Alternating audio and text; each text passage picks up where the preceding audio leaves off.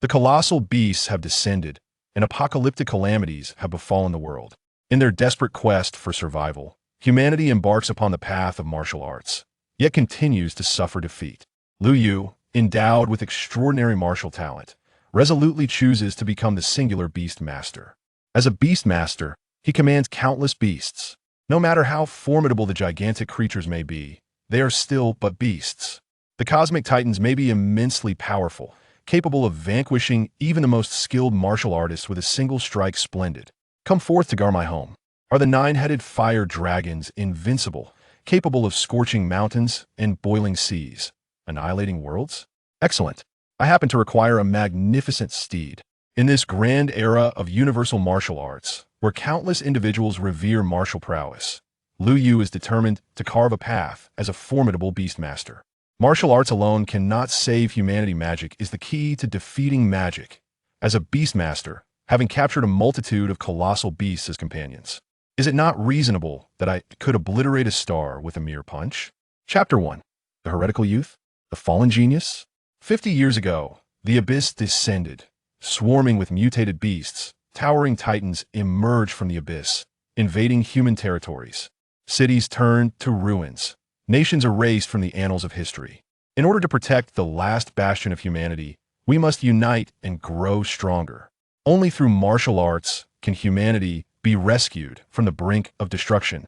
The new season of awakening has arrived. We implore all newcomers to become martial artists and avoid the path of misdirection. In Luocheng, aboard the Line 2 tram, the onboard television broadcast the promotional film for the new awakening season. The stirring music, accompanied by the tragic backdrop of urban devastation, ignites a surge of fervor among the youth on the tram. Today I must succeed in my martial awakening. Was that the martial god of our Huaxia speaking on television just now? Indeed, it is the martial god. Legend has it that he once battled a holy radiance-level titan alone and emerged victorious. A holy radiance-level titan?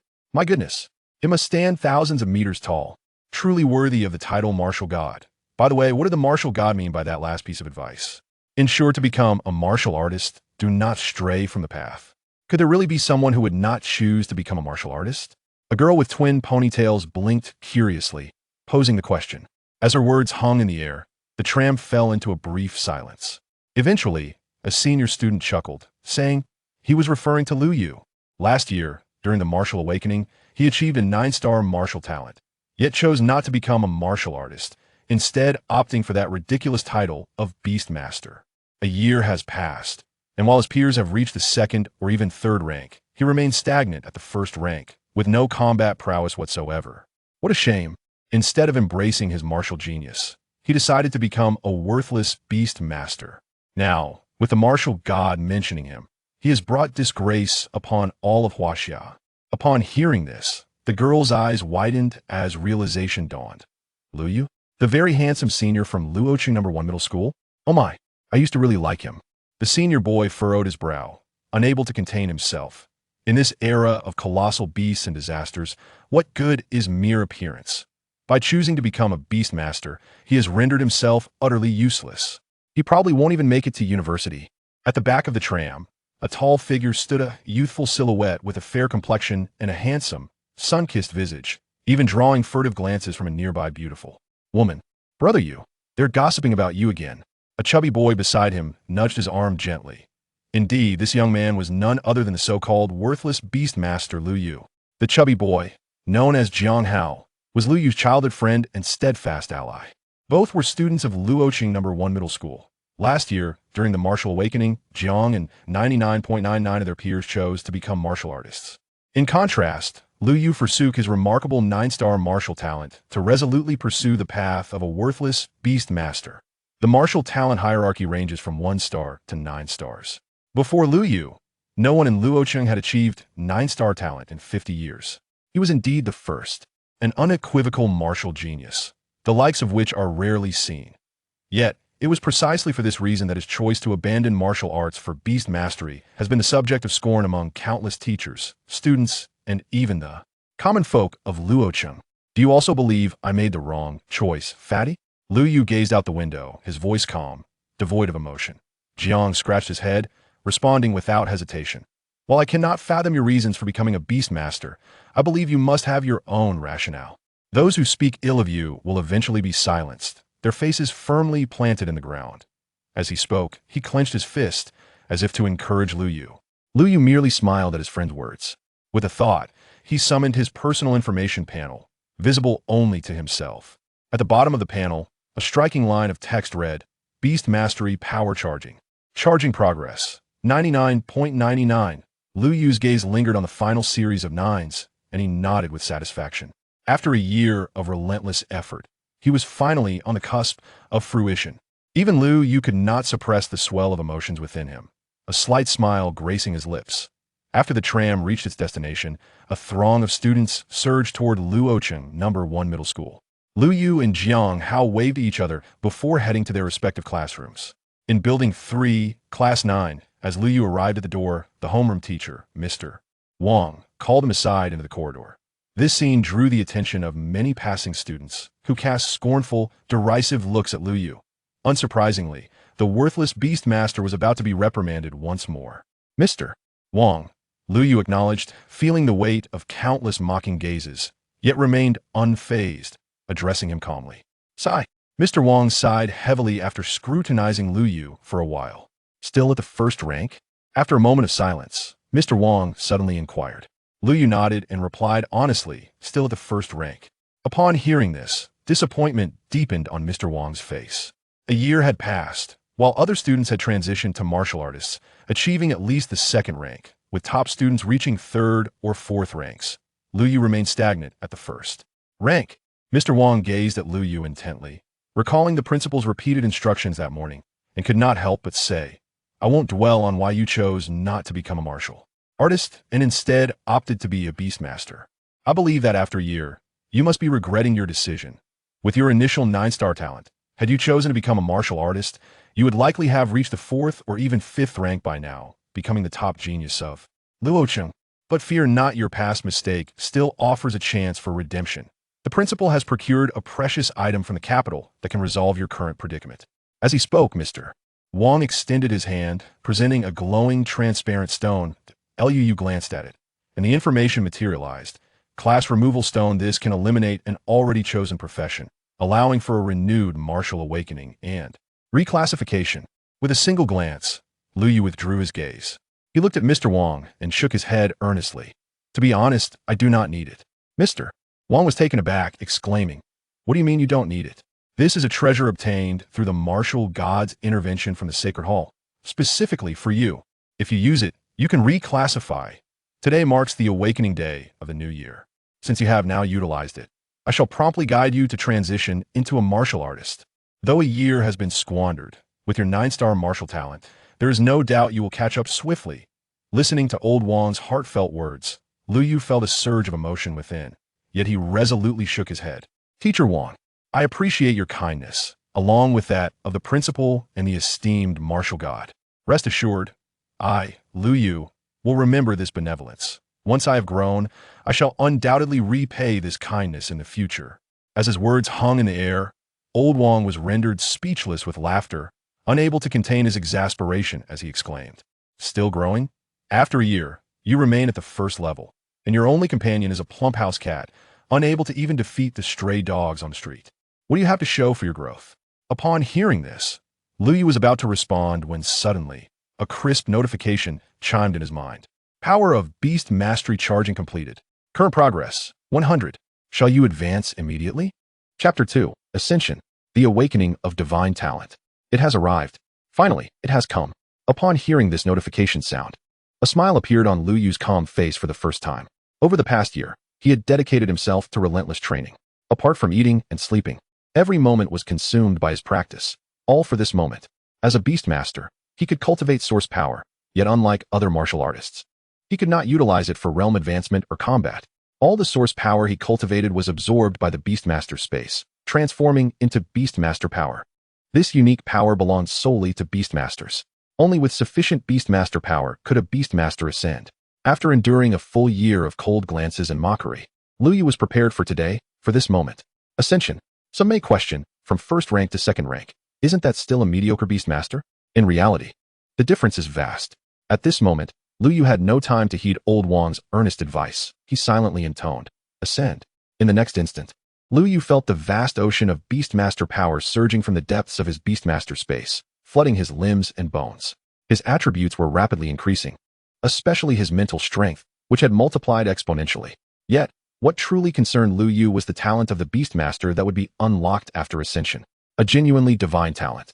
Before Ascension, this talent was in a gray state, viewable but unusable. After Ascension, it was finally unlocked. You have ascended to the second rank, activating the second Beastmaster talent. View personal panel. Lu Yu focused his thoughts, and a translucent panel appeared before him, visible only to himself. Name: Lu Yu. Profession: Beastmaster, unique. Unique. You are the one and only Beastmaster across all realms, unparalleled in history. Many did not comprehend Lu Yu's decision to abandon martial arts for beasts a year ago. In truth, this was the reason. Unique. During the awakening and career transition ceremony a year prior, everyone had only seen Lu Yu's impressive 9-star martial talent.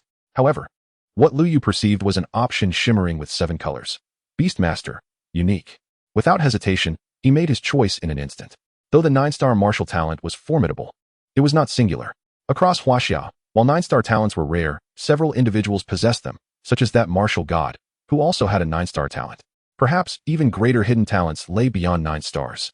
Should he become an ordinary martial artist, or the one and only Beastmaster in all realms? This was not a matter of choice, but a necessity. After making his choice, the moment Lu Yu beheld his personal panel, he knew he had not erred. As the sole Beastmaster across all realms, his advantages far surpassed everyone's imagination. Beastmaster passive. 1. A Beastmaster can cultivate, but the source power cultivated will enter the Beastmaster space, transforming into Beastmaster power. 2. Beastmaster power cannot be used for combat. It can only be used for Ascension and contracting pet beasts. 3. Each Ascension grants a Beastmaster 1 contract beast slot. Lu Yu's gaze swiftly scanned these lines. His true advantage lay in the Beastmaster talent. Beastmaster talent. Each time a Beastmaster ascends, they can unlock a talent skill. First-rank talent. Once any being becomes your pet, all genetic locks are released, allowing limitless potential enhancement and infinite evolution. This was the talent Lu Yu had possessed since his awakening. However, what he was truly interested in was the second talent, the divine talent he had finally unlocked after a year of arduous effort. Second-rank talent. Your contracted pet beasts are not restricted by any rank. The higher the rank of the pet beast, the lower the probability of successful contract.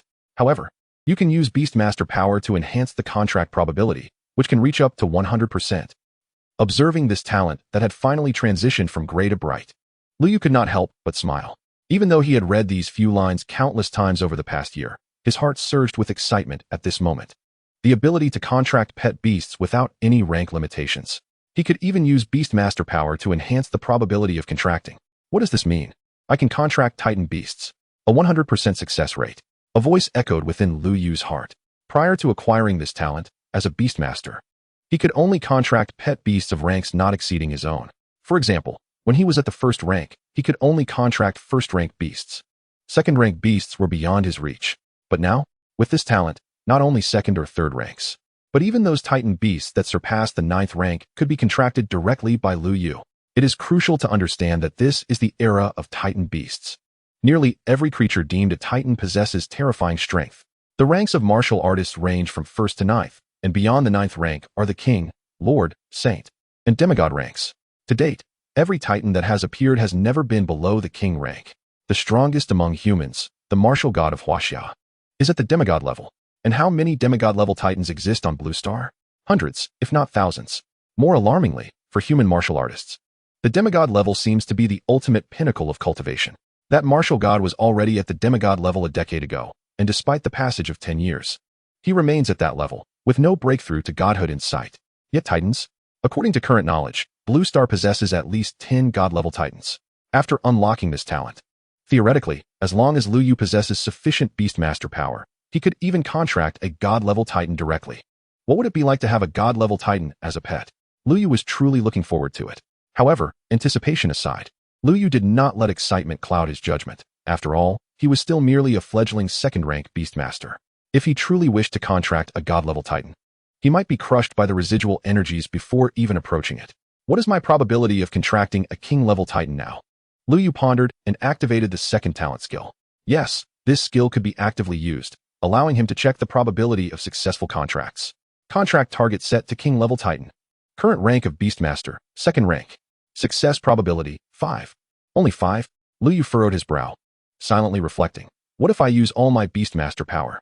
According to the talent skill, he could enhance the probability using Beastmaster power, with no upper limit, potentially reaching 100%. Calculating. Calculation successful. After utilizing all current Beastmaster power, the success probability can be raised to 35. If the Beastmaster ascends to the 3rd rank, this probability can increase to 55. If the Beastmaster ascends to the 4th rank, this probability can increase to 65. If the Beastmaster ascends to the 7th rank, this probability can increase to 95. If the Beastmaster ascends to the 8th rank, this probability can increase to 100. Chapter 3. Contracting a Titan Beast as a pet? Hiss. Lu Yu could not help but gasp at this moment. It was not that he sought to contribute to alleviating global warming, but rather the situation was simply too outrageous. Even with some mental preparation, the probability far exceeded expectations. At the 8th rank, he could achieve a 100% contract success rate with a King-level Titan Beast. It seemed that the 8th rank was not far from the King rank, was it? In truth, the combat prowess of the Colossal Beast far exceeds that of human martial arts experts. 5 years ago, a sensational event shook Huaxia. A respected giant beast emerged from the abyss, prompting humanity to dispatch 10 supreme martial artists for its extermination. The term supreme martial artist refers to those of the highest caliber in martial arts. However, the outcome of that battle left countless individuals in despair. Of the 10 formidable warriors, 5 perished, and the remaining 5 were gravely injured. Despite such a grievous toll, the giant beast was merely repelled, retreating back into the abyss. This was the sole result. Not only was it not killed, but even severely wounding it proved impossible. In that encounter, humanity faced a catastrophic defeat. The strength of the giant beasts is indeed vastly superior to that of human martial artists. Some exceptionally gifted beasts possess terrifying combat abilities, capable of confronting 100 foes simultaneously. Consequently, the 8th tier Lu Yu can contract a king-level giant beast with absolute certainty, a revelation that would undoubtedly drive many into a frenzy. Even that martial deity would likely be taken aback. Yet Lu Yu harbors even greater ambitions. Achieving the 8th tier guarantees success, but in truth, he need not have a perfect probability. A mere 50% chance would be more than worth the attempt. In fact, even now, as a mere 2nd tier, Lu Yu could muster the full might of his Beastmastery, boasting a 35% chance of success. If a king-level giant beast were to present itself before him, Lu Yu would dare to seize the opportunity. Should he fail, the repercussions would be minimal. He would simply need to invest some time to restore his Beastmastery. As he contemplated this, a devilish voice echoed in his mind, urging him to leave the city. What if he were to find a king-level giant beast and successfully contract it?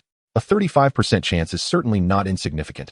It merits a try. Taking a deep breath, Lu Yu forcefully subdued the tempest of temptation within him and redirected his gaze towards the talent panel.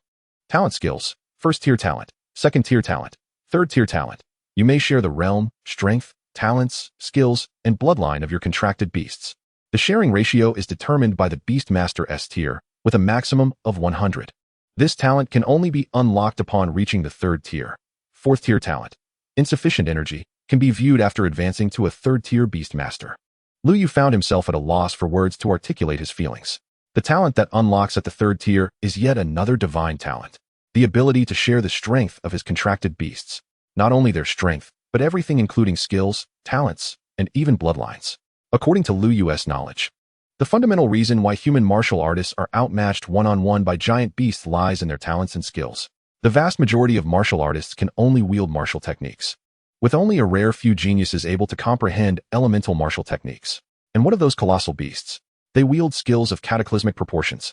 Some even possess the forbidden talent of resurrection. If Lu Yu were to unlock his 3rd tier talent, through sharing the skills and talents of his beasts, he could even transform into a titan-like beast. Beastmasters are often reliant on their contracted beasts for combat, appearing feeble and devoid of strength themselves. This is illogical. Provided his beasts are sufficiently powerful, Lu Yu dares to assert that he could obliterate a star with a single punch. At that moment, a series of intense fluctuations emanated from Lu Yu's Beastmastery space, snapping him back to reality. Upon witnessing the scene within the space, he could not suppress his astonishment. To his surprise, as he advanced to the 2nd tier, Quasani was finally on the verge of successful evolution.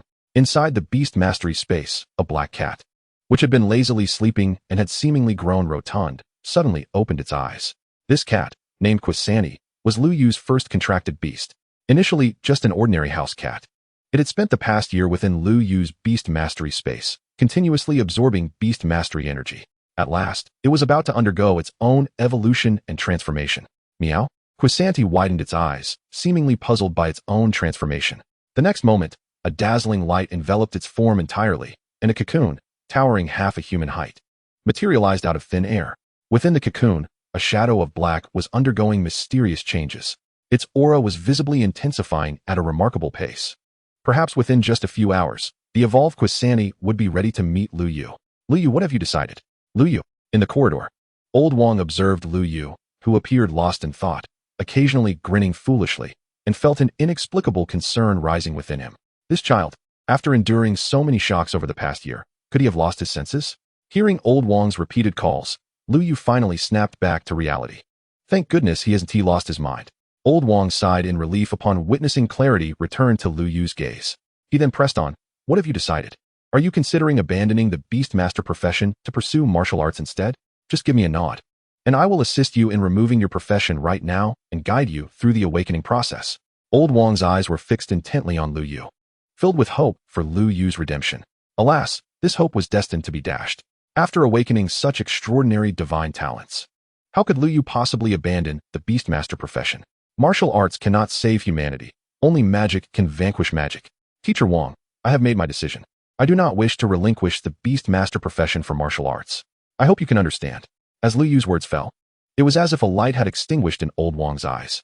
A long, deep sigh escaped him as he gazed at Lu Yu for a considerable time, struggling to find the words, yet ultimately remained silent. Before departing, however, he handed Lu Yu a precious stone for profession removal, accompanied by a reminder or perhaps a warning. Ultimately, the choice is yours.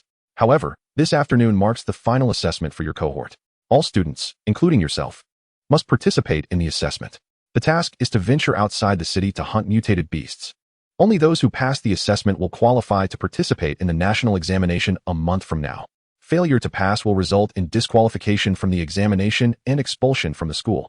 With that said, the decision rests with you. Upon hearing this, Lu Yu raised an eyebrow. A student assessment? Hunting mutated beasts outside the city? This assessment is indeed timely.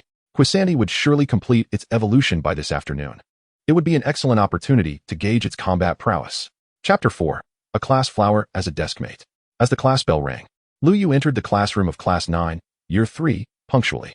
At that very moment, the previously boisterous classroom fell silent in an instant. Dozens of gazes, laden with various sentiments, fixated upon Lu Yu. There were jabs, derision, curiosity, and anticipation. Only one gaze radiated genuine expectation. Coming from the front row, a girl with a ponytail, clad in a white skirt, her long legs enveloped in white stockings, possessing a strikingly beautiful countenance. Lu Yu, come over quickly. The teacher is about to arrive. The girl, named Jiang Shuiying, was Lu Yu's deskmate and the only person in the entire Class 9, Year 3, who had not treated Lu Yu coldly or sought to undermine him over the past year. Have you not eaten breakfast? As soon as Lu Yu settled in, Jiang Shuiying handed him a steaming meat bun. Lu Yu graciously accepted it and took a hearty bite. The rich meat juice spread through his mouth. Is it delicious? Delicious. Even after savoring this meat bun for 4 consecutive years, Lu Yu still found its flavor exquisite. Although he remained oblivious to the vendor from which it was procured, it was always Jiang Shuiying who brought it to him. Indeed, after sipping some soy milk, he was careful not to choke. Jiang Shuiying's radiant smile illuminated her face as she presented a steaming cup of soy milk to Lu Yu. He bit down on the straw, taking a deep gulp. The combination of meat bun and hot soy milk was simply perfect. Lu Yu praised it as usual. Upon hearing his words, Jiang Shuiying's face blossomed into a bright smile, revealing her 2 small canine teeth. Seated behind them were 2 boys. Witnessing this scene again, they felt a pang of envy. What was so special about Lu Yu? Was it merely his handsome appearance? Why did the illustrious Jiang Shuiying treat him with such unwavering affection for 3 years? Su Sheng, wearing glasses, couldn't help but murmur in frustration. His deskmate, Lin Chuanyuan, who sat directly behind Lu Yu, wore a gloomy expression but remained silent, fixated on the back of Lu Yu's head, lost in thought. Su Sheng, why are you so chatty? I like Lu Yu. What's wrong with bringing him breakfast? You keep repeating yourself, and it's getting tiresome. Jiang Shuiying was evidently not a timid person. Her gentle demeanor only manifested when she was with Lu Yu. Upon hearing Su Sheng's muttering from the back row, she abruptly turned around, her tone sharp. Su Sheng, taken aback, pouted and fell silent. He had no choice. Jiang Shuiying was not only beautiful, but also a genius from Class 9, and even the entire school. Last year, she awakened a 7-star martial arts talent. A year later, it was rumored that she had already become a 3rd-tier warrior, on the brink of reaching the 4th tier. With his mere 3-star talent and current status as a 2nd-tier warrior, he could not afford to offend this young lady. Humph, Jiang Shuiying huffed, her gaze lingering on Lin Chuanyuan beside Su Sheng. Lin Chuanyuan, you should keep your deskmate in check. He acts like a sulking woman, and it's quite bothersome. Lin Chuanyuan instantly flashed a bright smile at her. Sure thing, Jiang Shuiying. However, the moment she turned away, his smile vanished, replaced by a cold, shadowy expression. Only when his gaze occasionally fell upon Jiang Shuiying's charming figure did a hint of infatuation and greed flicker in his eyes. Why waste your talent as a martial arts genius to become a useless Beastmaster? This afternoon is the martial arts assessment. I am eager to see how you, a 1st-tier Beastmaster, will fare. Lin Chuanyuan fixated on Lu Yu's silhouette, muttering under his breath, audible only to himself. His deskmate, the thick-browed Su Sheng, glared at the back of Lu Yu's head, seemingly transferring all his resentment and ire from being chastised by Jiang Shuiying onto Lu Yu. To the other students in the classroom, this scene was quite familiar. Although they had grown accustomed to it over 3 years, many boys still cast jealous, unfriendly, or even hateful glances at Lu Yu. Jiang Shuiying was the dream girl of countless boys. Time swiftly passed. The morning theoretical classes concluded rapidly. As per tradition, the afternoon was reserved for practical lessons. However, today was evidently different. As soon as the bell rang and the theory teacher had yet to exit, their homeroom teacher, Old Wang, stood at the classroom door. He knocked firmly on the door, capturing the attention of dozens of students inside. This afternoon is the final assessment. Assemble at the school gate at 1 o'clock for a hunt against mutated beasts. No one is allowed to be absent or late. This is crucial for your national college entrance examinations in a month. After delivering his message, Old Wang's meaningful gaze lingered on Lu Yu for several seconds.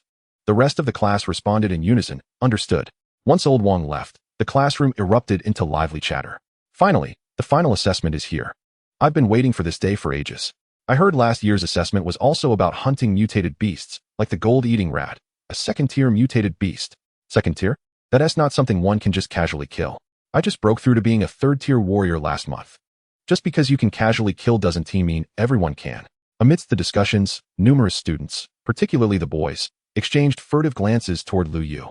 Clearly, their words were directed at him, nearly stating his identification number.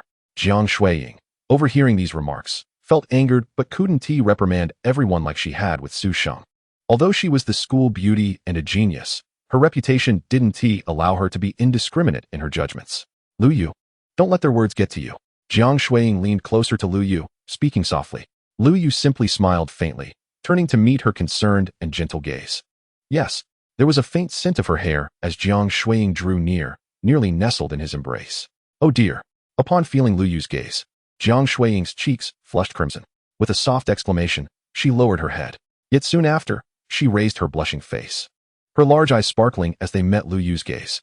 I've liked Lu Yu for quite some time now. The entire Luo City No. 1 high school knows it. What is there to be embarrassed about? Jiang Shuiying encouraged herself inwardly. Meanwhile, Lu Yu, admiring Jiang Shuiying's exquisitely beautiful face, felt no romantic inclinations. Instead, he reflected on having enjoyed her breakfast for 3 years without reciprocation. It seemed only fair that he should provide her with some resources and opportunities once he grew stronger, especially in this perilous era of colossal beast calamities. Lu Yu, although he was continually motivating himself, Jiang Shuiying's face grew increasingly flushed under his unwavering gaze. She appeared almost like a steaming dumpling. Lu Yu snapped back to reality, realizing that Jiang Shuiying had noticed he was lost in thought. Her earlier intense fluttering feelings began to wane. She had almost blurted out her willingness to reciprocate. How embarrassing. Jiang Shuiying lowered her head, silence enveloping her, her expression shifting in a manner that left Lu Yu bewildered. After a while, Jiang Shuiying finally composed herself, remembering Old Wang's earlier words. She turned to Lu Yu with concern. What are you planning to do for the afternoon's final assessment? Lu Yu smiled and replied, I'll participate. What else can I do? Jiang Shuiying's face fell, and she felt a surge of urgency to say something, but she stumbled over her words, unsure of how to express herself. Should she tell him that the 2nd-tier and 3rd-tier mutated beasts might pose a significant threat to a 1st-tier warrior like him? Or should she suggest that he skip the assessment entirely? She couldn't bring herself to utter those words. Don't worry, silly girl. My pet beast is quite formidable. Lu Yu immediately discerned Jiang Shuiying's complex emotions and said with a smile. In a single morning, Q-S&T had completed its evolution and metamorphosis within the Beastmaster space. Its strength had astonishingly exceeded LY's previous expectations. Chapter 5, Dark Knight Beast. Peak Form.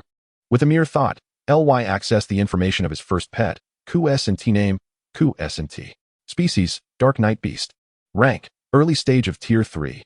Talent, initiation of dark elements. Can summon the power of dark elements with some effort. Bloodline, contains a faint trace of the Dark Knight Devourer's bloodline. Continuous evolution may enhance the bloodline's potency. Skills, Bite, Dark Knight Assault, Peak Form. Peak Form. The Dark Knight Beast enters its ultimate combat state, enhancing all attributes by 100 and increasing skill power by 100. After the Peak Form ends, the Dark Knight Beast will enter a brief period of weakness. Evaluation. This is a beast awakened with a powerful bloodline, even with a very thin bloodline. It is enough to render it invincible among its peers, and after entering Peak Form, it possesses the capability to battle beyond its rank. To be honest, upon first glance at this panel, LY thought he was hallucinating. Is this truly the hefty black cat that merely ate and slept, resembling a pig? Such absurdity after evolution? It is worth noting that for an entire year, Q-S&T had remained in its black cat form, showing no signs of change whatsoever. As for its combatability, it could be said to be even inferior to an ordinary house cat. At least an ordinary cat could catch a couple of mice, while the plump Q-S&T would tire and lie down after a few steps, dozing off. This was precisely why, including their homeroom teacher Old Wong, everyone doubted LY's commitment to becoming a Beastmaster. His pet was far too weak, appallingly so, yet now, everything seemed to have undergone a tremendous transformation. Was it due to my advancement to Tier 2 Beastmaster?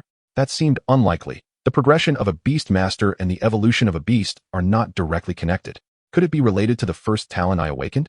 LY suddenly pondered. Beastmaster talent. Tier 1 talent. Any creature that becomes your pet can unlock all genetic shackles, enabling unlimited potential for enhancement and evolution. When he first awakened this talent, LY was pleasantly surprised. Unlimited growth, unlimited evolution. Thus, without further thought, he had contracted his pet cat Q-S&T, which he had raised for several years.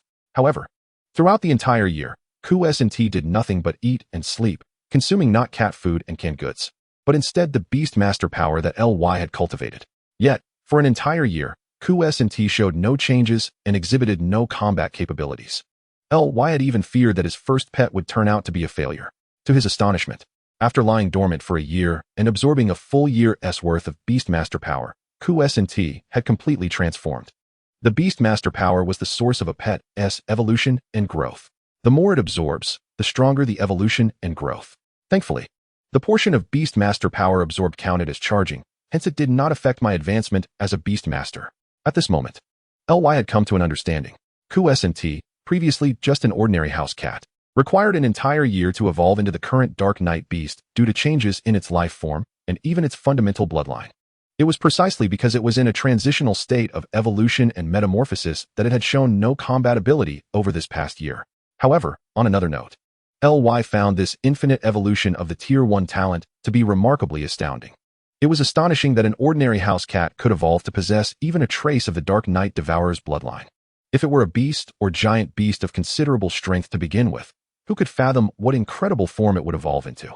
Regardless, the success of the evolution was undoubtedly a good fortune. With the Tier 3 realm, activating Peak Form could even allow it to contend against Tier 4. LY's spirits lifted immensely, to the point where he found himself viewing Jiying Su Ying with increasingly favorable eyes. As he gazed, he could not resist the impulse to reach out and pinch her delicate and charming face. It was soft and pleasantly textured. Jiying Su Ying let out a light gasp at LY's sudden advance, her fair face flushing with a visible rapidity. Yet, even as she turned crimson, she still endured and remained seated, obediently allowing LY to playfully pinch her. Meanwhile, at the entrance of Luoqing No. 1 High School, students from each senior class lined up in orderly rows, guided by their teachers, heading towards the outskirts of Luoqing. Since the dawn of the giant beast era, humanity had lost the right to survive outside the cities. Countless mutated beasts, and even giant beasts, had seized vast territories that once belonged to humanity. Nowadays, only Hu-11 still retained several surviving cities. Humanity relied on cities as shields and gathering places, continuously training warriors to combat the mutated beasts outside the city. Despairingly, the rate of birth and reproduction of mutated beasts far surpassed the growth rate of human warriors. This was a race against time between humanity and the aberrant beasts. Tragically, countless cities had already fallen behind in this race, and the cost of defeat was always a city destroyed and lives lost. In addition to the mutated beasts, the greater threat to human cities came from the giant beasts. Each giant beast was akin to a natural disaster. Periodically, cities would encounter assaults from giant beasts. The vast majority of human cities had been reduced to ruins under the trampling of these colossal creatures. Fortunately, Luocheng was situated in the heart of the plains, with several other cities acting as natural barriers. Therefore, over the years, Luocheng had yet to face the catastrophe of a giant beast invasion. But in the future, who could predict what might occur? YG. In the midst of the procession, as Ly walked alongside Jiying Su Weiying, he turned at the sound of his name. Standing behind him was none other than Jiying Piangzi. You slipped away from Class 7's line. Are you not afraid of old Zhang getting angry and scolding you? Ly remarked with a smile, glancing back at Piangzi. Jiying Piangzi did not respond, but simply grinned. The next moment, he noticed Jiying Su Weiying standing beside him and quickly called out, "Sister-in-law, you are here too." With that, Jiying Su Weiying's face turned a bright shade of red at the unexpected address. With a soft gasp, she quickened her pace and moved to the front of the line. Observing this, Ly raised an eyebrow. Given his understanding of Jiying Piangzi, it was clear that the term sister-in-law was not used lightly, likely an attempt to send Jiying Su Weiying away. Is something the matter? Ly inquired with curiosity. Jiying Piangzi rubbed his hands together, chuckling. I knew I couldn't hide it from you. YG. As he spoke, Jiying Piangzi scanned the surroundings, then pulled Ly to the edge of the group. Once he ensured that no one was within a 5-meter radius, he leaned closer to Ly and spoke in a mysterious tone. Before I left for lunch, I overheard some news from my dad. It relates to our upcoming final assessment. At this, Ly's eyebrows shot up, piquing his interest. Despite Jiying Piangzi's boisterous demeanor and seemingly slothful appearance, he was, in fact, the son of a martial arts lineage. Jiying Piangzi's father was one of the top 5 martial artists in Luocheng. Above Tier 9, one is considered a king-level expert. In all of Luocheng, there were only 5 openly recognized king-level experts. Therefore, news from his father undoubtedly carried significant weight. What news?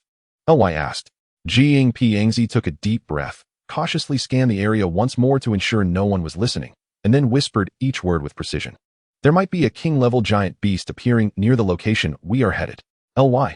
Chapter 6. News of the king-level giant beast. Assessment requirements. Why are you so excited? Witnessing Lu Yu, whose face was flushed with exhilaration and breath quickened, left Jiang Pongzi utterly perplexed. Having known Lu Yu for many years, this was the first time he had seen him so discomposed.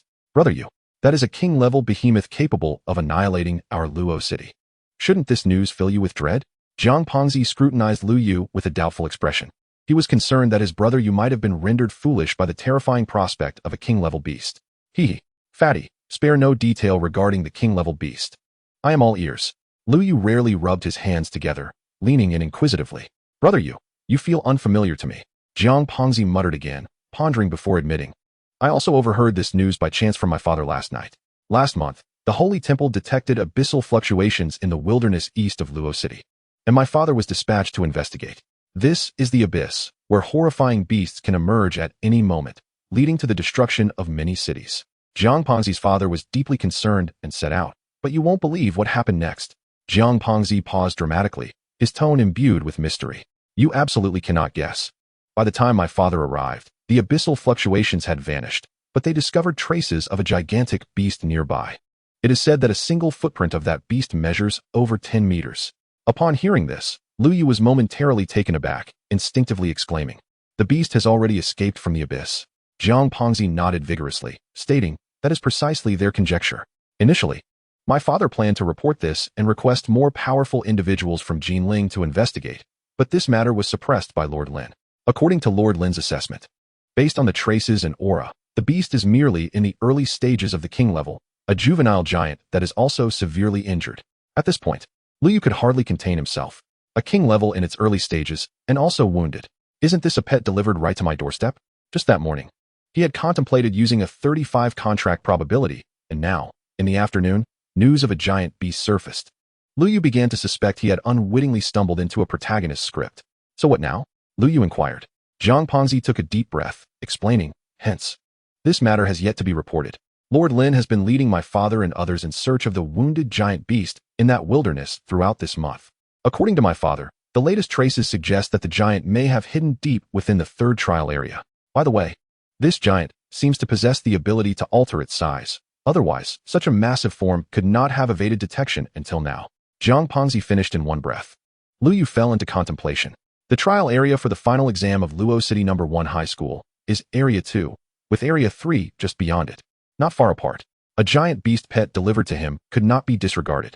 A smile of anticipation emerged on Lu Yu's face. After more than an hour of trekking, over 1,000 students from the third year of Luo City No. 1 High School finally reached the second trial area. This region was not far from Luo City, merely over 10 kilometers away. The reason for the time taken was the teachers leading the group had to clear various aberrant beasts encountered along the way, consuming some time. After all, outside Luo City is not human territory. It is a paradise for mutated beasts day and night. At this moment, Lu Yu stood among the third-year Class 9 students, gazing upward. This area was dense with forests. Except for the large clearing where the group stood, the rest was occupied by various tall, lush plants. One must not underestimate these plants. Following the arrival of the abyss, many had transformed into mutated beasts. The danger posed by plant-based mutated beasts often exceeds that of animal-based ones. Now, I will announce the specific examination tasks and requirements. Old Wang shouted from the front of the class, capturing everyone's attention. Examination content: hunt the gold-eating rats. Qualification standard: collect at least 5 second-tier gold-eating rat beast cores. Of course, the more beast cores collected and the higher their tier, the better the final assessment result. The top 5 students in the final examination will receive additional rewards. The examination is limited to 5 hours. Regardless of whether you qualify, you must gather here by 7 o'clock in the evening. Now, everyone line up to receive your combat wristbands. In Class 9 of the third year, Jiang Pengzi had already returned to his own class. By Lu Yu's side was the charming school beauty, Jiang Shuiying. However, at this moment, Jiang Shuiying was no longer clad in a short skirt and white stockings. She had donned a black leather outfit that accentuated her figure beautifully. For the first time, Lu Yu noticed that this girl was indeed quite impressive. This gear was provided by my father. He said it was made from the fur of high-tier aberrant beasts, offering excellent protection. And this alloy combat knife is also from him, Jiang Shuiying explained, blushing as she noticed Lu Yu's gaze lingering on her. Although her cheeks flushed, she instinctively puffed her chest, making her assets appear even more pronounced. It is worth mentioning that like Jiang Pengzi, Jiang Shuiying was also a genuine second-generation martial artist. Her father was not only one of the 5 king-level powerhouses of Luo City, but also the principal of Luo City No. 1 High School. This was why many boys in Class 9 harbored resentment towards Lu Yu but dared not provoke the illustrious Jiang school beauty. Who would dare to offend the precious daughter of the principal? Before long, the two had also queued to receive their combat wristbands. The wristbands, made of white alloy, felt surprisingly soft to the touch. In the past year, due to Lu Yu's identity as a Beastmaster and his lack of combat prowess, he had never participated in practical courses, making this his first encounter. These wristbands serve to track locations and record combat footage. In the event of danger, one can use the wristband to communicate and call for help from the teachers. While Jiang Shuiying gently fastened the wristband on Lu Yu's wrist, she elaborated. This examination prohibits assisting others in hunting the gold-eating rats. My father emphasized this before we came. Even though I am his daughter, I cannot violate the rules. Therefore, Jiang Shuiying looked at Lu Yu, her eyes filled with regret and concern. Clearly, she had initially intended to assist Lu Yu in completing this examination, perhaps by secretly sharing any beast core she acquired. However, the recording function of the combat wristband prevented her from finding a loophole. Lu Yu chuckled in response. I told you my pet is formidable. You just refuse to believe me. Jiang Shuiying bit her lip, aware that Lu Yu's pride was at play, causing him to speak defiantly. She was still uncertain about the nature of Lu Yu's pet. That plump black cat had been one they found and brought home together. Regardless, if you encounter danger, do not force yourself. Call for help directly using the wristband, all right? Jiang Shuiying's beautiful eyes fixed on Lu Yu, shimmering with concern. All right. I will heed your advice. If I encounter an insurmountable danger, I will call for help. Lu Yu reassured her, gently pinching Jiang Shuiying's cheek. However, just as he spoke, a sharp mocking voice came from behind them. Oh dear, who is already preparing to call for help before the examination has even begun? If it were up to me, I would simply forego entering the trial grounds altogether. Chapter 7, Gold-Eating Rats. Huaisong Tiding appears, instant kill. Behind Lu Yu and Jiang Shuiying stood Su Sheng, clad in martial attire and wielding an alloy steel knife, grinning mockingly. If one were to inquire who in Class 9 of the third year harbored the greatest animosity towards Lu Yu, Su Sheng would undoubtedly rank high on that list. On one hand, it was due to his disdain for Ly. On the other, whenever he spoke ill of Ly, he would inevitably face a fierce reprimand from Jiying Su Weiying. Jiying Su Weiying, the daughter of the principal, was someone he dared not provoke. Even when scolded, he could only seethe in silence. But Ly? A mere wastrel of a Beastmaster, he, XSH-ing, certainly had the audacity to confront. For the day of the final assessment, who knows how long XSH-ing had waited. Just now, as Old Wong announced the dissolution of the team and the students entered the trial grounds for their assessments, XSH-ing could hardly contain himself and jumped in. After all, he had endured for a full 3 years. Finally, this opportunity for the end-of-term practical assessment had arrived. He could not let his past 3 years of enduring Jing Su Wying's scorn go to waste. XSH-ing, it's you again. Jing Su Wying turned angrily, her beautiful brows furrowing upon seeing him. This fellow had become utterly shameless. No amount of rebuke would affect him. The assessment has already commenced. The rules prohibit students from engaging in private duels. Otherwise, they will be deemed unqualified. You must think this through. As Jing Su Wying approached, brandishing her gleaming alloy battle blade, XSH-ing took a couple of steps back, but still mustered the courage to shout. His voice even attracted the attention of the instructors nearby. Bastard! Jing Su Wying's pretty face flushed with anger, yet for the moment, there was little she could do about XSH-ing. Meanwhile, Ly remained calm and unperturbed, observing XSH-ing with mild disdain. To him, XSH-ing was merely a petty clown, insignificant enough to warrant no reaction. Huh, you're still pretending to be impressive. A useless Beastmaster. Just living off women as favors, and you think you're something special? I'm eager to see how you'll be chased away by the SHJ-NSH. XSH-ing vented his frustrations in rapid succession. Yet, Ly paid him no further heed and strode into the trial area. Based on his extensive reading of novels in his previous life, Ly knew that such brainless antagonists typically met their demise first. They did not last long. There was no need to waste thought or time on him. Damn it, what are you playing at? XSH-ing, seeing that Ly was ignoring him, became frantic. He charged forward, following closely behind Ly, wielding his battle blade in one hand and a portable camera in the other. Jing Su Wying, witnessing this, clenched her teeth and hurried after them. It was not that she feared XSH-ing would harm Ly. After all, the rules were strict. And even XSH-ing would not dare lay a hand on Ly. She was more concerned about Ly's reputation being tarnished by any unfavorable footage captured. And if necessary, she would intervene to help him, accepting the consequences of failing the assessment. In the trial area, amidst a dense forest, 3 figures moved through the underbrush, 2 in front and 1 behind. The trial area was vast. With over 1,000 students entering, they had largely dispersed, rarely encountering one another. However, Ly's group was an exception. Jing Su Wying was at his side, while XSH-ing, camera in hand, closely followed behind. What an insistent pest. Jing Su Wying glanced back, muttering in frustration. Ly, however, ignored XSH-ing entirely, focusing instead on his surroundings. His initial target was not the SHJ-NSH, but rather Area 3, where a king-level beast might be concealed. Nevertheless, Area 2 was also extensive. Even at top speed, it would likely take 2 or 3 hours to traverse. Suddenly, the previously serene forest, filled only with the sound of leaves crunching beneath their feet, was pierced by a sharp, grinding noise. SHJ-NSH. Jing Su Wying called out softly, quickly engaging in battle mode as she summoned her internal energy, cautiously surveying the environment. As a peak 3rd tier, she was certainly not intimidated by the 2nd tier SHJ-NSH. Her caution stemmed from a desire to protect Ly from danger. Meanwhile, XSH-ing, who had been holding the camera and was beginning to feel the strain in his arms, suddenly brightened. Finally, he exclaimed loudly. Bastard! Jing Su Wying exclaimed angrily upon hearing him. Did XSH-ing not realize that making noise in the wild could attract mutated beasts? He knew very well. He was doing it on purpose. As expected, following his shout, the previously quiet, grinding noise intensified. Suddenly, a dark golden figure leaped out from the nearby thicket. The screeching sound of grinding teeth was deafening. The SHJ-NSH, a 2nd-tier mutated beast, boasted high offense and defense, moving with remarkable speed. Most ordinary people would not even catch a glimpse of it before being torn apart. Why are you coming for me? Go after Ly. XSH-ing yelled in frustration at the SHJ-NSH charging toward him. Yet, being a peak 2nd-tier warrior, he quickly gathered his internal energy. With a swift motion, his battle blade slashed through the air, clashing against the golden figure. At that moment, Ly finally caught sight of the SHJ-NSH. It was relatively small, about the size of a common house cat, yet was covered in sharp golden spines that glimmered menacingly. Its eyes darted around, clearly exhibiting a degree of intelligence.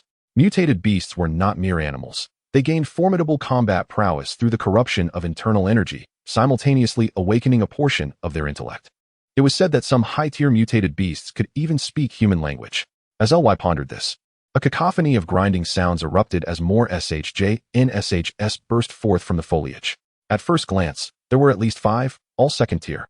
Their target was undoubtedly Ly, perceived as the weakest human among the trio, and his flesh, which smelled so enticing. Just as XSH prepared to strike down the SHJ in front of him, he burst into laughter upon witnessing this scene. In a critical moment, he even halted his attack, raising the camera to focus on Ly. Capturing Ly's moment of distress was worth any consequence, even if it meant being bitten by a SHJ in Ly, watch out! Jing Su Ying exclaimed, rushing forward to shield him. But just then, a shadow appeared out of thin air. In an instant, the 5 SHJ in that had been rushing toward Ly abruptly halted mid-motion and turned to flee as if they had encountered a cat. Meow. The very next moment, the shadow emitted a lazy cat-like call before vanishing into thin air. Its speed was unparalleled, leaving behind a flurry of afterimages. Even Jing Su Ying, at peak 3rd tier, could not discern the shadow's precise movement. With a whoosh, the sound of wind could be heard as the shadow materialized before the 5 SHJ in casually swiping a paw. A dull thud echoed as the 5 SHJ in fell to the ground in perfect alignment, lifeless. The appearance of Ku Sing T had marked a swift execution. Yet, soon after, a heart-wrenching scream pierced the air. XSH had been viciously bitten by a SHJ in and the location of the bite was rather unfortunate. In the outer expanse of the trial area, the teachers from various classes of the senior year at Luocheng Yizhong were convening. Before them loomed a vast projection screen, displaying the real-time footage of each student. These visuals were relayed via the combat wristbands worn by the students, enabling the teachers to promptly assess each student's evaluation information and potential dangers, determining whether to intervene for rescue. At this moment, the 20 or so teachers were fixated on a specific scene in the upper right corner of the screen. This was the real-time footage of Lu Yu. Had 5 gold-eating mice truly been dispatched in an instant? Was that black cat indeed Lu Yu's pet beast? Its speed seemed almost exaggerated, perhaps even surpassing that of an ordinary 4th-tier martial artist.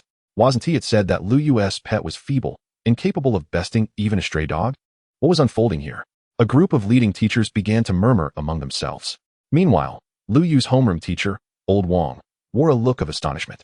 Old Wong, please don't tell us you're also oblivious to the situation? A middle-aged female teacher exclaimed in surprise. Upon hearing this, Old Wong fell silent for a moment before nodding. Throughout the year, he had summoned Lu Yu's black cat for several strength assessments, and the results indicated it was even weaker than an ordinary house cat. As this revelation emerged, the other teachers exchanged bewildered glances. Despite the screen's barrier, they could discern from the earlier battle that the black cat must possess at least a peak 2nd tier or even a 3rd tier capability. Perhaps beast tamers were not as inept as they had presumed? A young teacher, contemplating the black cat on the screen, murmured thoughtfully. Yet, as soon as he spoke, he was met with a chorus of dissent from the surrounding teachers. You're overthinking it.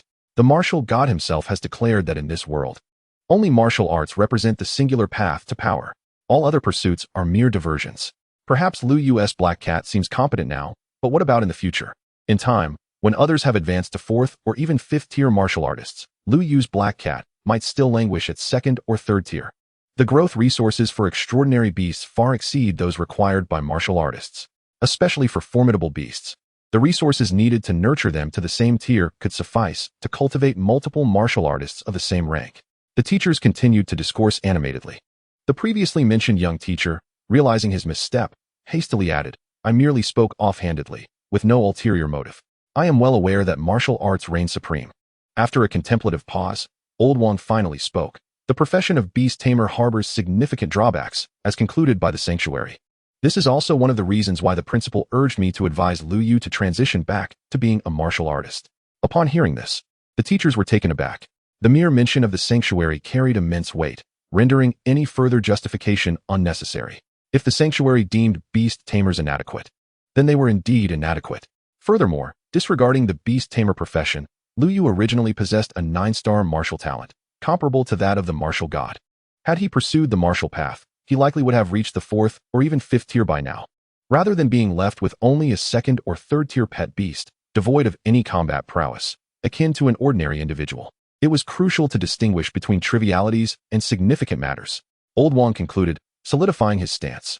Although he was unsure how Lu Yu had cultivated this black cat, It was ultimately inconsequential. Even if the cat possessed third-tier capabilities, what of it? Beast tamers remained a misguided path. Only martial artists represented the true way, particularly for Lu Yu. After Old Wang's statement, the discussion surrounding Lu Yu and beast tamers drew to a close. Nevertheless, numerous teachers continued to gaze intently at Lu Yu's segment of the real-time footage. The female teachers exhibited a slight blush, while several male teachers experienced a chilly discomfort, their expressions morphing into a peculiar blend of pity and bemusement. The student named Su Sheng had been bitten by a gold-eating mouse, severing something essential. The creature had even proceeded to crush and swallow it whole. Oh dear, how would this child continue his lineage in the future? In the dense forest, anguished cries persisted, not from the gold-eating mice, for the 5 had long since been dispatched by Kuei Seng-Ti, who now lay neatly on the ground. The gold-eating mouse that had attacked Su Sheng, however, was still present, firmly grasped in Su Sheng's hand. Despite his hands being bloodied and torn from the creature's sharp spines, he refused to let go. You beast! Spit it out quickly. Please, I beg you. Don't chew. Su Sheng wailed, his voice laced with despair. Witnessing his plight brought tears to the eyes of onlookers. Even Jiang Shuiying, who had berated Su Sheng for 3 years, turned her head away, unable to bear the sight any longer. On one hand, she felt embarrassed. On the other, she struggled to suppress her laughter. After all, she was a well-mannered girl, generally refraining from mocking others unless utterly compelled. Coughing lightly, Lu Yu observed the scene with a peculiar expression. Glancing at Su Sheng, who was half kneeling on the ground, utterly despondent, he felt an unexpected twinge of sympathy. It was not that he was overly compassionate. Rather, as a man, it was difficult to remain unmoved by such a spectacle. When Lu Yu had grasped the situation, he too felt a chill and an inexplicable pang of pain. Su Sheng had indeed lost something crucial, and it appeared to have been bitten off cleanly. What man, no? What male creature could witness such a sight and remain unaffected? Nonetheless, Lu Yu understood the boundaries. He could not truly assist him. After all, Su Sheng had previously relished in his own misfortune, relentlessly taunting others. He had even endured a bite from the gold-eating mouse to capture a moment of his imminent disgrace. Tragically, that bite had landed in a rather sensitive area. Sighing, Lu Yu gazed at Su Sheng for a long while before finally exclaiming, "You reap what you sow." Su Sheng chose his path, and he alone must bear the consequences. No one could alter that reality. After instructing Kuei Seng-Ti to extract the beast cores from the 5 gold-eating mice, Lu Yu did not linger, leading Jiang Shuiying deeper into the forest. However, after covering a distance of several meters, Lu Yu paused, his heart stirred by compassion, and turned back to offer some words of solace. Allow me to share a few lines from a poem I once cherished. From this day forth, feed horses, chop wood, and wander the world. From this day forth, be a happy person. From this day forth, strive to be a good man without worries. This heartfelt little poem caused Jiang Shuiying to finally break her composure, erupting into laughter. What a delightful poem. Outside the trial area, the teachers watching the real-time footage were similarly taken aback by Lu Yu's poetry, their expressions contorting as their lips twitched. This student, appearing harmless, possessed a rather dark heart. Time swiftly passed, and an hour slipped away. Lu Yu and Jiang Shuiying had each hunted down no fewer than 10 gold-eating mice, acquiring their beast cores. The qualification standard required 5 second-tier beast cores, a threshold they had both surpassed.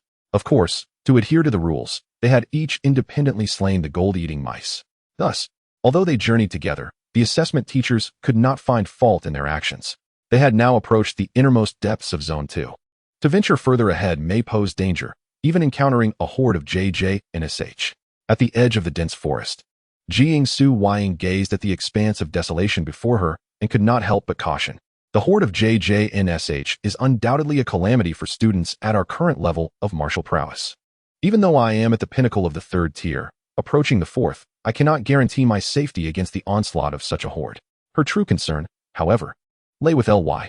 Although the black cat Kuei Seng-Ti had displayed the combat prowess of a 3rd-tier beast along their journey, and Ly had openly informed her that Kuei Seng-Ti was at the early stage of the 3rd tier.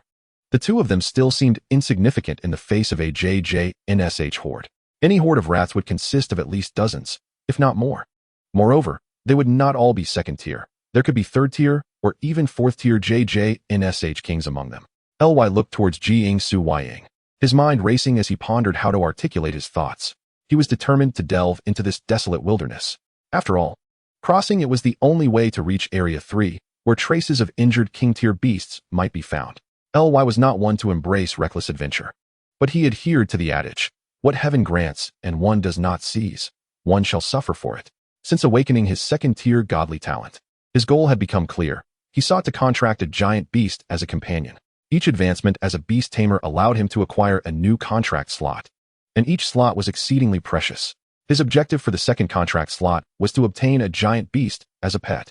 If he could not encounter one in the short term, he would leave it vacant. But now, an opportunity had presented itself, and it was an injured king-tier beast. LY was eager to seize the chance. As long as he ensured he did not fall into a dire situation, he would gamble on that 35 probability. Should he succeed, it would elevate him to new heights. You wish to venture deeper? Jiying Su Weiying, perceiving LY's silence, guessed his intentions. LY nodded and replied candidly, there may be something I need there. Jiying Su Weiying's delicate brows furrowed slightly as she seemed to contemplate something, saying, you wish to acquire more beast cores to secure the final reward for this semester's assessment? My father mentioned that the top 5 schools in this assessment will reward source crystals, which are invaluable for cultivation. Upon hearing this, LY was slightly taken aback. He had been unaware of this detail but decided to follow Jiying Su Weiying's lead, saying, yes, that is indeed my intention.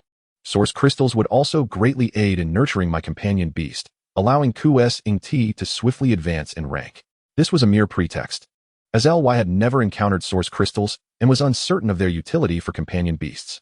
Jiying Su Weiying bit her cherry lips, torn by her selfish desire to protect LY from taking excessive risks, yet recognizing she had no right to hinder his growth. Just then, a notification sounded. Beep, beep. Both of their combat wristbands vibrated simultaneously.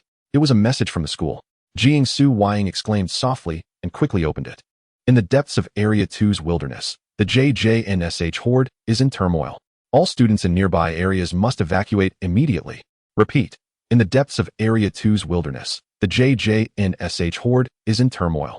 All students in nearby areas must evacuate immediately. Upon hearing the announcement, Jiying Su Weiying's beautiful eyes widened. The depths of Area 2's wilderness? Wasn't that precisely the area before them? Squeak, squeak, squeak. As if in response to Jiying Su Weiying's thoughts, a cacophony of shrill gnashing teeth echoed from the distance. At first glance, there seemed to be hundreds of them. Moreover, as the sound emerged, it quickly approached. Not good. The JJNSH horde is rapidly closing in on us. Jiying Su Weiying's delicate face paled, and she grasped LY's hand, urging him to retreat. However, a cry from behind them caused her to hesitate. Turning her head, she saw over 20 students clad in martial robes stumbling and scrambling in their escape. Behind them loomed a vast horde of JJNSH. Most alarmingly, upon spotting LY and Jiying Su Weiying, these students charged towards their direction without hesitation. Consequently, the horde of JJNSH was drawn in as well. LNCH and Juan.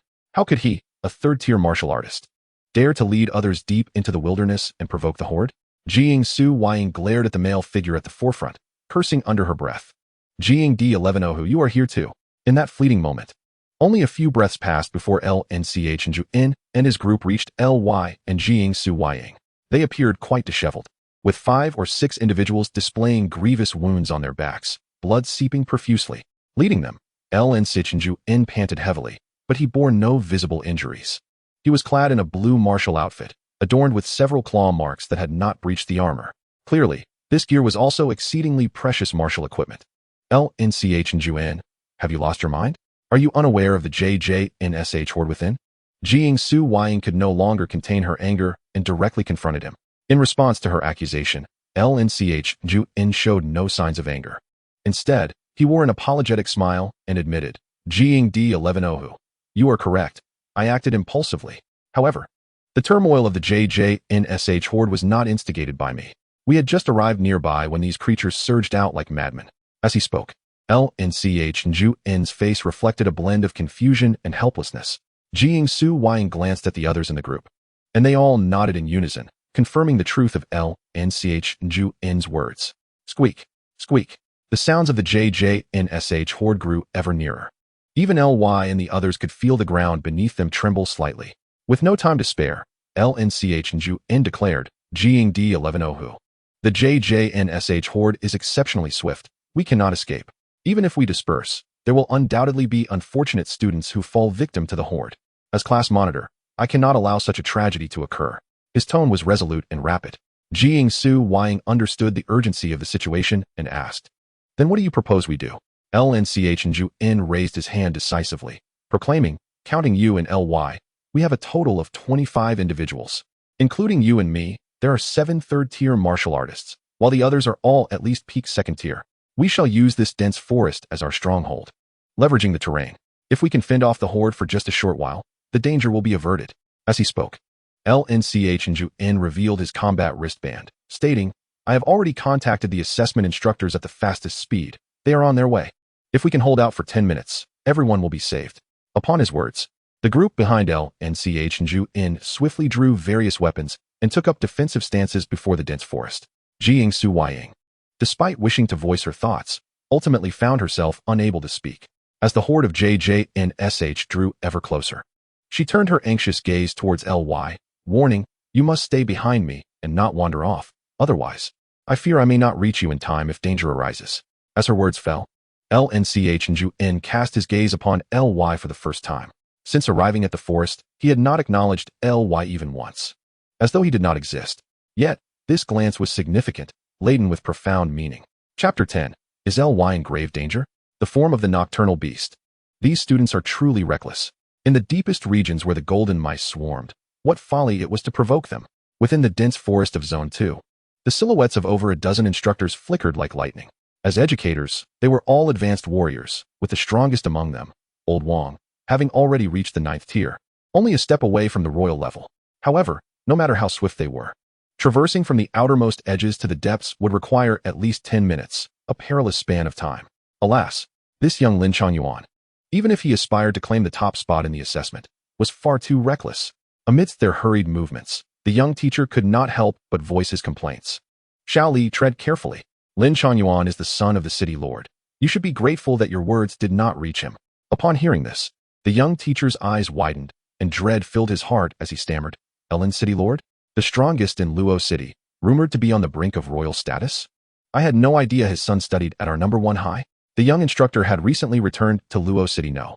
1 after honing his skills at a martial academy in another region, and this was his first encounter with such information. It is understandable that you are unaware. Lin Changyuan typically keeps a low profile at school and rarely flaunts his background. Only a few of us veteran teachers know this, Old Wong explained. The young teacher expressed his gratitude but soon recalled something else, exclaiming, Isn't Liu also there? At this, the atmosphere fell silent, and none of the instructors spoke. It was the young teacher who, realizing the gravity of the situation, exclaimed, This is bad. The other students are all martial artists, and even if they suffer a few bites from the golden mice, they would only sustain serious injuries, not life-threatening ones. But Liu Yu, as a Beastmaster, possesses no combat ability himself and is as vulnerable as an ordinary person. How can he withstand the onslaught of the golden mice? If even a single golden mouse charges into the forest to attack Liu Yu, the outcome could be dire. As he spoke, the young teacher suddenly noticed that he had fallen behind the group. The other instructors had already surged ahead, propelled by a speed even greater than before, racing toward the distance. Especially Old Wong, who had left the rest far behind, galloping ahead. Damn, you all thought of this long ago, the young teacher shouted, channeling all his energy into a burst of speed, leaving only fleeting shadows in the dense forest. At the edge of the forest, before the open wilderness, Lin Changyuan and his group stood ready for the impending assault of the golden mice. It was not until this moment that Jiang Shuiying realized the sheer magnitude of the swarm. Not dozens, nor hundreds, but a veritable sea of hundreds, even thousands. She suspected that all the golden mice in the depths of Zone 2 had converged in this singular mass. To survive, attack. Several entrances led from the wilderness into the forest.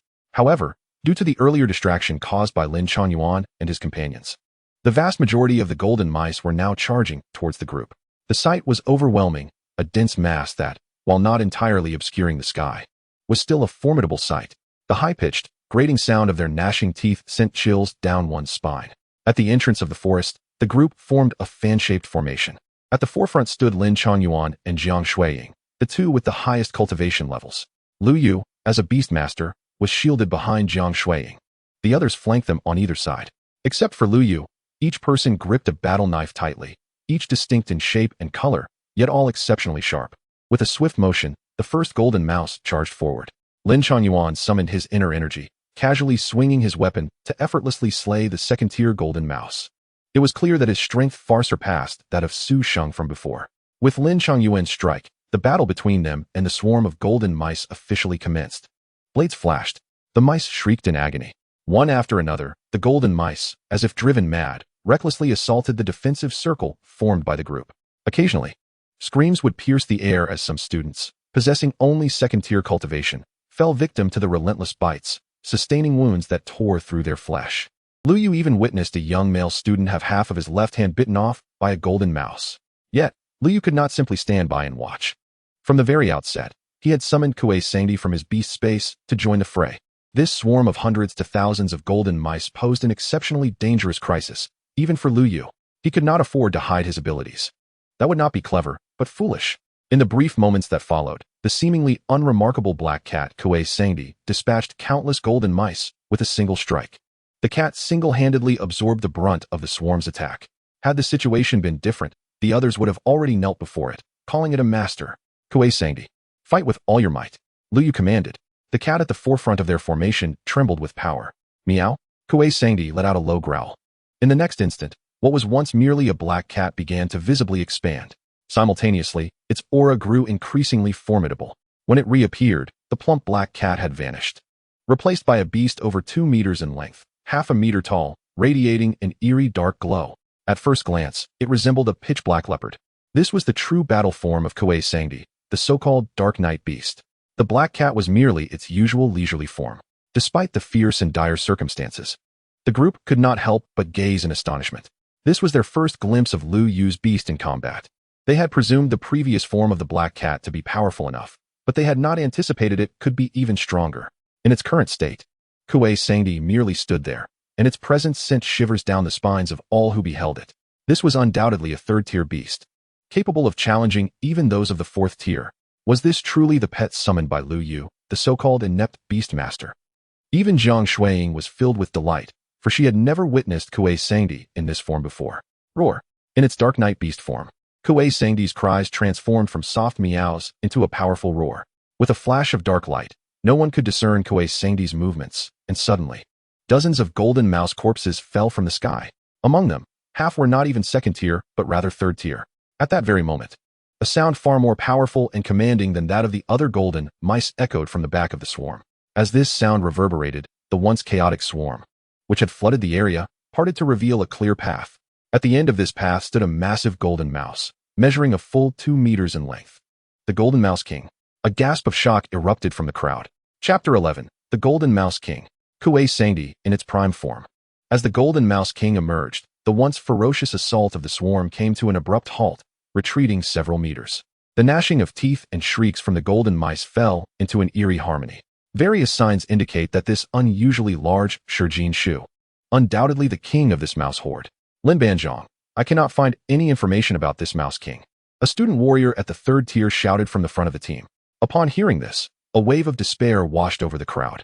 After awakening their martial path, each warrior possesses a probing skill that allows them to glean basic information about extraordinary beasts of equal or lesser tier, such as their race and tier level. But now, Jiang Shuiying's delicate face tightened as she focused intently on the Shijin Shu Wang. Race, Shijin Shu Wang. Tier. Skills. Talent. All she could see were question marks. This is bad. It is at least a tier 4 mouse king. Jiang Shuiying gasped softly. Lin Changyuan's subsequent words deepened the gloom among the crowd. I have encountered a mid-tier 4 extraordinary beast before, and this mouse king's aura far exceeds that. It could very well be a late stage or even peak tier 4 Shijin Shu Wang. As his words fell, the color drained from the faces of over 20 students. For both warriors and extraordinary beasts, tier levels are like an insurmountable chasm. A single tier difference can signify an unimaginable disparity in strength. Among those present, even Jiang Shuiying, the strongest at tier 3 peak, stood no chance against this mouse king. Moreover, they had no doubt that this solitary Shijin Shu Wang could obliterate them all.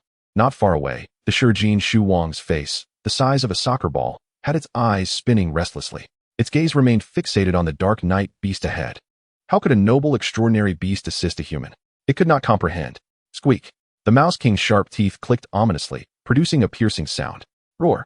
The Dark Night Beast let out an angry growl. Lin Changyuan and the others could not decipher what was happening. However, as a beast tamer, Lu Yu understood their communication through the perception of the Dark Night Beast's intent.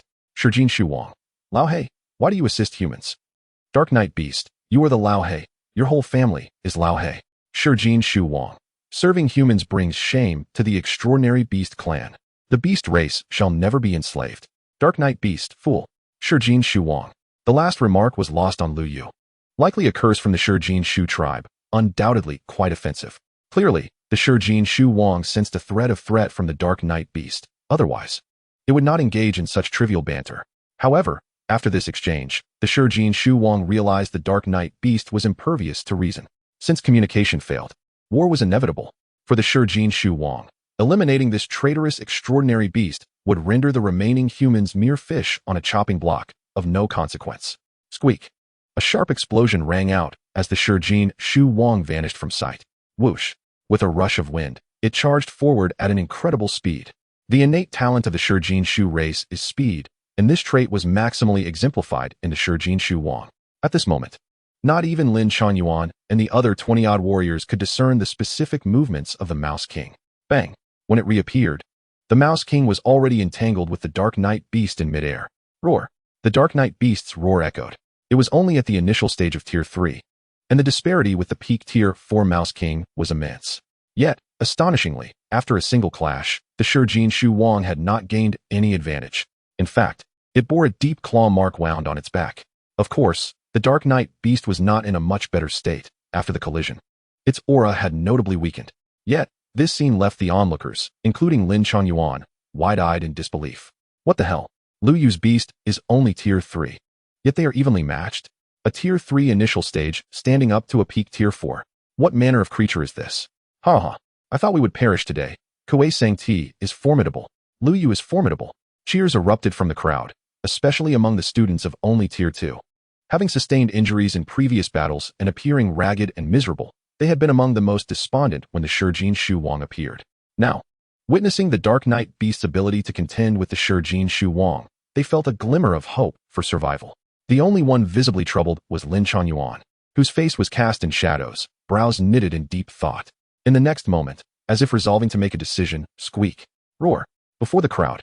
The battle between the Shijin Shu Wang and the Dark Knight Beast raged on without pause. You claw at me, I claw at you. Blood, crimson and bright, dripped onto the ground, indistinguishable as to whether it came from the Mouse King, the Dark Knight Beast, or both. Lu Yu felt a sinking sensation in his heart upon witnessing this scene. He could sense that Kuei Sangti was not in optimal condition. If it unleashed its full potential, its power would double, perhaps granting them an advantage. However, this would also leave Kuei Sangti in a state of weakness afterward. The threat was not merely from this Mouse King. Hundreds of Shijin Shu outside the dense forest were watching with hungry eyes. Lu Yu, you are a beast tamer. What hidden tactics do you have that your beast can employ? We must address this Mouse King. Otherwise, the horde may soon turn on us.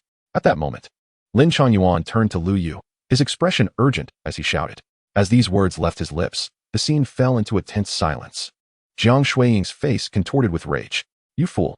You dare expose Lu Yu's identity as a beast tamer at this juncture, drawing the attention of the Shijin Shu Wang to him.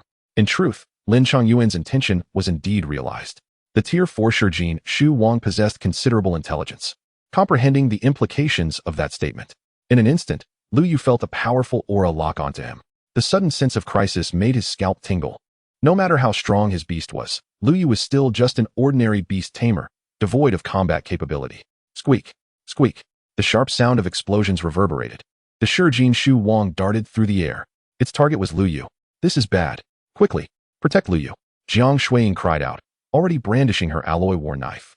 Positioning herself in front of Lu Yu. Whoosh. The speed of the Shijin Shu Wang was blindingly fast. Jiang Shuiying's full-force strike was deftly evaded. In a critical moment, without hesitation, Jiang Shuiying chose to use her body to shield Lu Yu from the oncoming assault of the Shijin Shu Wang. Bang! With a heavy impact, Jiang Shuiying was sent flying back, crashing against a large tree. This scene left the remaining crowd aghast and furious. Damn it! Everyone charge. If Lu Yu is killed and his beast does not join the battle, we will all perish.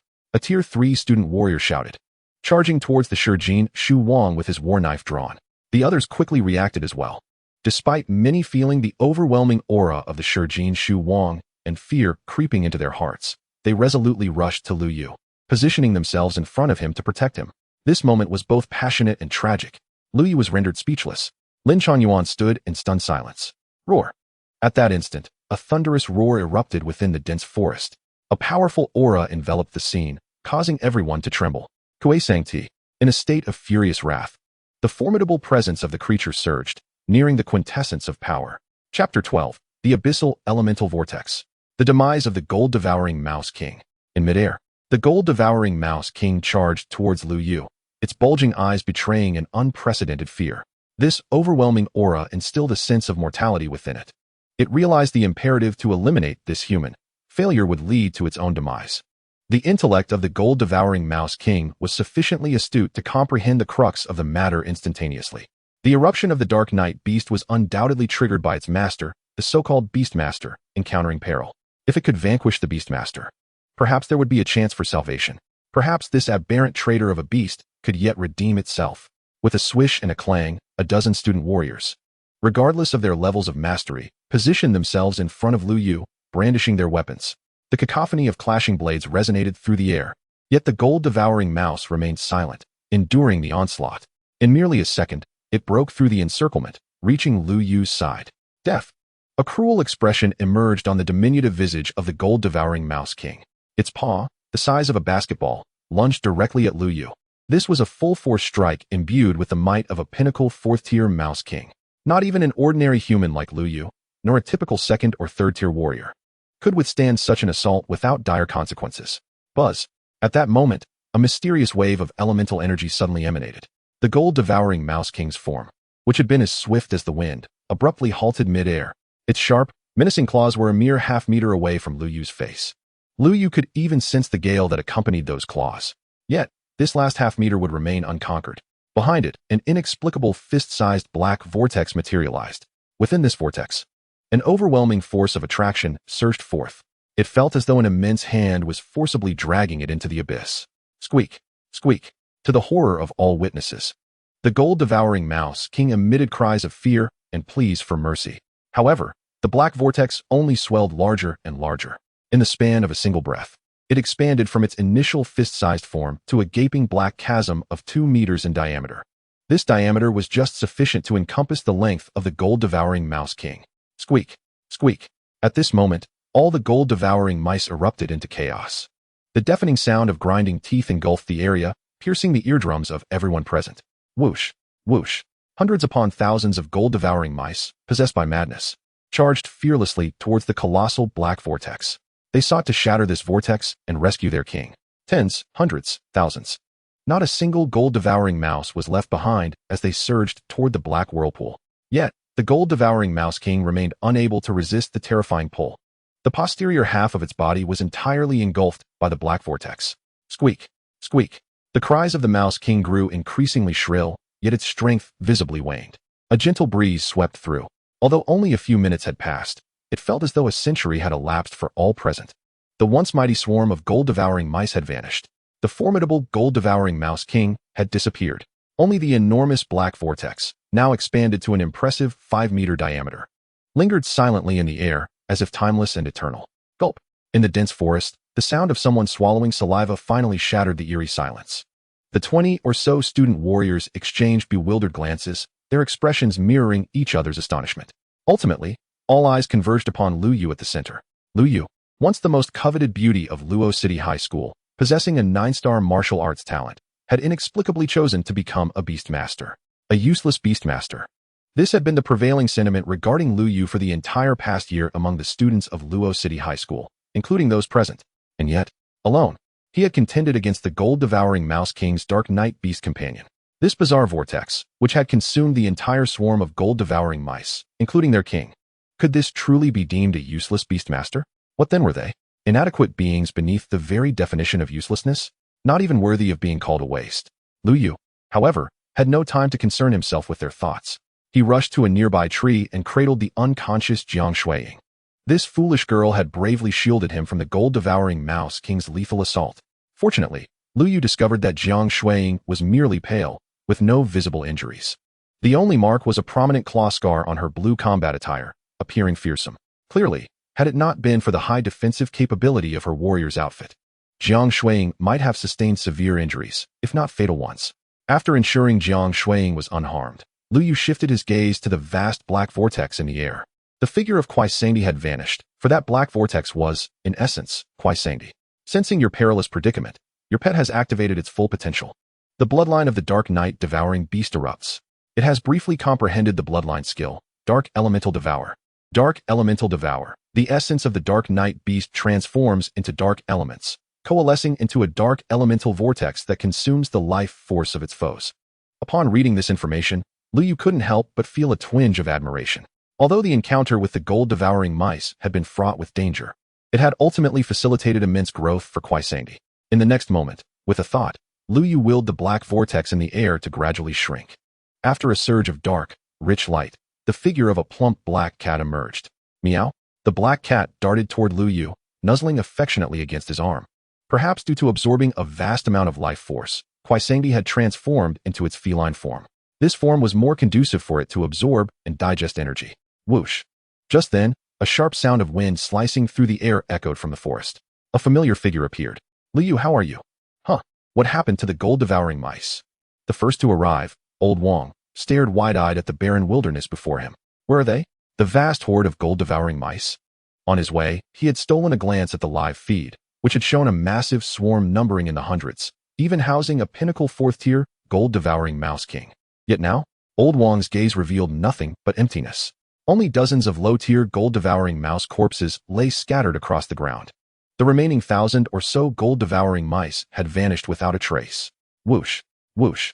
Mere seconds after Old Wong's arrival, the sound of rushing wind continued to fill the air. The figures of several teachers emerged, their powerful auras pulsating with energy. They stood frozen, taken aback by the sight. The last to arrive was the young new teacher, Shaoli. Upon witnessing the scene before him, Shaoli was momentarily stunned, instinctively muttering, "Oops, did I come to the wrong place?" Chapter 13. Old Wong. Oh no. I've been mocked by a cat. 10 minutes later, the 20 or so student warriors and the dozen teachers who had come to assist all fixed their gaze intently on Lu Yu and the seemingly innocuous plump black cat at his feet. Had Lu Yu's cat resolved the crisis of the gold-devouring mice? Did it truly annihilate over 1,000 Shijin Shu, including the formidable Shijin Shu Wang? Young instructor Xiao Li's eyes widened in disbelief. Even though he and the others, including Lao Wang, had just reviewed the live footage and retraced the events of the battle, they still felt an overwhelming sense of surrealism.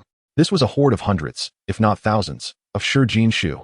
It was not just the students at the second or third tier. Even they, as high-tier instructors, would struggle to fend off the onslaught of such a swarm. A moment's carelessness could lead to exhaustion and death. This was precisely why they had dispatched over a dozen teachers for the rescue. At that moment, with a snap, Kwaisangdi, at Lu Yu's feet, opened its mouth and ejected a beast core the size of a fist. The beast core of the peak fourth tier, Shijin Shu Wang. Lao Wang and the others immediately narrowed their eyes in astonishment. With another snap, Kwaisangdi spat out a slightly smaller beast core, the beast core of the peak third tier, Shijin Shu. Snap after snap, Kwaisangdi continued to expel beast cores, each time producing one. After more than 10 minutes, a towering pile of over 1,000 beast cores had accumulated at Lu Yu's feet. Meow. The black cat form of Kwaisangdi nestled closer to Lu Yu, letting out a sweet sound, seemingly eager to take credit. As Lu Yu's pet, it possessed considerable intelligence, understanding the significance of these beast cores to its master. Thus, it had previously consumed only the life force of the Shijin Shu while preserving the precious cores. After expelling all the beast cores, Kwaisangdi raised its head, casting a meaningful glance at the others. To Lao Wang and the others, this scene appeared as if it were flaunting and mocking them. Don't believe me? Here are the beast cores. Consequently, the expressions of the dozen or so high-tier martial artists turned awkward and stiff. Some, with thinner skin, even turned their heads away. How could they be ridiculed by a mere cat? In this peculiar atmosphere, although Lao Wang and the others remained shocked and curious, they found themselves at a loss on how to inquire further from Lu Yu. After exchanging glances, they collectively chose to leave quietly. As they departed, they reminded all the students present, the trial concludes at 7 o'clock. Be sure to return early for assembly. With that said, the dozen instructors hastily exited, feeling as though every second spent there was one in which the black cat was laughing at them. Lu Yu, thank you. After the leading instructors departed, over 20 students gathered before Lu Yu, sincerely expressing their gratitude. They even bowed deeply in thanks. For this group of 18-year-olds, pride was of utmost importance. Yet at this moment, they bent before Lu Yu. Among them was even Lin Chongyuan. Of course, whether he genuinely appreciated Lu Yu remains uncertain. Perhaps he was merely compelled by circumstance. Brother Yu, may I call you that from now on? A slender student cautiously inquired from the crowd. Upon hearing this, others quickly chimed in, hey, you're trying to steal my words, aren't you? Damn, I want to call him brother you too. Get aside. My rank is higher than yours. If anyone should be first, it's me. Brother you. I owe you a debt of gratitude. May I don't call me little girl, you little rascal. Didn't you see brother you holding the campus beauty Jiang? The atmosphere suddenly transformed, becoming lively and relaxed. Many eagerly fixed their gazes on Lu Yu, anticipating his response. Unlike the instructors, they had witnessed Lu Yu's might firsthand. That seemingly chubby black cat possessed an exaggeratedly unimaginable power. Most importantly, it had saved their lives. Had it not been for Lu Yu's pet intervening, they might not have been able to breathe the fresh air they enjoyed now. Perhaps a few third-tier students could have barely held on until the instructors arrived. But those students at the second tier would certainly have perished. With this thought, the crowd's eyes involuntarily turned to Lin Chongyuan, who stood at the edge. Their gazes were laden with unspoken meaning. When the Shi Jin Shu Wang had attacked, Lin Chongyuan's shout had plunged Lu Yu into a life-threatening predicament. At that moment, Lin Chongyuan stepped forward, approaching Lu Yu, his face filled with remorse and regret. Lu Yu, I'm sorry. Earlier, I saw your pet locked in a stalemate with the Shi Jin Shu Wang and worried that if the battle dragged on, others would be attacked by the horde. So Lin Chongyuan's eyes reddened as he sniffed, his voice slightly choked. Regardless, my words at that time were indeed thoughtless and placed you in great danger. I am willing to take responsibility and apologize to you. Whatever cultivation resources you desire, feel free to ask. I will compensate you after the assessment. To be fair, Lin Chongyuan's heartfelt words alleviated much of the latent dissatisfaction and suspicion harbored by the students. Perhaps he truly hadn't thought it through. Many subconsciously realized this, while only a few, who knew Lin Chongyuan better, harbored even greater skepticism. As for Lu Yu, he maintained a gentle smile, quietly observing Lin Chongyuan. A mere thoughtless act? Lu Yu was well aware of the depth of his deskmate's intentions. Seeing Lu Yu remain silent, Lin Chongyuan was not angered. Instead, his expression of remorse grew more sincere. He spoke each word with conviction. Feel free to make any demands. I will absolutely fulfill them. As he spoke, Lin Chongyuan inadvertently added, rest assured, my father is the Lord of Lin Chong, so I can definitely meet your requirements. Though he only completed half of his statement, it left many students present wide-eyed in shock. The Lord of Lin Chong. Lin Chongyuan's father is the strongest in Luo Chong, the Lord of Lin Chong. No one believed it was a slip of the tongue. When it came to a royal tier power, no one dared to fabricate tales. With this realization, many students regarded their class leader with a newfound sense of wariness and respect. Meanwhile, upon hearing this, Lu Yu chuckled softly, looking at Lin Chongyuan and leisurely remarking, compensation? That is fine. Just have your father catch me a colossal beast as a pet. I'm not picky. A royal or a respected tier will suffice. If it's a holy tier beast, that would be even better. Lu Yu beamed with a radiant smile, while Lin Chongyuan stood frozen in place. Chapter 14. The Mask Falls. The marvelous use of beast cores. Damn it. Give you a bit of face, and you truly think you're something. Alone in the dense forest, hunting Shi Jin Shu, Lin Chongyuan's expression turned violently wrathful. His face betrayed no trace of the earlier remorse or regret. Instead, it was filled with profound hatred. He had loathed Lu Yu not for just a day or two, but for a full 3 years. He had watched helplessly as the girl he cherished most flirted with Lu Yu daily. For 3 long years. He had to feign the demeanor of a refined gentleman in front of Jiang Shuiying, not daring to raise his voice towards Lu Yu for fear of displeasing her. For 3 years. Every moment, every one of those 1,000 nights, he had fantasized about making Lu Yu disappear, to see him dead. Had it not been for the old man's words about someone protecting him, how on earth are you still alive? Lin Chongyuan seethed with growing fury. With a swift motion of his battle blade, he cleaved the corpse of a Jiao Jin Shu, scattering its remains across the ground. His earlier attempts at an apology had undoubtedly failed. Lin Chongyuan believed he had afforded Lu Yu ample respect and an opportunity to save face. However, Lu Yu's final words had irreparably torn their relationship asunder. The suggestion of capturing a colossal beast as a pet, a royal, esteemed, or saintly creature. Lin Chongyuan could scarcely contain his urge to shout in outrage. His father, as the foremost powerhouse of Luo City, at the pinnacle of royal rank, could hardly contend with a royal beast one-on-one. Did they truly believe that capturing a beast was as simple as picking a cabbage? The more he pondered, the more incensed he became, particularly when he recalled that as he departed, Jiang Shuiying had been cradled in Lu Yu's arms. Such an affront to his dignity. At this thought, Lin Chongyuan's complexion darkened. No, he must return and inquire with his father about when he might achieve the breakthrough to the esteemed level. Once his father ascended, no matter how much protection Lu Yu had, it would be of no consequence. If he wished for Lu Yu's demise, it would be so. Meanwhile, in the depths of Area 2, others were expressing their gratitude to Lu Yu. even acknowledging him as an elder brother before gradually departing. After all, the final assessments were still underway, and they needed to swiftly hunt more Jiaojin shoes to obtain beast cores. Although Lu Yu possessed thousands of beast cores, none dared to ask for even one. They were trophies belonging solely to Lu Yu and were beyond their reach. Notably, before leaving, they huddled together, murmuring about something akin to a video for the official recognition of beast tamers. The precise content eluded Lu Yu's ears, but he could see their eager expressions filled with anticipation. In the depths of the dense forest, beneath a tree thick enough for 3 people to embrace, Jiang Shuiying lay in Lu Yu's embrace, still unconscious. However, Old Wang had checked her status before departing, confirming that her battle suit had protected her, and she was uninjured. She had merely fainted from a severe impact.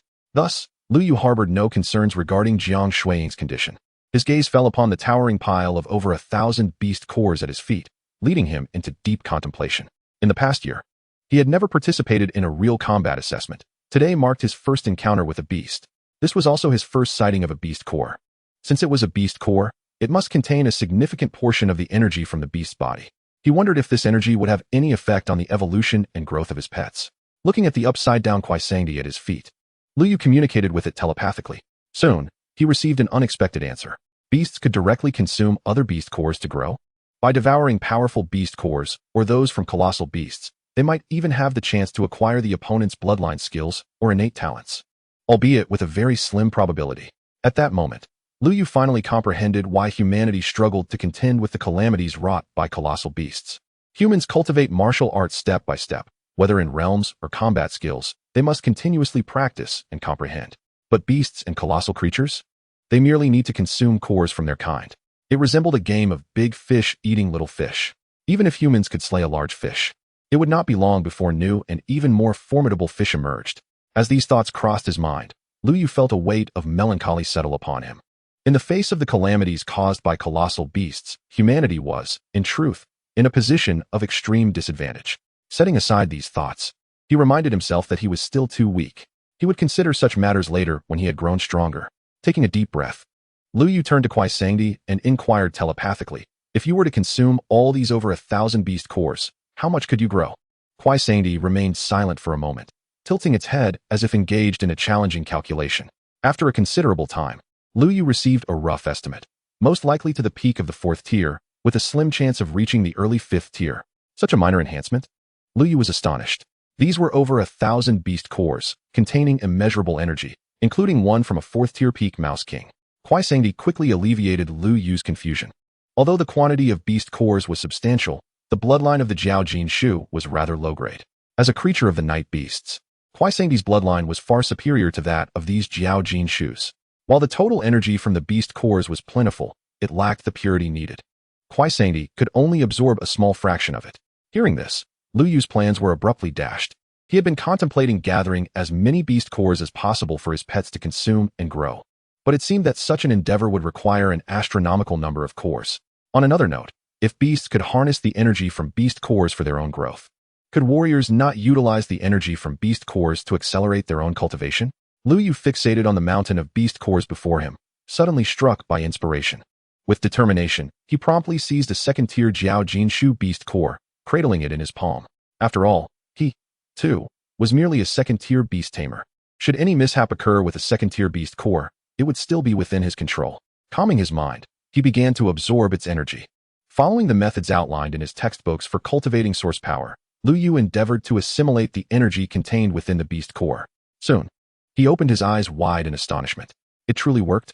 Although the chaotic energy was challenging to convert into pure source power, it could be absorbed by the beast taming space within him and automatically transformed into beast taming power. Lu Yu was stunned. After a year of arduous training, had he not sought to accumulate beast taming power? Source power was merely a tool for warriors. Even if Lu Yu had absorbed immense source power in the past, it would ultimately be converted into beast taming power, an innate passive ability of beast tamers that could not be altered. Yet now, Lu Yu appeared to have discovered a new method of cultivating beast taming power. This method was far faster and more efficient than cultivating source power, followed by its conversion into beast taming power. He pressed on, suppressing his excitement. Lu Yu forced himself to focus and continue absorbing the energy from the beast core. 10 minutes later, he opened his eyes. With a crunch, the 2nd-tier Jiaojin Shu beast core he held shattered into fragments, scattering across the ground. With a thought, Lu Yu summoned his personal panel, directing his gaze to the bottom section. Beast Taming Power Charge Progress, 5. In such a brief moment, a small second-tier beast core had equated to a month of round-the-clock cultivation for Lu Yu. While warriors could not utilize beast cores to cultivate, beast tamers could. Had he unwittingly unlocked yet another advantageous ability? Lu Yu murmured, his expression a mixture of astonishment and intrigue. Simultaneously, he did not halt his actions, gripping a beast core in each hand as he continued his training. If possible, Lu Yu intended to leverage these beast cores to propel himself into the third-tier realm of beast tamers. Then, he would delve deeper into Area 2 to seek out the traces of royal-grade colossal beasts, to see if he could forcibly establish a contract and acquire a colossal beast as a pet. Chapter 15. The 5 Royal Powerhouses. The colossal beast emerges. As Lu Yu immersed himself in absorbing the energy from beast cores and cultivating his beast taming power, 50 kilometers away in Area 2, 5 figures hovered in the sky. This ability to levitate could only be attained by those who had achieved a breakthrough to the royal tier in martial arts. These were 5 royal martial arts powerhouses. Lord Lin, are you certain that the colossal beast escaped to this area? Asked one somewhat portly royal powerhouse. As his words fell, the other 3 turned their gazes toward a man clad in white, exuding an air of elegance. Lin Qiqing, known as Lord Lin, the mayor of Luo City. Also known as the strongest in Luo City, at the pinnacle of the Wang level, only a step away from the Zun level. This information was acquired yesterday at a great cost from the Holy Temple. Lin Qiqing stated calmly, with just this one sentence. The doubts in the hearts of the other 4 dissipated like mist. The Holy Temple. Since the news came from the Holy Temple, it could not possibly be erroneous.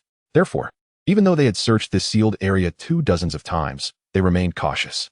That beast possessed extraordinary talents. It could change its size and wield powers related to the void. I suspect it is very likely hiding within the void, concealed in some corner of this area to recover from its wounds. Lin Qiqing articulated his hypothesis. When the words recover from wounds fell upon the ears of the other 4, their expressions turned solemn. Indeed, the giant beast that had emerged from the abyss was gravely injured. Naturally, this injury could not have been inflicted by the 5 of them, as they lacked the capability. Even with Lin Changzhu at the pinnacle of the Wang level, it was beyond their reach. The giant beast was indeed a terrifying existence, capable of being labeled as a natural disaster. Ordinary giant beasts could easily take on 10 adversaries. Some formidable giant beasts could even battle dozens of human warriors without succumbing. If this beast were uninjured, they would undoubtedly report it and seek the assistance of powerful beings from Jinling. However, with the beast severely wounded and its strength diminished to a mere fraction, Lin Qingzhu believed that 5 Wang-level warriors would suffice to hunt it down. After all, that giant beast was merely at the initial stage of the Wang level, and it was the lowest among the initial stages. Beyond the Wang level, there were a total of 9 stages. Stages 1 to 3 were collectively referred to as the initial Wang level. Stages 4 to 6 represented the intermediate Wang level. Stages 7 to 9 indicated the advanced Wang level. The pinnacle of the 9 stages was deemed the peak Wang level. Among the 5 present, apart from Lin Qiqing, who was at the pinnacle of the Wang level, the other 4 were as follows. Jiang Zhenmin, principal of Luo City No. 1 High School, at Wang level 7. Pei Jie, deputy mayor of Luo City, at Wang level 6. Jiang Hongfu, a loose cultivator and the father of Jiang Hao, at Wang level 5, and O Jingyuan, a loose cultivator and the only female Wang level powerhouse in Luo City, at Wang level 3. With our combined strength, dealing with a critically injured Wang level 1 giant beast should pose no significant challenge. The only predicament is that we cannot locate that creature. The footprints have completely vanished from the periphery of Area 3. It must have realized it was being tracked. Deputy Mayor Pei Jie stated solemnly. However, Lin Qiqing merely chuckled lightly and produced an item resembling a compass. Beast-seeking compass. One-time special item. Can lock onto the aura and location of giant beasts below the intermediate Wang level. Lin Changzhu actually exchanged for this treasure from the Holy Temple. The female Wang level powerhouse, O Yuanzheng, gasped softly while covering her mouth. The others also looked on with astonishment. They had seen this treasure at the Holy Temple before. The requirements for exchange were exceedingly high. It demanded vast resources and sacrifices. It seems Lin Changzhu is determined to obtain this Wang-level giant beast. The portly Jiang Hongfu said with a grin. Upon hearing this, Lin Qiqing maintained his calm demeanor and replied softly, after the deed is done, the core of the giant beast will belong to me, and the rest will be divided among the 4 of you. Once these words were spoken, the other 4 nodded in agreement. This had been agreed upon beforehand, and there would be no last-minute changes. Lin Changzhu, please proceed.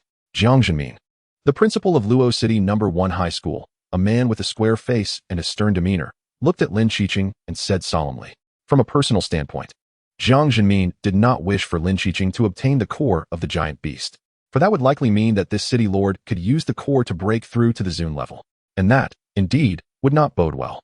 As thoughts swirled, Lin Qiqing activated the compass in his hand. A vast amount of source power surged into it. Moments later, the compass flew from Lin Qiqing's hand, transforming into a stream of light, heading towards a distant valley. Let us go, follow closely, Lin Qiqing called out, taking the lead to soar into the sky. The other four followed suit. A few minutes later, the figures of the five appeared above a valley in Area 3. This was the location indicated by the compass. Yet, the place looked utterly desolate, with no sign of the giant beast. The least experienced Yuanzheng voiced her confusion. This time, the other four remained silent. Lin Qiqing fixed his intense gaze on an empty space at the center of the valley. The compass had just vanished from there. Friends, lend me your strength, Lin Qiqing exclaimed. In the next moment, a long sword, intricately carved with mysterious patterns, materialized in his hand. With a hum, as a torrent of source power was infused into it, the sword began to tremble incessantly. With a sudden burst, a clear and resonant sword cry erupted throughout the valley. Lin Qiqing swung the long sword. In an instant, a colossal sword light, measuring dozens of meters in length, appeared in the sky above the valley. This sword light surged towards the empty space in the valley. Simultaneously, the other four Wong-level powerhouses did not hold back and unleashed their respective powers. Blade lights, sword gleams, fiery fists, icy claws. This was the combined assault of 5 Wong-level powerhouses unleashing their full might. Boom. In the valley, dust soared into the sky. The ground was carved into a chasm several dozen meters deep, and that empty space in the valley finally shattered under the relentless onslaught. Roar. A deafening roar erupted between heaven and earth. Countless mutated beasts within a radius of several dozen miles trembled in fear and prostrated themselves on the ground. Crack, crack. As Lin Qiqing and the others looked on with a mix of anxiety and astonishment, the space within the valley's empty area began to shatter like a mirror. Mysterious and powerful spatial turbulence even caused Lin Qiqing's expression to change dramatically, forcing him to retreat repeatedly. Amidst this spatial chaos, a figure slowly stood up. Its body was covered in wounds, a truly harrowing sight. A deep, menacing claw mark across its chest revealed a throbbing crimson heart within. Roar. In the next moment, another furious roar echoed. Under the gaze of Lin Qiqing and the others, the originally vague beast silhouette, standing merely 5 to 6 meters tall, began to expand rapidly like an inflated balloon. 5 meters, 10 meters, 100 meters, 1,000 meters. In the blink of an eye, a giant beast towering over 5,000 meters emerged. It stood upon the earth, its head brushing against the heavens. A thunderous voice reverberated across a radius of several dozen miles. Humans, seek death. Chapter 16, Starry Sky Titan. The terrifying combat power of the giant beast. Gulp.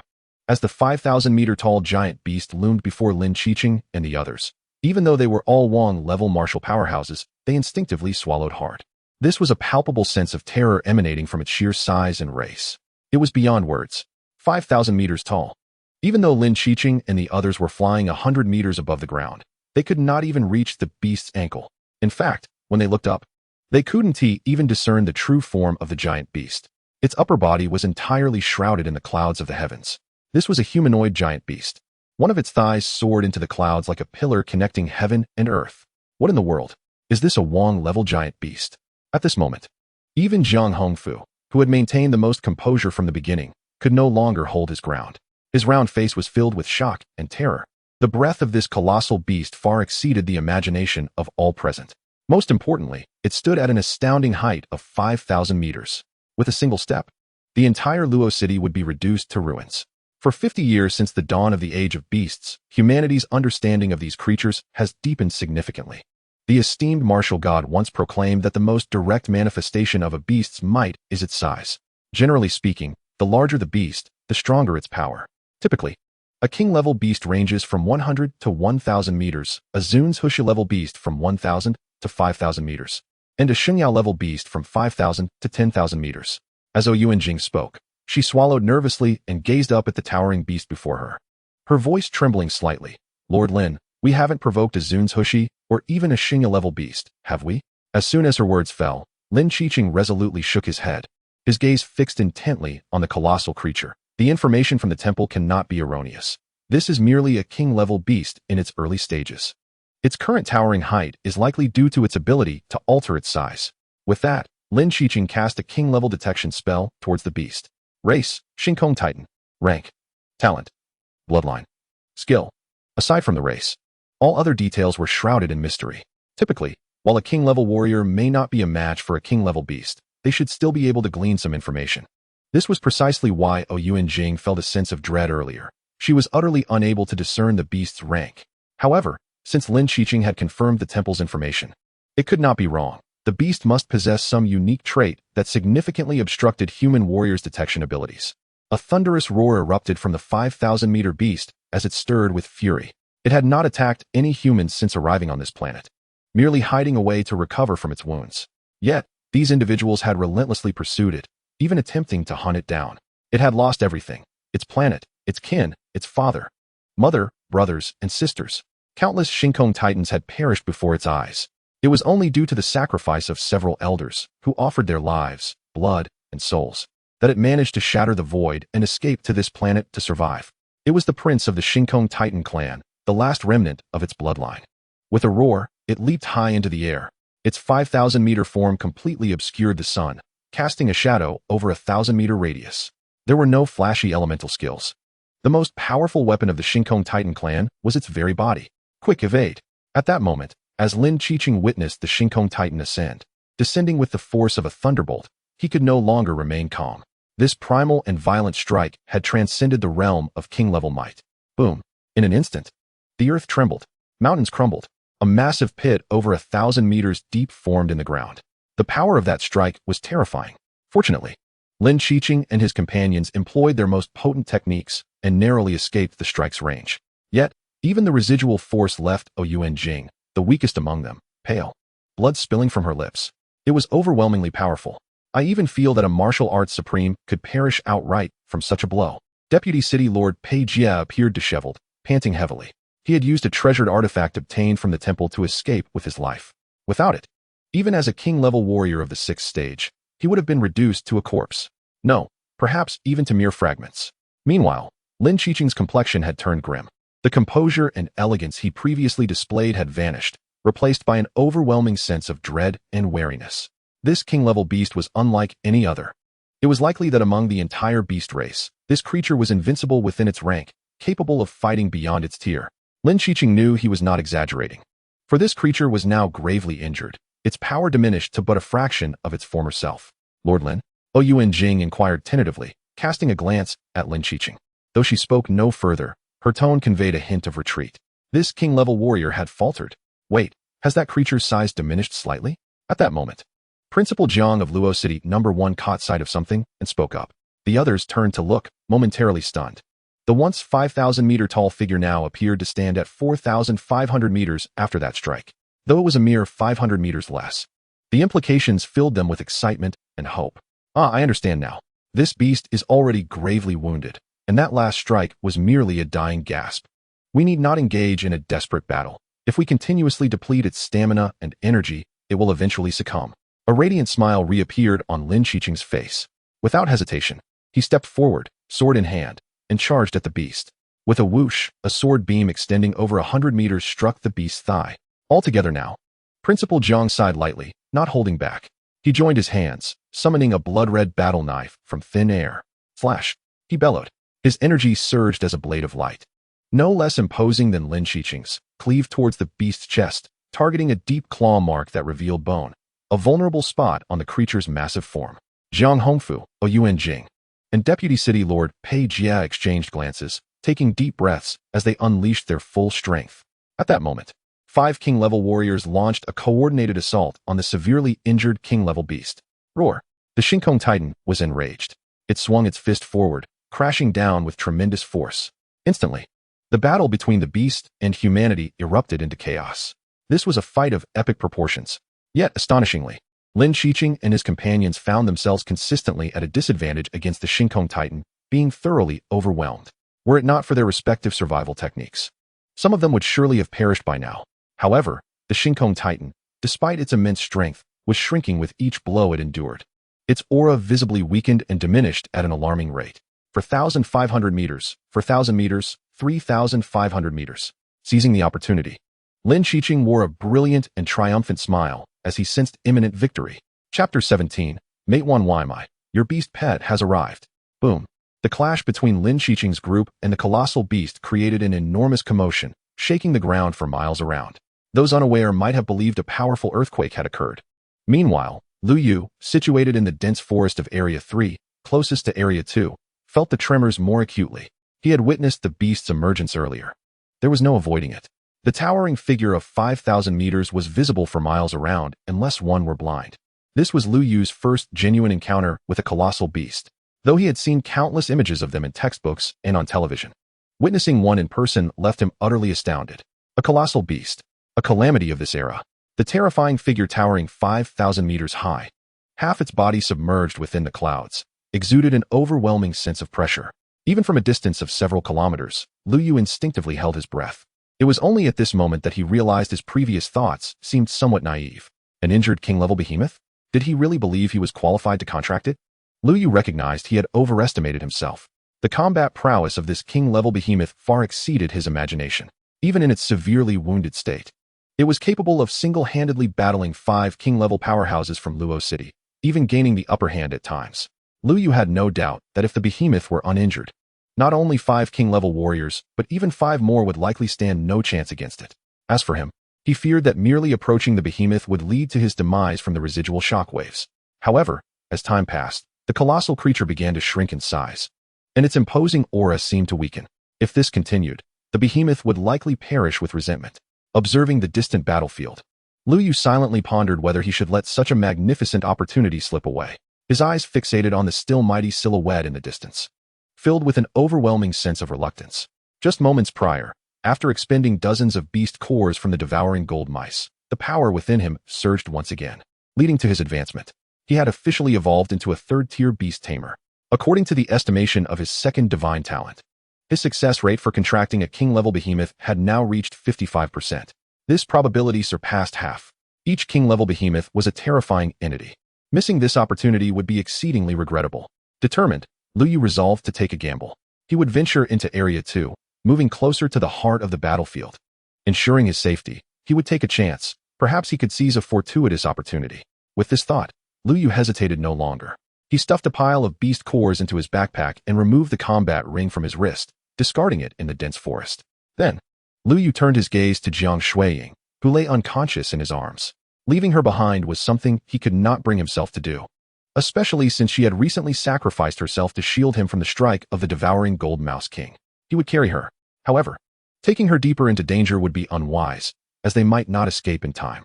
With a sigh, Lu Yu made no further delay and hoisted Jiang Shuiying onto his back. Naturally, he also removed her combat ring and tossed it aside. This mission was to attempt to contract the king-level behemoth, snatching it from the jaws of Lin Changzhu and his companions. And having the combat ring record such an event would not bode well. Thus, as all the other beasts and trial students in this area fled in a panic from the direction of Area 2, Lu Yu, carrying Jiang Shuiying and accompanied by Kusangdi, steadily advanced toward the battlefield. Meanwhile, unbeknownst to Lu Yu, the combat ring he had discarded in the forest was blaring with urgent beeping sounds. A frantic notification echoed repeatedly. All students from Luo City No. 1 High School, regardless of your current location or whether you have completed your assessment tasks, immediately exit Area 3. All individuals, gather outside Area 3. A battle involving a king-level behemoth has erupted in Area 2. All individuals, conclude assessments and regroup. Unlike the lush forests of Area 3, the entirety of Area 2 presented a desolate landscape. As far as the eye could see, it was riddled with uneven valleys and ravines. Lu Yu navigated through the rugged terrain while carrying Jiang Shuiying. Upon advancing to the third tier, the talent of Beast Tamer sharing had been activated. Third tier talent. You may share the realm, strength, talents, skills, and bloodline of your contracted beasts. Current sharing ratio, 30. The sharing ratio increases with the elevation of the Beast Tamer's tier, up to a maximum of 100. Current maximum shareable quantity, 1. You may currently share all abilities of one contracted beast, with this number increasing as the Beast Tamer's tier rises. Having advanced to the third tier and activated this talent, the explanation of the ability had become more detailed. Lu Yu had activated this talent skill, sharing 30% of Kusangdi's realm, strength, talents, skills, and even bloodline. To elaborate, Kusangdi had previously devoured the life force of over 1,000 devouring gold mice, leading to its realm breaking through to the mid-third tier. Now, After sharing Quisandi's strength, Lu Yu possessed combat prowess akin to that of a late-stage second-tier warrior. Naturally, if Lu Yu utilized skills or the bloodline talent of the Dark Knight Devourer, his combat power would surpass the second tier significantly. With the skill Dark Knight Assault, his speed could approach that of a fourth-tier warrior. He aimed to get closer to the battlefield and see if he could seize an opportunity. If he encountered an insurmountable danger, he would flee, knowing that there would be other days. Lu Yu devised this plan in his mind. Truth be told, aside from the 55% contract probability, he was aware that his attempt was fraught with uncertainty. After all, attempting to contract their prey right under the noses of 5 king-level powerhouses, the difficulty was akin to reaching the heavens. Yet, no matter how daunting, Lu Yu felt compelled to try. The opportunity lay before him, and even if the likelihood was minuscule, he had to take the chance. Otherwise, he would squander that 55% contract probability. With that thought, Lu Yu's pace instinctively quickened. Just a few more kilometers, and he would truly enter Area 2. At this moment, Lu Yu was unaware that the entirety of Area 2 had already been completely sealed off by Lin Qiqing's men. Even if he reached the edge of Area 2, he would be unable to enter. Suddenly, as Lu Yu entered a valley, Quisandi, who had been leading the way, emitted an unexpected call. Before Lu Yu could react, Quisandi transformed from a black cat into the dark leopard form of a night beast. Lu Yu could sense that Quisandi was prepared to unleash its full power at any moment, ready to activate the talent skill Dark Elemental Vortex. Was there a powerful beast concealed within the valley? Lu Yu instinctively thought. In the next moment, a crack echoed before him, and a towering figure, over 5 meters tall, crashed to the ground, stirring up a cloud of dust. This figure was covered in wounds, blood flowing profusely, and appeared to be on the verge of collapse. Yet the aura it emanated sent waves of intense trepidation coursing through Lu Yu's very core. Lu Yu immediately cast a Beast Tamer's detection spell. Species, Stellar Titan. Tier, Talent, Bloodline. Skills, Lu Yu. Wait, my friend. Does Mate 1 really offer home delivery for giant beast pets now? Chapter 18, The Wrath of Lin Chengzhu. Contract, Battle of Wills. In Area 2, the former center of the battlefield, the mountains and earth lay utterly shattered. The tumultuous energy aura enveloped the entire battlefield. Above in the sky, the figures of Lin Qiqing and his companions had vanished, along with the once towering Titan behemoth. Amidst the swirling dust, a haze filled the air. Cough, cough. After a considerable pause, a violent coughing sound emerged. Following that, 2 or 3 more sounds of blood being coughed up followed. Disperse. A furious shout rang out. A tremendous surge of primal energy swept through the air, dispersing the clouds of dust that had enveloped the scene. At last, the figures of Lin Qiqing and his companions emerged, albeit in a woeful state. Jiang Hongfu's arm hung limply, blood gushing incessantly. Yuan Jing, whose face once bore an enchanting allure, now marred by several grotesque lacerations. Principal Jiang knelt, propped up by his sword, his complexion as pale as parchment. Pei Jie bore a deep indentation on one side of his chest, a clear imprint of a fist discernible beneath the surface. However, the most tragic figure among them was undoubtedly Lin Qiqing, the lord of the city. His right leg had been completely severed, and the once mystical and powerful longsword in his hand lay shattered in 2. No longer the epitome of elegance and composure, Lin Qiqing now resembled a madman, his hair disheveled and one leg missing. Just moments prior, under the relentless assault of the 5, the colossal beast had diminished in size until it stood a mere 5 meters tall, seemingly the limit of its contraction. Upon witnessing this, Lin Qiqing rallied the remaining 4 to unleash an even fiercer offensive. Yet, despite their preparations, none could have anticipated the terrifying ferocity of the Titan's final counterattack. Although its internal energy was nearly depleted, and its breath weak and feeble, the Titan managed, through an unknown means, to forcibly restore a fraction of its strength in its dying moments. Even if this resurgence lasted less than a second, perhaps only 1/100th of a second, it was sufficient to render the 5 royal-level martial arts masters of Luoqing in such a dire state of injury and disfigurement. To make matters worse, after delivering a devastating blow, the beast took advantage of their incapacitation to activate its bloodline abilities and tore through the fabric of space, making its escape. Lord Lin, are you all right? Yuan Jing, too preoccupied to concern herself with her nearly disfigured visage, cast a worried glance at Lin Qiqing. His gaze, however, was fixated on a pile of mangled flesh on the ground not far away, his severed right leg, wrenched from him and crushed by the beast's formidable fist. Chase, he bellowed, his voice filled with madness. In its current state, it cannot have fled far. It must still be in this vicinity. I will slay this beast and personally extract its core. Ignoring Yuan Jing's anxious stare, he forcefully sealed the bleeding wound at the stump of his leg with primal energy and ascended into the sky, hurtling towards the distance. At this moment, his singular focus was on annihilating the beast. Lu Yu regarded the celestial titan before him with an expression of peculiar intrigue. It could not be mistaken. This was indeed the royal-level beast he had glimpsed from afar. The title of Titan could only be borne by such a magnificent creature. A mere mutated beast, no matter how formidable, could never lay claim to such a name. Quisandy, remain calm. Lu Yu called to the agitated Dark Knight beast beside him, which had bristled and arched its back. He then gently lowered Jiang Shuang from his back, propping her against a nearby boulder. Although she seemed to sense something, her eyes remained shut. Having completed these actions, Lu Yu inhaled deeply and stepped forward towards the celestial titan, closing the distance of 10 meters. Each step he took resonated with a steady yet powerful cadence. Upon reaching a mere 2 meters from the titan, he halted. At this range, the celestial titan could effortlessly crush him with a single swipe.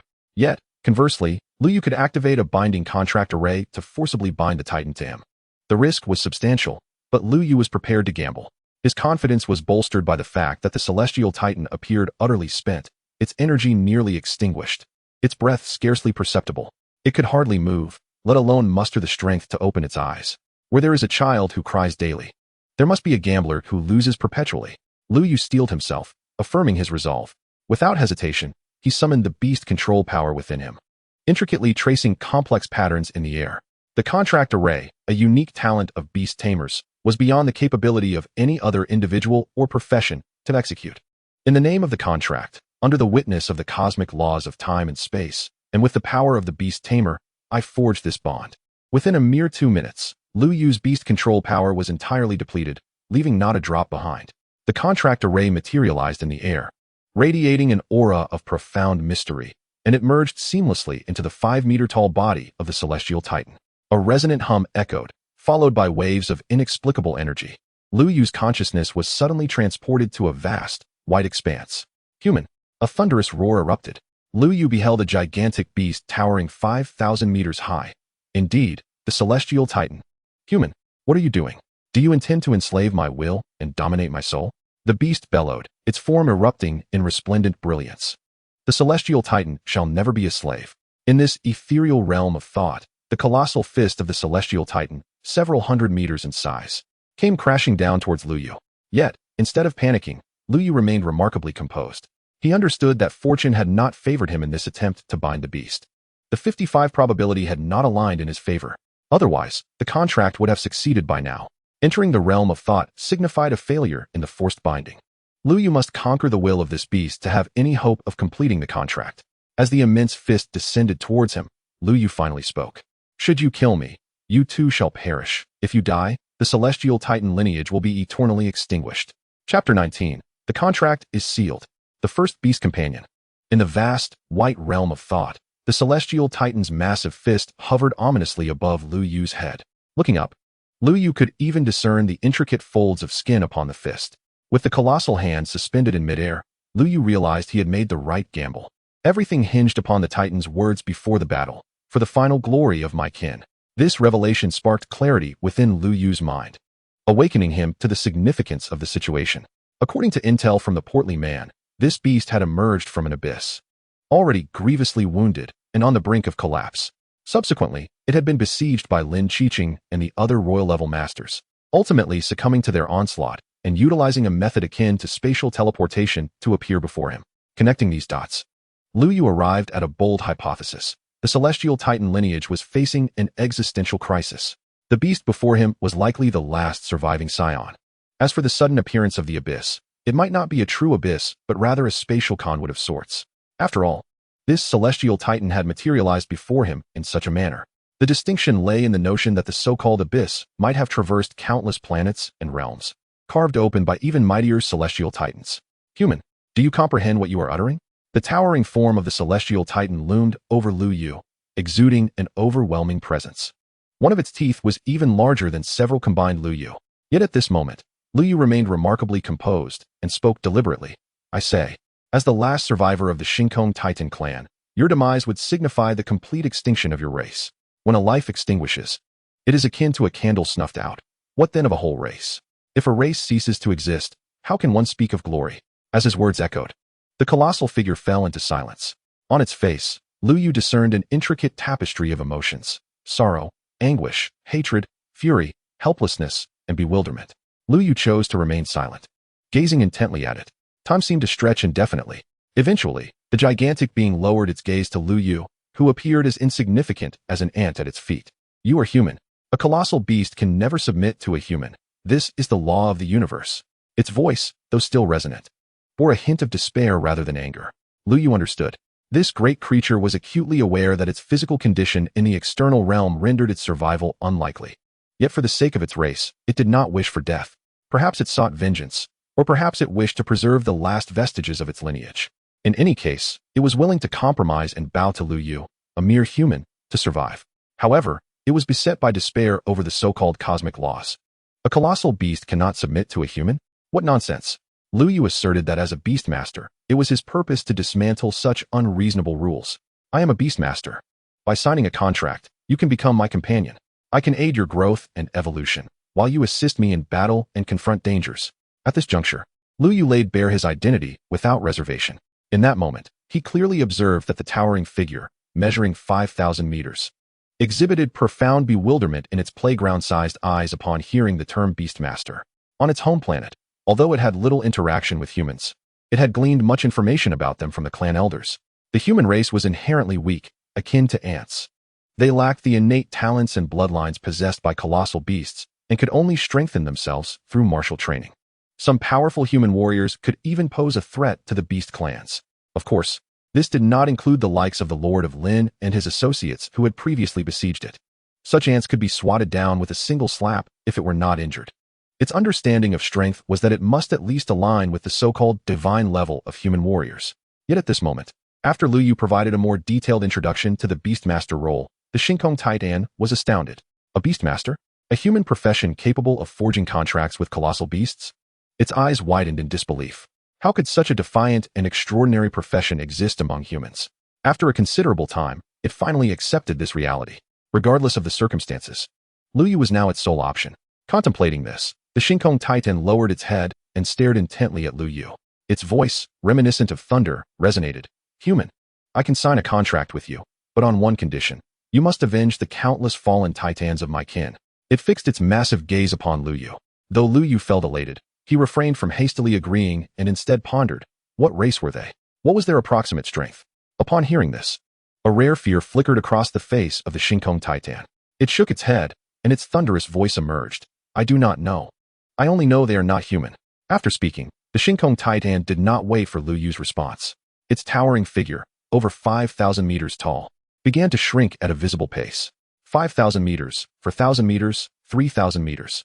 Eventually, it stabilized at around 5 meters. Seeing this, Lu Yu acted without hesitation, summoning a mysterious contract array that exuded an enigmatic aura from his body. The array soared forth and, in an instant, merged into the body of the Shinkong Titan. This time, the contract array encountered no obstacles. In a matter of mere moments, Lu Yu felt an unshakable bond forming between himself and the Shinkong Titan. At this moment, he could even determine the life and death of this colossal beast with a mere thought. The contract array of a Beastmaster was exceedingly powerful, granting unilateral control over the companion's every aspect: life, bloodline, soul, and will. This was the very reason Lu Yu dared to contract a colossal beast as his companion. Once the contract was completed, the companion could never betray. Boom. At that instant, the white, misty realm of thought shattered like delicate snowflakes. In reality, Lu Yu finally opened his tightly shut eyes. With a mere wave of his hand, the Shinkong Titan lying on the ground was drawn into the Beastmaster's space. His first colossal beast companion was secured. In this moment, even Lu Yu could not suppress a radiant smile. Subsequently, he eagerly began to examine the information regarding his new companion. Chapter 20. The Powerful Shinkong Titan. New Talent Transformation. Name, Caesar. Race, Shinkong Titan. Rank, King Level Stage 1. Bloodline, possesses pure and rich royal bloodline of the Shinkong Titan, with potential for ancestral return through continuous evolution. Talents, Amplification Void. Amplification, a unique talent skill of the Shinkong Titan clan that allows for size alteration. Enlarging grants a comprehensive attribute boost and geometric increase in combat power. Shrinking significantly enhances recovery abilities and growth speed. Current amplification limits, enlarging by 10 times. Shrinking by 100 times. Increases with rank advancement. Void. The Shinkong Titan clan originates from the depths of the cosmos and possesses unparalleled affinity for space. This talent grows and evolves with rank advancement. Skills: Void Concealment, Void Traversal. Evaluation: this is a king-level colossal beast with a powerful bloodline. Invincible among its peers. Status: Contracted beast, severely injured and near death. At this moment, gazing at the information panel before him, Lu Yu still felt a sense of unreality. Who could have anticipated that having awakened a second-tier talent in the morning, he would successfully acquire a king-level colossal beast as a pet by the afternoon? Moreover, it was an invincible king-level beast among its peers. The royal bloodline of the Shinkong Titan, the talents of Amplification and Void. These two talents are undoubtedly extraordinarily powerful even among countless beast races. In the realm of colossal beasts, size is paramount. Lu Yu now understood that Caesar's true form only stood 500 meters tall, which was unremarkable among king-level beasts. Yet, once the amplification talent activated, it could grow to 5,000 meters. How would one contend with that? Furthermore, this 5,000-meter colossal beast possessed the ability to traverse through space. Not only could it face off against king-level opponents, but it could also pose a challenge to even those at the lord level. Most importantly, Lu Yu could share in Caesar's strengths. Benefiting from the unlocking of the third-tier Beastmaster talent, Lu Yu could now share the attributes, rank, talents, and skills of up to 30 companions. What power would 30 king-level beasts represent? He would likely find no rivals below the king level, even against king-level martial artists. With the activation of Amplification and Void talents, Lu Yu would possess the strength to contend. In rounding up, Lu Yu now had the capability to rival king-level experts. Contemplating this, Lu Yu felt an overwhelming sense of disbelief. He is merely a fledgling Tier 3 Beastmaster at this moment. With a long sigh, Lu Yu endeavored to compose himself. He reminded himself that he must not let success go to his head just yet. Beyond the king level, there exists the respect level, the saint level, the demigod level, and even the god level. It is only when he has acquired a few god-tier behemoths as companions that he can claim true invincibility. If not for Caesar's current grievous injuries, he would certainly wish to share his strength and gauge the sensation. Contemplating this, Lu Yu could not help but let out a sigh. The good news: he has acquired a colossal beast as a pet. The bad news: the giant beast is gravely wounded and on the brink of death, with barely a breath left. The sharing of talents is contingent upon the actual condition of the beast. For instance, in the present moment, with Caesar critically injured and his power diminished to a fraction, even if Lu Yu were to activate the sharing ability, he might not experience any significant enhancement in strength. Conversely, skills and talents are not constrained by the state of the beast. The paramount issue remains aiding Caesar in his recovery. Although king-tier beasts possess formidable strength, the resources required for healing are likely to be immense. Caesar's condition is dire, sustained by nothing but a flicker of life. If Lu Yu cannot expedite his recovery, this king-tier beast companion may not survive for long. Should misfortune strike, Lu Yu might find himself in a state of tragic joy. With this thought, a profound sense of urgency surged within him. As far as he knows, the power of Beastmastery can not only facilitate the evolution and growth of pets, but can also aid in their healing. Lu Yu still possesses thousands of beast cores from the previous attack of the golden eating mice. If he were to absorb them all and convert them into beast mastery power, he might temporarily sustain Caesar's vitality. Simultaneously, Lu Yu gazed at his personal panel. In the talents section, there lay a gray, yet-to-be-unlocked talent. This was a talent he could only see after advancing to Tier 3 Beastmaster. Tier 4 talent. You may equivalently convert any energy resource into beast mastery power within the Beastmaster space. This conversion occurs instantaneously, without cooldown. 10 units of converted beast mastery power count as a charge and can be used for Beastmaster advancement. This ratio increases with the elevation of the Beastmaster S tier, ultimately reaching a maximum of 100. This talent can be unlocked upon advancing to Tier 4. Initially, upon witnessing this talent, Lu Yu felt somewhat disheartened. After all, it appeared rather lackluster. Although it allows for instantaneous conversion of beast mastery power, only 10 units could be utilized for advancement. This even left Lu Yu with a sense of loss. However, after contracting with the Starry Titan, Lu Yu realized he had misjudged. Is the tier of a Beastmaster significant? Indeed, but not overwhelmingly so. It is significant because the tier of the Beastmaster can unlock talents and new contract slots for beasts, enabling Lu Yu to contract new colossal pets. Yet, it is not crucial because the combat prowess of the Beastmaster is fundamentally dictated by the pets themselves. The growth and evolution of the pets necessitate substantial beast mastery power. Especially after contracting with the Starry Titan, Lu Yu found this issue particularly pronounced. As a mere Tier 3 Beastmaster, even if he were to toil day and night in the cultivation of beast mastery power, The meager amount he could accumulate would scarcely suffice for a king-tier beast, not to mention that he aspires to contract respect-tier and saint-tier behemoths in the future. The realm of these giants must undoubtedly surpass Lu Yu's own. Otherwise, there would be little significance in contracting them. What he seeks is a crushing superiority in tier. A dimensional strike.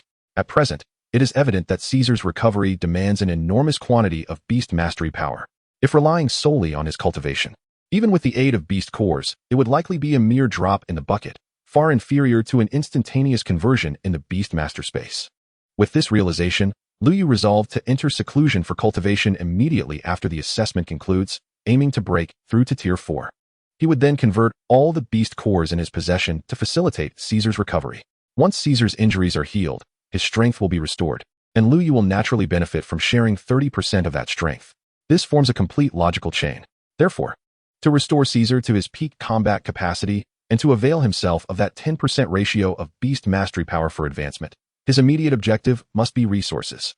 Beast cores, source crystals. The more resources he possesses, the faster the recovery, the stronger his own power will become, and the quicker his advancement will be. Speaking of which, it seems that the top 5 in this assessment will receive source crystals as a reward. A spark of inspiration ignited in Lu Yu's mind.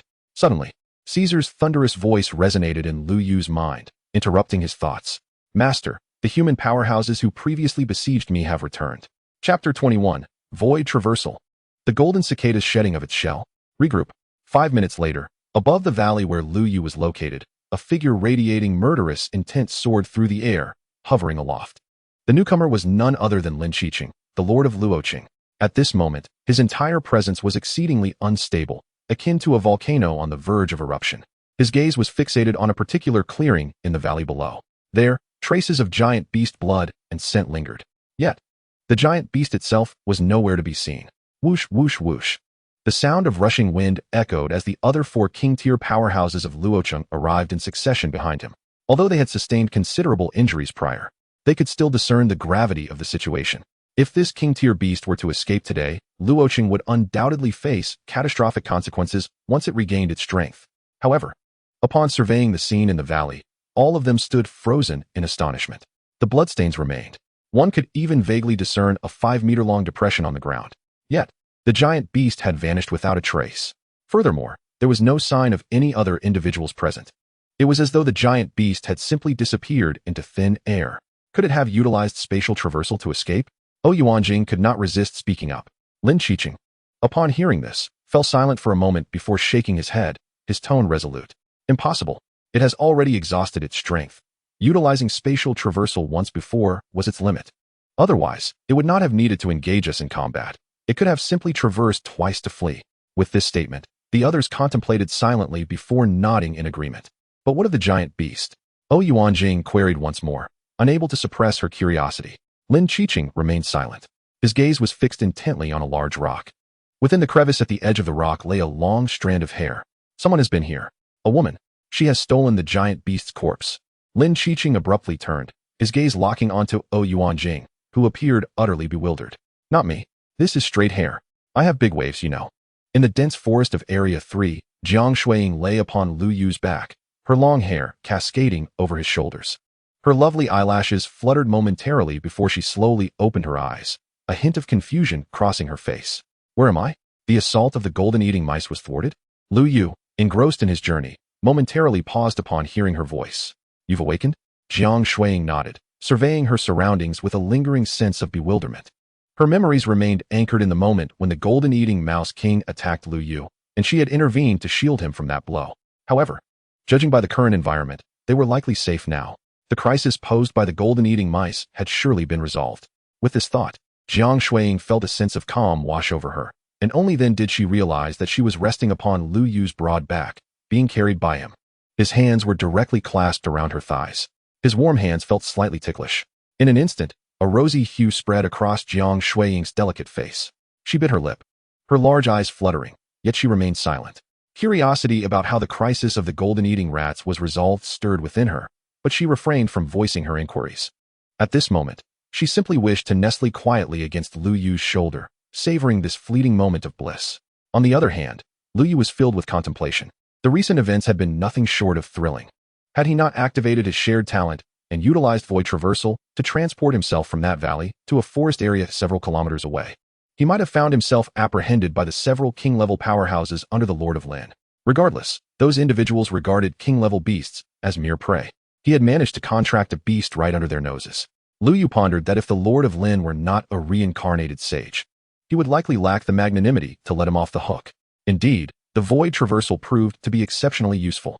With his current strength, he could traverse 1 to 2 kilometers in a single leap, capable of performing up to 10 such jumps in succession. Reflecting on the experience, he felt a sense of satisfaction. Covering 20 kilometers would take even high-level martial artists several minutes, yet he accomplished it in an instant. As Lu Yu reminisced about his previous experience, he continued walking forward. Before long, the two arrived at the edge of the forest. Exiting the woods, they found themselves in an open area. At this moment, he could faintly hear the raucous noises emanating from the vicinity. A multitude of students from Luocheng Yizhong had gathered here. From a distance, he could hear a supervising teacher shouting, 1 Yuquan, 5 second-tier beast cores, passing grade. Zhang Mingji, for second-tier beast cores, failing grade. Ji Buchang. Clearly, Lu Yu and Jiang Shuiying had arrived significantly late, as they were already in the process of grading the performance. Fortunately, nearly all the students' attention was drawn elsewhere, and for a moment, few noticed the tardy arrival of Lu Yu and Jiang Shuiying. Jiang Shuiying blushed as she dismounted from Lu Yu's back. The two made their way to the designated area for Class 9 of the 3rd year. Seeing them, Old Wang finally breathed a sigh of relief. He had been unable to contact Lu Yu and Jiang Shuiying through their combat wristbands, and had worried they might have encountered some danger. Although they were late, it was not a significant issue. He could turn a blind eye. Lin Chuanyuan, 10 second-tier beast cores, 2 third-tier beast cores, passing grade. Old Wang announced as he looked at Lin Chuanyuan. Upon hearing this, the students erupted in a commotion. What? 12 beast cores? Is Lin Chuanyuan from Class 9 that formidable? Huh, you think so? He was initially a 6-star martial talent, and now he's a peak 3rd-tier martial artist. My goodness, Class 9 has so many strong contenders. I wonder how the school beauty Jiang Shuiying fared. And what about Lu Yu? I just want to know how many beast cores he has. Lu Yu? I heard he's still a 1st tier. A worthless Beastmaster, let alone beast cores. He's lucky if he isn't being chased by the golden-eating rats. Who just spoke ill of my brother Yu? Dare to say it again? It must be said, the name Lu Yu seemed to possess an enchanting power. Whenever it was mentioned, it invariably sparked a flurry of discussions. In that moment, students from other classes turned their curious gazes toward Lu Yu standing at the back of the line. The majority of those looks were filled with scorn and derision, as they prepared to relish the spectacle of this so-called worthless Beastmaster. However, a scant few, perhaps 20, regarded Lu Yu with gratitude. They were the ones fervently defending him against the mockery of other students, their voices rising in unison to the point of nearly coming to blows. As time ticked by, it was finally Lu Yu's turn to present his beast cores. At that moment, numerous students fixed their eyes upon him, their expressions betraying a sense of anticipation for amusement. Suddenly, with a flourish, Lu Yu opened his backpack, and a deluge of over 1,000 beast cores cascaded out like a torrent. Chapter 22. Did Lu Yu cheat? Live replay. With a resounding clatter, more than 1,000 beast cores spilled from Lu Yu's backpack. Moments later, the table before Old Wang was piled high with cores. Previously, when Lu Yu had broken through to the 3rd tier, he had only used a little over 20 cores. After accounting for those and the dozens he had given to Jiang Shuiying, he still possessed more than 1,000 cores. To be precise, he had 1,089 second-tier beast cores, 26 third-tier beast cores, and 1 peak 4th-tier beast core. Old Wang's expression remained unchanged as he announced Lu Yu's results. As his words echoed, the previously silent crowd of students erupted into chaos. What the heck? Over 1,000 beast cores. Are you kidding me? Cheating. Lu Yu must have cheated. This is hilarious. How brainless can he be to attempt to cheat with over 1,000 beast cores? Did you hear? There's even a peak 4th-tier beast core. Haha. The strongest beauty of Luocheng Yizhong, Jiang Shuiying, doesn't even have a 4th tier, does she? Lu Yu is something else. The surrounding students, now having regained their composure from the initial shock, wore expressions not of awe but of derision. Their gazes toward Lu Yu were akin to that of a fool. This guy, even if he cheated, was utterly brainless. Over 1,000 beast cores? What a farce.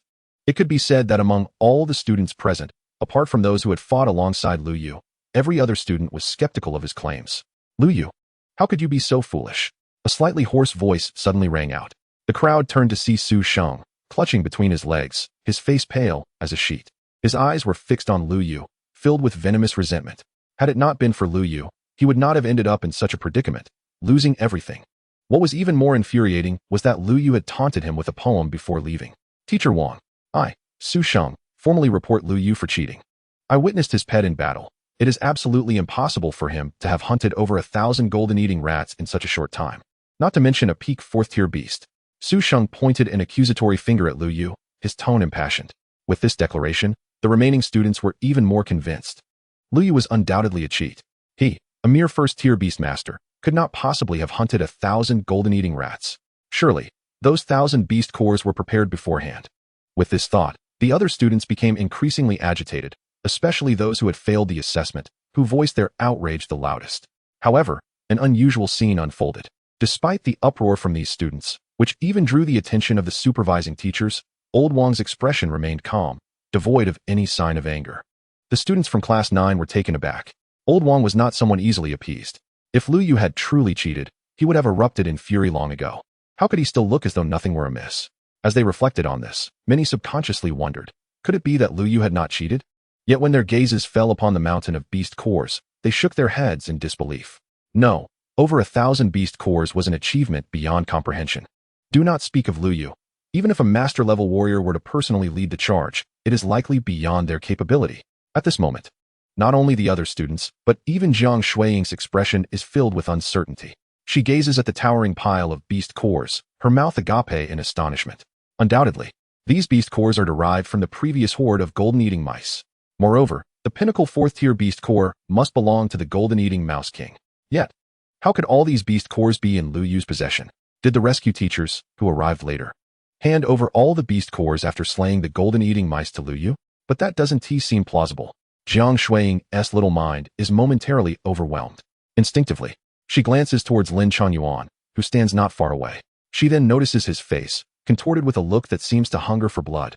His complexion has turned a deep shade of purple. Jiang Shuiying is utterly baffled.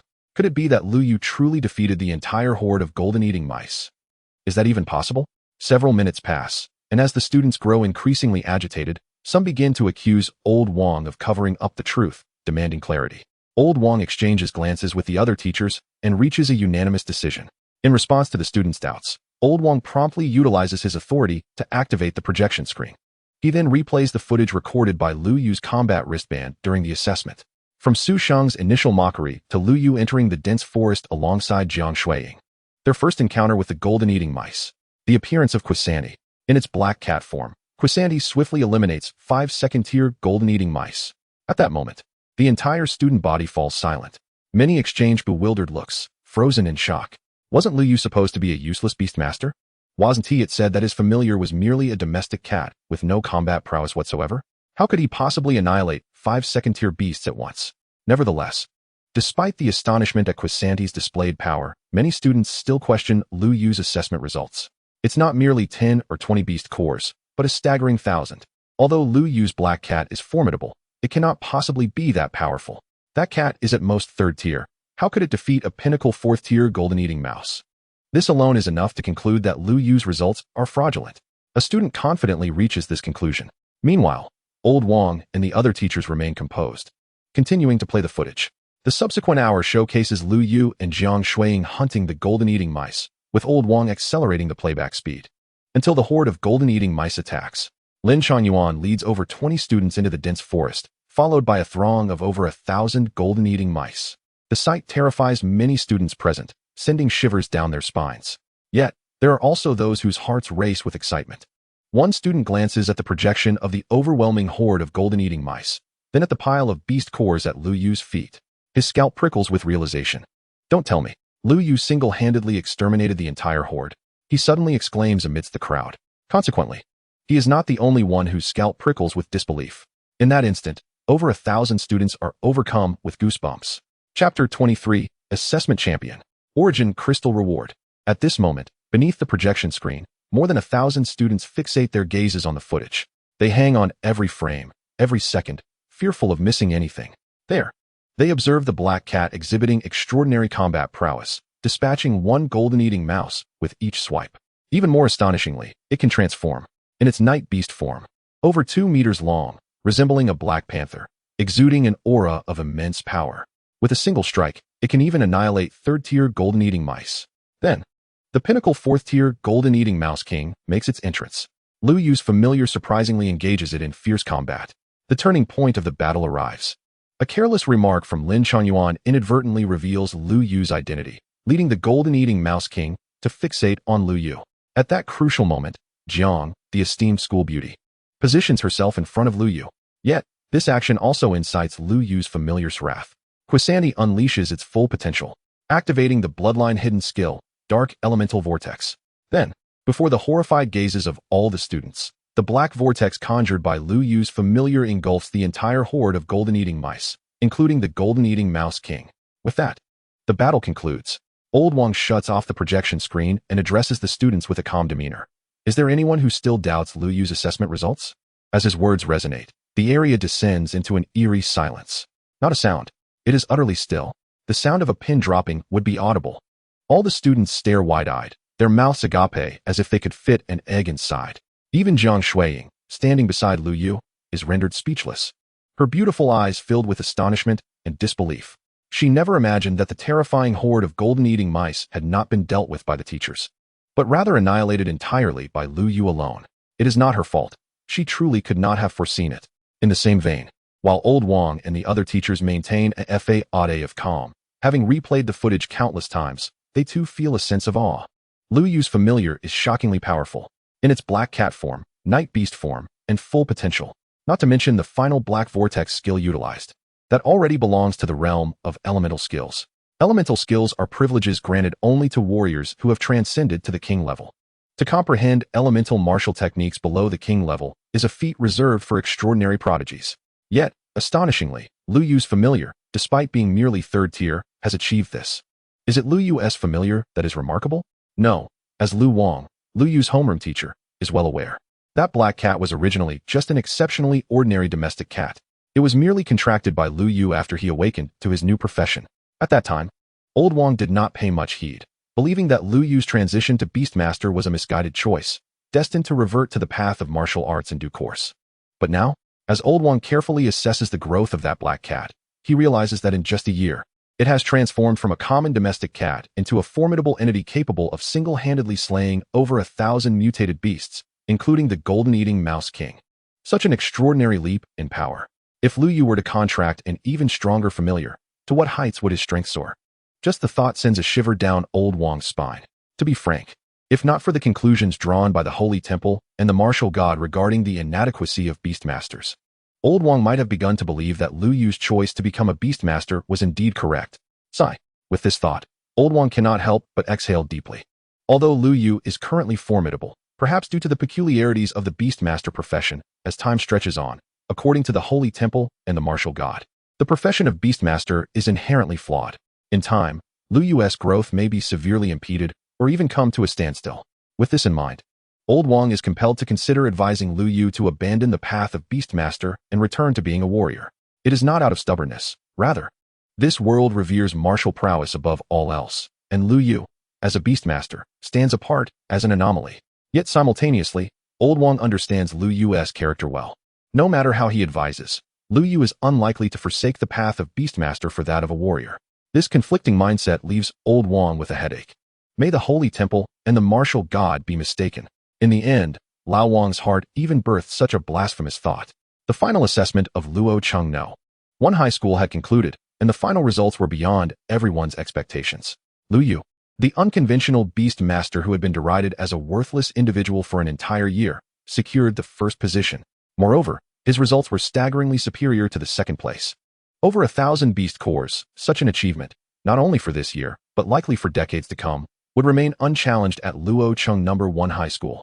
Correspondingly, Lu Yu also received the reward befitting the first rank, 5 low-grade source crystals. Source crystals, the most precious cultivation resource since the era of beasts, are unrivaled. Each source crystal contains an extremely pure energy. Any martial artist who cultivates with source crystals experiences results that are exponentially more effective. Source crystals are classified into low-grade, mid-grade, high-grade, and the legendary supreme grade. The fundamental reason for the rarity of source crystals is that there are none on Blue Star. It seems that all source crystals possessed by humanity were exchanged from the Holy Temple. Of course, legends speak of source crystal mines in the abyss. But such places are generally occupied by exceedingly powerful beasts, making them unattainable for humanity. As for the Holy Temple, its origins remain a mystery. 50 years ago, countless abysses appeared on Blue Star, bringing about the calamity of giant beasts. Yet, simultaneously, numerous holy temples descended from the heavens, offering humanity a glimmer of hope for survival. The martial path, awakening, job transition, martial techniques, all that humanity currently possesses can be attributed to the Holy Temple. In the heart of Luocheng, there exists a branch of the Holy Temple. However, Luoyu cannot yet enter, as one must be at least a high-tier martial artist, specifically at the 7th tier or above, to qualify for entry. As for Beastmasters, their tier restrictions are unknown, but half a year ago, Luoyu, who was at the 1st tier, attempted to enter and was turned away. Luoyu, a clear and enchanting voice, pulled Luoyu from his reverie. He tucked the source crystals into his pocket and turned to look. Jiang Shuiying stood before him, hands behind her back, looking charmingly vibrant. Thank you for the beast cores. I'll return them to you. To be fair, Luoyu had indeed cheated. He had given Jiang Shuiying over 20 source crystals earlier to help her achieve better assessment results. Consequently, she secured the 2nd position and received 3 source crystals as a reward. When Lao Wang assessed Jiang Shuiying's results, he deliberately glanced at Luoyu, clearly aware but tactfully silent. The so-called rules are often not as immutable as they seem. How come there are more source crystals? Luoyu stared in astonishment at the 3 source crystals that were thrust into his hand along with the beast cores. However, Jiang Shuiying turned on her heels and dashed away, leaving no chance for Luoyu to change his mind. Don't worry, my dad has plenty of source crystals. I'll just ask him for some. She called back. You're so strong now. I need to hurry back to seclude myself for cultivation, or else I'll be left far behind. As Luoyu gazed at the source crystals in his hand and the receding silhouette of the girl, his resolve solidified further. In the future, he must repay this girl's kindness. Luoyu, come here. I need to discuss the provincial exam slots with you. Just as Luoyu finished packing his belongings and was about to leave for home, Lao Wang suddenly appeared and called him over. Chapter 24, Provincial Exam. Secret Realm. Giant Beast Rewards. Provincial Exam? In the outer area of the trial zone, the other students had essentially dispersed, returning to their homes. Luoyu, however, was called to stay by Lao Wang. Yes, the provincial exam. I know you haven't heard of it before because it differs from the National College Entrance Examination. Lao Wang paused, seemingly choosing his words carefully, then continued. Initially, you actually had no right to know or participate. The so-called provincial exam is an assessment organized internally within Jiang Province, open only to the top students from various cities within the province. In Luocheng, there are only 5 slots for candidates. Upon hearing this, Luoyu raised his eyebrows. Goodness, it seems I owe my decent performance in the final assessment today. Otherwise, I would be like the other students, not even qualified to know about this matter. Lao Wang observed Luoyu's expression and continued, though it's termed a provincial exam, it can also be understood as a form of selection. You know that there are only a few top martial academies in Huaxia, and they have limited enrollment slots during the National College Entrance Examination. To enter a top martial academy, a candidate must achieve excellent results. Otherwise, unless your performance during the college entrance examination is extraordinarily impressive, getting accepted into a top martial academy is exceedingly difficult. Luoyu's face displayed a hint of curiosity. This model is quite similar to the situations on Earth in my past life concerning guaranteed admissions to universities. However, this thought was fleeting. Luoyu was more concerned about another issue. As a Beastmaster, can I apply to those top martial academies? What benefits will I gain from entering a top martial academy? Lao Wang, unfazed, explained, I knew you would ask that. It is true that you are a Beastmaster. But let me ask you, do you need cultivation resources? Without hesitation, Luoyu nodded, absolutely. Not only that, but he has a king-level giant beast pet in his beast space, and that creature is a voracious consumer of resources. The resources Luoyu requires far exceed those of any other martial artist. That's right. By entering a martial academy, you will gain access to an abundance of cultivation resources. Moreover, beyond resources, entering a martial academy allows you to connect with more networks and powers, acquiring a more formidable background. As he spoke, Lao Wang's expression turned solemn, and his tone became serious. Luoyu, remember this. Even in the era of giant beast calamity, wherever there exists a human society, there are undercurrents and power dynamics. If you wish to grow, you cannot avoid these. Luoyu nodded in agreement, and Lao Wang finally returned to the main topic. The provincial exam for top students occurs once a year, right before the college entrance examination. The Jiang Province provincial exam is in 7 days. According to the information from our principal, this year's provincial exam will take place in a secret realm. Upon hearing this, Luoyu's eyes lit up with anticipation for the first time. A secret realm? A place said to be filled with countless precious resources and opportunities? The secret realm. Lao Wang continued. It emerged alongside the arrival of the abysses. Unlike the abysses, which are fraught with danger and dominated by giant beasts, leaving humanity in a constant state of vigilance against potential threats. The secret realms are different. They are said to be fragments of a shattered small world, rich with resources. Source crystals, equipment, martial techniques, and methods. Each secret realm can be considered a treasure trove for humanity. Of course, secret realms also harbor dangers, typically occupied by many mutated beasts. But ultimately, mutated beasts are not as formidable as giant beasts, and humanity's strength is still capable of dealing with them. Therefore, you understand why only top students can participate in this provincial exam, right? Lao Wang said mysteriously. Lu Yu nodded in agreement. In addition to the resources within the secret realm itself, the provincial exam will also set rewards based on rankings. The reward for this year's first place has already been announced by Jean Ling, and I believe you will be quite interested. Lao Wang glanced at Lu Yu, unusually teasing. Lu Yu boldly inquired, "What is it?" Lao Wang smiled mysteriously and slowly uttered 2 words, "Giant beast." "What?" Lu Yu was astounded. He was genuinely taken aback. The reward for the provincial exam's first place is a giant beast? What on earth? Is it possible that apart from himself, someone else could also contract a giant beast for their own use? But soon, Lu Yu realized he was overthinking it. Lao Wang observed Lu Yu's reaction and nodded with satisfaction, elaborating, "It is indeed a colossal beast. Surprising, isn't it? To be honest, I was equally astonished when I heard the principal mention it. In truth, the reward is a genuine giant beast, but the circumstances are somewhat peculiar. I am not entirely sure of the specifics. However, I suspect it is a giant beast that has been subdued by humans, but not yet slain. Hence it remains as a reward. After all, it is a giant beast, replete with treasures. The core of a giant beast, its flesh and blood. Its hide, each holds immense value. For any martial artist, these are undoubtedly supreme treasures for cultivation. If I could possess a core from a giant beast, I would have long since transcended to the king level." At this moment, Lu Yu had lost interest in Lao Wang's incessant chatter. His mind was consumed by a singular thought, a giant beast, a living giant beast. Was this not a new pet delivered to his doorstep? In that instant, Lu Yu felt a genuine interest in the upcoming provincial examination for the first time, not merely for the resources, but for a new giant beast companion. The provincial examination will take place 7 days hence, and I shall notify you in advance. During these 7 days, dedicate yourself to training and enhancing your abilities.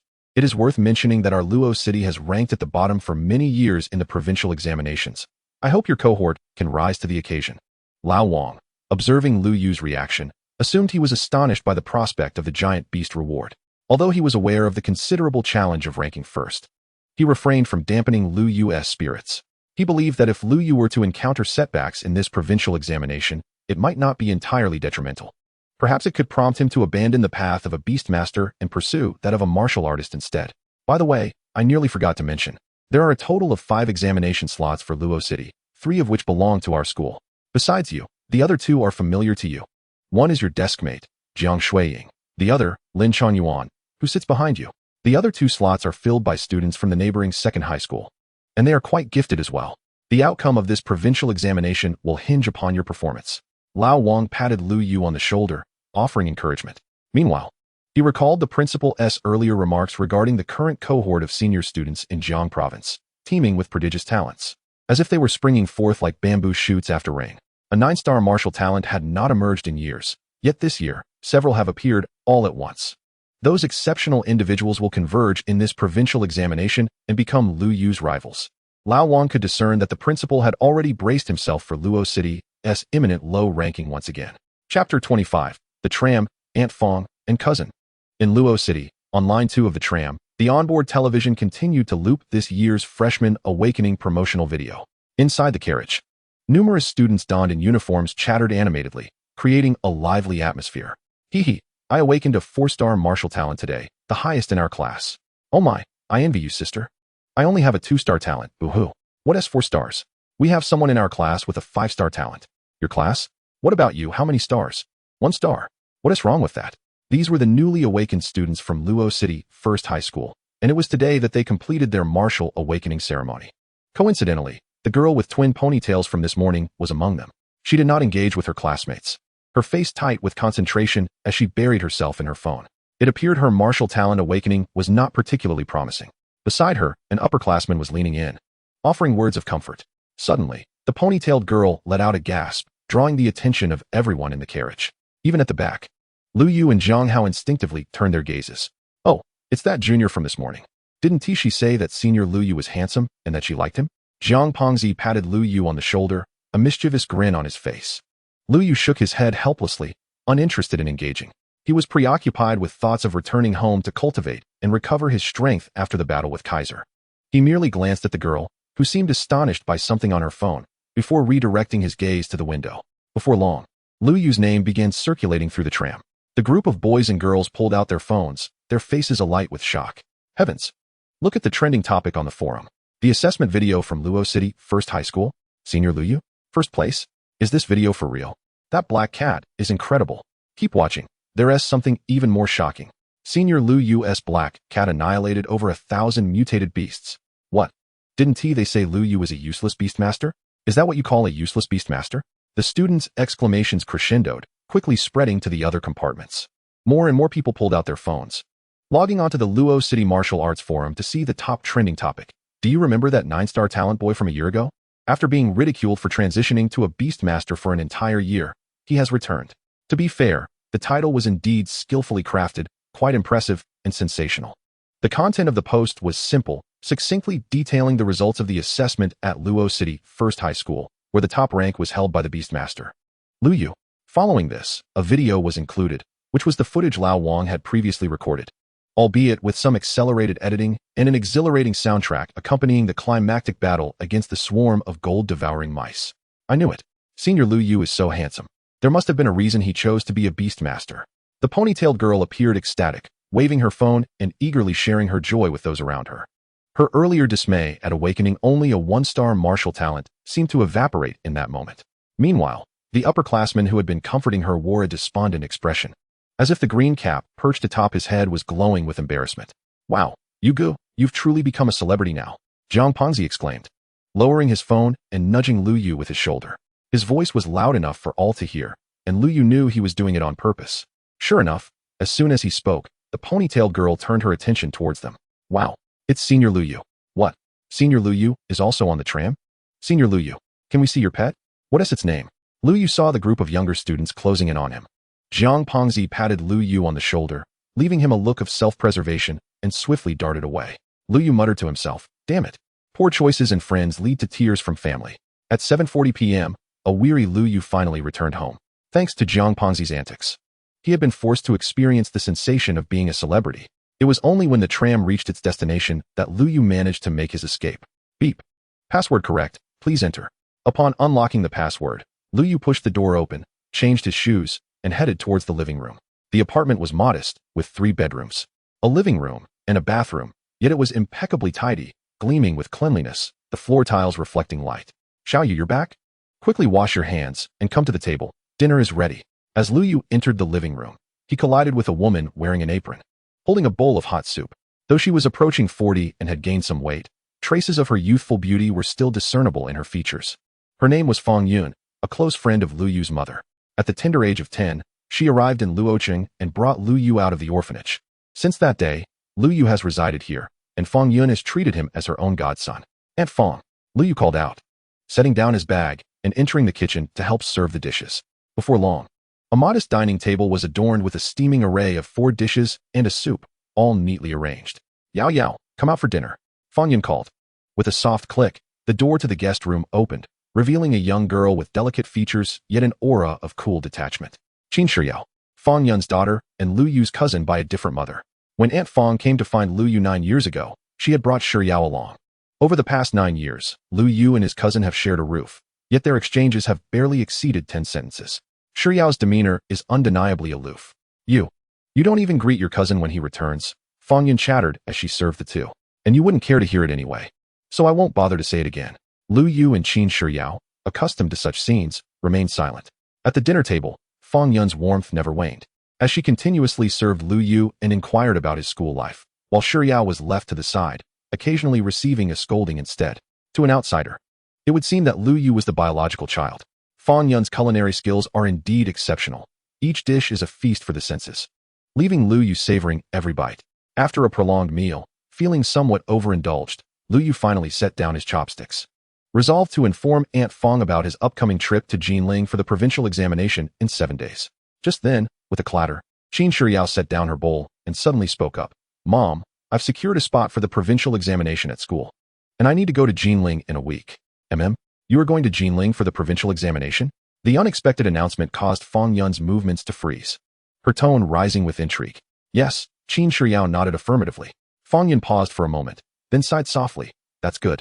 The provincial exam will allow you to encounter the prodigies from prominent families, which will broaden your horizons. Fang Yun seemed quite knowledgeable about this relatively obscure provincial examination. Qin Shiyao had intended to elaborate on the details of the exam, but the words caught in her throat and remained unspoken. Both Lu Yu and Qin Shiyao were aware that Fang Yun was a martial arts expert, though they could not ascertain her precise level. In Shiyao's recollection, when her mother brought her from the imperial capital to Luoqing 9 years ago, even the Wang-level Lord of Lin treated them with utmost courtesy. Given this, it seemed plausible that her mother was aware of the provincial examination. Aunt Fang, coincidentally, I also wanted to discuss this matter. In 7 days, I will be going to Jinling for the provincial examination, Lu Yu stated decisively. The living room fell silent at his words. Fang Yun's eyes widened slightly as she turned to look at Lu Yu, while a hint of surprise crossed Qin Shiyao's typically indifferent face. You secured a spot for the provincial examination at Luoqing No. 1 High School? How did you manage that? Unlike her earlier reaction to Qin Shiyao, Fang Yun appeared genuinely excited, her gaze fixed intently on Lu Yu, awaiting his answer. I placed first in today's final assessment. That should be the reason. Lu Yu replied earnestly. Before he could provide further explanation, Fang Yun hastily wiped her hands, pulled out her phone from her apron pocket, entered her account password, and logged into the Luoqing Martial Arts Forum. The top trending topic boldly featured Lu Yu's name. In that moment, Fang Yun's expression shifted to one of astonishment and joy. She eagerly opened the post, reading each word meticulously, and then hastily clicked on the video. 5 minutes later, Fang Yun set down her phone, and for reasons unknown, her eyes glistened with unshed tears, as if on the verge of overflowing. Mom, Qin Shiyao softly called, approaching her mother and wrapping her arms around her. Fang Yun wiped her eyes and gently patted Shiyao's hand, then turned to Lu Yu, speaking softly. You've seen Aunt Fang in quite the predicament. Lu Yu quickly shook his head. No, Aunt Fang is surely just overjoyed about my results. Fang Yun nodded silently. For a moment, an odd silence enveloped the dining table. Ultimately, it was Qin Shiyao who, seeing her mother's emotions stabilize, rose from her seat. Mom, I will return to my room to continue my training. With that, she turned and left, not casting another glance at Lu Yu. It seemed that neither the top score nor the video showcasing the battle against the gold-eating rodent had particularly impressed her. Xiaoyu, you should also return to your room to train. Aunt Fang will take care of the dishes. Fang Yun encouraged Lu Yu. Understood, he replied, not wishing to be coy, and made his way back to his room, eager to restore Kaiser's strength and abilities. In the living room, at the dining table, both Lu Yu and Qin Shiyao retreated to their respective rooms, leaving Fang Yun alone. She did not immediately clear the table, but instead sat quietly, gazing thoughtfully in the direction of Lu Yu's room. Time passed, and she murmured softly, Sister Wanner. Although Lu Degood does not know why Xiaoyu chose to abandon martial arts for beast taming a year ago, it appears he has not brought shame upon you. Lu Yu's room was modest, furnished simply, with the only notable item being a picture frame on the table. Inside the frame were a man and a woman, cradling a child in their arms, their gazes directed not at the camera, but lovingly towards the child, exuding warmth and affection. According to Aunt Fang, these were Lu Yu's parents. Their whereabouts remain a mystery to him. He had indeed traversed this world for 18 years. Yet he only awakened memories of his past life a year ago during his transition to beast tamer. Consequently, Lu Yu harbored little recollection of his parents, and Aunt Fang had never divulged any information. Shaking his head to dispel the tangled thoughts in his mind, Lu Yu resolved to focus on his training. First, he would cultivate his skills.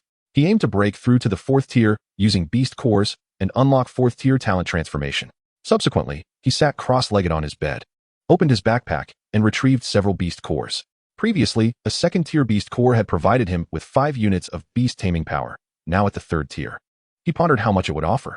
Lu Yu sensed that the requirements for beast tamers to advance increased exponentially with each tier, but the specifics remained to be tested. 10 minutes later, with a crack, the 2nd tier beast core in Lu Yu's hand shattered into powder.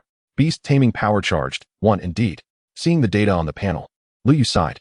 He had sensed this during his previous advancement, and now it was confirmed. A 2nd tier beast core could only provide a charge of 1 to advance. He would need to expend 100 cores, which felt rather wasteful. Perhaps he should try using source crystals for training? With this thought, Lu Yu reached into the compartment of his backpack and pulled out a total of 8 source crystals. The 5 units serve as a reward for achieving the top rank in the assessment, while 3 units were gifted to him by Jiang Shuiying. Having yet to cultivate with the source crystal, Lu Yu was uncertain about its effectiveness. As he muttered to himself, he picked up one crystal, cradling it in his palm. Closing his eyes, he calmed his mind. Following the textbook's instructions, Lu Yu began to absorb the energy contained within the crystal. This time, over an hour passed before he finally opened his eyes. With a crack, the source crystal shattered into powder once its energy was depleted, and Lu Yu's face was alight with astonishment and delight. The results of the source crystal had exceeded his expectations. The energy absorbed was a remarkable 21 units. Just one low-grade source crystal had provided the equivalent of 22nd-tier beast cores. Most importantly, Lu Yu sensed that the source energy was instantly transformed into Beastmastery power by the Beastmastery space. Yet a small portion of the source energy continued to dissipate, gradually enhancing his physical attributes. This was an effect absent in the absorption of beast cores. Clenching his fist, Lu Yu felt an increase in strength, now double what it had been before, excluding the shared power of his beasts. Energized, he picked up another source crystal, entering a state of cultivation once more. His goal for the night: to fully charge his beast mastery power and advance to the 4th tier. In another room, not far away, Qin Shiyao was also seated with her eyes closed on her bed. However, she was not cultivating. Instead, she was conversing with a voice in her mind. I never expected Lu Yu to secure a spot in the provincial examination. I thought he would struggle to pass the final assessment, she remarked with surprise.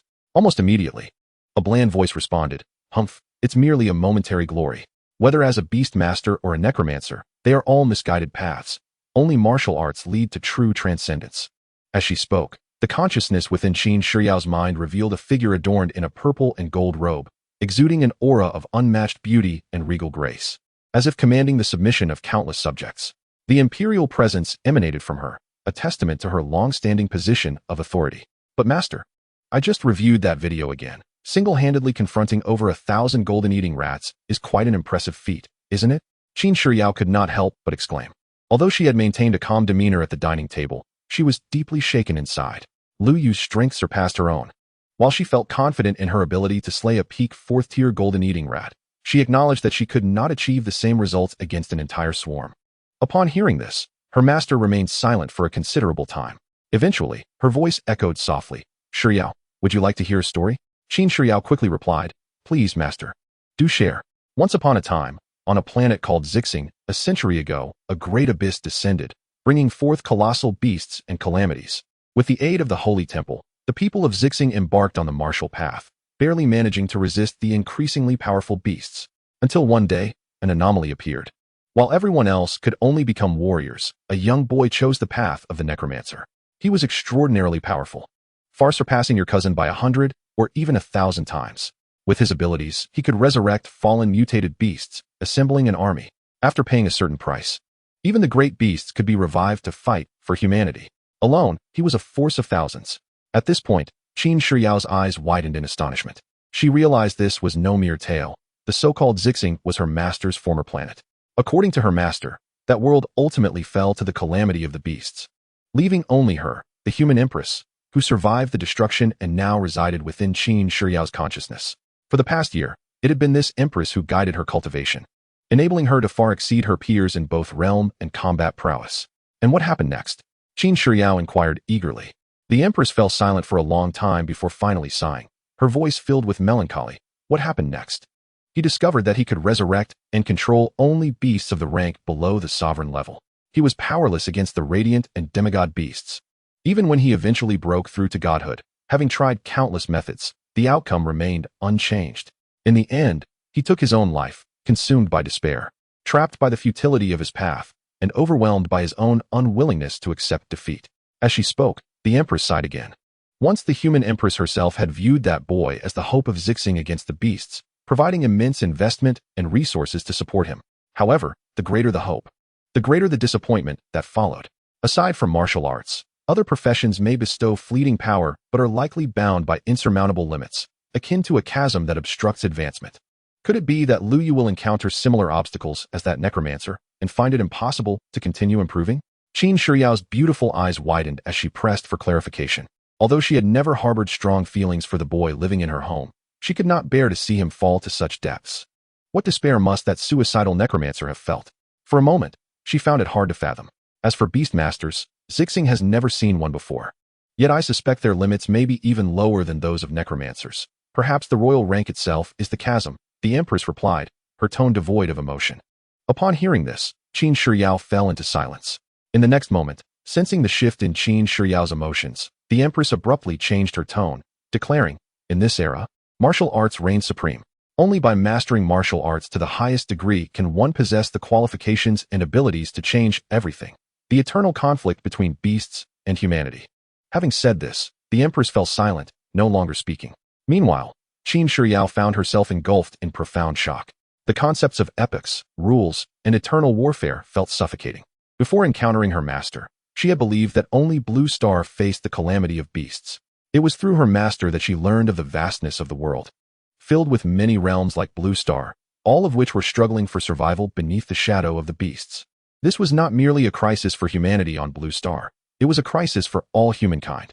As Qin Shiyao pondered these thoughts, the weight on her heart grew heavier, until finally, the Empress's voice reverberated once more. "Now, what you must do is cultivate diligently, constantly growing stronger. Although your martial talent is only 6 stars, with my guidance, surpassing that so-called Huaxiao martial god will merely be a matter of time. I shall now impart a new cultivation technique that will enhance your ability to absorb and refine source energy. Strive to break through to the 5th tier before the provincial examination." The Empress's tone suddenly shifted, becoming stern and cold. Qin Shiyao felt a tightening in her heart, instinctively replying, "I understand, Master."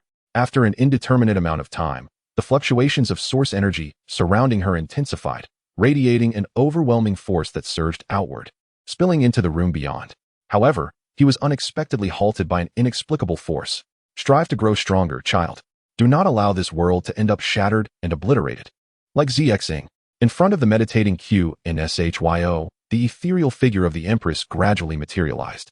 Her willow-shaped dark brows furrowed slightly, and her autumn-like eyes gazed through the window at the myriad lights of the world outside. Once, she was the Empress of the human race, with countless subjects. Yet now, she was but a lingering spirit, stranded in a foreign realm. She had lost everything she once held dear. At this moment, her profound gaze seemed to reminisce, to cherish memories.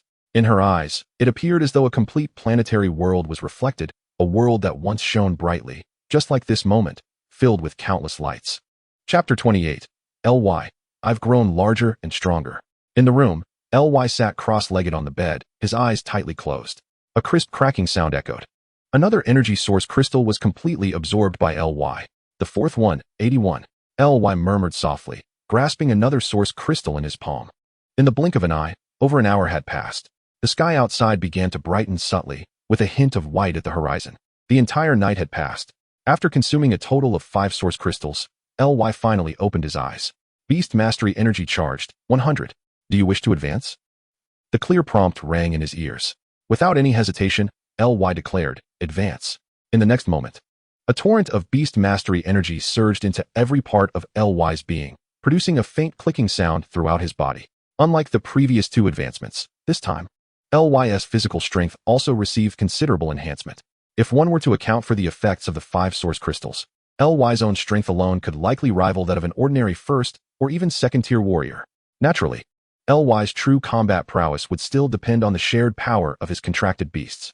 You have advanced to the 4th tier. 4th tier talent has been unlocked. 5th tier talent. You may contract a soul entity as a beast. This talent unlocks at the 5th tier. Detailed information will be available upon unlocking. LY glanced at the newly appeared talent with a hint of disappointment. This talent seemed to hold no practical use whatsoever. This was the era of colossal beasts and disasters, not some mystical world of cultivation. Where would one find a soul entity to contract? LY did not dwell on it, and shifted his focus to the 4th tier talent he had just unlocked. 4th tier talent. You can equivalently convert any energy resource into Beastmastery energy within the Beastmastery space. This conversion is instantaneous and has no cooldown. Converting Beastmastery energy at a ratio of 10 counts as charging, which can be used for the advancement of a Beastmaster. This ratio increases with the tier of the Beastmaster, up to a maximum of 100. Unlocking this talent would allow him to amass a significant amount of Beastmastery energy to heal and restore Caesar's injuries and strength. LY felt a surge of excitement within. He assessed the resources he currently possessed. 2nd-tier beast cores, 1, 0, 89. 3rd-tier beast cores, 26. 4th-tier peak beast core, 1. Low-grade source crystals, 3. With such a wealth of resources at hand, how much could he restore Caesar? LY pondered, although it pained him somewhat. He did not hesitate to activate the conversion talent. In an instant, The beast cores and source crystals that filled the bed vanished without a trace. Meanwhile, within LY's Beastmastery space, an abundance of Beastmastery energy surged forth. In the vast, white expanse of the Beastmastery space, the severely injured starry titan Caesar, barely clinging to life, suddenly opened his eyes. Previously, LY's cultivated Beastmastery energy had been nearly entirely absorbed by him for recovery. However, the quantity had been far too scant, and even now, Caesar appeared to be on the brink of collapse.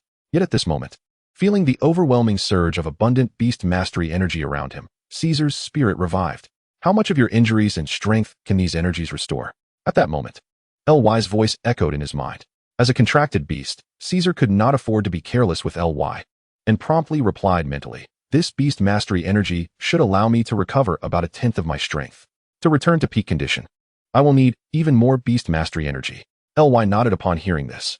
1/10 was quite satisfactory, even exceeding his initial expectations. After all, this was not a mere 1/10 of an ordinary king-level warrior, but rather 1/10 of a king-level colossal beast. Beastmastery energy charged, 78. Simultaneously, the newly advanced LY also benefited from the 10 ratio of charging, bringing him exceedingly close to the 5th tier. Furthermore, after advancing to the 4th tier, the shared talent ratio had also been enhanced. 3rd tier talent, you can share the realm, strength, talent, skills, and bloodline of your contracted beasts. Current ratio 40. This ratio increases with the tier of the Beastmaster. This meant that LY could now share 40 of Caesar's strength, including skills and talents. Everything was also at a 40 ratio. How many tiers of a warrior am I equivalent to now? 7th tier? 8th tier? Or even 9th tier? LY mused aloud. If only there were a way to test it, otherwise, LY had no means to ascertain his current strength. Perhaps he could even contend with a king-level powerhouse? LY could not determine, and he refrained from hastily sharing Caesar's strength. After all, Caesar was still injured, and absorbing Beastmastery energy for recovery would require time. For this upcoming assessment, he needed to gather as many resources as possible. It would be ideal if he could restore Caesar to his complete form. LY thought to himself. At the same time, with both the short-term objectives of advancing and restoring Caesar completed, LY could finally attempt something he had been contemplating since yesterday, that is to grow larger. Caesar's amplification talent could enlarge him 10-fold and reduce him 100-fold. LY's shared talent could amplify him 4-fold and reduce him 40-fold. As for shrinking, LY had no particular desire. However, the prospect of growing larger filled him with immense enthusiasm. After all, what man could resist the allure of increasing in size? With this thought, LY wasted no time and activated his talent for void traversal. In an instant, a wave of spatial disturbance surged forth, and his figure vanished from the room. A kilometer away, in the desolate back mountain of the neighborhood, LY reappeared.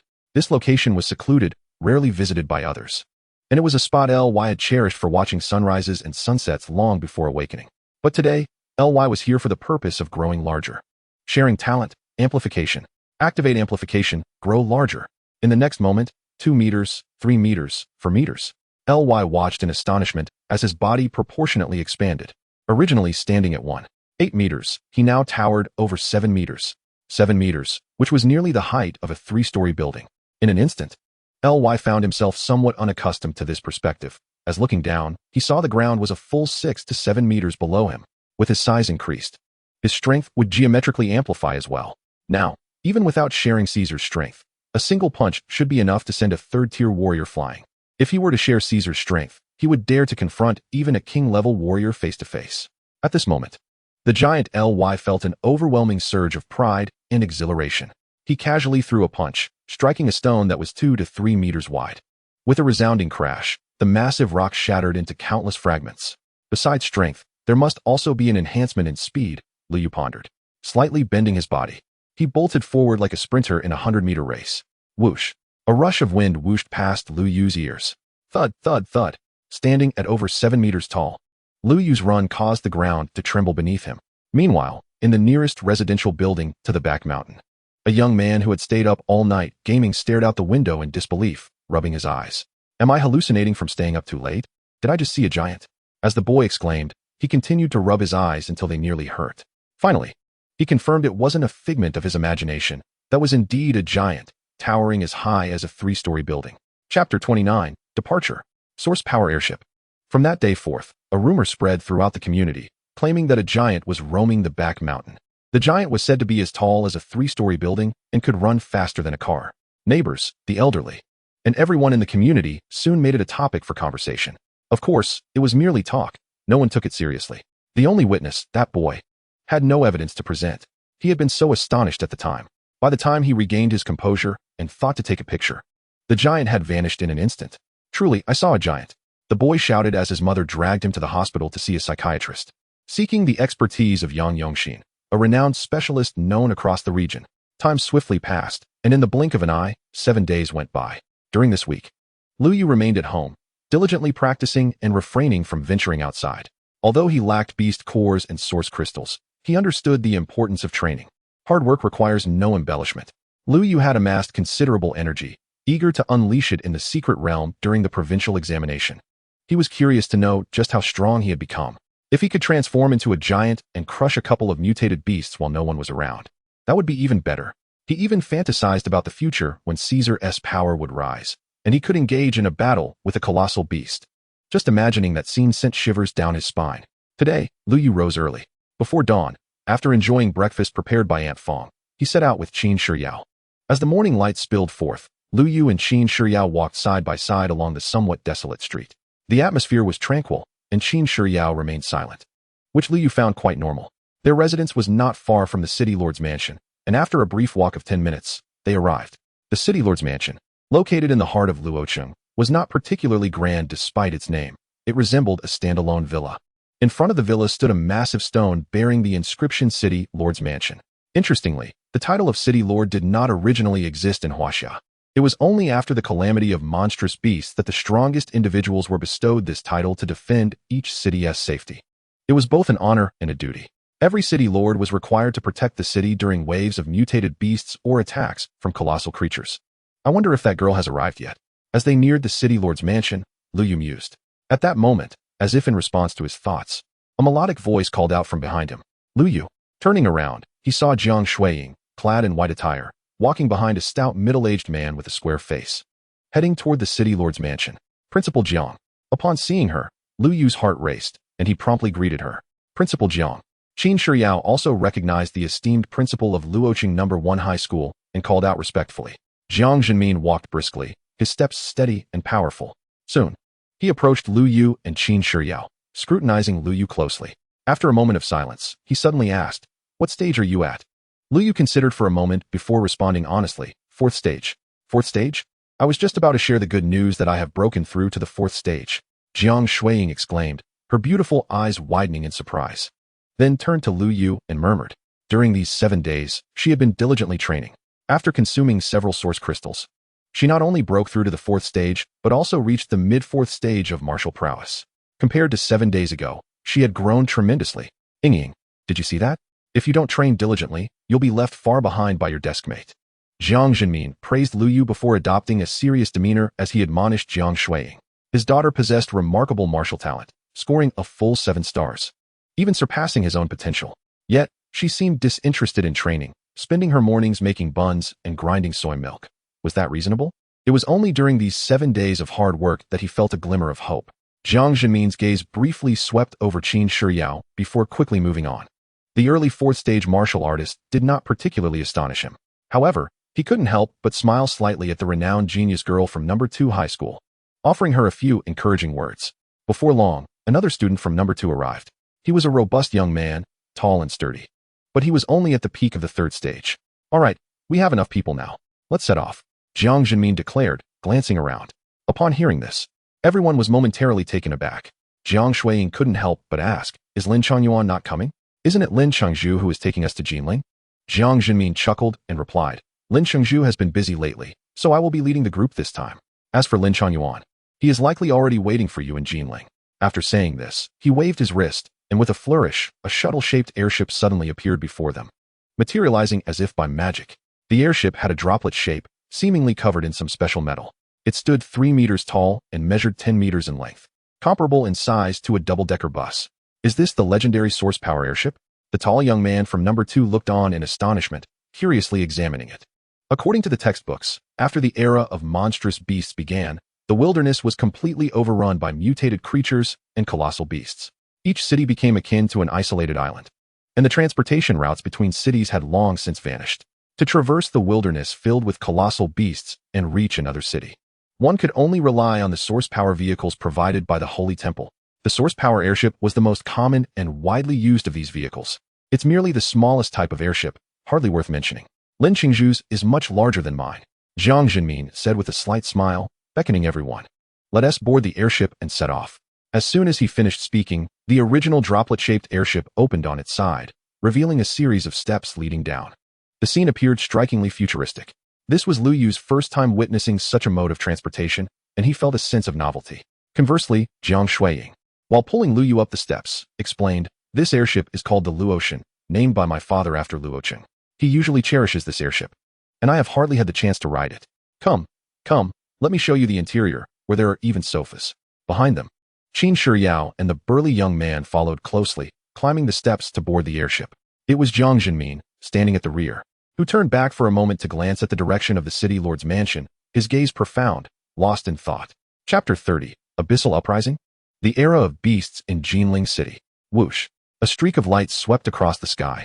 On the Luotian, Lu Yu and the others gazed through the portholes, surveying the outside scenery. Wild, untamed, mysterious. This was the immediate impression of Lu Yu and his companions. Since the advent of the Era of Beasts, even the mightiest warriors seldom ventured alone into the wilderness outside the city. The wilderness is fraught with peril. Endless mutated beasts lurk, along with abyssal fissures that could be hidden anywhere. Behind the abyss lie formidable beasts. King level, sovereign level, saint level. Before these beasts emerge from the abyss, no one knows their true strength. Currently, the exact number of abysses on Blue Star is unfathomable, and humanity is utterly incapable of accounting for them. To date, while humans are ostensibly combating the beasts, their efforts are merely confined to cleansing the mutated creatures near the cities and addressing the abysses and beasts that appear nearby. The boundless wilderness remains a perilous domain that humanity dares not tread. At this moment, as everyone collectively gazed out the window, expressing various sentiments, no one noticed the sudden change in Qin Shiyao's expression beside Lu Yu. The usually aloof and indifferent visage of hers now bore a hint of panic. Her mind echoed with the two phrases spoken by her teacher moments ago. These abysses are on the brink of uprising. The beasts in this region may launch a full-scale assault on human cities at any moment. Abyssal uprising. Qin Shiyao had heard this term from her teacher, the Empress. Most of the time, the abyss is tranquil. In the wilderness, as long as humanity does not provoke them, the beasts will not emerge from the abyss to attack. However, once an abyssal uprising occurs, everything changes. All the beasts within the abyss will surge forth onto Blue Star, gathering into a tide of mutated creatures to assault human cities. Teacher, Qin Shiyao's voice quivered slightly, still unwilling to lose hope. She asked, "Are you certain you did not misperceive it?" The abysses in the wilderness outside Luocheng have been quiet for the past 50 years, without any anomalies. The Empress's response was resolute. There is no mistake. Moreover, the signs of an abyssal uprising are exceedingly evident. Those top-tier warriors on Blue Star have likely sensed it as well. Upon hearing this, the anxious heart of Qin Shiyao sank entirely. An abyssal uprising, the beasts on the march. If that moment arrives, will Luocheng be able to withstand it? The source energy airship travels at great speed. Even though, after the era of beasts, the surface area of Blue Star has expanded tenfold. The distance between Luocheng and Jinling has transformed from several hundred kilometers to thousands. Yet, the source energy airship took less than an hour to reach its destination, Jinling. Jinling, the central city of Jiang Province. Once, Jinling was prosperous and thriving. Now, it stands vast and powerful. As Lu Yu gazed down from the airship, he beheld an enormous city sprawling widely, seemingly without end. The current size of Jinling likely surpasses that of the former entire Jiang Province. Compared to Jinling, Luocheng, with a population of less than 1 million, resembles a rural township. After the calamity of the giant beasts, countless cities were obliterated. Many cities in Jiang Province fell victim to the beasts' assaults, reduced to ruins. The surviving populations and remaining resources from those cities have converged upon Jinling. Over the past 50 years, Jinling has expanded immensely under the influx of countless refugees and continues to grow. At this juncture, Principal Zhang's steady and powerful voice resonated, elucidating the situation to Lu Yu and the others.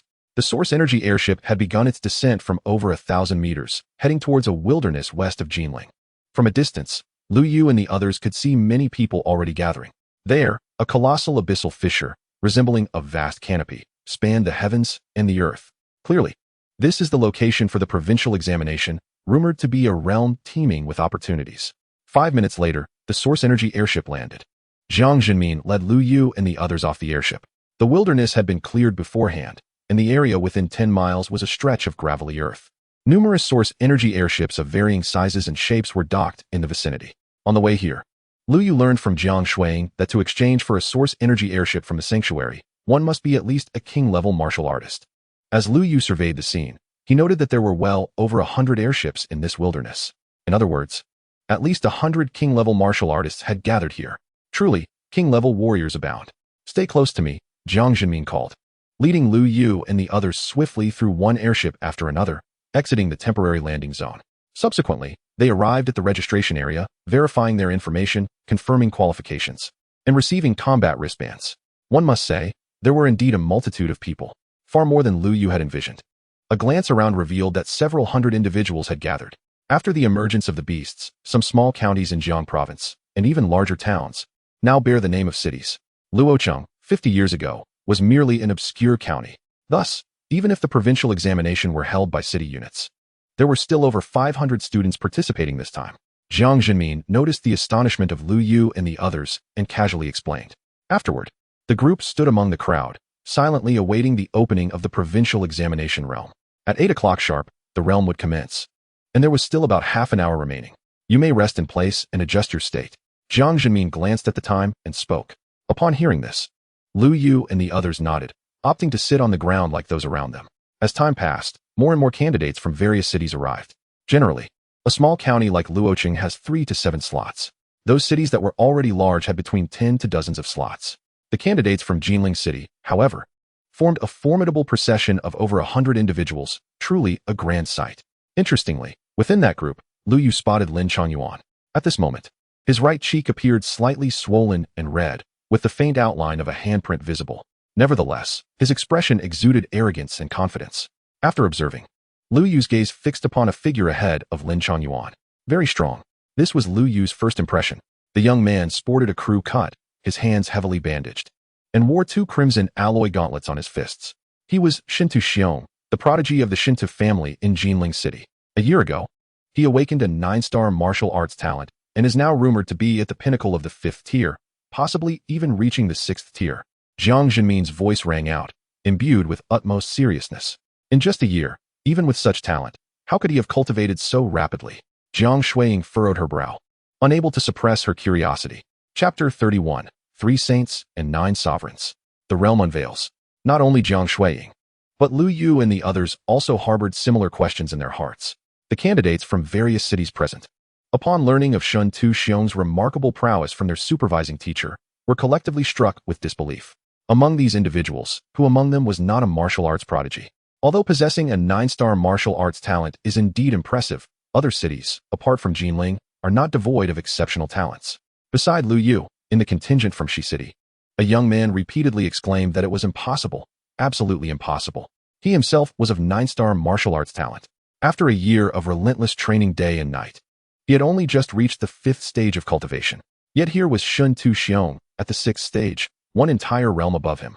It is crucial to understand that as a martial artist progresses, the disparities between stages grow increasingly vast, with greater accumulation required for advancement. The gap between the 5th and 6th stages is nearly comparable to that between the 2nd and 3rd stages, and the 5th stage. Noticing the incredulous expressions on Lu Yu and his companions, Principal Jiang was not surprised. He merely sighed deeply before explaining. It is due to resources. Talents like Shun Tu Xiong, backed by the Shun Tu family, have access to unimaginable training resources, source crystals, martial techniques, skills, and equipment. They even possess exceedingly rare items. Nothing is lacking. Upon hearing this, Lu Yu's companions fell into a contemplative silence.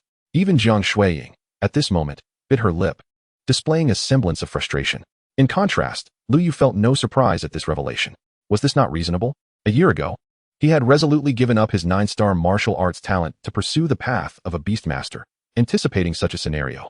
But does having high talent truly matter? In the world outside, one must rely on influence, background, and resources. In his past life, Lu Yu had read various cultivation novels, in which it was stated that wealth is paramount, surpassing all else. Although Blue Star is a world of martial arts, the underlying principles are universally applicable. Principle, what do you mean by the Shun Tu family? Lu Yu inquired thoughtfully.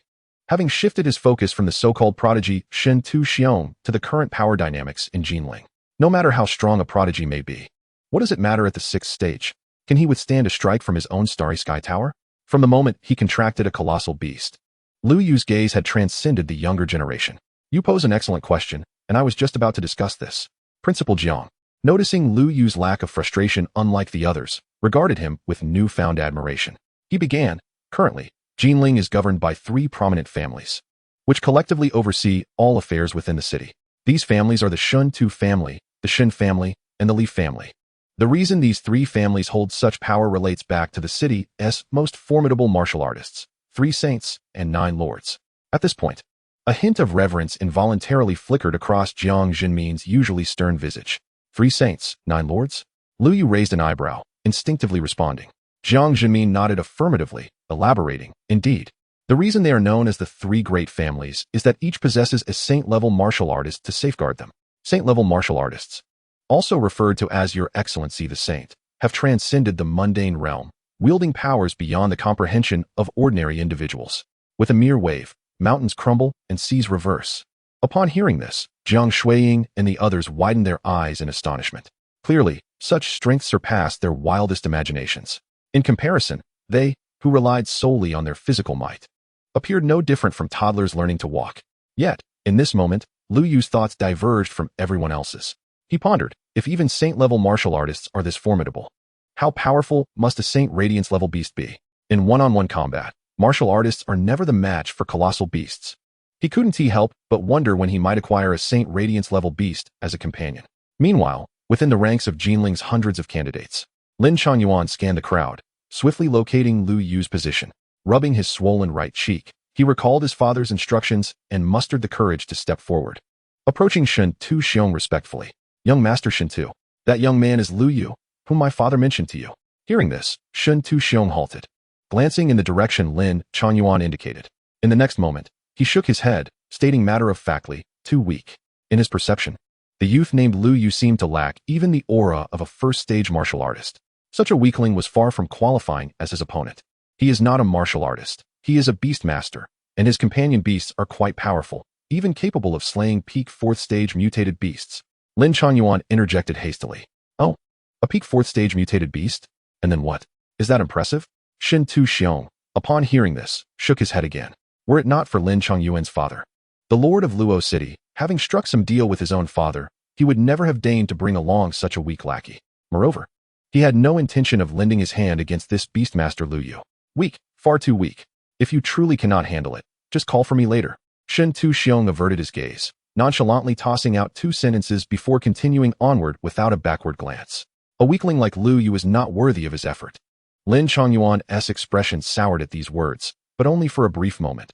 He quickly composed himself, hastily following in Shen Tu Xiong's wake, resembling a devoted lackey. Intent on securing the favor of the young master of the Shun Tu family, something his father had repeatedly emphasized prior to his arrival. Time flew by, and before long, over half an hour had passed. Under the eager anticipation of more than 500 young men and women, the clock struck 8. In that instant, a streak of light shot forth from the grand city of Jinling. In the blink of an eye, it appeared above the heads of the crowd. It was a lord-level martial artist, the Heavenly Blade Sovereign, one of Jinling's 9 sovereigns. It was said that he had obtained an ancient blade technique from a secret realm, mastering it within just over 20 years to attain the status of a sovereign. Jiang Jinmin's voice, filled with emotion, resonated in Lu Yu's ears. Undeniably, as a martial arts sovereign, the overwhelming aura he exuded was palpable. Even from a distance, Lu Yu could feel an intense sense of pressure, making it difficult to breathe. In a daze, he could even vaguely discern endless blade energy soaring and dancing across the heavens, cloaked in a dazzling brilliance, yet concealing boundless lethality. Was this the martial arts domain accessible only to a sovereign? Lu Yu mused. Then, amidst the multitude of reverent and awestruck gazes, the Heavenly Blade Sovereign produced a compass inscribed with a talisman from his chest, channeling source energy into it. With a resounding rumble, a gaping rift resembling a celestial abyss gradually opened. All candidates, enter quickly. Simultaneously, a cold command from the Heavenly Blade Sovereign echoed from above. Upon hearing this, the more than 500 candidates instantly perked up. The secret realm was now open. The competition for this provincial examination had officially commenced. Chapter 32, The 4 Great Martial Academies. Arrival of the military. With the formal opening of the secret realm, The over 500 gathered prodigies from various regions of Jiang province began to enter in an orderly fashion. Meanwhile, the 100 or so overseeing royal-level powerhouses remained outside, eagerly anticipating the performances of their respective students. After all 500 examinees had entered the secret realm, a vast projection screen materialized before them. This was not a response from the secret realm, but rather a real-time feedback transmitted through the combat wristbands worn by the students. Unlike the combat wristbands used by Lu Yu during his previous final assessment, the wristbands distributed for this provincial examination were acquired by the higher authorities of Jinling from the temple. Thus, the live projection feature was able to transcend the barriers of spatial rifts and manifest at this moment. Once the projection appeared, four figures gradually emerged in the sky above. Following their appearance, even the esteemed Tian Dao Jizun, who had previously stood resolute in the heavens, cast a gaze imbued with reverence. The assembly of king-level powerhouses below displayed expressions of awe and anticipation. These were the examination envoys from the four great martial academies of Huaxia: Qinglong, Baihu, Zhuke, and Xuanwu. Named after divine beasts, they represent the most prestigious and elite martial arts institutions on the land of Huaxia. It is said that each academy is fortified by semi-divine strongholds. And even the revered martial god emerged from one of these esteemed schools, achieving his current prowess through their tutelage.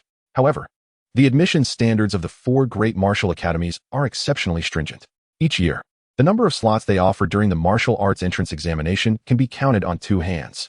In particularly rare years, if no extraordinary talents are present among the candidates, they may forego offering any slots altogether. In this provincial examination, aside from the rankings provided by the Jinling authorities, the paramount consideration is the scrutiny of these four academies. Gaining the attention of any of these four envoys can secure admission, even if one's provincial ranking is at the very bottom. Conversely, even if one ranks first, lacking their favor means no opportunity to join the four academies. Such an imperious admissions policy leaves no room for dissent, as they are the four great martial academies. Over the past 50 years, nearly every renowned top-tier powerhouse in Huaxia has emerged from their ranks. To their surprise, the examination envoys visiting Jiang province this time are familiar faces. In the heavens, a refined middle-aged man with an elegant demeanor spoke with a smile. He was Qi Zongyuan, the examination envoy from Qinglong Academy, a supreme martial artist. As soon as he finished speaking, another voice, somewhat solemn, responded. That is of little importance. I am solely concerned with whether we can find suitable candidates for Xuanwu. Following this, a slightly alluring female voice chimed in. We at Zhuke feel the same, but with the caveat that they must be female. The others present showed no surprise at this remark. For 50 years, Zhuke Academy has only admitted female students, a well-known rule.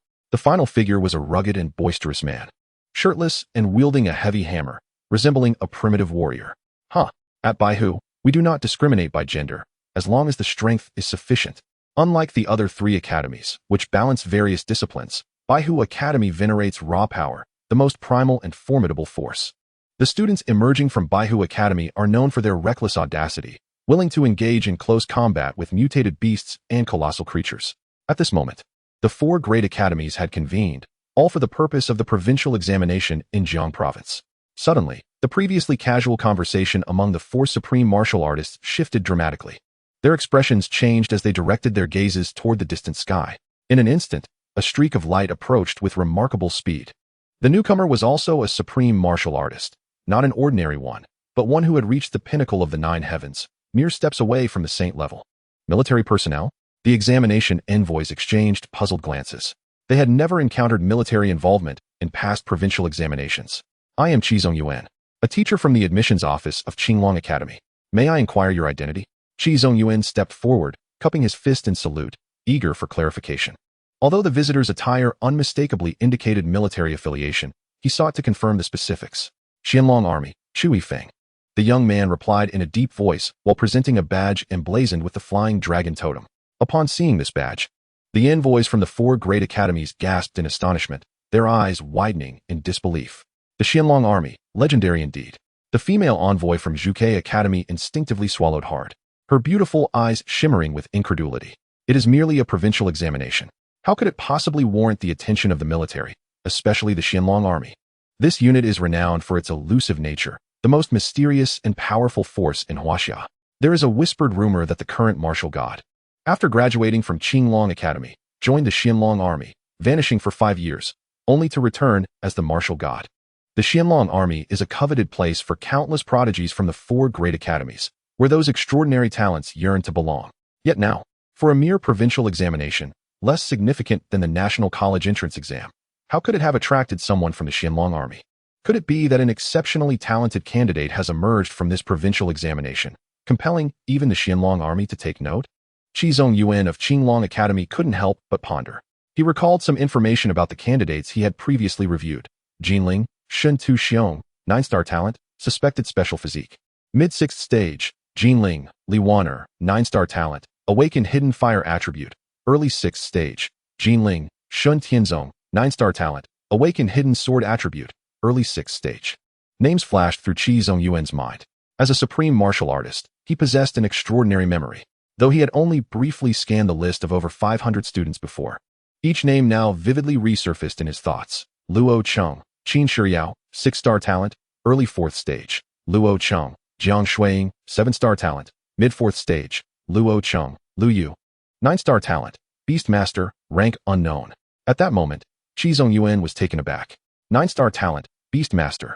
Was this not the boy embroiled in controversy a year ago? Even in the imperial capital, this matter had stirred significant waves. It was not merely due to his 9-star talent, which, while impressive, was not enough to attract the attention of millions in the capital. The true reason was that the martial god himself had personally inquired about this matter.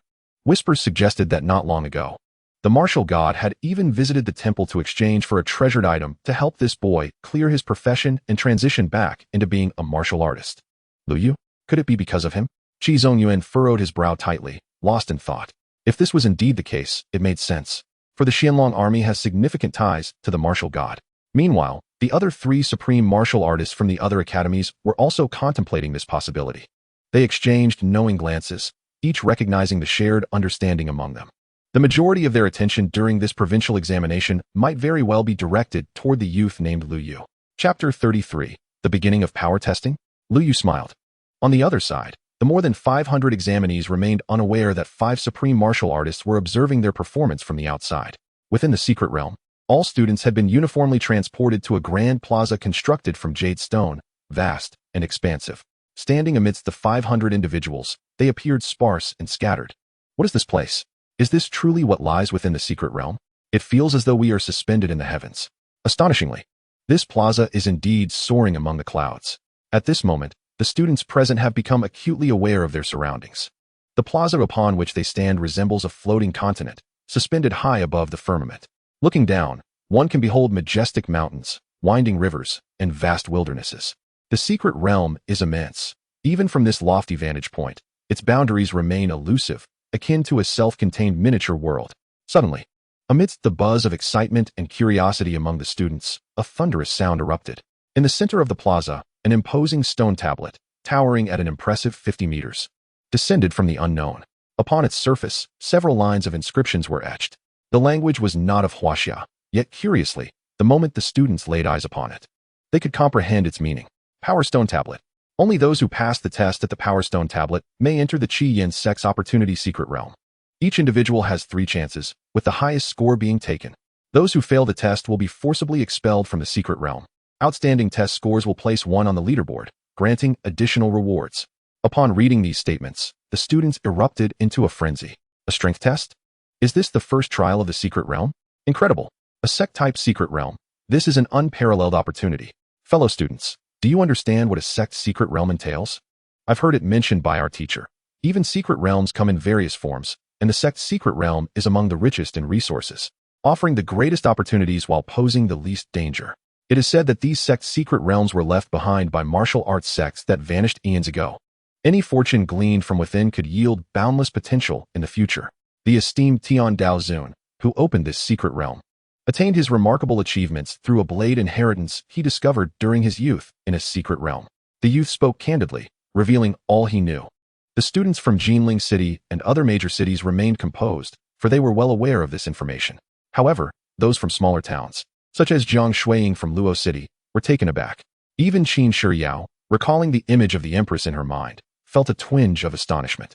How could this provincial examination allow Jinling City to so generously unveil a sect secret realm?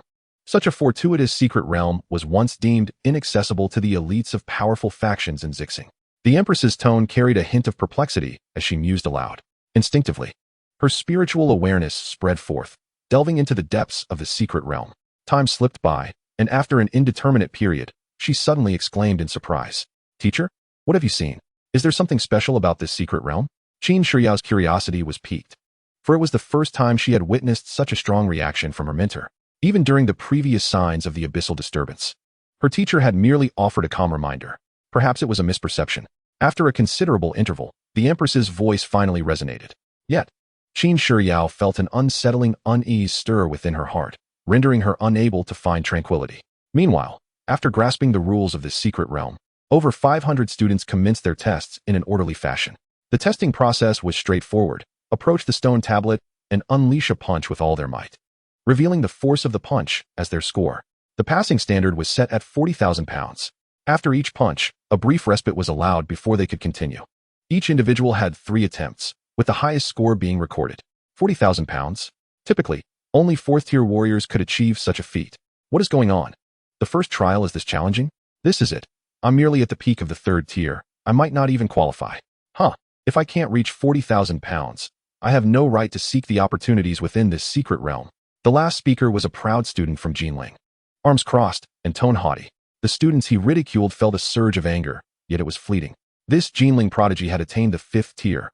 As for the others who complained, most had not even reached the 4th tier. They could only endure the humiliation in silence, unable to retort. Not far away, Lu Yu and his companions observed the scene. These Jinling folks are truly arrogant. Jiang Shuiying muttered under her breath, albeit quietly, as she herself had only achieved mid-4th tier. Lu Yu, what are you staring at? Jiang Shuiying called out to Lu Yu but received no response. Turning her head, she discovered Lu Yu was intently focused on the inscriptions at the top of the stone tablet, appearing lost in thought. Curious, she instinctively followed his gaze. What met her eyes were names and scores. Stone tablet test leaderboard. 1. Dongfang AO, peak 9th tier, 900,000 pounds. 2. Qi Jiyuan, peak 9th tier, 850,000 pounds. 3. 100. Yu Qianji, peak 6th tier, 100,000 pounds. There were only 100 names on the leaderboard, with the lowest score being 100,000 pounds. Lu Yu? Jiang Shuiying glanced at him and then quickly averted her gaze. Noticing Lu Yu still entranced by the leaderboard, she couldn't help but call out to him again. Hey, this time, Lu Yu finally snapped back to reality and responded. What are you thinking about? You seem so engrossed. Jiang Shuiying inquired softly as she leaned closer. Lu Yu smiled gently and replied, I was pondering whether I could secure the top position on the leaderboard. At this statement, Jiang Shuiying was momentarily taken aback. The next moment, she burst into laughter, unable to contain herself. That is a good joke. But please, don't say such things again. She giggled playfully, clearly regarding Lu Yu's remark as a jest.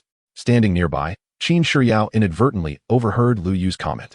Instead of laughing, she frowned slightly, a flicker of disappointment crossing her otherwise icy demeanor. In her eyes, Lu Yu's words seemed rather foolish. Thankfully, only those close to him had heard. Had outsiders caught wind of it, he would surely have faced ridicule and scorn. Weakness is not a sin, but overestimating oneself is the true original sin. Yet, Lu Yu genuinely wished to express that he was serious. He was indeed preparing to strive for the top position on the leaderboard. Kais, what do you think? Lu Yu's thoughts turned to his royal beast companion, the Shinkong Titan, residing within the beast space. Chapter 34. The prodigies take the stage. A punch of 150,000 pounds?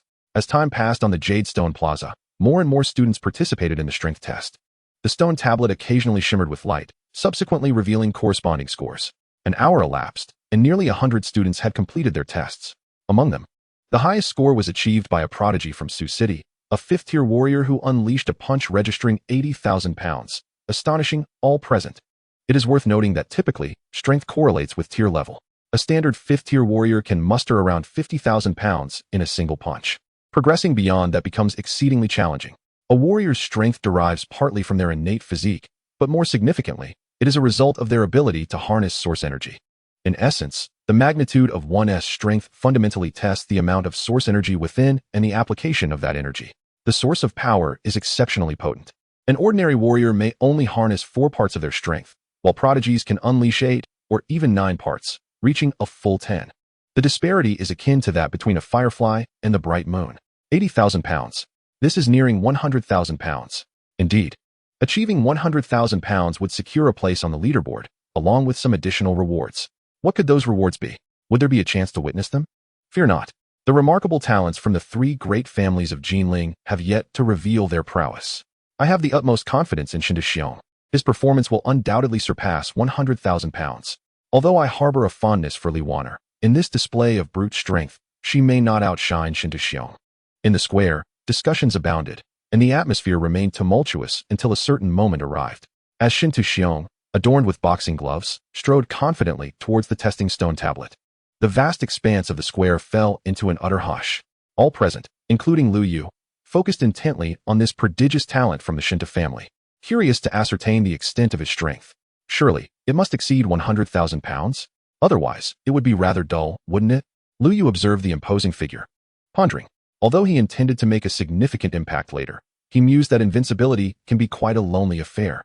It would be preferable to have a few adversaries to provide a modicum of motivation for showing off, wouldn't it? The atmosphere was palpable. One could hardly ignore the extraordinary presence of a prodigious talent.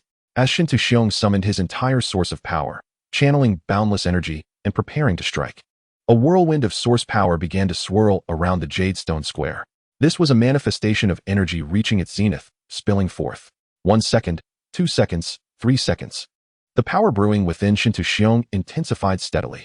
To the spectators, it appeared as though the figure before the stone tablet was not merely a man, but a volcano poised to erupt with ferocity. This state endured for over a minute. Shinta maintained his stance, refraining from striking. Yet, among the more than 500 students present, not a soul dared to voice a challenge. This was the oppressive aura emanating from a prodigious talent. Just the sight of his poised stance indicated the terrifying strength he possessed. Among the assembly of over 100 talents from Jinling, Li Waner and Shun Tianzong bore expressions of rare seriousness and caution. These two exceptional prodigies sensed the formidable power contained within Shinta. Another minute passed. The whirlwind of source power in the square not only failed to intensify, but gradually diminished, eventually dissipating. This youth is indeed gifted. Having reached an extraordinarily high level of mastery over power and source energy, thought Qin Shiyao, as her teacher, the cold and unyielding empress, offered a succinct assessment. Though her words were understated, they left Qin Shiyao profoundly shaken. Time continued its relentless march.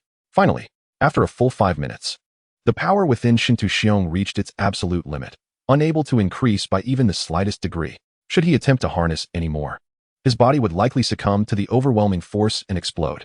Boom. Shinta unleashed his punch. It was but a single strike, yet it seemed to summon boundless waves of energy. The force landed heavily upon the towering stone tablet, standing over 50 meters tall, though the tablet exhibited no tremor. The onlookers understood that the power behind Shinta punch was beyond imagination. Buzz. In the next moment, the stone tablet flickered with light. Moments later, 2 lines of text finally materialized. Name, Shinta. Rank, mid-stage of 6th tier. Score, 150,000 pounds. Upon the revelation of this score, the entire Jade Stone Square erupted into an uproar. 150,000 pounds. Is this even achievable by a mere human? Good heavens. I thought Shinta could manage 100,000 pounds with a single punch, but he surpassed that by reaching 150,000. How terrifying. This score is certainly sufficient to secure a place on the leaderboard. As the words left the lips of a spectator, indeed, the stone once more glimmered. A new line of text appeared. This score ranks 89th on the leaderboard. Would you like to attempt another test? To everyone's astonishment, Shinta, withdrawing his fist, shook his head. His previous punch had already been the utmost limit of his power. 2 more punches would serve no purpose. In truth, from the very beginning, Shinta had only intended to deliver a single punch. 1 punch was sufficient. Buzz. With Shinta response, new text emerged on the stone tablet. Name, Shinta. Score, 150,000 pounds. Ranking, 89. Rewards, Premium Source Crystal 1, Fire Element Crystal 1, Earth Tier Low Class Fist Technique 1. As the text materialized, a radiant orb of light shot forth from the stone tablet, landing directly in Shinta hand. Meanwhile, the other students gazed on with envious eyes, their expressions tinged with longing. A Premium Source Crystal. This is the legendary Premium Source Crystal. Source crystals are categorized into low-grade, mid-grade, high-grade, and premium. In today's Blue Star, Premium Source Crystals cannot be said to be scarce. They are virtually non-existent. Not even a king-level warrior, let alone a martial Dao Supreme, may possess a Premium Source Crystal. As for the cultivation effects of the Premium Source Crystal, legends suggest that even a talentless old sow, when trained with a Premium Source Crystal for 2 days, could directly break through to become a warrior. At this moment, Even Shintu Xiong could not contain his joy upon gazing at the rewards in his hand. The premium source crystal is a resource so rare that even the Shinto family may not possess it. As for the element crystal, its value, in certain respects, may even exceed that of the premium source crystal, especially for warriors below the king level. With the element crystal, one could grasp elemental martial techniques in advance, and even awaken elemental attributes and physiques. Elemental mastery is a realm reserved for those of king-level strength. The final reward. The Earth-tier low-class fist technique caused Shinto Xiong's face to break into a radiant smile. The square was filled with several hundred students, all fixated on the treasures in Shinto Xiong's hands, their eyes nearly turning crimson with envy.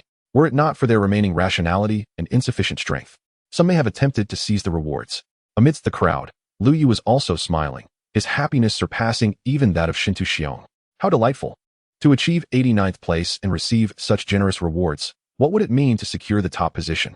Chapter 35. I need only to make a slight effort to reach your limits. Time flew swiftly. In the blink of an eye, over an hour had passed. An increasing number of students underwent the power test. Among them, those who performed exceptionally well were predominantly the talents from Jinling City.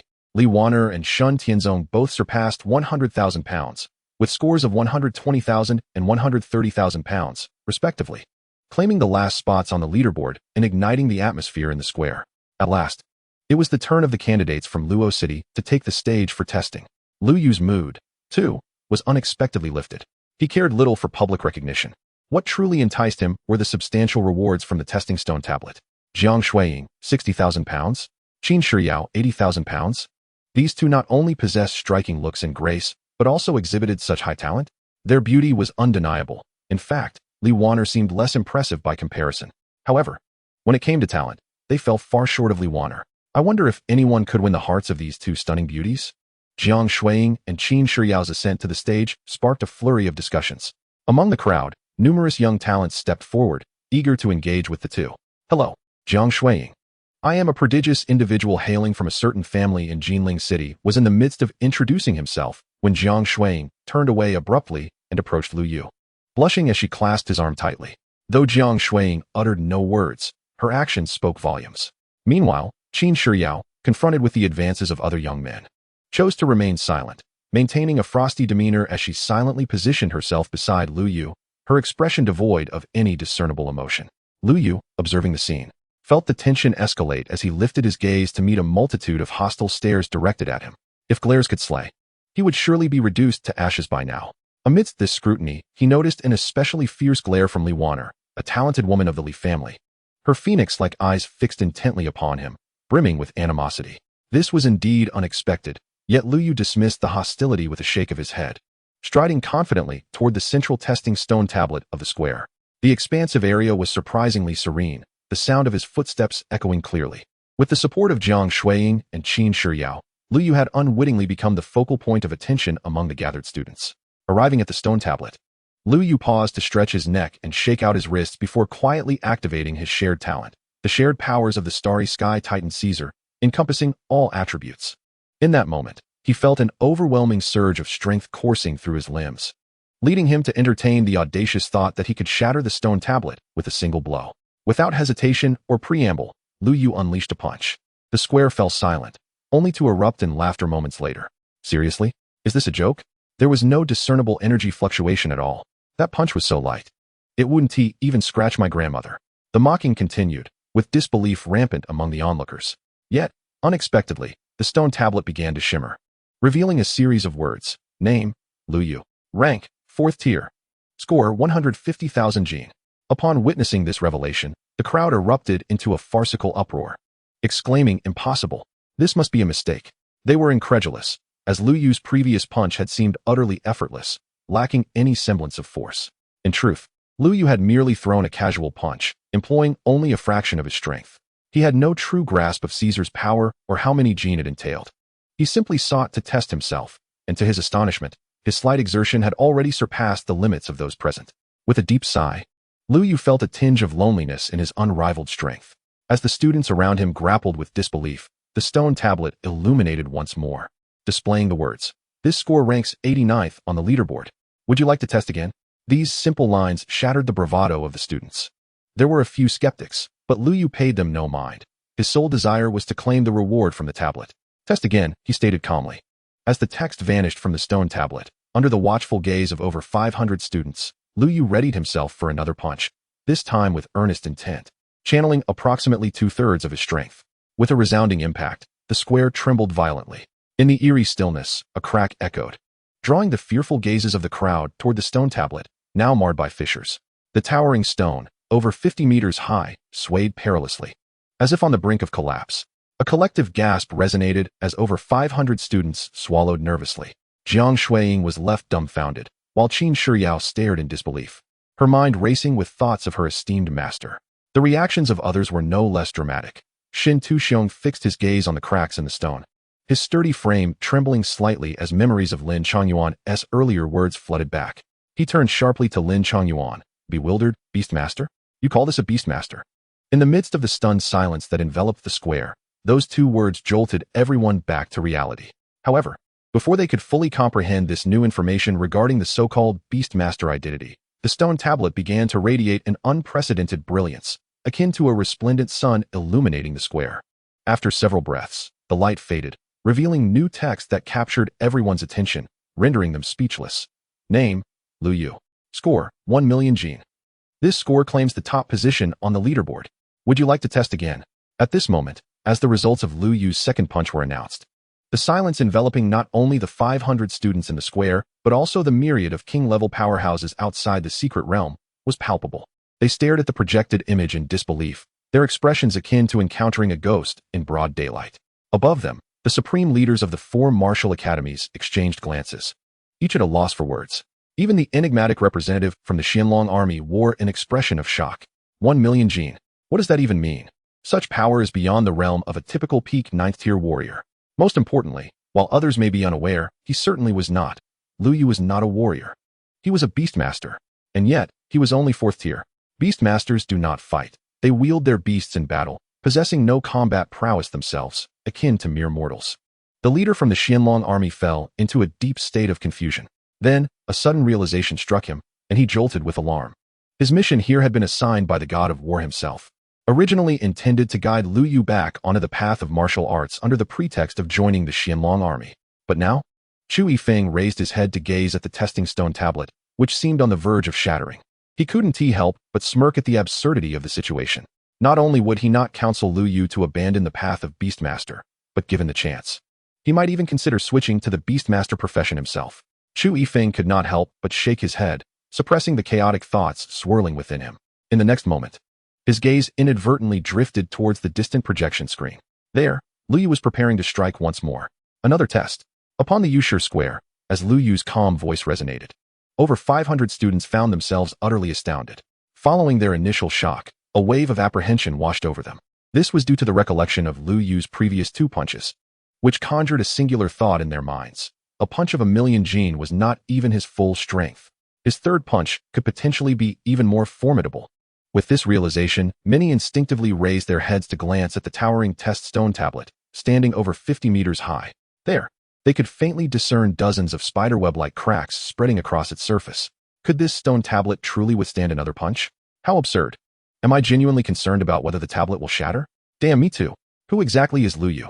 Where did this powerhouse come from? Did no one else notice that the tablet indicated he was merely a 4th rank? Amidst the commotion of voices, someone suddenly uttered this phrase, prompting an immediate silence to envelop the square. Many seemed to awaken from a daze. Indeed, a 4th rank. They had been so stunned by Lu Yu's astonishing achievement of 1 million gene that they had overlooked this crucial detail. Not a chance. What 4th rank could possibly deliver a punch of 1 million gene? But could it be that the tablet was malfunctioning? Malfunctioning, my foot. Did you not see the tablet on the verge of cracking? A 4th rank with 1 million gene of strength? Even my grandmother would spring from her sickbed upon hearing that. Wait, does your grandmother have a grudge against you? Of course. A select few began to connect this moment to the words previously shouted by Shin Xiong, capturing the key term Beastmaster. They instinctively recalled a widely circulated news story from a year prior about a genius with a 9-star talent who had forsaken martial arts to resolutely pursue a career as a Beastmaster. At that time, this news had become a source of amusement and conversation for many in Jiang province. Yet at this moment, gazing at the tall figure standing before the stone tablet and observing the visible cracks upon it, they began to feel that perhaps the true jesters were themselves. Meanwhile, Lu Yu, unfazed by the myriad discussions surrounding him, rubbed his wrist, and raised his gaze towards the stone tablet. He sought to test the limits of his current strength. "I hope you can withstand this, my friend," Lu Yu murmured softly, directed towards the stone tablet. The students present heard him clearly, yet not a single soul harbored any doubt, for they too shared the same hope, that the testing stone tablet would endure. Buzz. In the next moment, Lu Yu raised his fist, channeling the power of 40 from Caesar. Buzz. Unlike before, this time, a tremendous wave of source energy emanated from Lu Yu's right fist. Sweeping across the square, a violent wind whipped through the air, as he silently estimated the power of this punch. 1,000,000 gene, 1,100,000 gene, 1,200,000 gene. The square fell into silence once more. No one spoke, no one made a sound. All eyes were fixated on Lu Yu, glued to the testing stone tablet, until finally, Lu Yu's punch reached its maximum potential. He moved. His right fist descended towards the stone tablet. But just then, a thunderous roar erupted, catching everyone off guard. The massive stone tablet, originally situated in the center of the square, soared into the air. With a whoosh, it ascended high above the heads of the onlookers. Glancing up, they could still see its enormous base. Boom. At that moment, Lu Yu's punch, unsurprisingly, struck nothing but air. The sound of shattering echoed in succession. As the force of his punch swept through, a deep fissure appeared in the square, cleaving it apart. Several fortunate individuals standing directly opposite Lu Yu felt the fierce wind brush past them, their faces turning pale as they gasped for breath. They had narrowly evaded the brunt of Lu Yu's punch. Just a hair's breadth away, and they would have been struck. Lu Yu too was momentarily stunned. Wait, did the stone tablet just take flight? Boom. It was only after the residual force of Lu Yu's punch had completely dissipated that another loud crash resounded. As the testing stone tablet descended back to the center of the square, Lu Yu, everyone present, the supreme and king-level warriors outside the secret realm, buzz. In the next moment, the stone tablet shimmered with light, and lines of text emerged. Power exceeds testing limits. Power exceeds testing limits.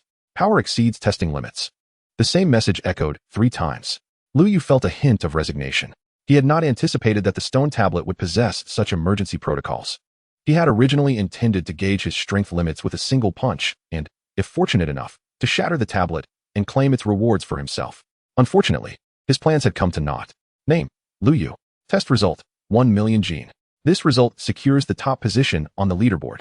This result shatters the record. Immediately, before the awestruck gazes of the crowd, new information appeared at the top of the leaderboard on the stone tablet. Stone tablet testing leaderboard. 1. Lu Yu, 4th rank. 1,000,000 gene. 2. Qi Jiyuan, peak 9th rank. 850,000 gene. A staggering lead. Lu Yu claimed the first place with 1,000,000 gene, surpassing the second place contestant by a staggering 150,000 gene. 150,000 gene? Wasn't that precisely Shin Tuxiong's score? Many, recalling this fact, instinctively cast sympathetic glances in his direction. Previously, Shin Tuxiong had enjoyed the honor of being first in testing, basking in the admiration and awe of his peers. Yet at this moment, he had tragically become a mere unit of measurement, a decimal point overshadowed by Lu Yu's achievement. Not only ordinary students, but even Li Wan'er and Shun Tianzong looked at Shin Tuxiong with a peculiar expression. There was no way around it. Although their scores fell short of Shin Tuxiong's, the fact remained that his score was precisely 150,000 gene. Crack. As he felt the weight of the gazes upon him, Shin Tuxiong's fists clenched tightly, producing a cracking sound. However, as the pride of the Shinta family, he was arrogant but not foolish, even though he was utterly perplexed as to how Lu Yu, a mere 4th-rank Beastmaster, could unleash a punch of 1,000,000 gene. He could not deny the reality before him. He could only endure the seething anger and accept the pitying glances of those around him. Until he uncovered the truth, he dared not confront Lu Yu. Thus, the entire Yushur Square descended into an eerily peculiar atmosphere. A profound silence enveloped the space. Until buzz, the stone tablet glimmered once more. All eyes were finally drawn to it. This was the reward for Lu Yu's ascension to the top of the leaderboard and for breaking the historical record. In this moment, the crowd could barely contain their rapid breaths as they speculated about the contents of the rewards. Buzz. This time, the radiant glow flickered for several minutes. Finally, amidst the curious and envious gazes of all present, a light orb the size of a basketball soared into Lu Yu's hands. It is worth noting that when Shin Tuxiong received his reward, the light orb was merely the size of a fist. At the same time, the stone tablet revealed a series of text messages. Name: Lu Yu. Achievement: 1,000,000 gene. Ranking 1.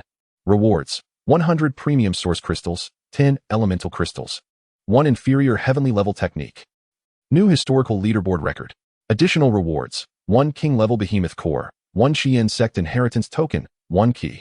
Chapter 37. Unprecedented Rewards. The Celestial Titan is about to be born. At this moment, as the reward information appeared on the stone tablet, it would not be an exaggeration to say that all the students present had reddened eyes. Not only the students. Even the king-level powerhouses outside the secret realm were breathing heavily, their expressions shifting continuously. The rewards that Lu Yu received were simply astonishing. 100 premium source crystals. That is indeed a precious resource. The three great families of Jinling might not even possess a few, and Lu Yu alone acquired 100. What does this signify? A martial artist, freshly awakened with mediocre talent, could cultivate to the king-level realm in a short time with these 100 premium source crystals, could they not? No. Even more than that. With slightly better talent, they might even break through to the mid-king level. Outside the secret realm, the voice of a king-level powerhouse began to tremble. Not only him. A considerable number of king-level powerhouses harbored extremely greedy thoughts deep within their hearts. If not for the four supreme martial academies supervising them, they might have truly banded together to seize Lu Yu's rewards upon his exit. Of course, the most astonished of all was Jiang Jinmin. As the principal of Luoqing No. 1 high school and the leading teacher for this Luoqing provincial examination, Jiang Jinmin initially held little expectation for Lu Yu and the others. However, since Lu Yu took the stage for the test, everything that transpired in such a short time had left his mind in a state of chaos. Until this moment, he stared blankly at the projection screen displaying the clear lines of text on the stone tablet. Jiang Jinmin's lips trembled incessantly. Lu Yu, a student from Luoqing. A punch of 1 million jin, suppressing the prodigies of the entire Jiang province. And he obtained such extraordinary resources. It is no exaggeration to say that with these resources, Lu Yu is destined to become a king-level powerhouse. Moreover, he will grow rapidly. In addition to the premium source crystals that greatly enhance cultivation and advancement speed, there are also elemental crystals. These are coveted by countless king-level martial artists. Besides the premium source crystals and elemental crystals, there are also an inferior heavenly level technique, a king-level behemoth core, an ancient sect inheritance, and that final key, which may be even more mysterious and precious than the preceding rewards. Jiang Jinmin mumbled to himself. And with each passing moment, his heart became increasingly numb. Yes, utterly numb. Meanwhile, in front of this group of king-level powerhouses, 3 individuals, each at the pinnacle of king-level 9, just a step away from the Zune level, exchanged glances and recognized each other's thoughts. They hailed from the 3 great families of Jinling. Setting aside the premium source crystals and elemental crystals for now, they must obtain that inferior heavenly level technique. The thoughts of the 3 were remarkably aligned. In the next moment, a swift whoosh broke through the air. The 3 king-level powerhouses transformed into streaks of light, racing towards the vast Jinling city. This matter is significant. A heavenly level technique is enough to incite fierce conflict among the 3 great families of Jinling. It is essential to note that techniques are the most crucial resources for martial artists, without exception. Although the 3 great families of Jinling are powerful, their top-tier techniques are merely earth-level. Heavenly level techniques? Even in the imperial capital, it would provoke countless families to fight for it. Within the secret realm, on the Jadestone Square, the atmosphere had descended into an eerie silence. For quite some time, no voices were heard. The only sound was the increasingly rapid breathing. Wealth has long stirred the hearts of men. This has always been the case. Presently, no one dared to rush forward to seize the rewards, simply because Lu Yu's previous punch of 1 million jin had shocked them all into submission. Lu Yu paid no heed to their thoughts. He retreated to the ranks of the Luoqing team with his rewards in hand. Jiang Shuiying and Qin Shiyao, upon seeing Lu Yu, found themselves at a loss for words. As for Lu Yu, he focused his mind and communicated with Kaiser in his consciousness. Can these 100 premium source crystals restore your full strength? Lu Yu inquired within his heart. My lord, more than sufficient. Perhaps I may even break through several minor realms. Kaiser's tone was filled with excitement. It was evident that he had not anticipated receiving such an immensely precious resource for cultivation from his master. Haha, that is splendid. Lu Yu was delighted by the satisfactory response. In the next moment, with a mere thought, all 100 premium source crystals vanished from his hand, entering the Beastmaster space. In an instant, over 100 premium source crystals were transformed into an overwhelming surge of Beastmaster power by an inexplicable force. At this moment, with a whoosh, Kaiser, who had been lying on the ground, struggled to sit up. Opening his mouth wide, he took a deep breath. An endless torrent of Beastmaster power surged into his body. In just a moment, the numerous savage scars on Kaiser's body began to visibly heal. The deep claw mark on his chest, visible to the bone, was rapidly mending. Within a few short minutes, a thunderous roar echoed through the Beastmaster space. Kaiser stood up. At this moment, he was no longer merely 5 meters tall. he fully manifested his true form, towering over 500 meters. Buzz. A stellar radiance erupted from him. Kaiser's aura began to ascend. King level 1, King level 2, King level 3. Ultimately, Kaiser broke through 3 realms, his aura reaching the pinnacle of King level 4. King level 4 signifies entry into the mid-King level tier. Simultaneously, Kaiser's body gradually expanded and grew larger. 500 meters, 550 meters, 600 meters. Finally, Kaiser's form stabilized at a height of 700 meters. Roar. Another furious roar erupted, and under Lu Yu's astonished gaze, Kaiser unleashed his doubling talent with all his might. Boom. A colossal beast over 8,000 meters tall emerged, reaching the heavens and the earth. Evidently, with his realm elevation, Kaiser's doubling talent limit had also increased, from a maximum increase of 10 times to 12 times. With Kaiser's current body size of 700 meters, the maximum height after doubling could reach an astonishing 8,400 meters. An 8,000-meter tall king-level behemoth. My lord, with my current power, beneath the Zune level, I can claim to be invincible, whether against beasts or humans. Kaiser's powerful voice resonated, causing the very fabric of the Beastmaster space to tremble. Lu Yu felt an even greater sense of satisfaction. Meanwhile, in another corner of the Beastmaster space, Kuei Sangdi's face was filled with grievance and panic. The Master's royal beast is incredibly powerful. Could it be that it has forsaken itself? Haha, do not be anxious. The elemental crystals are prepared just for you. With a mere thought, Lu Yu summoned Quisani from the Beastmaster space. Chapter 38. Feeding cats with elemental crystals? Does the master still need a cat? Whoosh. A flash of brilliance illuminated the Jadestone Square. Before Lu Yu, a plump, entirely black cat appeared. The previous 100 exquisite source crystals transformed into Beastmastery power. Although most were absorbed by Caesar, a small portion flowed into Quisani's body. Even this minuscule amount of energy nearly overwhelmed Quisani, causing him to take on his feline form to better absorb and digest it. Meow. Upon appearing, Quisani immediately leaped to Lu Yu's feet, affectionately rubbing his head against his trousers. Just moments ago, in the Beastmaster space, he had heard his master's words. The master intended to bestow elemental crystals upon him. Of course, what truly delighted Quisani was not merely the precious elemental crystals, but the fact that his master had not forgotten about him. Despite his relative weakness compared to Caesar. Meow meow. Quisani's calls even bore a hint of a squeak. Meanwhile, in the Jadestone Square, these two meows instantly captured the attention of nearly all the students. Even the girl who had just taken the stage after Lu Yu, preparing for a power test, could not resist glancing over. At that moment, undeniably, the atmosphere in the square erupted once more. Wow, is this the beloved beast of the esteemed Lu Yu? Someone instinctively exclaimed. When Lu Yu had descended from the testing platform to restore Caesar's power, many students in attendance gained further insight into Lu Yu's identity.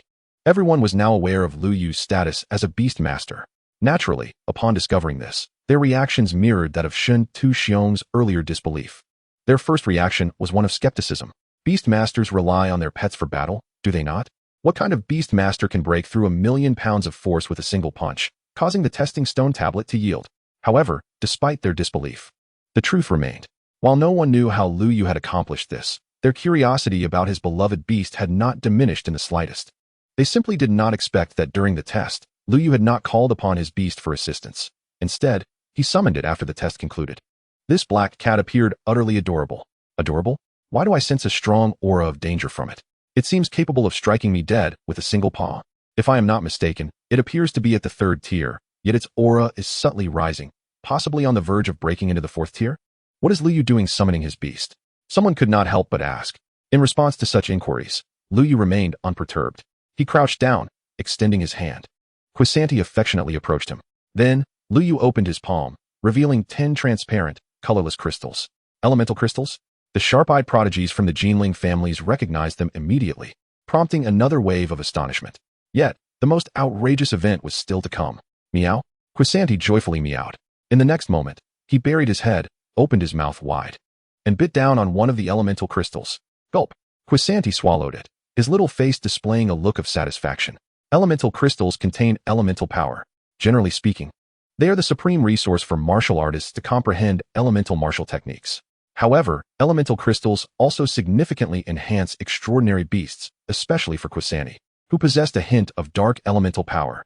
For Lu Yu, elemental crystals held no utility, as he was not a martial artist and had no need to comprehend elemental martial techniques. Yet, when this scene unfolded before the other hundreds of students in the square, Every eye widened in astonishment.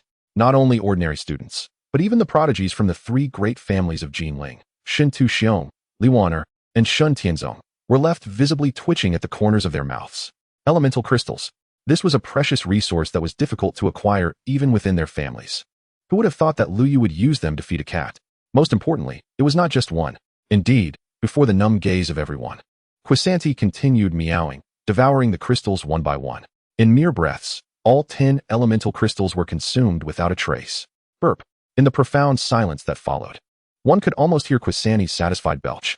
Silence. A silence devoid of words. Everyone exchanged glances, struggling to articulate their feelings at that moment. Not only them, but even the hundreds of royal-level experts outside the secret realm and the few martial arts supremes in the heavens wore expressions of utter bewilderment.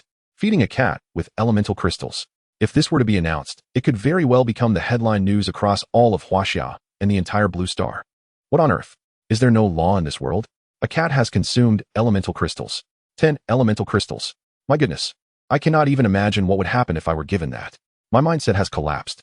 Who would have thought that I would grow envious of a cat in my lifetime? A timid girl asked, does the esteemed Lu Yu still need a cat? I can meow very well. Meow? Just as Lu Yu had placed Quisanti back into the Beastmaster space, he lifted his head to hear this remark. Even he could not help but smirk at the sight of the girl meowing. Fortunately, at that moment, Jiang Shuiying appeared just in time. With a swift motion, she positioned herself in front of the girl and once again linked her arm with Lu Yu's, conveying a clear sense of claiming her territory. Alas, esteemed Lu Yu, if you wish to keep a cat, feel free to contact me. I can call. The rather pleasing-looking girl left, her head hanging low. This scene left a bitter taste in the mouths of those observing. Conversely, Qin Shiyao approached Lu Yu, offering a reminder. Heaven-tier low-grade techniques are quite precious. You must be cautious of the prominent families outside Jinling. Lu Yu turned to her in surprise upon hearing this. Yet, after delivering her warning, Qin Shiyao walked away without looking back, her demeanor remaining cold and distant, as if the words she had just spoken had never come from her lips at all. Your cousin actually cares for you quite a bit. Jiang Shuiying blinked, saying meaningfully. Lu Yu merely smiled in response. His thoughts returned to the rewards he had previously obtained. The exquisite source crystals had restored Caesar's strength and elevated his realm. He had given the elemental crystals to Quisanti, enabling him to master even more dark elemental power.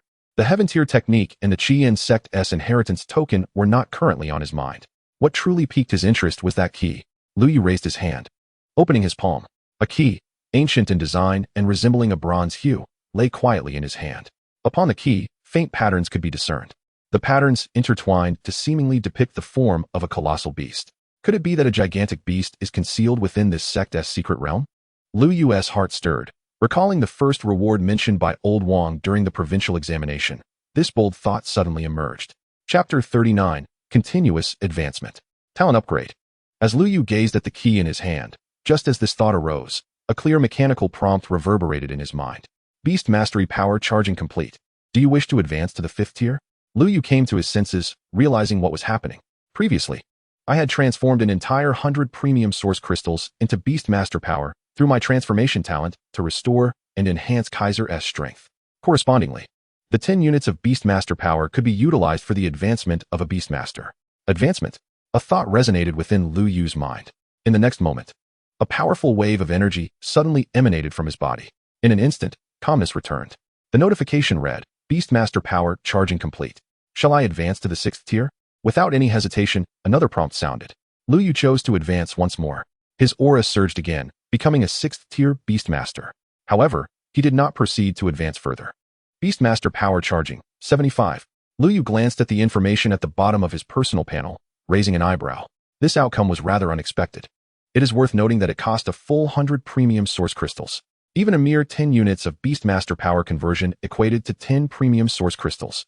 Yet, Lu Yu had only ascended by less than 3 tiers.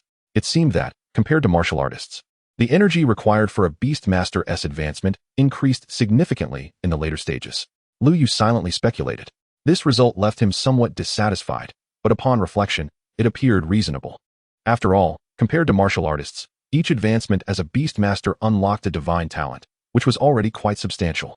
Moreover, importantly, the tier for a Beastmaster did not hold as much weight as it did for martial artists.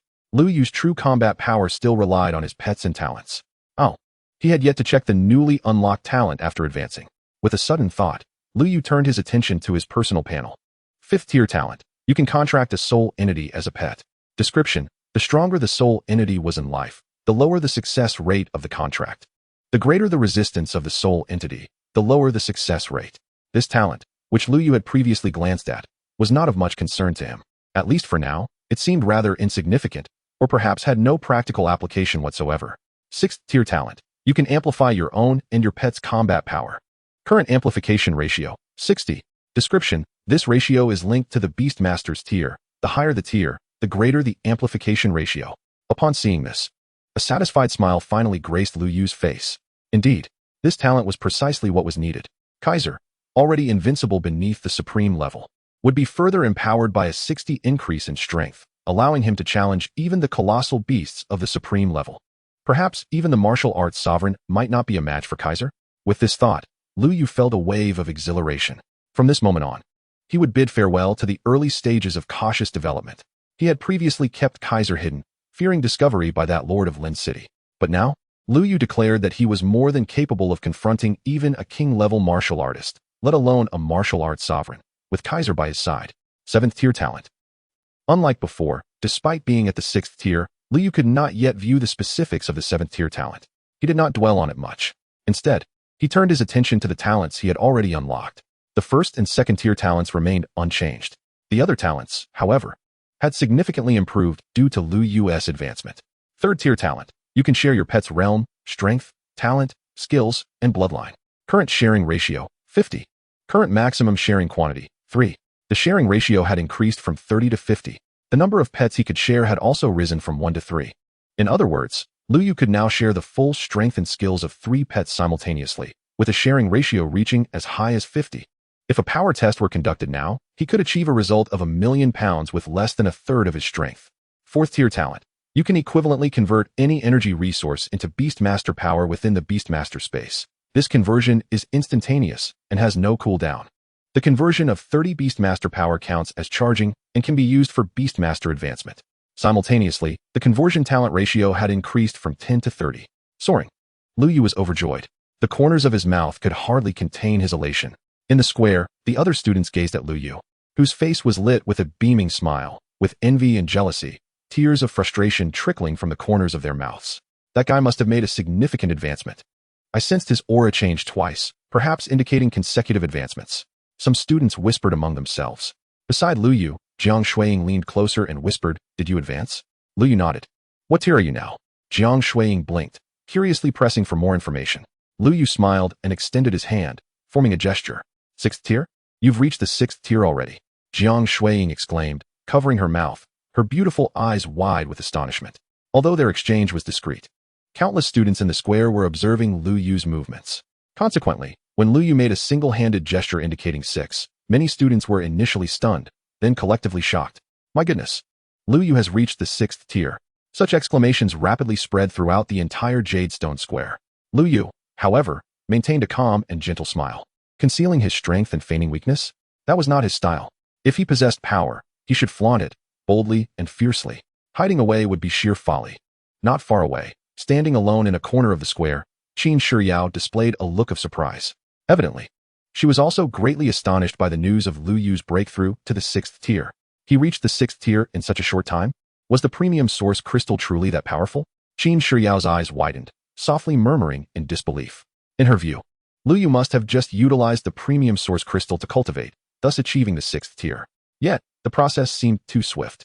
Most importantly, she had not seen Lu Yu cultivating with the source crystal.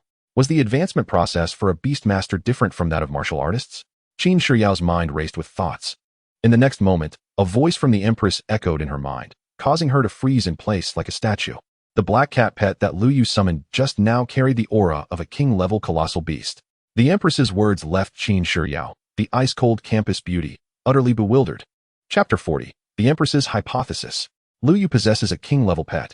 A king-level colossal beast? The black cat Lu Yu just summoned. Stunned for over half a minute, Qin Shiyao finally began to question in her mind. No, it's not that black cat. That black cat is merely at the peak of the 3rd tier, on the verge of breaking into the 4th tier.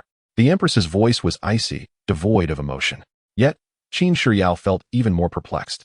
Then, what about the aura of the king-level colossal beast you mentioned? The Empress remained silent for a moment before finally saying, That black cat is tainted with the aura of a king-level colossal beast. If my perception is accurate, it should be of the mid-level king category. Upon hearing this, Qin Shiyao was rendered speechless once more. She absolutely trusted the Empress's judgment. After all, the Empress's realm and life surpassed that of the renowned human martial god. Her perception would undoubtedly not encounter any issues. Yet, this left Qin Shiyao even more perplexed. Master, your disciple is dim-witted and still cannot comprehend the meaning within. After a brief pause, Qin Shiyao found herself at a loss for understanding, so she decided to speak candidly. The Empress remained silent for a moment before responding. The aura of the behemoth is quite fresh. It cannot possibly be the lingering essence from a previous encounter with such a creature. In other words, just before Lu Yu summoned that black cat, he must have been in the company of a mid-level king-class behemoth. Only thus can we explain the fresh behemoth aura clinging to him. Upon hearing the Empress's words, Qin Shiyao felt her breath momentarily falter. You mean? The Empress nodded with a sigh. From Lu Yu's previous summoning of the black cat, it appears that beast tamers possess a special dimensional space where their pets reside. Within Lu Yu's dimensional space, aside from the recently summoned black cat, it is highly likely that there is also a king-class behemoth. That king-class behemoth is undoubtedly one of Lu Yu's pets. At this point, the Empress paused briefly to add, of course, this is merely my conjecture. After all, it is rather extraordinary for a mere 6th-tier beast tamer to possess a king-class behemoth as a pet, making it hard to believe. As these words fell, Qin Shiyao found herself utterly bereft of the ability to think. The only thing she could do was gaze blankly at Lu Yu's tall figure not far ahead. Does he truly possess a king-class behemoth as a pet? How could that be possible? At this moment, Qin Shiyao felt an overwhelming urge to rush to Lu Yu and inquire if it were indeed true. However, after a brief moment, she regained her composure. Her relationship with Lu Yu was not particularly deep, although they had lived under the same roof for several years. The totality of their exchanges prior to this provincial examination could be counted on one hand. If Lu Yu truly had a king-class behemoth as a pet, that would undoubtedly be his greatest trump card and secret, something he could not possibly divulge to her. With this thought, Qin Shiyao inexplicably felt a sense of loss. Her gaze inadvertently strayed to Jiang Shuiying, who was intimately linked to Lu Yu's arm, whispering sweet nothings to him. If it were Jiang Shuiying asking, would Lu Yu divulge the truth? Qin Shiyao thought to herself. Meanwhile, in her consciousness space, the ethereal figure of the Empress, clad in a purple-gold robe and exuding an aura of nobility and authority, observed this scene and sighed. It seemed that her disciple had developed a subtle change in her attitude towards Lu Yu. While it could not be classified as admiration, the seeds of curiosity might have already been sown. For a woman, the most perilous state is when curiosity towards a man arises, often signifying the commencement of her downfall. The Empress sighed once more, choosing not to dwell on these thoughts. After casting a deep glance at Lu Yu's figure, she turned her attention to the depths of the Jade Stone Plaza, sensing an unusual aura. A behemoth? Saintly grade? The aura seems peculiar. And now it appears to possess only king-level strength? The Empress murmured softly. However, Qin Shiyao could not hear these words. Above the Jade Stone Plaza, as time ticked away, over 500 talented individuals from Jiang Province finally completed the testing on the Power Stone tablet. Among them, nearly 80 failed to meet the minimum threshold of 40,000 pounds and were thus eliminated. With a flash, the white light illuminated those 80 students. And in the next instant, their figures vanished from sight. They had been forcefully expelled from the secret realm. Alas, they were all prodigies in their original cities, yet here, they were directly eliminated. Some students in the crowd could not help but lament. Just as the words left their lips, a prodigy from Jinling scoffed and replied, "Whom can one blame for insufficient strength? No matter how many opportunities the secret realm presents, it is not meant for the weak." Upon hearing this, many nodded in agreement. Though the statement was harsh, it was undeniably true. With this thought, many of the talented individuals who barely met the assessment criteria felt a surge of relief wash over them. After all, they had passed. Soon, they would officially enter the secret realm to acquire resources and opportunities. Just as this thought crossed their minds, a rumble echoed across the Jade Stone Plaza. The power testing stone tablet suddenly erupted with brilliance, revealing lines of new text. Over 400 students present turned their attention to it simultaneously. The power test has concluded. The beast tide assessment is about to commence. Only those who pass the assessment may delve deeper into the opportunities within the Qi Yin sect's secret realm. Those who do not meet the assessment criteria may only operate in the periphery of the secret realm. Minimum assessment standard. Survive for 3 days amidst the beast tide. The transmission is about to begin. More detailed rules will be announced upon arrival at the safe house. The new information inscribed on the stone tablet left the crowd momentarily stunned. Goodness, there's another assessment? Only those who pass this assessment can enter the depths of the secret realm. This stage offers some leeway. Those who do not pass will not be expelled, but may only remain active in the periphery. The best resources and greatest opportunities are surely found deep within the secret realm, while the periphery offers little more than scraps. In the plaza, the over 400 talented students began to chatter among themselves. The prodigies from Jinling appeared nearly universally elated. Clearly, they were quite pleased with the existence of this assessment, as it signified that more students would be eliminated. Thus, the resources and opportunities deep within the secret realm would be theirs alone to pursue, free from competition. Conversely, many students, particularly those from various ordinary cities, displayed expressions of concern. In the next moment, before anyone could ponder further, beams of silvery light cascaded from the heavens, precisely landing upon each individual. In an instant, the more than 400 figures on the Jade Stone Plaza vanished from sight.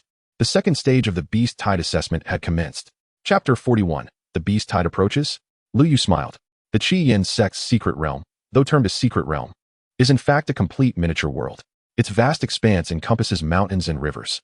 At this moment, at the outermost perimeter of the secret realm lies a dense forest. Beyond the forest stretches an endless expanse of wasteland. Countless exotic beasts roam this desolate land. At the edge of the forest stand a series of rudimentary wooden cabins. Each cabin is separated by several kilometers.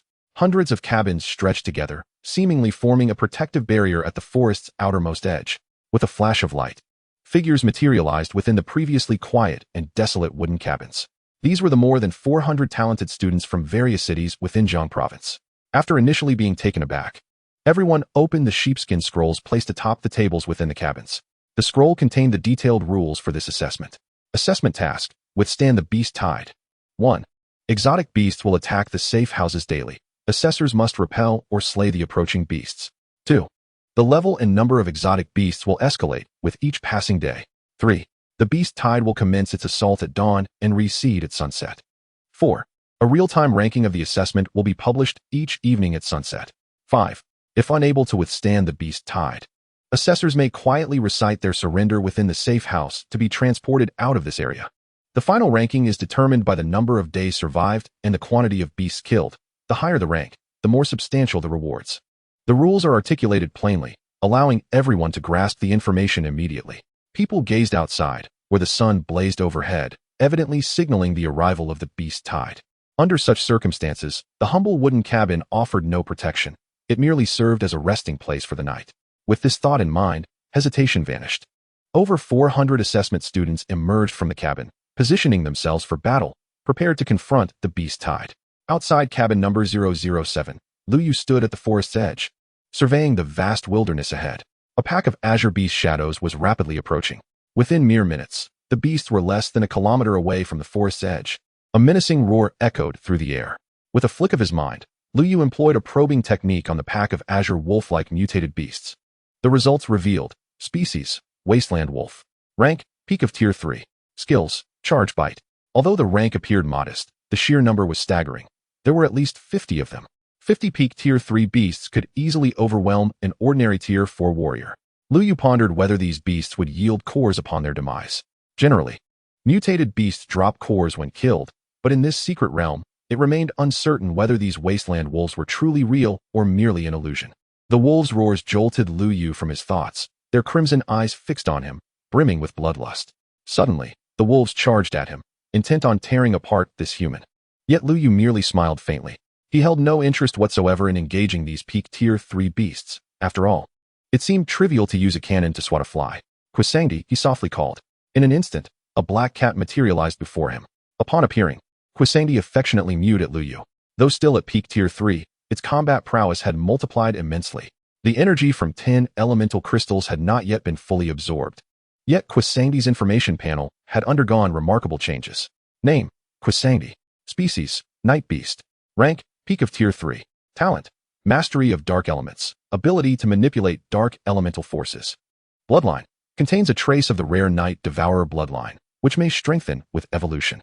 Skills: dark bite, dark ambush, dark apex stance, dark elemental vortex. Evaluation: with a proficient command of dark elemental power, it possesses immense combat strength and can easily engage foes 2 tiers above. The most significant change was the addition of the word dark before all of Quisangdi's skills, an evident sign of its mastery over dark elemental forces. Let me witness your prowess, Lu Yu said with a light chuckle. Kwisangdi responded with another mule before leisurely turning to face the 50 charging wasteland wolves. In terms of realm, these wolves were also peak tier 3, making it a battle of 150. However, Kwisangdi showed no inclination to assume a combat stance. Instead, in its feline form, it merely yawned and opened its mouth. A black vortex materialized from within, initially the size of a sesame seed, but it rapidly expanded to about 5 meters in diameter. With a harmless meow, Kwisangdi launched the vortex toward the pack of wasteland wolves. In the blink of an eye, all 50 wolves vanished, consumed by the dark vortex.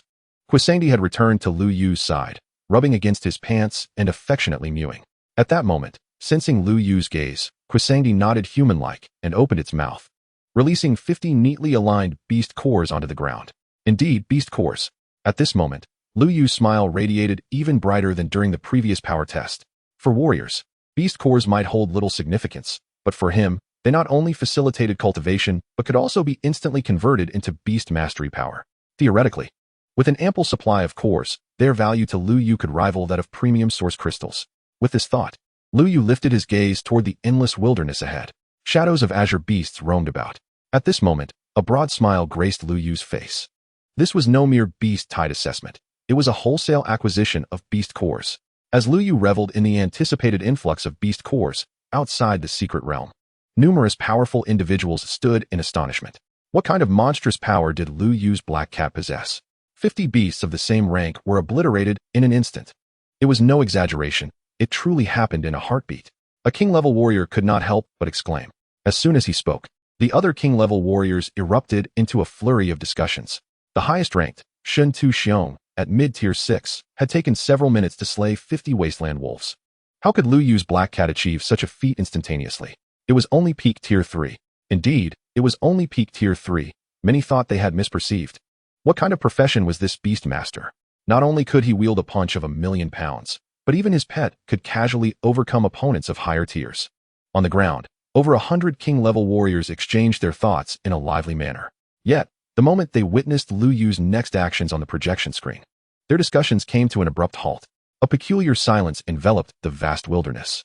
For Lu Yu had directly returned to the wooden cabin. With a thud, the door closed. Lu Yu sat cross-legged on the bed, clutching the beast cores, immersing himself in self-cultivation. Meanwhile, Kwisangdi remained outside the cabin, tasked with dealing with the subsequent waves of mutated beasts. This scene left the assembly of over 100 king-level warriors exchanging bewildered glances, momentarily at a loss for words. It was worth noting that, at that moment in the projection, aside from the prominent prodigies from the 3 great families, many students were engaged in life-and-death battles against the pack of wasteland wolves. The onslaught of 50 peak tier 3 mutated beasts posed a challenge even for tier 4 warriors. Even the prodigies from the 3 great families, such as Shun Tu Xiong, Li Waner, and Shun Tianzong, had not relaxed after slaying the first wave of wasteland wolves. They all sat cross-legged on the ground, hastily beginning to restore their source power in preparation for the impending beast tide. Amidst this tense scene, Lu Yu stood out as the sole anomaly. While others fought desperately against the monsters, Lu Yu remained detached. Fortunately, the other examinees were unaware of Lu Yu's circumstances. Otherwise, their resolve might have faltered. An hour later, outside cabin number 007, another wave of wild wolves arrived. They were still at the peak of the 3rd tier, numbering 50. Without wasting a moment, Kwisangdi unleashed a dark elemental vortex, swiftly eliminating them once again. Then, with agility, Kwisangdi leapt through the window and approached Lu Yu. It opened its mouth, spilling forth precisely 50 beast cores. Impressive. Lu Yu exited his meditative state and praised Kwisangdi. After contemplating, he decided to use this batch of beast cores to enhance Kwisangdi. The 3rd tier peak was still too low. Without hesitation, Lu Yu summoned Kwisangdi into the Beastmaster space and tossed in the remaining 97 beast cores to initiate the innate transformation. In an instant, all the beast cores vanished, transforming into pure, refined Beastmaster power. Inside the space, Caesar wisely refrained from absorbing this portion of Beastmaster power, leaving it entirely for Kwisangdi. After all, this power was negligible for Caesar and was far better used to upgrade his little companion. In a mere moment, Kwisangdi, in its black cat form, began to swell like a balloon as it absorbed all the Beastmaster power. As time passed, its expanding form gradually started to shrink. After more than half an hour, Kwisangdi's aura finally stabilized. With a thought, Lu Yu summoned Kwisangdi back. Kwisangdi joyfully mewed, and Lu Yu immediately sensed its current realm, 4th tier peak. Nearly 100 third-tier beast cores had enabled Kwisangdi to ascend a significant level. At this rate, the beast tide and beast cores could be directly utilized to elevate both Kwisangdi and Caesar. Hence, the more beast tides there were, the more his pets would improve, and the greater his gains. Lu Yu silently calculated as he gazed outside the cabin. In the distance, packs of wild wolves roamed. Yet they halted 3 kilometers away from the cabin, as if some barrier prevented them from charging forward. Could it be a setting of the secret realm? Thus, the beast tides could only come in waves? Moreover, there must be a limit to the number of beast tides each day. Lu Yu pondered. It must be said that this setup was rather benevolent for the other examinees. Otherwise, no matter how strong one was, facing countless beasts rushing forth would likely overwhelm anyone within a single day. However, for Lu Yu, this arrangement seemed to backfire. He would prefer an endless swarm of beasts. If Kwisangdi could not handle them, he could summon the starry titan Caesar to make an appearance. Perhaps he should take the initiative? As Lu Yu contemplated the vast wilderness ahead, a sudden thought struck him. Rather than waiting in the cabin for the beast tide to arrive, it would be far better to send Kwisangdi out into the wild to hunt aberrant creatures. The rules did not state that one could not leave the safe zone. Only by doing so could he maximize his benefits. With this in mind, Lu Yu hesitated no longer. He communicated his thoughts to Kwisangdi. Kwisangdi, upon hearing this, expressed great excitement. It had just elevated its realm, and now was the perfect time to unleash its prowess. The previous pack of wild wolves was hardly enough to satisfy its appetite. Go, Kwisangdi, Lu Yu called out, smiling. In the next moment, Kwisangdi transformed into a streak of shadow, dashing from the cabin into the boundless wilderness. Meanwhile, Lu Yu surveyed the exceedingly simple environment of the cabin and realized he had no beast cores for cultivation. He decided to lie down on the wooden bed and drift off to sleep. He had already informed Caesar in the Beastmaster space that if any danger arose that Kwisangdi could not handle, Caesar would take action. As for personally stepping into the fray to hunt aberrant beasts, Lu Yu had never even considered it. As a Beastmaster, how could one personally engage in combat? If only this wooden bed were softer, it would be perfect, but alas. Just before falling asleep, Lu Yu mumbled sleepily. Outside the secret realm, a group of king-level powerhouses, along with several martial arts supremes in the sky, were left utterly speechless. This is what a Beastmaster does. Chapter 43, the first to sleep in the secret realm. Inside the secret realm, Lu Yu slept soundly, appearing as if he were about to drool. Meanwhile, the esteemed figures outside exchanged bewildered glances, unable to articulate their astonishment. Is he really just sleeping through this? What an extraordinary feat. Lu Yu, the first to sleep in the secret realm. I have practiced for decades and have never witnessed such an absurd scene. On the ground, over 100 king-level powerhouses were astounded by Lu Yu's audacious act of sleeping. These individuals, who were usually revered and held in high esteem in their respective cities, now resembled common folk gossiping in the streets. Inevitably, the conversation shifted back to Lu Yu's unique profession as a Beastmaster. The reason for Lu Yu's peculiar behavior stemmed from his identity as a Beastmaster. Other students, like Shintu Xiong and Li Wan'er, despite their higher tiers and formidable combat abilities, had to confront the beast tide themselves. But not Lu Yu. As a Beastmaster, he could command his pets to fight on his behalf. From this perspective, the profession of Beastmaster is not without its merits. A king-level powerhouse, gazing at the sky screen where Lu Yu slept soundly, could not help but sigh. Yet, as soon as the words left his mouth, they provoked discontent among the other king-level powerhouses. This is a misguided perspective. City Lord Lu, you are already a king-level powerhouse. How can you be so short-sighted? Although Lu Yu is currently demonstrating considerable strength, even achieving the absurd feat of sleeping in the secret realm, there has never been a Beastmaster before him. Common folk may think that being special is advantageous, but they do not realize that the more unique one is, the more obscured the path ahead becomes. The martial god himself has stated that martial arts is the true path of the world, while all else is a minor path. The profession of Beastmaster may be powerful now, but what lies ahead? The future is uncertain, and a king level might just be a chasm. Amidst the discussions, the tone was filled with dissatisfaction. Some even went so far as to criticize not only the profession of Beastmaster, but Lu Yu himself. Lu Yu's current nonchalance and frivolity in sleeping were too reckless. Such an attitude would hinder his potential. This youth is merely flaunting his temporary might. Just wait until the intensity of the beast tide escalates. Let us see if he dares to sleep so soundly then. At this moment, outside the secret realm, the king-level powerhouses resembled cats whose tails had been stepped on, each wearing an expression that demanded to speak their minds. As for the reason, it was simple. Each of these king-level powerhouses was a martial practitioner. They were fervent advocates of martial arts. Lu Yu now shines brilliantly within the secret realm as a Beastmaster. Overshadowing all other students who practice martial arts, rendering them akin to clowns. Is this merely a blow to the pride of the students? No. It is a strike against all martial practitioners. Consequently, numerous king-level warriors, who previously had no connection to Lu Yu and even praised him, have begun to whisper disparaging remarks about him. The sole exception is Jiang Jinmin, Lu Yu's principal, who remains silent. However, the expression on Jiang Jinmin's face reveals a hint of concern. The second phase of the Beast Tide assessment has only just commenced, yet Lu Yu's prominence is already overwhelming. Tall trees attract strong winds, and Lu Yu's unique position as a Beastmaster makes him susceptible to scrutiny. Should Lu Yu's subsequent performance fail to impress, Jiang Jinmin cannot help but feel a wave of anxiety as he observes Lu Yu sound asleep in the sky's projection.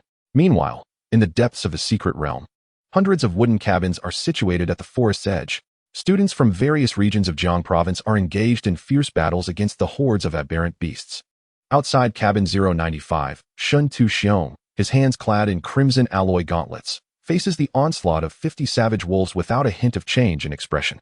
He delivers punch after punch, each one resulting in the instant demise of a savage wolf. They are weak, far too weak. Within mere minutes, the ground before Shun Tu Xiong is strewn with the corpses of savage wolves, totaling 100 when combined with the previous wave. The beast cores lie hidden among them. Yet Shun Tu Xiong cannot be bothered to collect the third-tier cores. Instead, he silently removes his gauntlets and sits cross-legged on the ground, beginning to replenish his energy in preparation for the next wave. More aberrant beasts, especially those of higher ranks, would be most welcome. Shun Tu Xiong mutters to himself. For him, 100 third-tier savage wolves are hardly a challenge. Outside cabin 147, Li Wan'er stands before a collection of charred corpses, all peak third-tier savage wolves. Remarkably, they did not even graze the hem of Li Wan'er's clothing before being dispatched by waves of fiery blade energy. What is typically a technique reserved for king-level warriors is effortlessly wielded by Li Wan'er, a 6th-tier practitioner. This scene elicits gasps of astonishment from many king-level warriors outside the secret realm. In contrast, some powerful figures from Jinling remain unfazed. The fact that this young lady from the Li family possesses a hidden fire attribute talent is an open secret in Jinling City. I wonder how Lu Yu is faring? Li Wan'er, too, refrains from scavenging for beast cores, instead lost in thought. How fortunate those two younger sisters are. Why must they be with that insufferable man, Lu Yu? Outside cabin 299, 100 savage wolves stand before Shin Tianzong, all alive, yet battered and bruised. Fear, almost human-like, is evident in their expressions. The youth before them, a demon of sorts, unleashes streams of sword energy, carefully avoiding any fatal strikes. The first savage wolf to arrive bears over 100 sword marks, yet it remains alive. As minutes pass, the savage wolves are stripped of flesh, reduced to a state where they can hardly stand, all lying on the ground whimpering. Exasperated, Shin Tianzong finally loses interest in practicing his swordplay. Without lifting his head, he unleashes another strike. Within a 10-meter radius, the sword energy surges forth, obliterating the 100 savage wolves into oblivion. I truly wish to test my sword against Lu Yu, or perhaps that black cat would suffice. Shin Tianzong raises his head, surveying the ground littered with remains, and suddenly smiles, speaking to himself. Chapter 44. The first day's rankings are released. Lu Yu's performance. Time swiftly passes, and before long, dusk descends. The dark crimson sun hangs in the sky, slowly sinking towards the horizon. As the sun sets, the savage wolves that had surrounded the cabins swiftly retreat. The students finally breathe a sigh of relief. Thank goodness, it is finally over. I can't believe I survived the first day, and I am merely at the peak of the 3rd tier. Alas, I can no longer contact them. Am I the only one from Yun City to endure today's beast tide? To think the first day would present such a challenge with 50 third-tier beasts. It is utterly absurd. Thankfully, there were only 2 waves today. Had there been more, I would surely have been eliminated. The students express their mixed feelings, while those from the same city communicate through the communication wristbands provided by their instructors. Many only now realize that their companions were eliminated during the first day's beast tide. After all, a significant portion of students had not yet broken through to the 4th tier.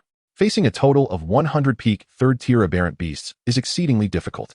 However, in the eyes of the elites from large cities such as Jinling and Sioux City, the first day's 100 savage wolves, though formidable, are merely a slight challenge, not insurmountable. I expected the beast tide to be fearsome, yet this is all it amounts to? Indeed, too weak, utterly unchallenging. How long did it take you to vanquish 2 waves? I only spent half an hour. Half an hour? That is pathetic. I finished in 20 minutes. I wonder how long Shin Tu Xiong and the others took. I am curious about how long Lu Yu took. Amidst the discussions of these city elites, one voice suddenly breaks through. In an instant, the communication channel falls silent. Upon hearing Lu Yu's name, the previously proud expressions of the city elites freeze. They have always looked down upon the so-called elites from smaller cities, viewing them as mere country bumpkins with low cultivation levels. However, Lu Yu is different. He is a force to be reckoned with, a true powerhouse. Cough cough. Why are we even discussing him? Although that fellow possesses immense strength, brute force cannot solve every problem. I wager he took longer to deal with the two waves than Shun Tu Xiong and the others. Someone chimes in with a hint of envy. Just as the words leave their lips, a tremor reverberates through the secret realm. At that moment, over 400 students simultaneously look up at the sky. What a magnificent light screen. Is it time to announce today's assessment rankings? Some astute students recall the rules previously disclosed. Indeed, they are correct. With another tremor, the enormous light screen reveals lines of ink-like characters. First day assessment results calculation begins. Survivors, 308. Eliminated, 102. Just these initial lines astonish many. Goodness, this is only the first day, and a full 100 individuals have been eliminated, 1/4 of the total. Now, we shall announce the first day's assessment score rankings. Note, assessment scores determine the final rankings. Scores, total number of aberrant beasts killed, and cumulative survival days. Upon reaching this point, many are momentarily stunned, especially the city elites who were just comparing their beast-slaying times, exchanging bewildered glances. What on earth? Is the scoring not calculated based on time? This seems utterly unreasonable. Today, did not everyone encounter merely 2 waves of beast tides, totaling 100 third-tier wilderness wolves? Indeed. Therefore, those who passed should all have identical scores. However, that is not entirely accurate. Many individuals did not slay all the wilderness wolves, merely managing to fend them off. The distinction is minimal. Among us, the elites from the grand cities, who among us has not annihilated all the wilderness wolves? The information on the screen sparked a flurry of discussion among the students present. Even Shun Tu Xiong, Li Wan'er, and Shun Tianzong could not help but furrow their brows at this scoring method. It seemed incapable of highlighting their formidable prowess in comparison to other students. In fact, their rankings might very well be identical to those of many ordinary students, whom they regarded with disdain. Upon considering this, the typically proud Shun Tu Xiong and his companions could not suppress a strange and uncomfortable feeling that arose within them. How infuriating! I nearly exterminated all the beast tides in record time.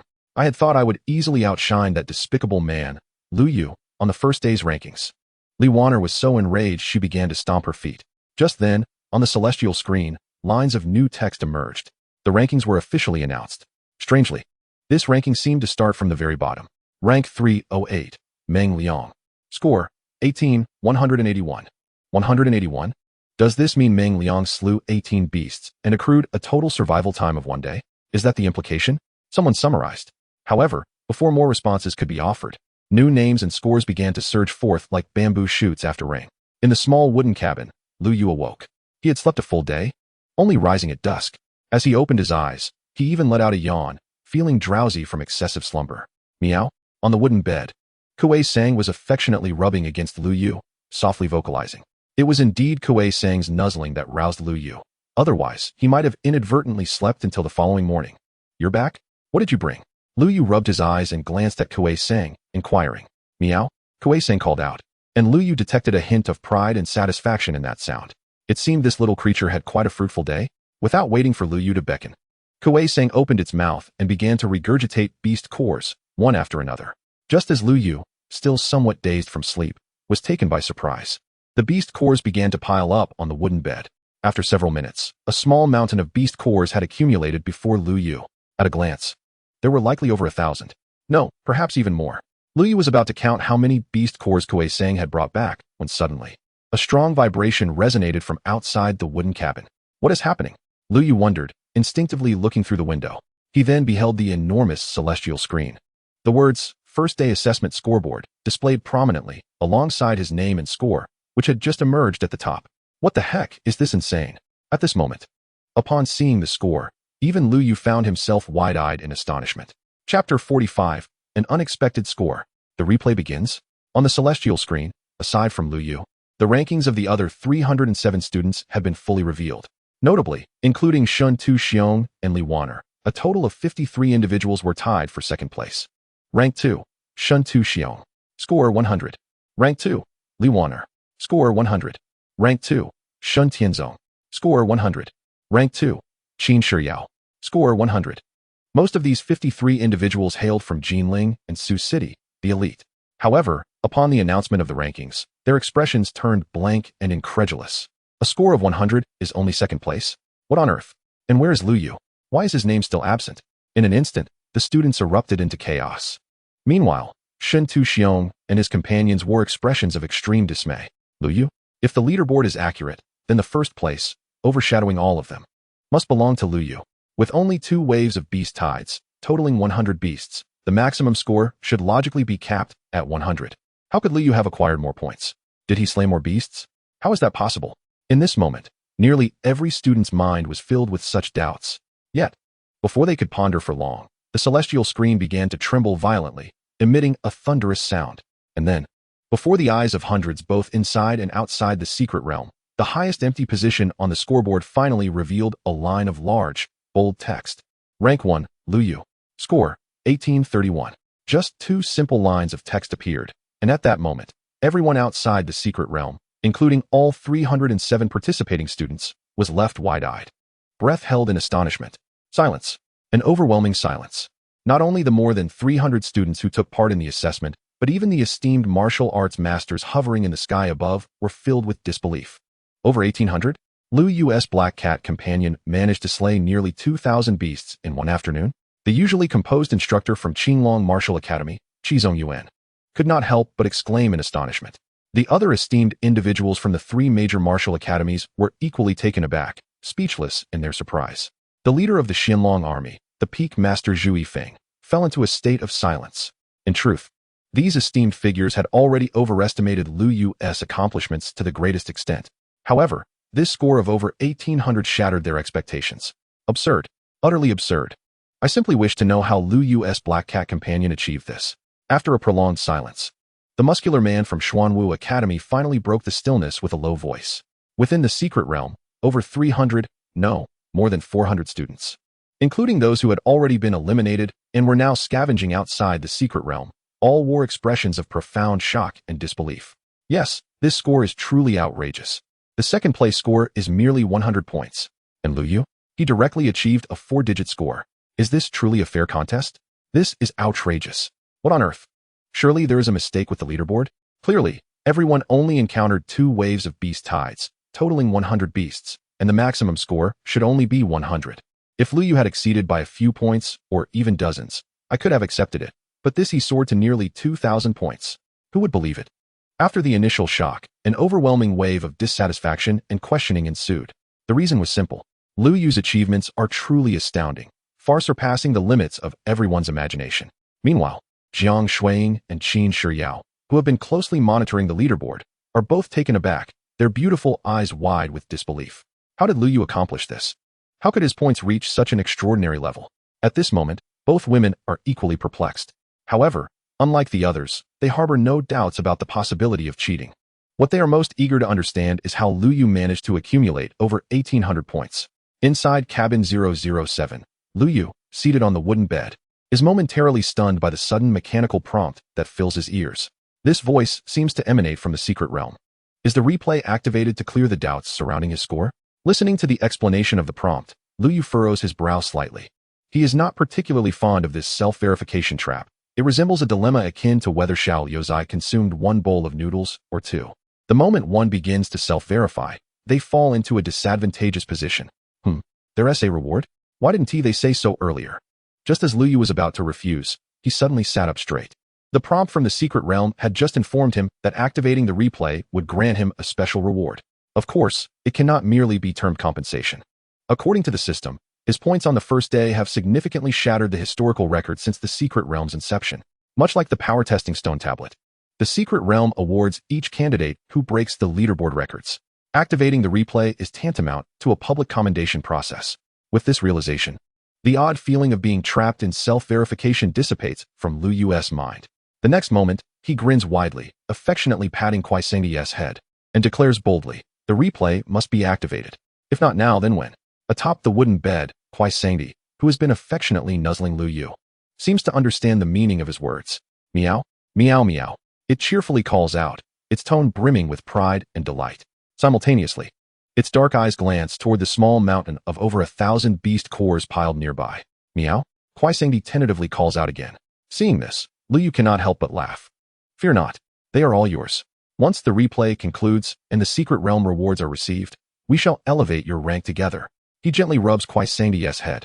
The latter responds with a contented meow and settles down quietly beside Lu Yu. Meanwhile, Lu Yu gazes through the window at the luminous screen above the sky. Buzz, buzz. A series of tremors resonate from the screen. Gradually, images begin to emerge. The replay of Lu Yu's achievements is about to commence. Chapter 46. You're supposed to slay monsters, not engage in wholesale procurement. Within the secret realm, before the hundreds of small wooden cabins, all the students lift their gazes toward the sky. The tremors of the projection in the sky instantly capture their attention.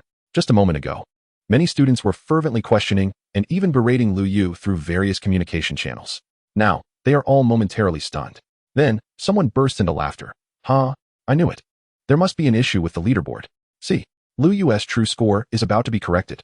At this moment, many share similar thoughts, indeed, the vast majority. The only exceptions are Shun Tuxiong, Li Wan'er, and Shun Tianzong.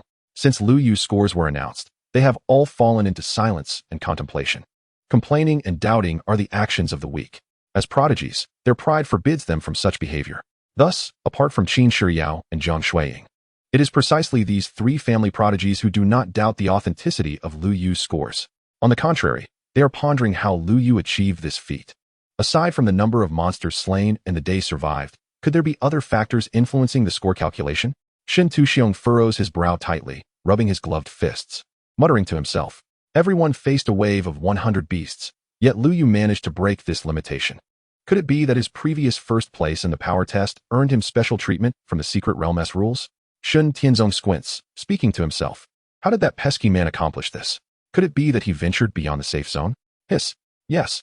There was no rule against leaving the safety of the cabin. Wait, that doesn't make sense. Even if Lu Yu truly hunted beasts in the wilderness, the points wouldn't add up. He couldn't possibly slay nearly 2,000 beasts in one afternoon. Li Wan'er furrows her delicate brow, alternating between moments of realization and confusion, muttering to the air incessantly. Buzz. The various thoughts of the crowd will not interfere with the operation of the secret realm's rules. Above the sky, ripples seem to undulate across the projection screen. The leaderboard, carrying over 300 names, gradually fades away. In its place, an immersive visual scene emerges. The screen initially reveals a small wooden cabin numbered 007. Following this, a line of text appears. The replay of Lu Yu's first day assessment has commenced. This simple line of text instantly leaves many students, who were still vociferously accusing Lu Yu of cheating, speechless. The student who initially shouted out is now blushing a deep shade of purple. The unfolding scene confirms that Lu Yu's scores have been recognized by the rules of the secret realm. In fact, the replay is now serving as a public commendation before all candidates. Can you handle this? Above the sky, the scene resembles a camera lens, gradually zooming in from outside the wooden cabin. Soon, it passes through the wooden door and enters the interior. This transition in perspective leaves all students puzzled. What is happening? Aren't the beast waves supposed to come from outside the cabin? Just as one student begins to voice their thoughts, they are abruptly silenced. Their eyes widen in astonishment. 4. Lu Yu's figure appears in the replay. He is actually lying on the bed, sprawled out in a star shape, sound asleep. At this moment, within the secret realm, hundreds of students fall into a profound silence. The most absurd part is the next scene. Lu Yu, still lying on the wooden bed and snoring, rolls over and begins to mumble in his sleep. If only this bed were a bit softer. This dreamlike utterance resonates in the ears of all present during the replay. The tone carries 3 parts dissatisfaction, 3 parts comfort, 2 parts regret, and 2 parts ease. This utterly confounds all students. Is the secret realm trying to convey that Lu Yu achieved first place and amassed over 1,800 points simply by sleeping? Some students are on the verge of breaking down. Their names are irrelevant, for everyone is equally affected. At this moment, not only ordinary students, but even prodigies like Shen Tuxiong, Li Wan'er, and Shun Tianzong find their mouths twitching in disbelief. That insufferable man. How can he be so pretentious? It's infuriating. The proud daughter of the Li family, Li Wan'er, finds her delicate face flushed with anger, stomping her feet in a fit of impotent rage. Shen Tuxiong and Shun Tianzong, with their heads bowed, forcefully diverted their gaze from the sleeping Lu Yu beneath the vast sky. This fellow, sleeping to claim first place? Truly an absurdity. Lu Yu ought to be fighting alongside his pet beast. While he dozes off indoors, his pet should be battling the oncoming beast tide.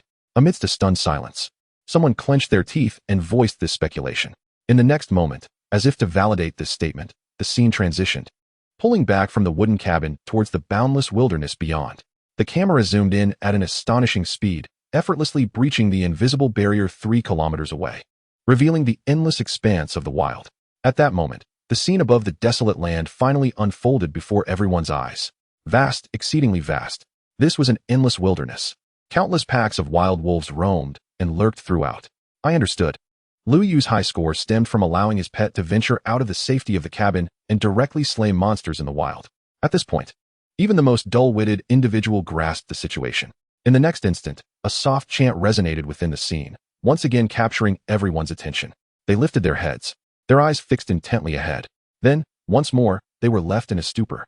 On the ground of the wilderness, a black cat, merely 40 centimeters long, leaped into the air. Then, a flash of darkness, and the black cat vanished. In its place emerged a mysterious, obsidian vortex, the bloodline skill of Kuei-Senti. However, unlike before, after absorbing a substantial 10 elemental crystals, this dark elemental bloodline skill had experienced an extraordinary enhancement. In that moment, the initially basketball-sized black hole vortex had expanded to a diameter of 5 meters within just a few breaths. Moreover, it continued to grow. The dark elemental forces surged above the wilderness, boiling like water in a kettle, all converging towards the black hole vortex. The shadowy vortex expanded relentlessly. Thus, under the watchful eyes of hundreds both inside and outside the secret realm, time seemed to stretch. The area of the black hole vortex reached an astounding diameter of 100 meters. It hovered in midair, casting a vast shadow on the ground beneath. Meow? Just then, from the swirling black hole, a sudden cat's meow echoed. Yet, this seemingly innocuous sound triggered an explosive reaction. The black hole vortex erupted violently. It began to spin at a speed imperceptible to the naked eye. In that moment, all the wild wolves within dozens of miles, previously wandering, stood frozen in place as if time had been paused. The next instant, a dark elemental storm howled to life. Thousands of wild wolves were swept up in a torrent of dark elemental energy. Uncontrolled, they soared towards the black hole vortex above. At that moment, witnessing this astonishing spectacle, not only the other students, but even Lu Yu himself was rendered speechless. What a remarkable Kuei-Senti, when tasked with slaying monsters. It seemed to be engaging in a wholesale trade in Iwu. Chapter 47, A Great Harvest. 7th grade Beastmaster. Within the secret realm, beneath the sky, everyone gazed upwards, their eyes fixed on the colossal black hole, 100 meters in diameter. Obsidian, profound, mysterious, and powerful. Under their wide-eyed scrutiny, the wild wolves were drawn into the black hole by the dark elemental forces like lambs. Half an hour passed, and within a 10-mile radius, not a single wild wolf remained visible. All had been consumed by the black hole vortex. Gulp. In that moment, countless instinctive sounds of swallowed saliva echoed through the secret realm. The power of this black hole was, no, its might was simply astonishing. Most critically, all the students had previously witnessed that this black hole was none other than the seemingly harmless black cat pet of Lu Yu. Earlier at the Jade Plaza, I had even praised that cat's cuteness. One female student murmured in disbelief. At that time, when Lu Yu summoned Kuei-Senti for the first time, she had even wanted to pet the cat. Hiss. The female student suddenly gasped, her scalp tingling. She raised her head to gaze at the massive black hole above. In that moment, she felt an inexplicable sense of relief, as if surviving a great calamity. Cute? Lu Yu's black cat was anything but cute. It had effortlessly slaughtered over 1,000 peak third-tier wild wolves. If it wished to eliminate her, it might not even need to employ the black hole. A mere swipe of its paw would suffice to bring her down. Meow? Meow meow. Suddenly, a few adorable cat meows resonated in the scene, drawing everyone's attention once more. Unbeknownst to them, the 100-meter black hole had vanished, replaced by the small black cat, 40 centimeters in length. It held its head high, a hint of humanoid pride on its small face. In the next instant, the black cat transformed into a shadow of darkness, disappearing from sight. When the crowd's vision cleared, the black cat had already appeared outside Lu Yu's cabin number 007. Thus, the playback abruptly ended, plunging into darkness. Moments later, lines of names and scores reappeared. At the pinnacle of the leaderboard hung Lu Yu's outrageous and unreasonable first-day score. First place, Lu Yu. Score, 1831. However, at this moment, as hundreds of students gazed at this overwhelming, unparalleled figure, no one uttered a word of dissent. Hundreds stood in silence. The next moment, 2 new lines of text materialized above the sky. Examiner Lu Yu breaks the first-day score record. Reward, 10 premium source crystals. Without needing further elaboration, these 2 simple lines of text stirred waves within the secret realm once more. Cabin number 007. with a flash of white light before Lu Yu's eyes. 10 crystal-clear, premium source crystals materialized in his hand. Only 10? How stingy. Lu Yu grumbled in dissatisfaction. The voice from the secret realm seemed to have caught wind of Lu Yu's grievance and hurriedly clarified. Oh, you mean this merely refreshed the first-day historical record? Hence the reward isn't particularly generous? Only by breaking the final assessment historical record would he be eligible for a reward comparable to that received during the previous power test? Lu Yu muttered a few words, not dwelling on it further. After all, he had not exerted much effort. He merely replayed the battle footage. He had even allowed Kuei Santi to showcase a bit of flair. Simply put, receiving 10 premium source crystals was quite acceptable. With this thought, Lu Yu turned to Kuei Santi. Meow meow. Kuei Santi gazed longingly at the premium source crystals in Lu Yu's hand, nearly drooling. The previous 100 premium source crystals had all been monopolized by that giant Caesar. It had only managed to scrape together some leftover broth. Rest assured, all of it is for you. Lu Yu chuckled lightly. In the ecstatic gaze of Kuei Santi, he stored the crystals into the Beastmaster space. Subsequently, Lu Yu sat cross-legged on the wooden bed, focused his mind, and activated his innate transformation. A wave of spatial fluctuations spread forth. On the wooden bed lay a mountain of precisely 831 beast cores, which, along with the 10 exquisite source crystals held by Lu Yu, had vanished without a trace. Within Lu Yu's Beastmastery space, an overwhelming surge of Beastmastery energy erupted forth. Meow, meow meow. Kuei Santi called out joyfully, its pitch exuberantly high. Its glistening black eyes even slyly glanced at the towering figure of Caesar in the corner. The little face was filled with a sense of satisfaction reminiscent of the shifting tides of fortune over 30 years. The master had declared that this bounty of Beastmastery energy was entirely for itself.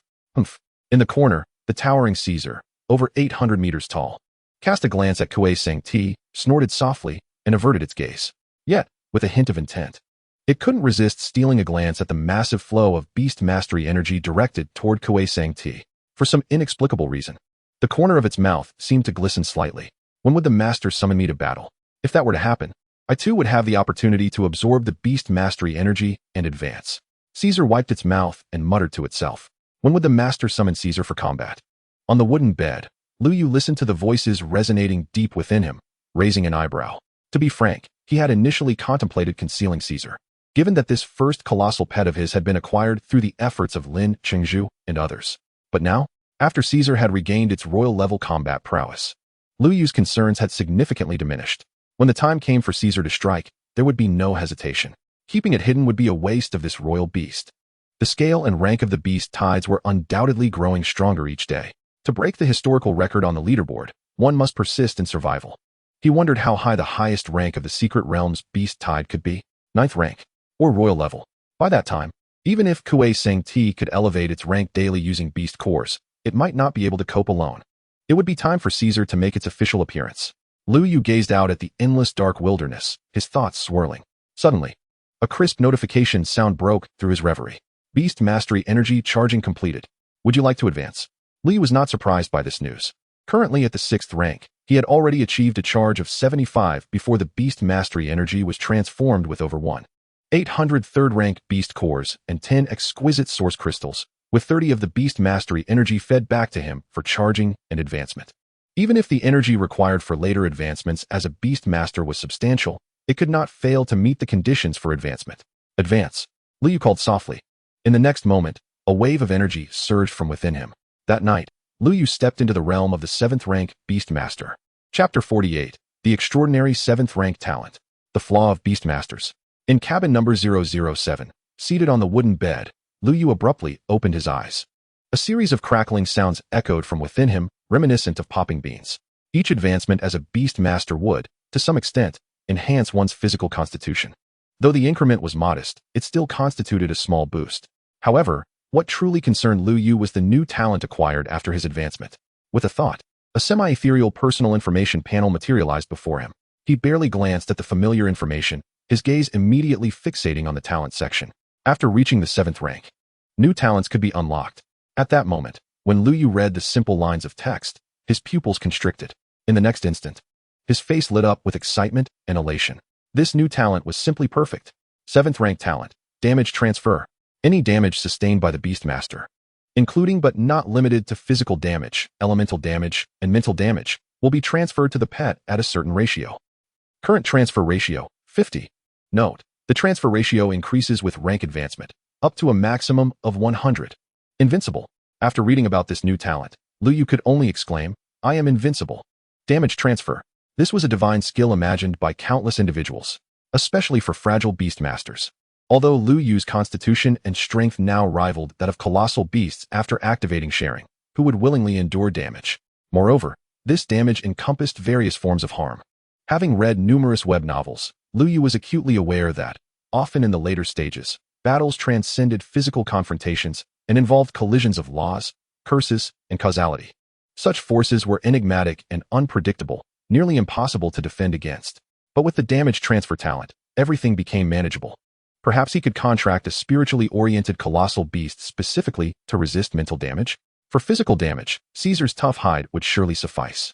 Kuei Sang-ti was likely to pursue an extreme elemental path, which could help him withstand elemental damage. Lu Yu contemplated, increasingly enamored with this new talent. And his spirits soared.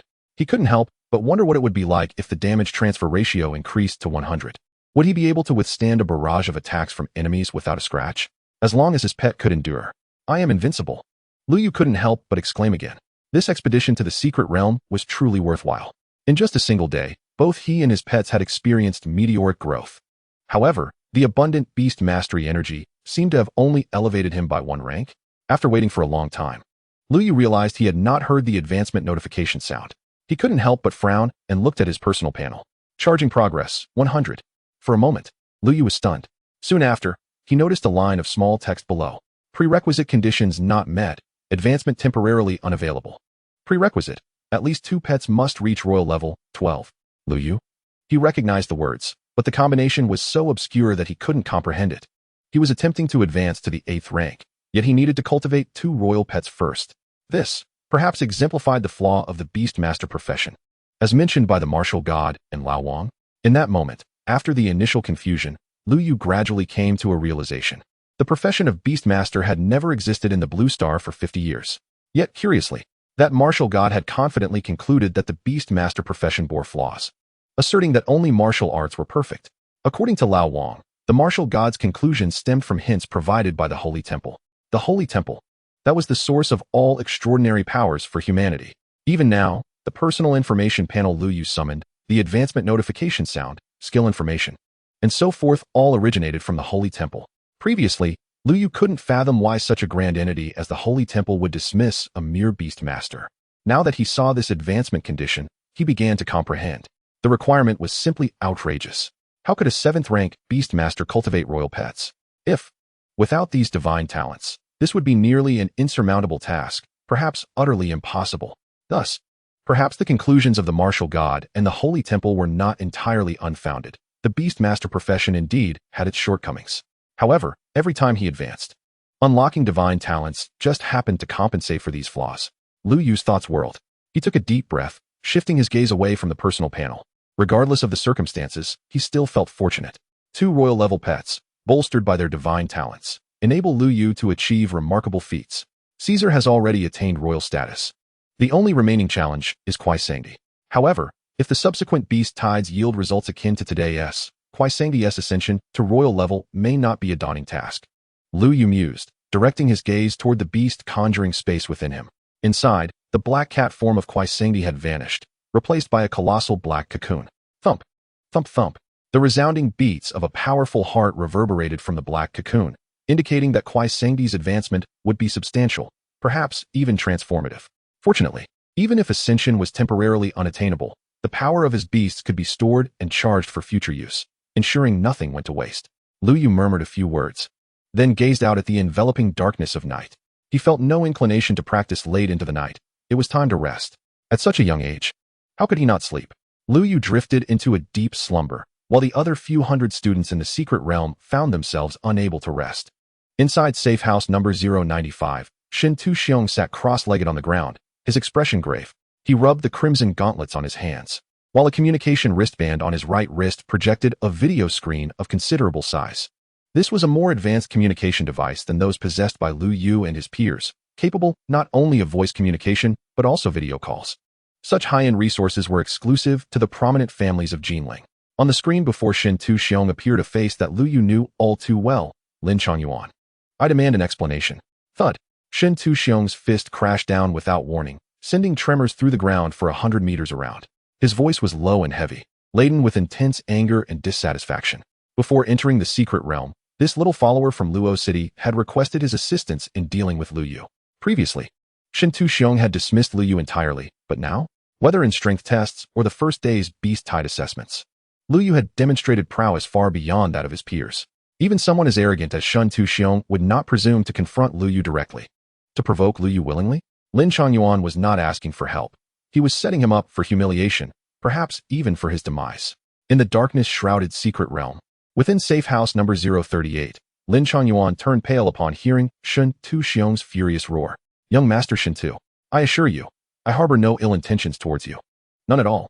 Lin Changyuan, being astute, quickly surmised the cause of Shen Tuxiong's wrath and his thoughts. Shen Tuxiong believed that he had deliberately set him against Lu Yu. This was an enormous accusation that Lin Changyuan could not bear. Not only he, but even his father, a peak royal-level individual, could not withstand such a charge. A royal-level powerhouse might command respect in Luo City, but before the Shen Tu family, one of the top 3 families of Jinling, they were but insignificant insects, easily crushed. Lin Changyuan, cradling his still red and swollen right cheek, repeatedly shouted into the video communication, his demeanor utterly disheveled. At that moment, he bore no semblance of the dignified son of the city lord from Luo City. He knelt, humbled like a mere lackey. I reiterated, I require an explanation. On the other end of the video, Shen Tuxiong's expression softened somewhat. He had previously allowed anger to cloud his judgment. But after regaining composure, he recognized that neither Lin Changyuan nor his royal-level father possessed the audacity to conspire against him. The wrath of the Shen Tu family was not something the Lin father and son could withstand. Inside the small wooden cabin, Lin Changyuan, already on his knees with his forehead pressed firmly to the floor, finally felt his anxious heart ease upon hearing this. However, although he raised his head, he did not rise, remaining in a kneeling position. Young Master Shen Tu, I intended to discuss this matter with you earlier. As he spoke, Lin Changyuan meticulously recounted the intricate details of the scheme against Lu Yu. The final assessment at Luo City No. 1 High School, the royal-level giant beast that returned empty-handed. The mysteriously vanished beast, the long hair left at the scene, and even his long-held secret love for Jiang Shuiying, which had nurtured an intense animosity towards Lu Yu, all were revealed for the first time. As Shen Tuxiong listened, his expression grew increasingly complex. In the end, Lin Changyuan clenched his teeth, stating, Thus, when my father returned that day, I recognized the hair. It belonged to Jiang Shuiying. Shen Tuxiong was taken aback, instinctively asking, How did you recognize it? Lin Changyuan's complexion shifted, but he replied, blushing, I sit diagonally behind her at the desk. I observe her hair daily. Even the number of curls I can count. Shen Tuxiong could not help but chuckle at the absurdity of Lin Changyuan's situation, who, despite appearing cunning, was merely a lovesick fool. Clearing his throat, Shen Tuxiong gestured for Lin Changyuan to return to the matter at hand. A few days prior, when Lin Qiqing had asked how he recognized the hair, Lin Changyuan had given the same answer and received a slap for his trouble, his right cheek still swollen. According to Lin Qiqing, he lamented having such an unambitious son. Lin Changyuan shook his head, casting aside chaotic thoughts, inhaled deeply, and continued, subsequently. My father employed means to confirm that the hair indeed belonged to Jiang Shuiying. Coincidentally, during that final assessment, Jiang Shuiying and Lu Yu were the last to emerge from the dense forest. Given the vanishing royal-level beast, my father deduced that it was highly likely they had stolen the beast. Upon reaching this point, Lin Changyuan exhaled deeply, while Shen Tuxiong furrowed his brows tightly. Stealing a beast?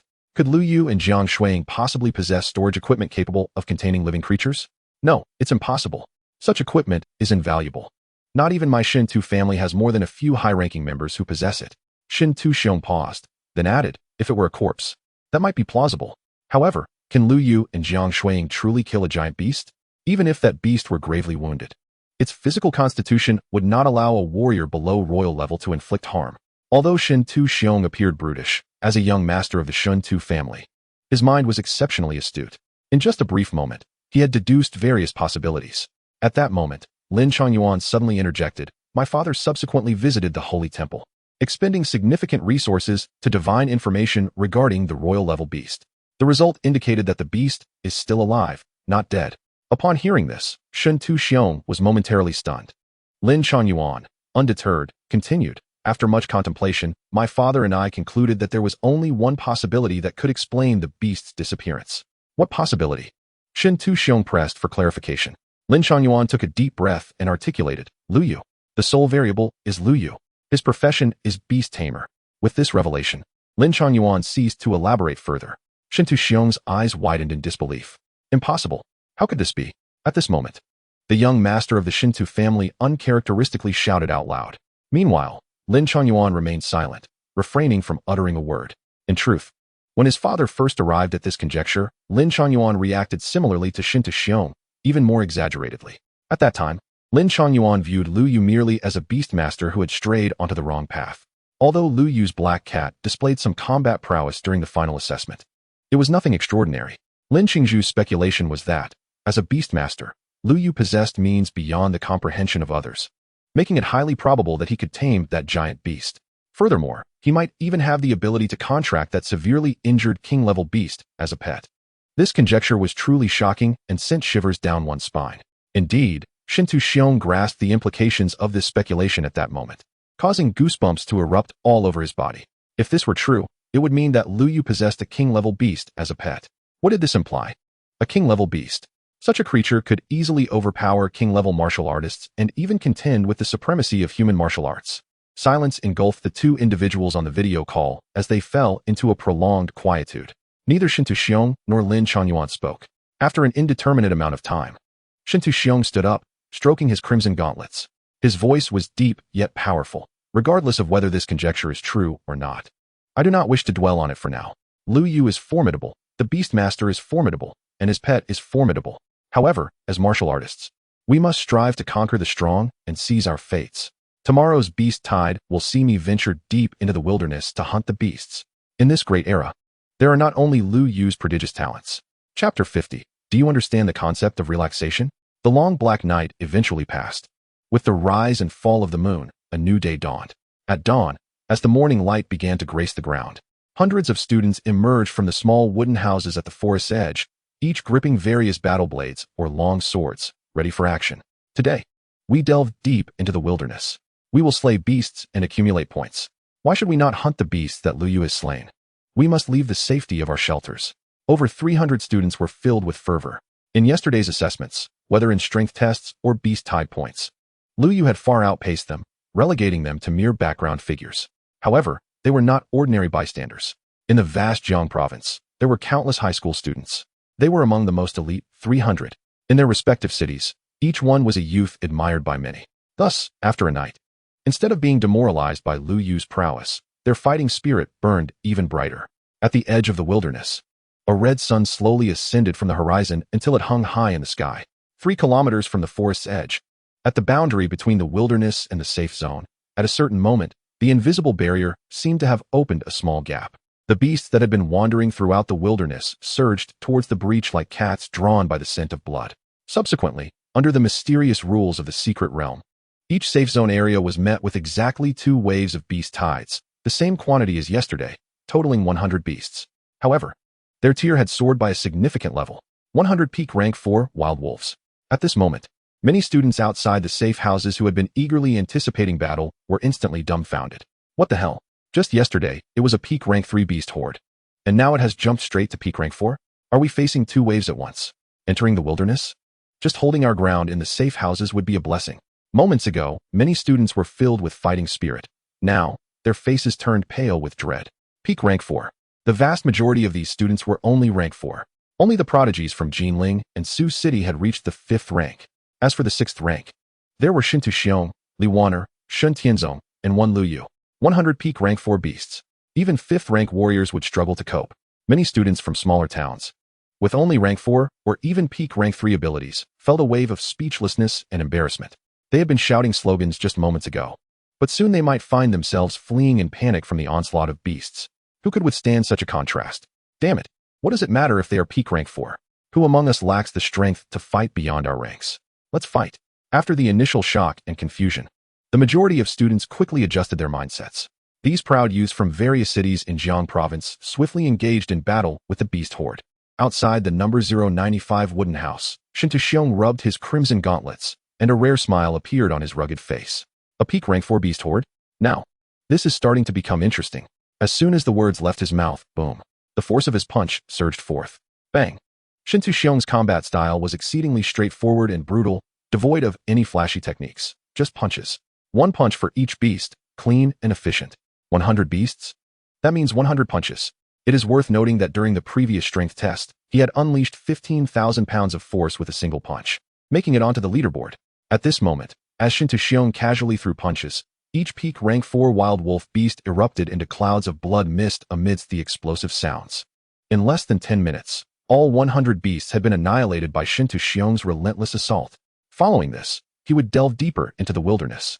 Shin Tu-xiong wiped the blood-stained gauntlets and, without a moment's pause, stepped forward toward the distant wilds. Besides Shin Tu-xiong, Li Wan'er and Shun Tianzong also displayed their prowess, swiftly eliminating the next 100 wild wolves. Without any pause, they raced toward the far-off wilderness. Lu Yu may be strong, but they each possessed the pride of a prodigy.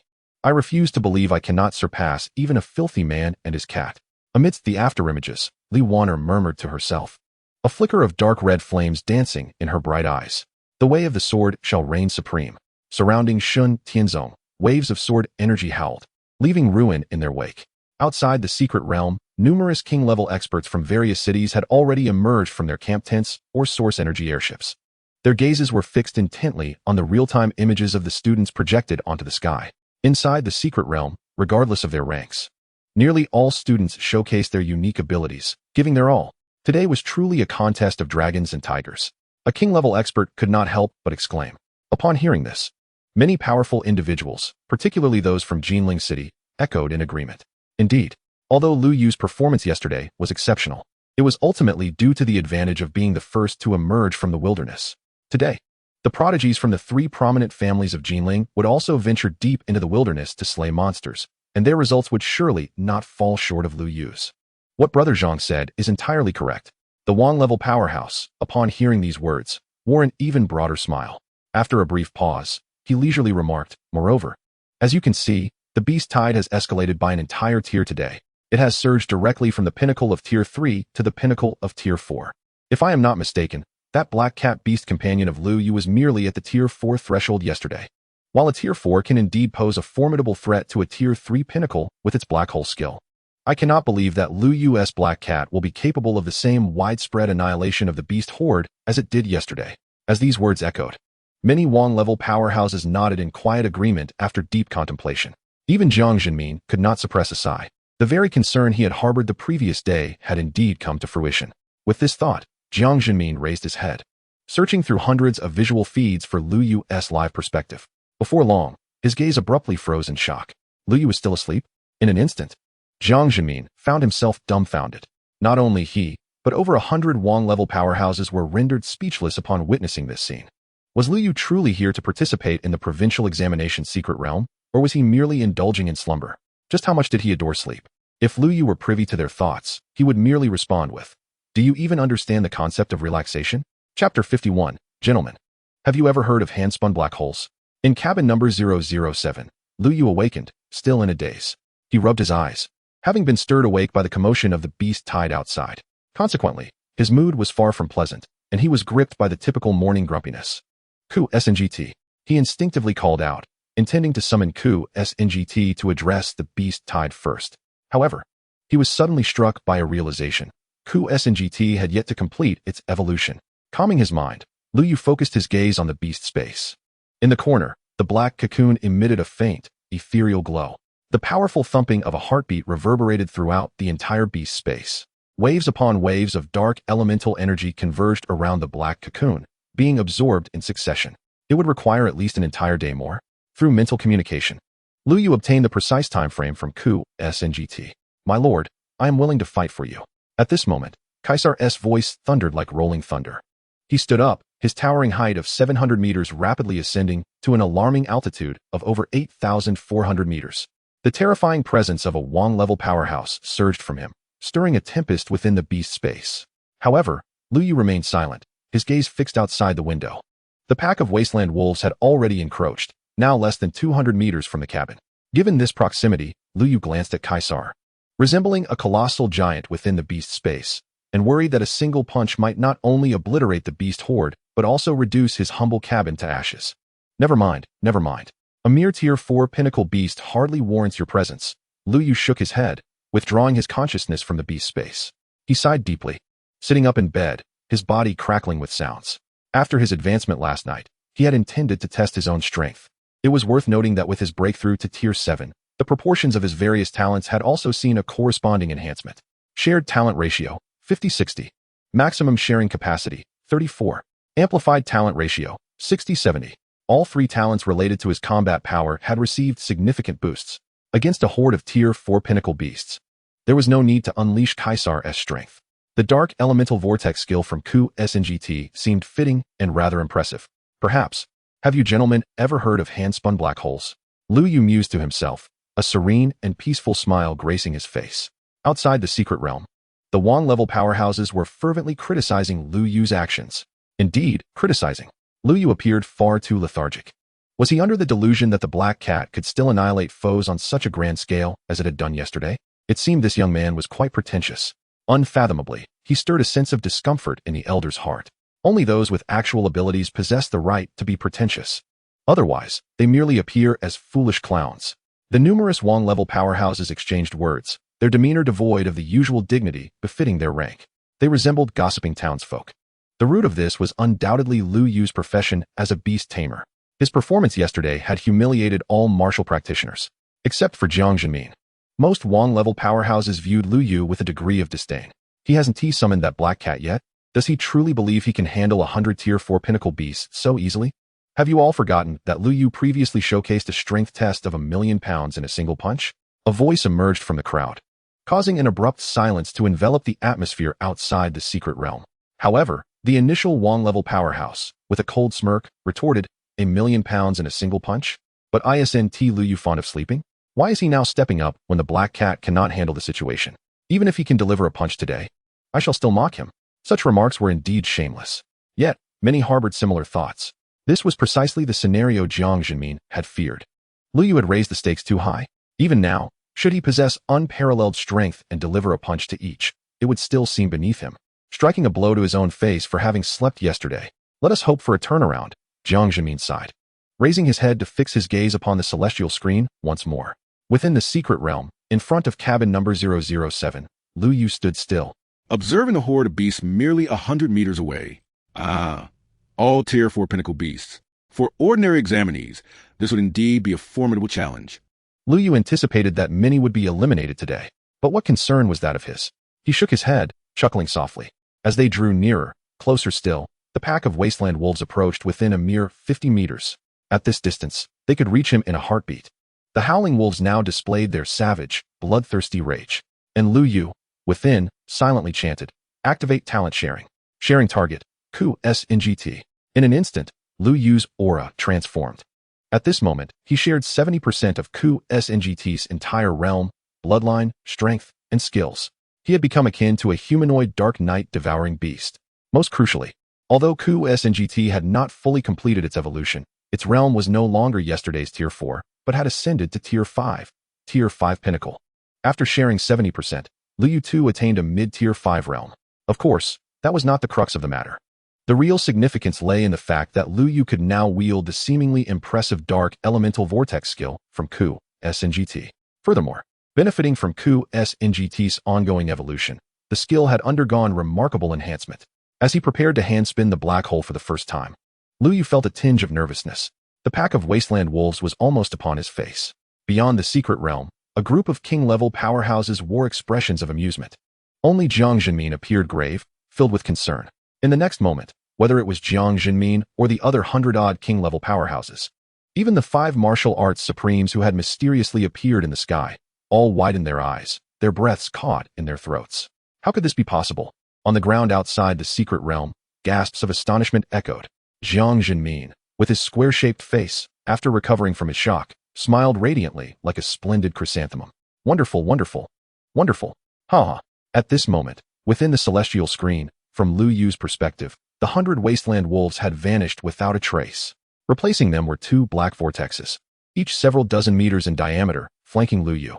On this day, under the watchful eyes of over 100 king-level powerhouses and 5 martial arts supremes, Lu Yu experienced firsthand the exhilarating sensation of conjuring black holes by hand. Chapter 52. Does he still possess spatial skills? The Supremes were stunned. In front of cabin No. 007. Lu Yu rubbed his hands together, gazing at the two enormous black holes before him, nodding in satisfaction. It must be said that the skill of Kwaisangdi was indeed exceptionally useful, especially when confronting the mutated beast tide. It was nothing short of divine. Notably, after sharing the bloodline of Kwaisangdi, Lu Yu was able to utilize the dark element vortex without having to transform into a black hole like before. These two black holes were purely of Lu Yu's own creation, truly crafted by hand. With a simple gesture, he snapped his fingers, and two black dots, no larger than sesame seeds, materialized out of thin air. In an instant, these dots expanded into the current black holes with a diameter of several dozen meters. In fact, if Lu Yu desired, these black holes could grow even larger, exceeding 100 meters without issue.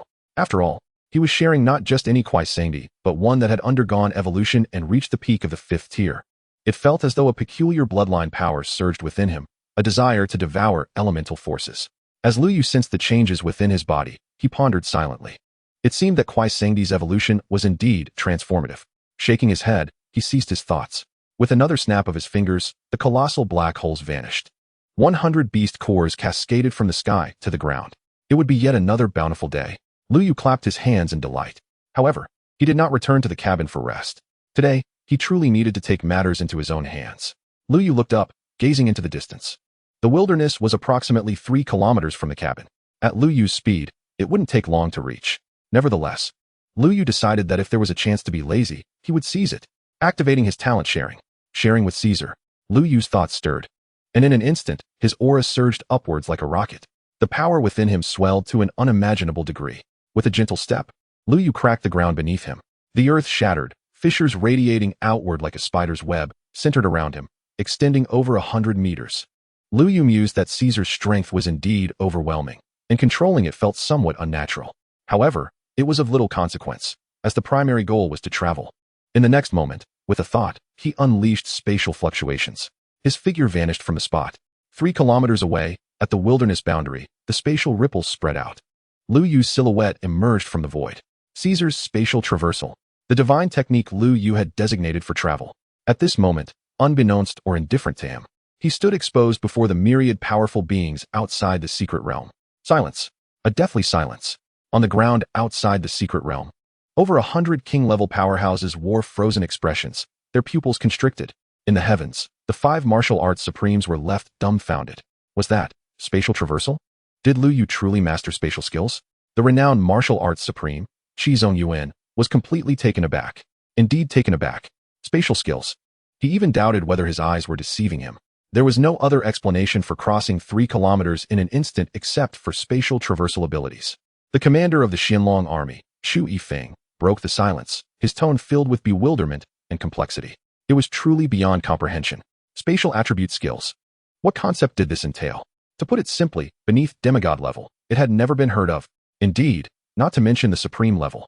Even the saints lacked the qualifications to dabble in spatial skills. If elemental martial techniques were generally realms accessible only to king-level powerhouses, then spatial skills, even upon reaching demigod status, were understood and controlled by very few. Regardless of the type of spatial skill, they were all divine techniques. Undeniably divine techniques. And demigod level? That was not merely rare. The strongest martial artist of the Blue Star in the past 50 years, the martial god, was merely at the demigod level.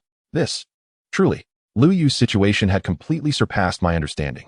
The female supreme of the Zhuke Martial Academy suddenly spoke. As her words fell, Qi Zongyuan first froze, then widened his eyes in disbelief. You cannot mean to say that your Zhuke Martial Academy intends to break the long-standing ironclad rule and recruit Lu Yu? The female supreme of the Zhuke Martial Academy remained silent, her beautiful eyes fixed intently on the tall figure of the youth in the celestial screen. For him, what ironclad rules could possibly matter?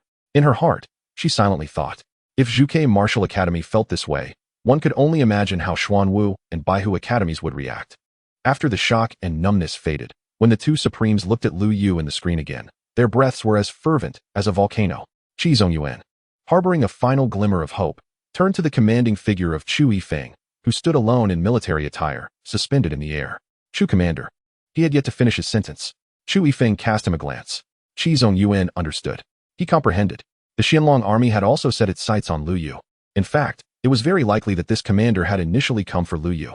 And now, although less than 2 days had passed since the provincial examination secret realm, The monstrous talent and combat prowess Lu Yu had displayed were already sufficient to move any faction, even driving them to madness. The dark element skills were astonishing enough. Spatial skills? Perhaps even that martial god would be left astounded. Qi Zongyuan sighed deeply, his gaze passing over the 100 king-level powerhouses below, firmly locking onto Lu Yu in the celestial screen. He was already contemplating whether to notify the head of the Qinglong Martial Academy to rush to Jinling and recruit him. Below, on the ground, Jiang Zhenmin was laughing heartily. It wasn't merely joy, it was unrestrained glee. The mature and composed Jiang Zhenmin, who had never been one to wear his emotions on his sleeve, was now laughing uproariously, resembling a villainous character. Yet curiously, amidst this land, only his laughter reverberated through the air, while the other 100 royal-level warriors remained enveloped in silence. Some attempted to articulate their thoughts, yet as they opened their mouths, mere whispers escaped their lips, and ultimately, not a single word emerged. What more could be said at this juncture? The spatial skill, a technique traditionally reserved for demigods, had been effortlessly wielded by Lu Yu. What further discussion could arise? Many astute royal-level warriors now cast their gazes toward the few martial supremacy figures in the heavens. If their deductions were correct, Lu Yu had undoubtedly caught the attention of these distinguished individuals. The 4 great martial academies, hallowed grounds that countless prodigies from Huaxiao aspired to enter, might soon find themselves in fierce competition for Lu Yu once the secret realm concluded in a few days. In the next moment, however, an unexpected turn of events unfolded in Lu Yu's perspective. Upon entering the wilderness zone, he suddenly turned back. At the edge of the forest, in front of safety house number 005, 100-peak 4th-tier wilderness wolves were glaring hungrily at a girl ensnared in their midst, clutching her battle blade tightly. The girl was already breathless, her source energy nearly depleted. The girl was none other than Zhang Shuiying. Unlike Lu Yu, who effortlessly dispatched the beast horde, Zhang Shuiying found herself at a disadvantage, being only at the mid-4th tier, although she possessed some capability to fight above her level. Facing 100-peak 4th-tier beasts was an entirely different matter. At this moment, despite her utmost effort, she had only just managed to withstand the initial wave of attacks. Was she destined to be eliminated today? Zhang Shuiying's beautiful eyes brimmed with regret and unwillingness, tinged with a hint of remorse. Her martial talent was not lacking, boasting a 7-star rating, yet throughout the past year, she had scarcely devoted herself to cultivation. Indeed, she had deliberately suppressed her own progress, fearing that advancing too quickly might burden Lu Yu, who had only recently reached the 1st tier.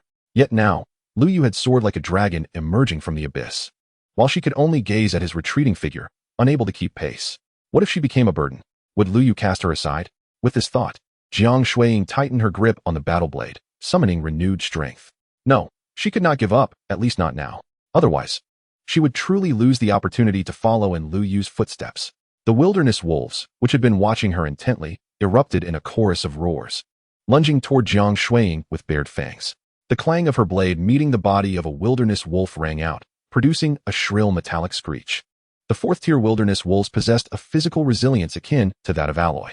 As her strike failed, Jiang Shuiying hastily pivoted, swinging her blade behind her. Yet, how could a single blade fend off the simultaneous assault of 100 wolves? In an instant, a deep, bone-revealing claw mark appeared on Jiang Shuiying's arm, crimson blood gushing forth. She refused to yield. Enduring the excruciating pain, she gathered her remaining source energy, and with all her might, struck downwards. The 3 wilderness wolves before her were sent flying. However, dozens more surged toward her from behind, exuding a murderous aura. At that very moment, a sudden wave of spatial fluctuation rippled through the air around her. Following this, dark vortices materialized on either side of Jiang Shuiying. The once menacing wilderness wolves, sensing the presence of the black holes, became paralyzed with fear, their furs standing on end as they turned to flee. Yet, it was too late. Within mere moments, all 100 wilderness wolves were mercilessly drawn into the 2 black vortices, ultimately transforming into a cascade of beast cores that fell to the ground. In that instant, Jiang Shuiying stood frozen in disbelief. She lifted her gaze and was met with the sight of a familiar figure standing before her. Silly girl, couldn't you have asked for my help through the communication wristband? Outside the secret realm, numerous powerful individuals had their eyes glued to the live feed of Lu Yu's actions. Just moments ago, they had witnessed Lu Yu abruptly turn back right before stepping into the wilderness. Initially, they speculated that something extraordinary was about to transpire. To their astonishment, it seemed he had come to the rescue of a damsel in distress. While others fought desperately within the provincial examination's secret realm, Lu Yu appeared to be either napping or showing off, and then he saved a beautiful girl. At this moment, as they observed the live footage, Many powerful figures couldn't help but feel their faces flush with embarrassment, only to be followed by a sense of gloom. The disparity between Lu Yu's state and that of the other students was glaringly apparent. It was no exaggeration to say that he stood out like a crane among a flock of chickens. Meanwhile, the principal of Luoqing No. 1 High School, Jiang Shuiying's father, Jiang Zhenmin, wore a beaming smile. This child, Lu Yu, is splendid. His gaze towards Lu Yu had shifted from that of a principal observing a student to that of a father-in-law regarding a son-in-law. Inside Safety House No. 005, Jiang Shuiying's wounds had been bandaged. Aside from that, she was relatively unharmed. Her only issue was the depletion of her source energy, necessitating recovery. Sitting across from Lu Yu on the wooden bed, her cheeks flushed with a hint of color. "Why did you suddenly come to my aid?" she stammered after a prolonged silence. Lu Yu, in response, offered no elaborate explanation. He could hardly disclose that his heightened perception stemmed from sharing Caesar's strength, allowing him to notice Jiang Shuiying in distress. It was best not to explain. "Your current strength is far too weak. During this provincial examination's secret realm, I will assist you appropriately, ensuring you acquire some resources and opportunities." Lu Yu spoke with unyielding authority. Upon hearing this, Jiang Shuiying instinctively protested, "No." Yet, before she could finish, Lu Yu interrupted her with a wave of his hand. "This is a notification, not a suggestion, understand? If your strength remains so feeble, you will truly be unable to keep pace with me." After Lu Yu concluded, Jiang Shuiying bit her lip, but ultimately nodded in silence. Observing her reaction, Lu Yu revealed a satisfied smile and added, "Furthermore, do not think I am unaware of how you procure those soy milk and meat buns. After the final assessment, I spent several days visiting every breakfast shop in Luocheng, and not a single one matched the flavor you provided." At these words, Jiang Shuiying's eyes widened in surprise. You know I made those myself." However, when she looked up again, she found Lu Yu's figure had vanished from the small wooden house. She silently swallowed the words she had intended to say. Afterward, a rare expression of seriousness and determination graced her face. Closing her eyes, she sat cross-legged to cultivate. In Safety House No. 006, the girl at the center of another assault from 100 wilderness wolves appeared somewhat disheveled, yet still managed to fend them off. With each swing of her sword, numerous wilderness wolves fell, although she bore several wounds herself. Thus, the fierce battle between the girl and the wilderness wolves continued for a full hour. Before her lay the lifeless bodies of 100 fourth-tier pinnacle. The young girl, feeling a sense of relief, collapsed onto the ground, utterly exhausted. She gasped for breath, her forehead glistening with fine beads of sweat. Yet, even in this moment, her exquisitely delicate face bore a trace of an icy indifference. It was only when a seemingly casual remark from her esteemed teacher, the Empress, echoed in her mind. "Sure Yao, can you guess what I just witnessed?" Chapter 54. I would never ask Lu Yu for help. What? In front of the small wooden cabin, Qin Shiyao was channeling her energy to restore her source power while pondering this question. Truth be told, she was somewhat curious, for it was the first time in a year that she had heard her teacher speak in such a teasing tone. The teacher had always spoken with the gravitas of an empress, instilling a sense of solemnity and respect. Yet, this time, it seemed her teacher had rare moments of jest. As this thought crossed her mind, a smile began to grace her lips. Naturally, she preferred the approachable demeanor of her empress teacher. However, just as this smile began to fully form, it abruptly froze upon hearing the next statement. Her seemingly frigid countenance inexplicably darkened. The empress's words were, "I saw your cousin Lu Yu. He assisted that Jiang surnamed school beauty in resolving an entire wave of beast tides. TSK. What a heroic rescue." In that moment, Qin Shiyao lowered her gaze to her blood-stained attire, feeling the near exhaustion of her source power within her body. Her entire form bore numerous tattered wounds, oozing blood profusely. For some reason, an uncomfortable sensation washed over her. Yes, Qin Shiyao could not quite articulate where the discomfort stemmed from, yet her heart felt oddly unsettled, even a touch sour.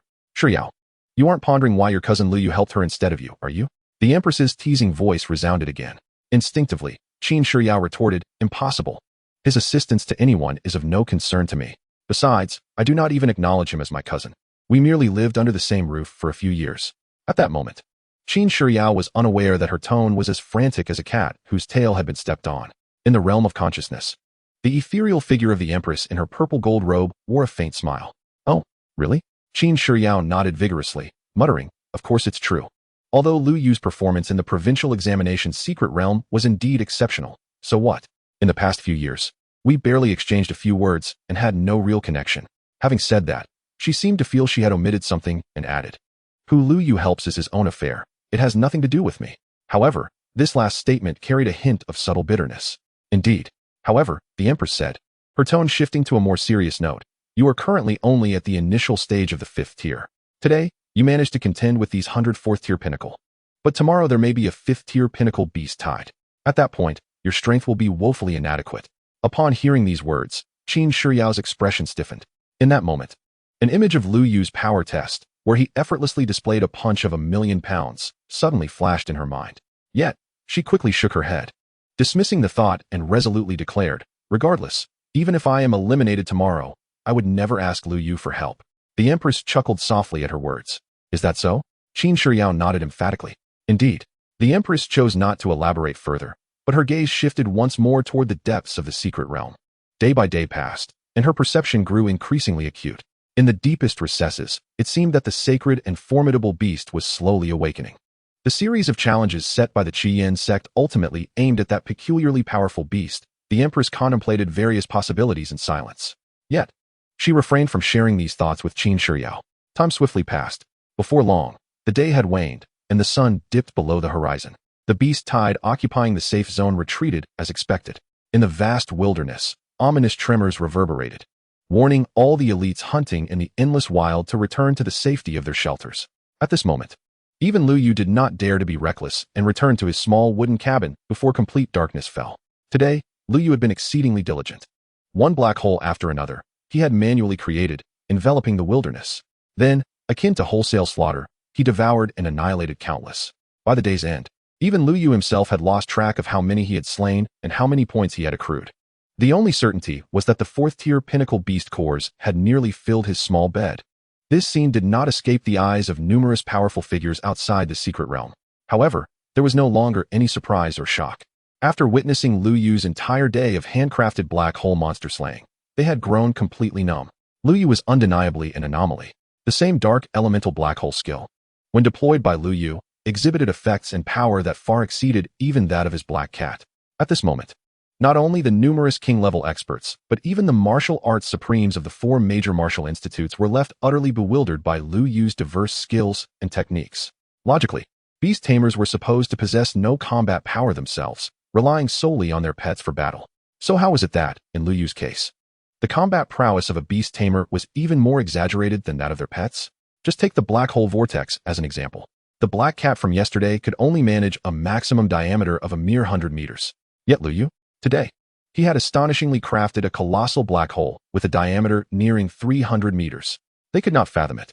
Lu Yu's situation was utterly incomprehensible to them. And as thoughts swirled among the crowd both inside and outside the secret realm, the crimson sun finally sank beneath the horizon. A hum resonated across the sky as a luminous barrier materialized. The rankings for the second day were officially unveiled. Names and scores appeared one after another. Starting from the lowest position, and before long, the familiar name re-emerged at the pinnacle of the leaderboard. Even though everyone had mentally prepared themselves, they were still shaken to their core by the staggering score. First place, Lu Yu. Points, 8,848, 44,242. This score refreshes the historical record of the second day's assessment. Triggered special reward, Superior Source Crystal X10, Key X1. Almost as soon as these lines of text materialized, within safe house number 007, an ancient-looking key in Lu Yu's possession suddenly began to emanate a scorching crimson glow. Chapter 55, The Key's Transformation, The Awakening of Two Heads. What is happening? Originally engrossed in observing the rankings, Lu Yu was taken aback. He hastily retrieved the key he had received during the power test. The key, which had previously appeared bronze in color, now glowed a fiery red. A potent and intense sensation of heat emanated from the key, causing Lu Yu's palms to burn with fervor. Additionally, the previously indistinct patterns on the key began to gradually crystallize into clarity. Lu Yu held his breath, fixated on the object before him. Moments later, his eyes widened in astonishment. If his perception was accurate, the patterns delineated what appeared to be a head. Indeed, a head engulfed in blazing flames. At that moment, a notification sound from the regulations of the secret realm echoed in Lu Yu's ears. In a flash of white light, 10 translucent, exquisite source crystals materialized in his hand, along with an ancient-looking key that radiated a cerulean glow. Lu Yu was momentarily taken aback. He placed the two keys side by side, noting that they were identical in design. The newly acquired cerulean key also bore the same head pattern. However, this head glimmered with an oceanic luster, as if it could unleash boundless waters with a mere utterance. Did the head symbolize a colossal beast? Did each key represent a different giant creature? Could it be that the depths of this secret realm housed not just one, but numerous titanic entities? In that instant, merging his prior conjectures, an astonishing thought surged within Lu Yu's mind. In the profound depths of the secret realm, a void existed. The earth and sky appeared shattered, and amidst the desolation, 9 towering giants loomed. Each tower was inscribed with countless intricate and arcane symbols, seemingly employed to seal and suppress something. Suddenly, the third and fourth towers trembled violently, creating a chaos that disrupted the surrounding space. Flames erupted from the third tower, quickly engulfing an area spanning tens of thousands of miles. Meanwhile, the fourth tower began to roar with a torrent of water, equally submerging everything within its vast vicinity. Fire and water, at that moment, seemed to embody the harbingers of apocalyptic calamity, sweeping through the endless void. Time slipped away unnoticed until the 2 towers finally settled into tranquility. Yet, upon delving deeper within the towers, one would discover a massive head, akin to a sun, residing within each. The next moment, the 2 colossal heads gradually opened their eyes, releasing an ancient aura that permeated the air.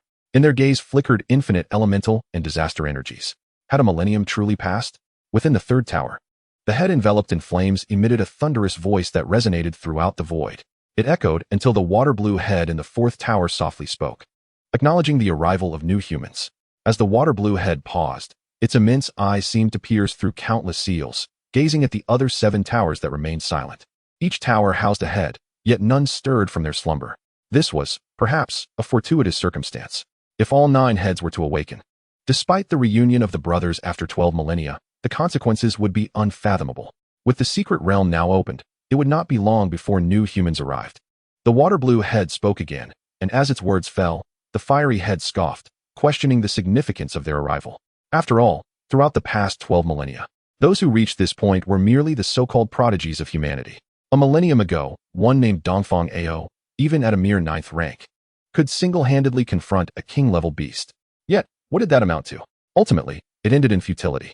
As the fiery head expressed its fury and hatred, it vowed that once the 9 brothers were freed, they would pursue the old man Yin into the cosmos, unwilling to relent until vengeance was achieved. The thunderous roar reverberated through the void, but in that desolate expanse, no life responded. The only sound was a low sigh from the water-blue head. In cabin number 007, Lu Yu scrutinized the 2 enigmatic keys for a prolonged period, yet failed to reach any definitive conclusions. Speculations remained mere conjectures, lacking substantiation. He pondered the total number of keys that might exist, and concluded that it would be best to acquire them all if possible. He gazed intently at the keys, softly murmuring. Earlier, he had attempted to inquire of the secret realm's regulations, but received no response. Upon reflection, this seemed reasonable, regardless of the ultimate purpose of the keys.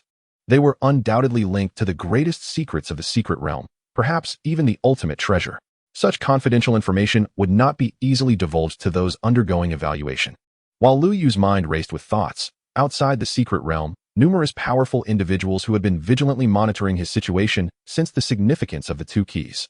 If I am not mistaken, the engraved patterns on those keys depict the heads of colossal beasts.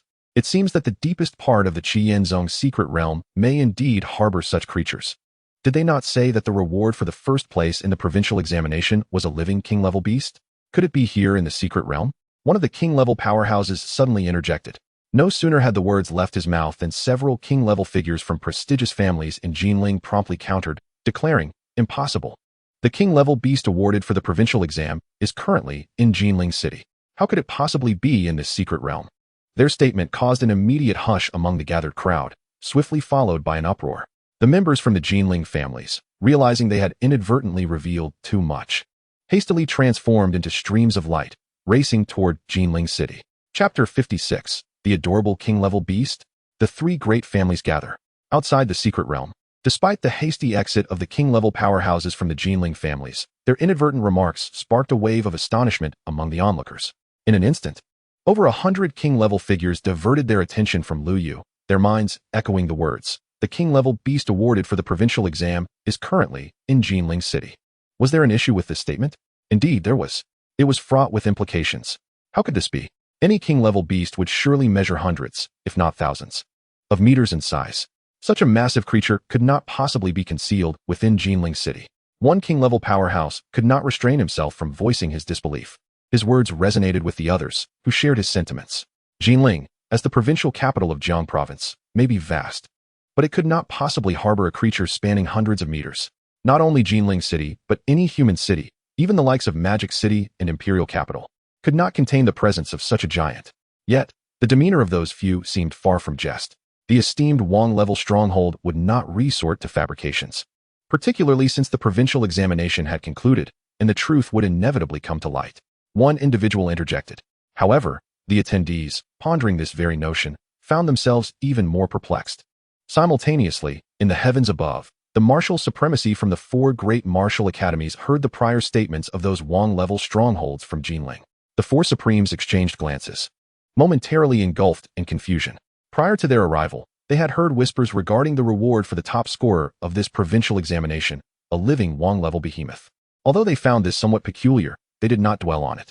Yet, if what those individuals had just claimed was true, that a Wang-level giant could conceal itself within Jinling City, such a revelation could not help but provoke their curiosity. How strange and extraordinary. Qilong Martial Academy's supreme, Qi Zongyuan, clicked his tongue in bewilderment. In contrast, Chu Yifeng, the leader of the Qianlong army, exhibited a subtle shift in his austere expression. Could it be that the three prominent families of Jinling had chosen to present that peculiar behemoth as a reward? In that instant, Chu Yifeng's mind wandered back to memories from several months prior. At that time, he had led a small team from the Qianlong army to investigate a site of devastation, a desolate abyss, a lifeless city, and a uniquely discovered Wang-level behemoth. Chu Yifeng recalled his first impression of that giant. It was undeniably adorable. Yes, adorable. Even he could scarcely fathom that one day the term adorable would be used to describe a behemoth. Yet, as events unfolded, the Qianlong army and the three families of Jinling conducted thorough investigations, and they were horrified to discover that the instigator of that calamity was none other than that seemingly charming behemoth. If it were indeed that creature, the notion began to make sense. After all, it appeared that the three families had no idea how to deal with it, so they simply presented it as a so-called reward. Chu Yifeng contemplated this quietly, growing increasingly confident in his hypothesis. After all, if it were truly that peculiar behemoth, it could indeed hide within Jinling City without drawing any attention. Jinling City, as the central city of Jiang province, had been expanding at an alarming rate since the era of behemoths arrived, both in scale and population. To this day, Jinling City's area had nearly approached that of the majority of Jiang province, with a staggering population in the tens of millions. At this moment, as dusk fell, the streets and alleys of Jinling City were already illuminated with countless lights. At the very heart of this vast city stood a grand and imposing residence, the Jinling City Lord's Mansion. Unlike other cities in Jiang province, Jinling did not have a singular city lord in the traditional sense, but rather, the heads of the three prominent families jointly served as vice-city lords. Thus, while there was no city lord, there were three vice-city lords. Within the magnificent assembly hall of the city lord's mansion, three figures gathered around a round table. Apart from them, no one else was present.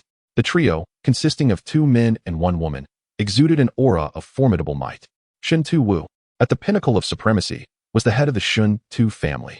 Li Ruo Shi, also at the pinnacle of supremacy, was the head of the Li family. Shun Xinji, likewise at the pinnacle of supremacy, was the head of the Shun family. Although all three families had saints of the crown, these were ancestral figures who rarely made appearances. Matters concerning the families and the affairs of Jinling City were typically deliberated and resolved by these three family heads. What are your thoughts on the celestial grade martial arts within the secret realm? Shun Tu Wu, his face marred by a scar and brimming with a murderous aura, broke the silence. The celestial grade martial arts he referred to were the rewards obtained by Lu Yu during the power test yesterday. What do we think? Wasn't it agreed that once the secret realm concludes, Lu Yu would emerge, and we would collectively apply pressure? Whether he was willing or not, that martial art must be surrendered, and at that time, our three families would share it. Shun Ji chuckled lightly, though his tone carried an inexplicable sarcasm. Hearing this, Shun Tu Wu furrowed his brow and cast a glance at Shun Ji, who remained unfazed, still smiling. Li family head, what are your thoughts? Shun Tu Wu turned to the female supreme of the Li family and inquired. Li Ruo Shi, appearing as a charming young matron, was, in reality, the true power behind the Li family, the strongest figure aside from the ancestral saints. At this juncture, why should we engage in riddles? Today, Lu Yu's demonstration of elemental martial techniques, as well as that astonishing spatial talent, have undoubtedly caught the attention of the supremes from the 4 great martial academies. If all goes as expected, Lu Yu will be recruited by one of them following the conclusion of the secret realm. Moreover, the leader of the Qianlong army, Chu, is also present this time. I cannot believe you are unaware of these developments. As she spoke, Li Ruoxi paused, her slender fingers tapping lightly on the table, and continued, therefore, the plan we agreed upon yesterday to pressure him into surrendering the celestial grade martial arts is no longer feasible. Unless you are bold enough to offend the 4 great martial academies and that immensely powerful Qianlong army.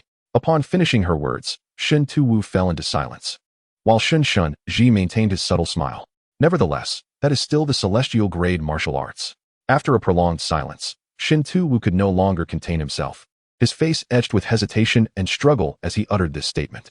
In the assembly hall of the city lord's mansion, Shen Tuwu's voice echoed softly.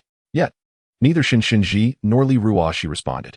While the 3 families held considerable power in Jinling, they remained insignificant against the colossal forces of the 4 great martial academies and the Qianlong army. To say nothing of the fact that the saints revered as ancestors within the 3 families were not only numerous in the 4 great martial academies, but certainly exceeded 5 in number. And the Qianlong army? That was a force closely tied to the martial god. If they truly set their sights on Lu Yu, the Jinling 3 families would not dare to act recklessly. After a lengthy silence in the hall, Shen Tuwu finally sighed deeply. As the head of the Shen Tu family, he was not foolish. It was merely his greed that had clouded his judgment. In my view, this matter may not be without hope. In the midst of the silence, Shen Ji suddenly spoke with a light chuckle. Celestial grade martial arts are indeed precious. However, they hold value primarily for martial artists. Do not forget, my 2 esteemed family heads, that Lu Yu is not a martial artist. He is a Beastmaster. No matter how powerful the celestial grade martial arts may be, they hold little practical use for him. As he reached this point, Shen Ji abruptly fell silent, refraining from further elaboration. Yet, the implication of his words was abundantly clear. Just moments ago, Shen Tuwu had been downcast and somewhat reluctant. But now his eyes lit up at the revelation. He had been so fixated on forcibly obtaining the martial arts that he had overlooked this crucial detail. In contrast, Li Ruoxi leaned languidly against her chair, her alluring visage revealing no signs of surprise. Clearly, she had already anticipated this. In fact, starting today, she had begun to mobilize the resources of the Li family to gather various assets, all in preparation to court Lu Yu once the secret realm concluded.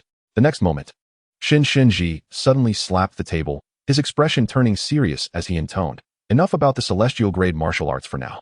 What we truly need to discuss today is how to respond to the impending abyssal upheaval." In cabin 007, Lu Yu cradled a scroll of jade, inscribed with the words Qi Yin Zhao Huaju. This was one of the rewards he had received during the recent power assessment, a low-tier heavenly martial art. 2 days had passed, and Lu Yu had almost forgotten about it until just now. The technique appeared quite formidable, yet he realized it was beyond his capability to utilize. After scrutinizing the text several times, he felt a sense of helplessness. This was a bona fide martial arts technique, meant solely for martial practitioners. As for Lu Yu, he was a Beastmaster. He had attempted to cultivate according to its principles, but to no avail. Perhaps he could let that girl try it? He muttered to himself, putting away the scroll. Then he pulled out a fist-sized, irregular crystal, the core of a king-level beast. This, too, was a reward from the power evaluation. Initially, Lu Yu planned to directly convert this core into Beastmaster power. However, he was reminded by Caesar that the king-level core would play a significant role in Kuai Sengdi's future advancement to king level. It is essential to understand that for any extraordinary beast, the king level represents an insurmountable chasm.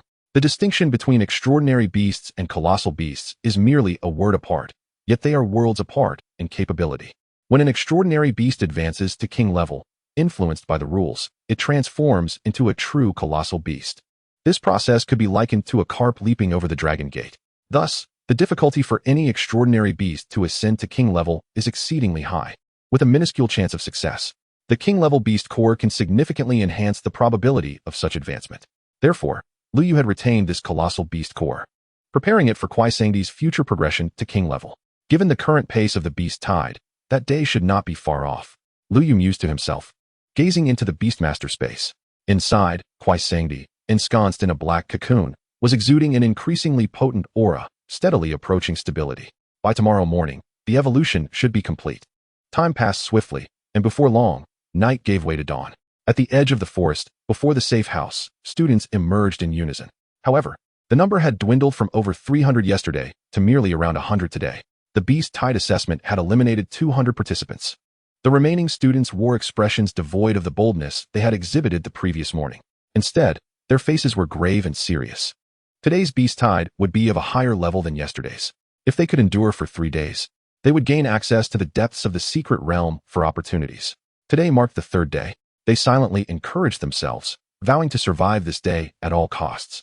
As for venturing deeper into the wilderness, apologies, but that was not on their minds. Even the prodigies from the grand city of Jinling were wise enough to avoid mentioning such a notion. What about Lu Yu? After the scores were announced yesterday, all participants had silently categorized him as an anomaly, excluding him from their considerations. An astounding score of 8,848. Even more outrageous than the first day. For context, the second-place contender, Shun Tu Xiong, had barely managed 2,000 points. Lu Yu's performance was not merely dominant. It was a dimensional suppression, akin to an adult overpowering a child. Despite the secret realm being open for only 2 days, nearly all students, as well as numerous powerful figures outside the realm, had come to accept that Lu Yu would undoubtedly be the top scorer in this provincial assessment. What was initially a competitive ranking assessment had lost all suspense due to Lu Yu's emergence. If one were to seek any suspense, it lay in how many days Lu Yu could endure amidst the ever-strengthening beast tide and to what extent he could persist. Before Safe House 095, Shun Tu Xiong stood in silence, gazing at the crimson gauntlets adorning his hands. Everyone believed these gauntlets were his weapons. However, that was not the case. These gauntlets were acquired by the Shun Tu family at great expense from the sanctuary, intended to suppress Shun Tu Xiong's bloodthirsty physique. Yes, they were meant to limit, not enhance. Yet now, as he stared at the gauntlets, a flicker of hesitation crossed his eyes. Yesterday, he had exerted all his strength in the wilderness, slaying over 1,000 extraordinary beasts. However, in comparison to Lu Yu's staggering score of 8,848, he felt like mere background noise. His father had cautioned him against removing the gauntlets unless absolutely necessary. Was this now such a moment? Shun Tu Xiong murmured, raising his gaze to the heavens. Above him, the leaderboard displaying scores had mysteriously vanished. Yet deep within his eyes, a vivid number remained, 8848. At that moment, 100 peak-level 5th-tier prairie wolves howled and charged towards him. Just as they approached within 100 meters, a surge of bloodthirst erupted. The 100 wolves instantly dissolved into a mist of blood. The crimson gauntlets on Shun Tu Xiong's fists had inexplicably vanished. Chapter 58, Kwai Sengdi's Evolution. The true Dark Knight devouring beast. Outside the secret realm, the assembly of king-level powerhouses, who had been watching Lu Yu sleep in orderly fashion, were suddenly drawn to a shout of astonishment. Heavens, what is that? It was hard to fathom that such a lost utterance could emerge from the lips of a king-level powerhouse. Instinctively, everyone's gaze followed the direction of the speaker's attention. In an instant, they were all rendered speechless. It was the live feed of Shun Tu Xiong. The scene was drenched in crimson. Even Shun Tu Xiong's figure was submerged. A king-level powerhouse from the Shun Tu family, witnessing this, turned pale with alarm. Not good. The young master has released the restrictions on his bloodthirsty body. Without hesitation, this king-level powerhouse transformed into a streak of light, racing towards Jinling City. This matter required immediate reporting to the family head. Otherwise, the consequences would be dire. Within the secret realm, cabin 007, Lu Yu awakened. As before, he had been stirred from his slumber by the commotion of the beast tied outside. At that moment, still groggy from sleep, he remained unaware that his actions had driven the genius of the Shun Tu family to such extremes that he disregarded the consequences and revealed his trump card. There was no choice. The pressure Lu Yu exerted was simply too immense. Of course, even if Lu Yu were to learn of it, he would not take it to heart. After all, no matter how extraordinary a genius may be, they still fear the specter of death. Unfortunately, Lu Yu felt he had only slightly opened the floodgates. Has the evolution finally completed? Just then, a familiar voice echoed in Lu Yu's mind, belonging to Kwai Sengdi. With a thought, he summoned Kwai Sengdi.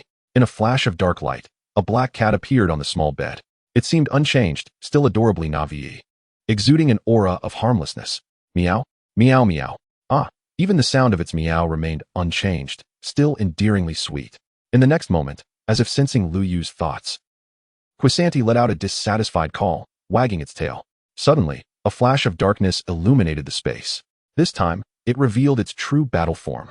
Previously, Quisanti could switch between several forms, the most common being the ordinary black cat form. Then there was the battle form, resembling a 2-meter-long black panther, as well as a more unique elemental form, where, during the activation of the dark elemental vortex skill, Quisanti could become completely elemental. And now, Quisanti's black cat form remained unchanged, but its battle form underwent a tremendous transformation. At this moment, Lu Yu, upon witnessing the scene before him, could not help but widen his eyes in astonishment. It was simply breathtaking. Quisanti now measured over 3 meters in length. However, the color of its entire body had changed dramatically. No longer a mere pitch black, it was now adorned with a base of black intertwined with silver-white patterns, akin to the exquisite designs of cloud brocade. At first glance, its entire being exuded an aura of mystery and majesty, resembling a celestial beast descended to the mortal realm. Most notably, a silver vertical marking appeared on its forehead, resembling a third eye yet to be opened. Furthermore, Quisanti's eyes had also undergone a significant transformation. One was black, the other white, with swirling vortexes slowly rotating within the pupils. Simultaneously, Lu Yu noticed that Quisanti's limbs were not touching the ground. It floated in midair. Beneath its silver-white paws were 4 swirling vortexes of black and silver. As Quisanti approached Lu Yu, the vortexes beneath its feet rippled like waves in water. What the heck? You evolved, and all you did was enhance your looks? At this moment, Lu Yu struggled to find the words to express his feelings, instinctively exclaiming a phrase of exasperation. Meow meow. Quisanti raised its head, appearing immensely pleased, excitedly meowing twice. The dainty cat call shattered the once noble and mysterious aura it held. However, Lu Yu was too preoccupied to notice these changes. He eagerly examined Quisanti's information panel. Given such a remarkable enhancement in appearance, a significant leap in strength was only reasonable. With a swish, a semi-ethereal information panel materialized before Lu Yu. Name, Quisanti. Race, Dark Knight Devourer Beast. Rank, Late Stage 6. Upon seeing this, Lu Yu's spirit jolted. Good heavens! It had leapt directly from the early stage of 4 to the late stage of 6. A remarkable 2.5 stages in a mere 24 hours. The late stage of 6. That was quite considerable. From what Lu Yu knew, the 3 prodigies, Shin Tu Xiong, Li Wan'er, and others, were only at the early, or at most the mid-stage of 6. In terms of rank, Quisanti was already on par with them. Bloodline. The bloodline of the Dark Knight Devourer Beast begins to awaken. As the rank increases, the bloodline power will grow ever more potent. Seeing this, Lu Yu felt a surge of joy. Previously, the information panel merely indicated that Quisanti possessed a trace of the Dark Knight Devourer Beast's bloodline, which had not yet awakened and was in a dormant state. This evolution had truly activated the bloodline. Glancing at the strikingly handsome Quisanti, Lu Yu mused that this must be a manifestation of the bloodline activation. Talent, Child of the Dark Element, Devourer. Child of the Dark Element. It is favored by the power of dark elements in the world, allowing it to easily manipulate dark elemental energy to enhance itself. Devourer. It can consume any substance or creature rich in elemental energy, extracting that elemental power for its own use, with a certain probability of awakening that elemental talent. Lu Yu read the final line of text repeatedly, lost in thought. Then, he took a deep breath. The reason was simple. Upon seeing the talent Devourer, Lu Yu suddenly contemplated a possibility that could very well become reality in the future. If Quisanti were to consume and activate all elemental energies, what would occur? What is the amalgamation of all elements? Chaos. Lu Yu muttered absently. Outside the secret realm, a gathering of king-level powers, along with 5 supreme beings, erupted into chaos upon witnessing the Quisanti summoned by Lu Yu. Chapter 59. While others struggle to cultivate, you level up in a game? Outside the secret realm. Although Shin Tu Xiong's earlier bloodthirsty physique awakening had attracted considerable attention, after observing for a while, the majority of onlookers returned their gaze to Lu Yu's live feed. In a sense, this secret realm examination had become a stage for Lu Yu to shine alone. Thus, they were the first to witness the evolved Quisanti that Lu Yu had summoned. Consequently, the crowd erupted in an uproar. 6 stages. Late stage 6. In just one day, Lu Yu's black cat pet had jumped from the early stage of 4 to the late stage of 6. What the heck? What the heck? At that moment, outside the secret realm, over 100 king-level powers could hardly contain themselves, uttering exclamations of disbelief. The reason was simple. It was utterly outrageous. If they hadn't just seen Quisanti in its black cat form, they would have thought that the creature before Lu Yu was an entirely different beast. Setting aside the changes in appearance, what on earth was this rank increase? From early stage 4 to late stage 6, a leap of 2.5 ranks. Even a martial arts genius with a 9-star talent, under fully stocked resources, could not possibly advance this rapidly. At that moment, a king-level power even used this as a point of comparison. Yet, no one could respond. For in this moment, everyone was numb. The speed of Quisanti's advancement was unheard of, unseen. Beast cores. It was the beast cores. Lu Yu had utilized the thousands of beast cores he obtained on the first day. He could directly use beast cores to elevate his pet's rank. Among the crowd, someone suddenly exclaimed. As soon as the words were spoken, silence fell, followed by an uproar. Beast cores. While beast cores contained source energy, they were highly mixed and weak. as martial artists below the king level could not cultivate using beast cores. Below the king level, beast cores were primarily used for forging weapons or exchanging resources at the sanctuary. Only the cores of king-level beasts and above could be directly employed for cultivation. This had been the norm for 50 years. An elder king-level power spoke in a hushed tone. He paused, then continued, his voice unconsciously trembling. However, this limitation seems to be entirely ineffective against Lu Yu. He is a Beastmaster. Even if he cannot cultivate using beast cores, he can directly nurture and elevate his pets with them. In theory, as long as he has enough beast cores, he could continuously enhance his pet's rank. And at this moment, that early stage 4 black cat, with the help of thousands of beast cores, leaped directly to the late stage 6 in just one day. After these words, the elder fell silent, along with the other 100 king-level powers. In this moment, beyond the secret realm, upon the vast expanse of the earth, an eerie silence has descended, for no one knows what words to utter. The prowess exhibited by Lu Yu is simply too extraordinary, utterly unreasonable, and seemingly a phenomenon that should not exist in this world. It is essential to recognize that all the formidable beings present have painstakingly cultivated their abilities through relentless meditation and training, gradually advancing their realm step by step. Yet, what of Lu Yu? His pet elevates its realm without any discernible effort, akin to points being allocated in a game. With a snap, it ascends.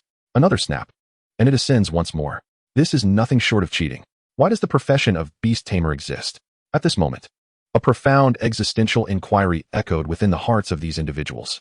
Above in the celestial dome, several martial arts sovereigns remained silent, their thoughts consumed. The situation of Quisandi's 2-level leap astonished them profoundly. They pondered far beyond the thoughts of their fellow king-level warriors. For instance, if the resources for beast cores were sufficient, Lu Yu's black cat pet could potentially transcend to the late 6th tier, 7th tier, 8th tier, 9th tier, even king level. The mere thought sent shivers down their spines. However, the commander of the Xianlong army, Chu Yifeng, fixated on the image of Quisandy, furrowed his brow slightly. In this moment, he recalled the martial deity's prior instructions. The profession of beast tamer is flawed. The martial path is the true path. Could the martial deity err? Perhaps. Yet, the martial deity's conclusions were drawn from the directives of the Holy Temple. Could the Holy Temple be mistaken? Unthinkable. As he observed Lu Yu's increasingly impressive display, Chu Yifeng found himself questioning whether the profession of beast tamer indeed harbored some latent deficiencies. After all, the early stages of the beast tamer are overwhelmingly powerful and transcendent. In comparison to martial artists, it is akin to mercilessly overpowering primitive beings. Can Lu Yu maintain such dominance indefinitely? Chu Yifeng pondered and shook his head. If that were the case, it would truly defy logic. Perhaps the flaws of the beast tamer profession do not manifest in the early stages. Yet, in the later stages, at the king level and saint level, formidable obstacles would arise. Chu Yifeng took a deep breath, his brow furrowing even deeper. How could he persuade Lu Yu to abandon the path of the beast tamer, especially given his current overwhelming strength? In the scene, before the small wooden house numbered 007, the 2 waves of beast tides on the 3rd day had seen 100 pinnacle 5th-tier wilderness wolves exterminated by Quisandy in an instant. The familiar black hole vortex and the familiar instantaneous kills unfolded. 100 beast cores fell to the ground. The spectators outside the secret realm felt no stir at this spectacle. Then they witnessed Lu Yu dispatching Quisandy deeper into the wilderness to hunt exotic beasts, while he himself activated void traversal once more, heading towards the west. In the direction of the safe house, numbered 005, where Jiang Shuang resided. This young man, is he about to enact another heroic rescue at dawn? A younger king-level warrior could not help but remark. Meanwhile, Jiang Jinmin's face blossomed into a radiant smile. However, this smile did not endure, as a voice of uncertainty suddenly arose from the crowd. It seems that Lu Yu's black cat pet is about to encounter Shun Tuxiong in the depths of the wilderness. Chapter 60, Quisandy Meow Meow. In the boundless wilderness, countless wilderness wolves roamed and lingered. At this juncture, a figure wrapped in blood red emerged from the horizon. Roar! The wilderness wolves within a few miles erupted into chaos, howling and charging forth. Yet, they could not even graze the hem of that figure before it was reduced to a pool of blood and scattered bones. Lu Yu! This bloodied figure was none other than Shun Tuxiong, having shed the constraints of his gauntlets. Originally at the mid-6th tier, his aura now surged to the early 7th tier. Moreover, as he continued his rampage, he absorbed more and more blood malice, his power escalating even further. The blood malice body allows him to grow stronger through slaughter, continuously harnessing blood malice to augment himself. Of course, this comes at a cost. With the increasing influx of blood malice, Shen Tuxiong's sanity began to fray. The clarity in his eyes diminished, replaced by an overwhelming ferocity and madness. At this moment, he seemed less a human and more a bloodthirsty beast in human form. Yet, even in this state, he repeatedly called out Lu Yu's name. This was not a matter of sanity, it was an obsession. It was this very obsession that sustained Shen Tuxiong, allowing him to retain his last shred of rationality amidst the overwhelming blood malice, preventing him from devolving into a mindless killing machine. Roar! Roar! In the wilderness, the encroaching wilderness wolves surrounded Shen Tuxiong. Yet, he simply unleashed one punch after another.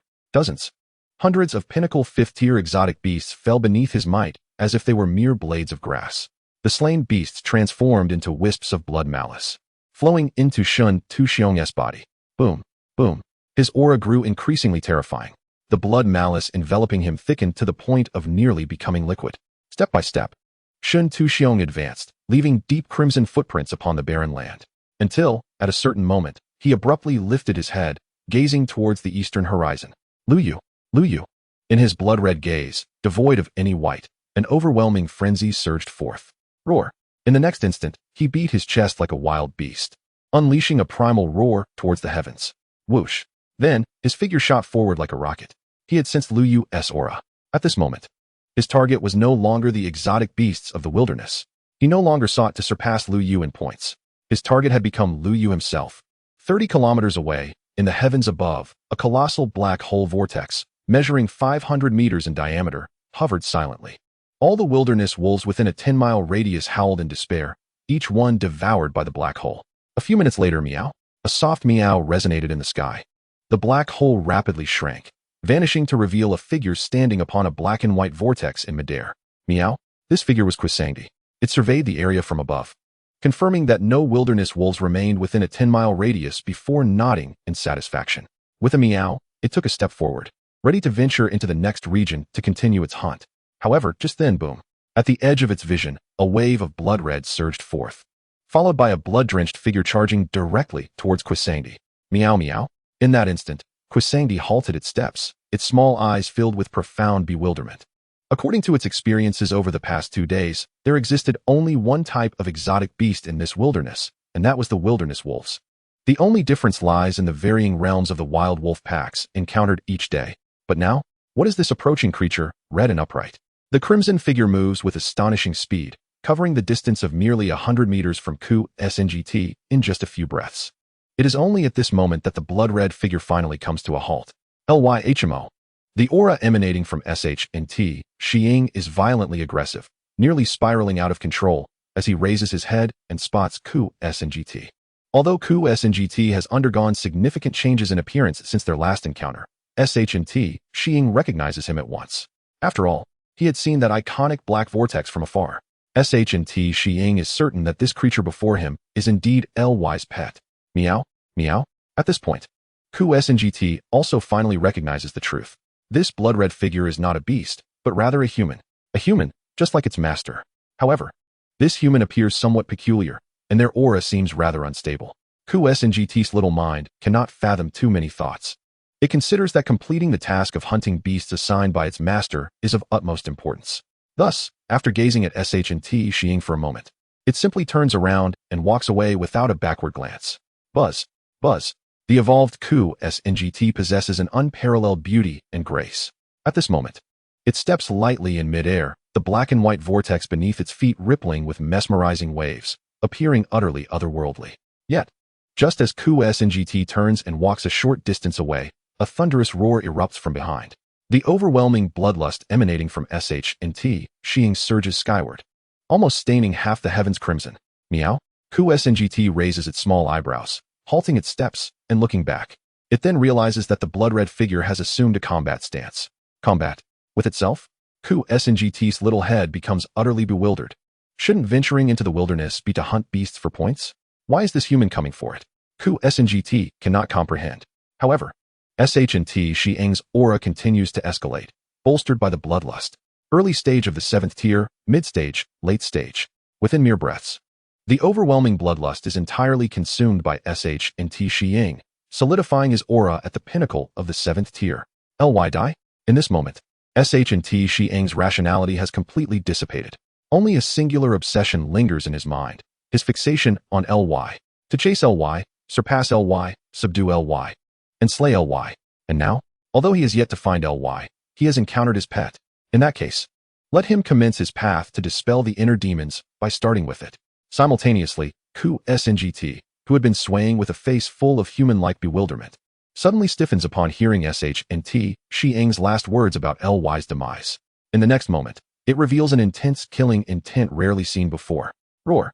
This time, SNGT emits not a charming meow, but a thunderous roar that shakes the heavens. Chapter 61. Life and Death Battle? Brother, is that all? Outside the secret realm, numerous powerful beings are left in stunned silence. No one expected that the beast tide assessment on this third day would unfold into such a scene of conflict between man and beast. To say it is a conflict between man and beast is somewhat inaccurate. After all, fundamentally, SH&T Xiang's target remains Ly. This is a competition among students. And because SH&T Xiang has lost most of his rationality after unleashing his bloodlust physique, this competition has escalated to the level of a life and death battle. Oh no, Ly's pet is likely to suffer. If things go awry, it might even perish on the spot. A king-level powerhouse can no longer contain their thoughts. Upon hearing this, the others immediately echo in agreement. Indeed, the pet's realm is only late stage of the 6th tier, having just recently broken through. Yet SH&T Xiang's aura is already perilously close to the 8th tier. At this point, the individual pauses and reflexively exclaims. SH&T Xiang's bloodlust physique is indeed terrifying, jumping from the 6th tier straight to the 8th tier. This is 8th tier combat power, not far from king level. Who in this secret realm can possibly rival him? The group of king level powerhouses engage in a back and forth conversation, quickly pronouncing SNGT's death sentence. After all, SH&T Xiang's state is evident. Once he engages in battle, there will be no possibility of holding back. A single strike would surely be lethal. SNGT is in grave danger. At this moment, Jiang ZHNMN's face is filled with concern. Meanwhile, not far away, a king-level powerhouse from the SH&T family, who has just returned from JNLing City, breathes a sigh of relief. According to the family head, while the young master may lose control upon unleashing the bloodlust physique, it is also a form of fortuity. Normally, while the bloodlust enhances strength and tier, it also significantly erodes the mind, potentially turning one into a mindless lunatic. However, the young master initiated the bloodlust physique due to the pressure exerted by Ly, and his heart is always anchored by his obsession for Ly. As long as that obsession remains, the young master will not completely lose himself. And if he can subdue Ly, it will break the inner demons and eliminate the fixation. At that point, not only will the young master regain clarity, but he will also gain full control over the powers of the bloodlust physique. This SH&T family king-level powerhouse murmurs to himself. He gazes at the unfolding scene in the sky, his eyes brimming with excitement and anticipation. Although the young master is not currently facing Ly, that black cat is Ly's pet, his greatest support. First, slay the pet, then subdue Ly. In this way, the young master will attain unimaginable fortuity and benefits from unleashing the bloodlust physique. Within the secret realm, amidst the boundless wilderness, a confrontation unfolds between man and beast. SH&T Xiang's eyes blaze crimson. He raises a hand. Boom, boom. Like a tempest, the bloodlust surges wildly from his being, converging. Clearly, SH&T Xiang does not wish to engage in a drawn-out struggle with a mere 6th-tier pet. He aims to suppress SNGT with a single punch. Meanwhile, hovering in the sky, SNGT has also entered a state of complete fury. Buzz, buzz. Its eyes widen in rage, the dark elemental power within it surging wildly. This red human is unknown to it. Yet, he comes for its master. He even dares to declare he will kill its master. How can such insolence be tolerated? At this moment, SNGT is utterly enraged. It has cast aside the task assigned by its master to hunt beasts. Its sole desire now is to subdue the audacious red figure before it. Time flows slowly. Neither man nor beast hastily strikes. Instead, both sides accumulate their strength, preparing for their ultimate moves. It is unclear how much time has passed until the wilderness is entirely divided by two colors. One side is blood red, the other, pitch black. Ly die? SH&T Xiang finally makes his move. His right fist swings forth. Strangely, his movements are not swift, they appear rather slow. Yet, the crimson storm above his right fist nearly caused the entire wilderness to tremble. With this punch, he spared no effort. This was a strike imbued with the essence of bloodlust, approaching, if not reaching, the 8th tier. Boom. As the fist was unleashed, the wilderness quaked. An inexhaustible surge of bloodlust surged forth. In the next moment, this bloodlust coalesced in midair into a fist, a colossal 50 meters in size. The blood-red fist descended upon Kwaisangdi. In stark contrast, Kwaisangdi, barely over 3 meters tall, appeared diminutive. Yet, at that very moment, a silver vertical line on Kwaisangdi's forehead began to tremble ever so slightly. It was as if an eye lay there, writhing, on the verge of opening. However, it did not fully unveil itself. The silver line merely cracked open a tiny fissure. In an instant, an indescribable eerie power seeped forth from that fissure. Hum. Buzz. Kwaisangdi raised a paw and lightly pressed forward. In an instant, a vortex with a diameter of 100 meters materialized out of thin air.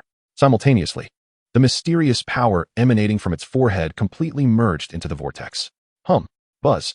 In that moment, the black vortex seemed to undergo a transformation. What was once a lifeless abyss appeared to awaken.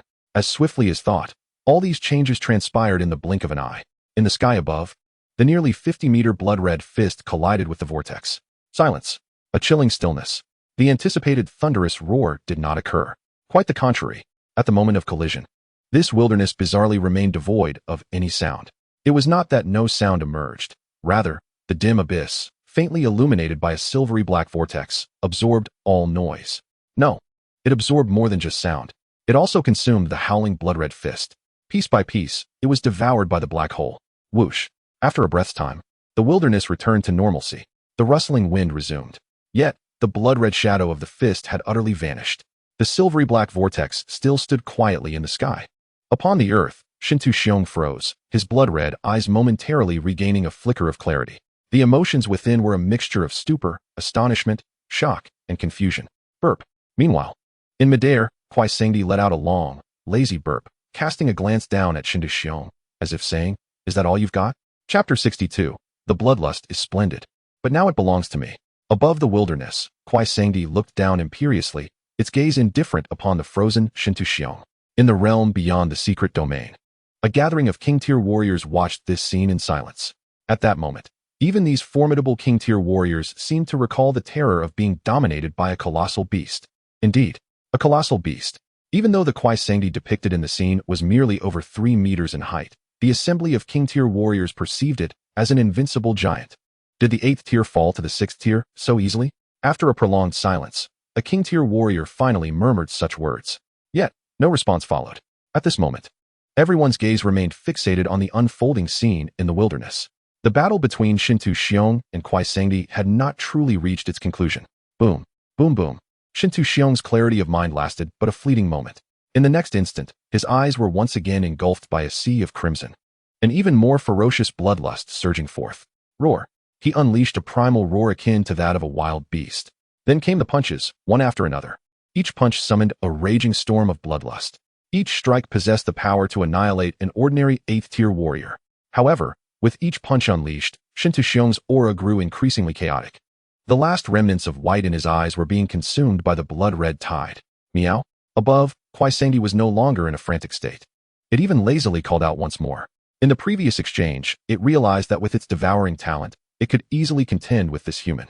In truth, it was not merely contending, it was entirely suppressing. The devouring talent allowed it to consume all elemental powers. And bloodlust was indeed a form of elemental power. As long as the element did not exceed its limits, Kwaisangdi could absorb it all.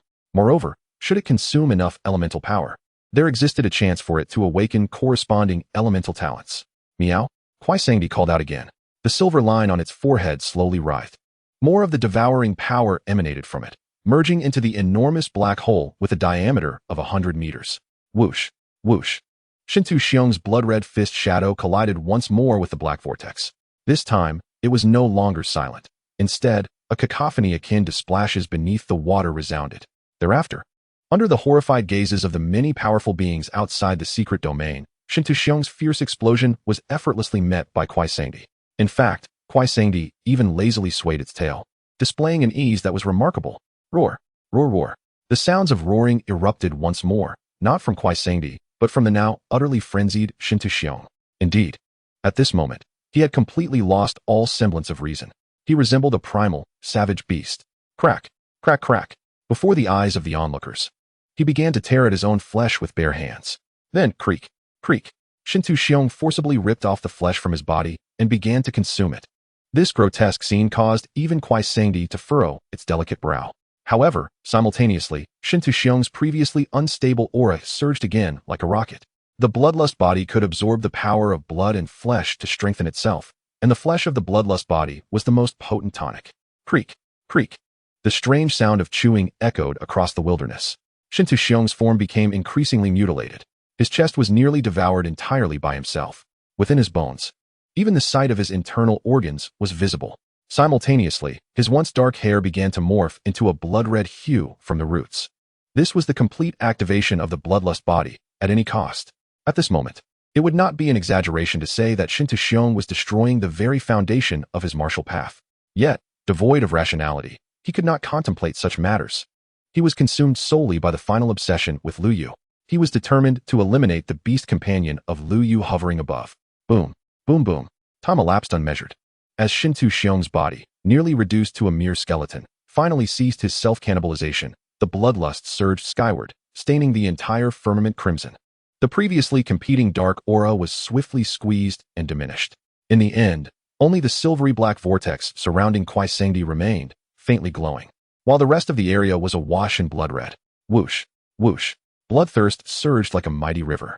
Behind Shintu Xiong loomed an immense crimson giant. Towering at 100 meters, the figure of the giant bore an uncanny resemblance to Shintu Xiong himself. With a thunderous strike, Shintu Xiong unleashed his fist. The giant's shadow mirrored his action. Meow. Kwai Sangdi, not daring to be complacent, raised a paw and struck at the swirling black vortex before it. Buzz, buzz. In but an instant, the area of the black vortex expanded to an astonishing 500 meters. Simultaneously, deep within the unfathomable center of the black hole, a glimmer of silver light flickered. In the depths of the void, it appeared as though a silver eye was awakening at the core of the black hole. Boom. Thunderous roars echoed. Under the anxious gaze of countless onlookers outside the secret realm, the giant's fist, infused with boundless bloodthirst, descended upon the black hole with formidable might. Yet, in the next moment, a look of utter confusion and terror manifested on the giant's face. Whoosh. The previously tranquil black vortex began to whirl rapidly.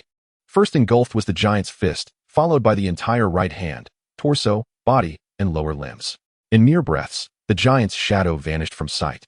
On the ground, within Shintu Xiong, a sharp crack echoed. The essence of the bloodthirst body shattered. Or rather, that giant shadow was the very source of all Shintu Xiong's bloodthirst power. However, it was consumed. Just like that, it was devoured alive. Strangely, in the next moment, Kwai Sangdi in midair suddenly changed its expression. Meow meow. It called out twice. Following this, a purer and more ferocious bloodthirst surged from its body. The devourer talent activated. The bloodthirst element awakened. Kwai Sangdi was once again on the brink of evolution.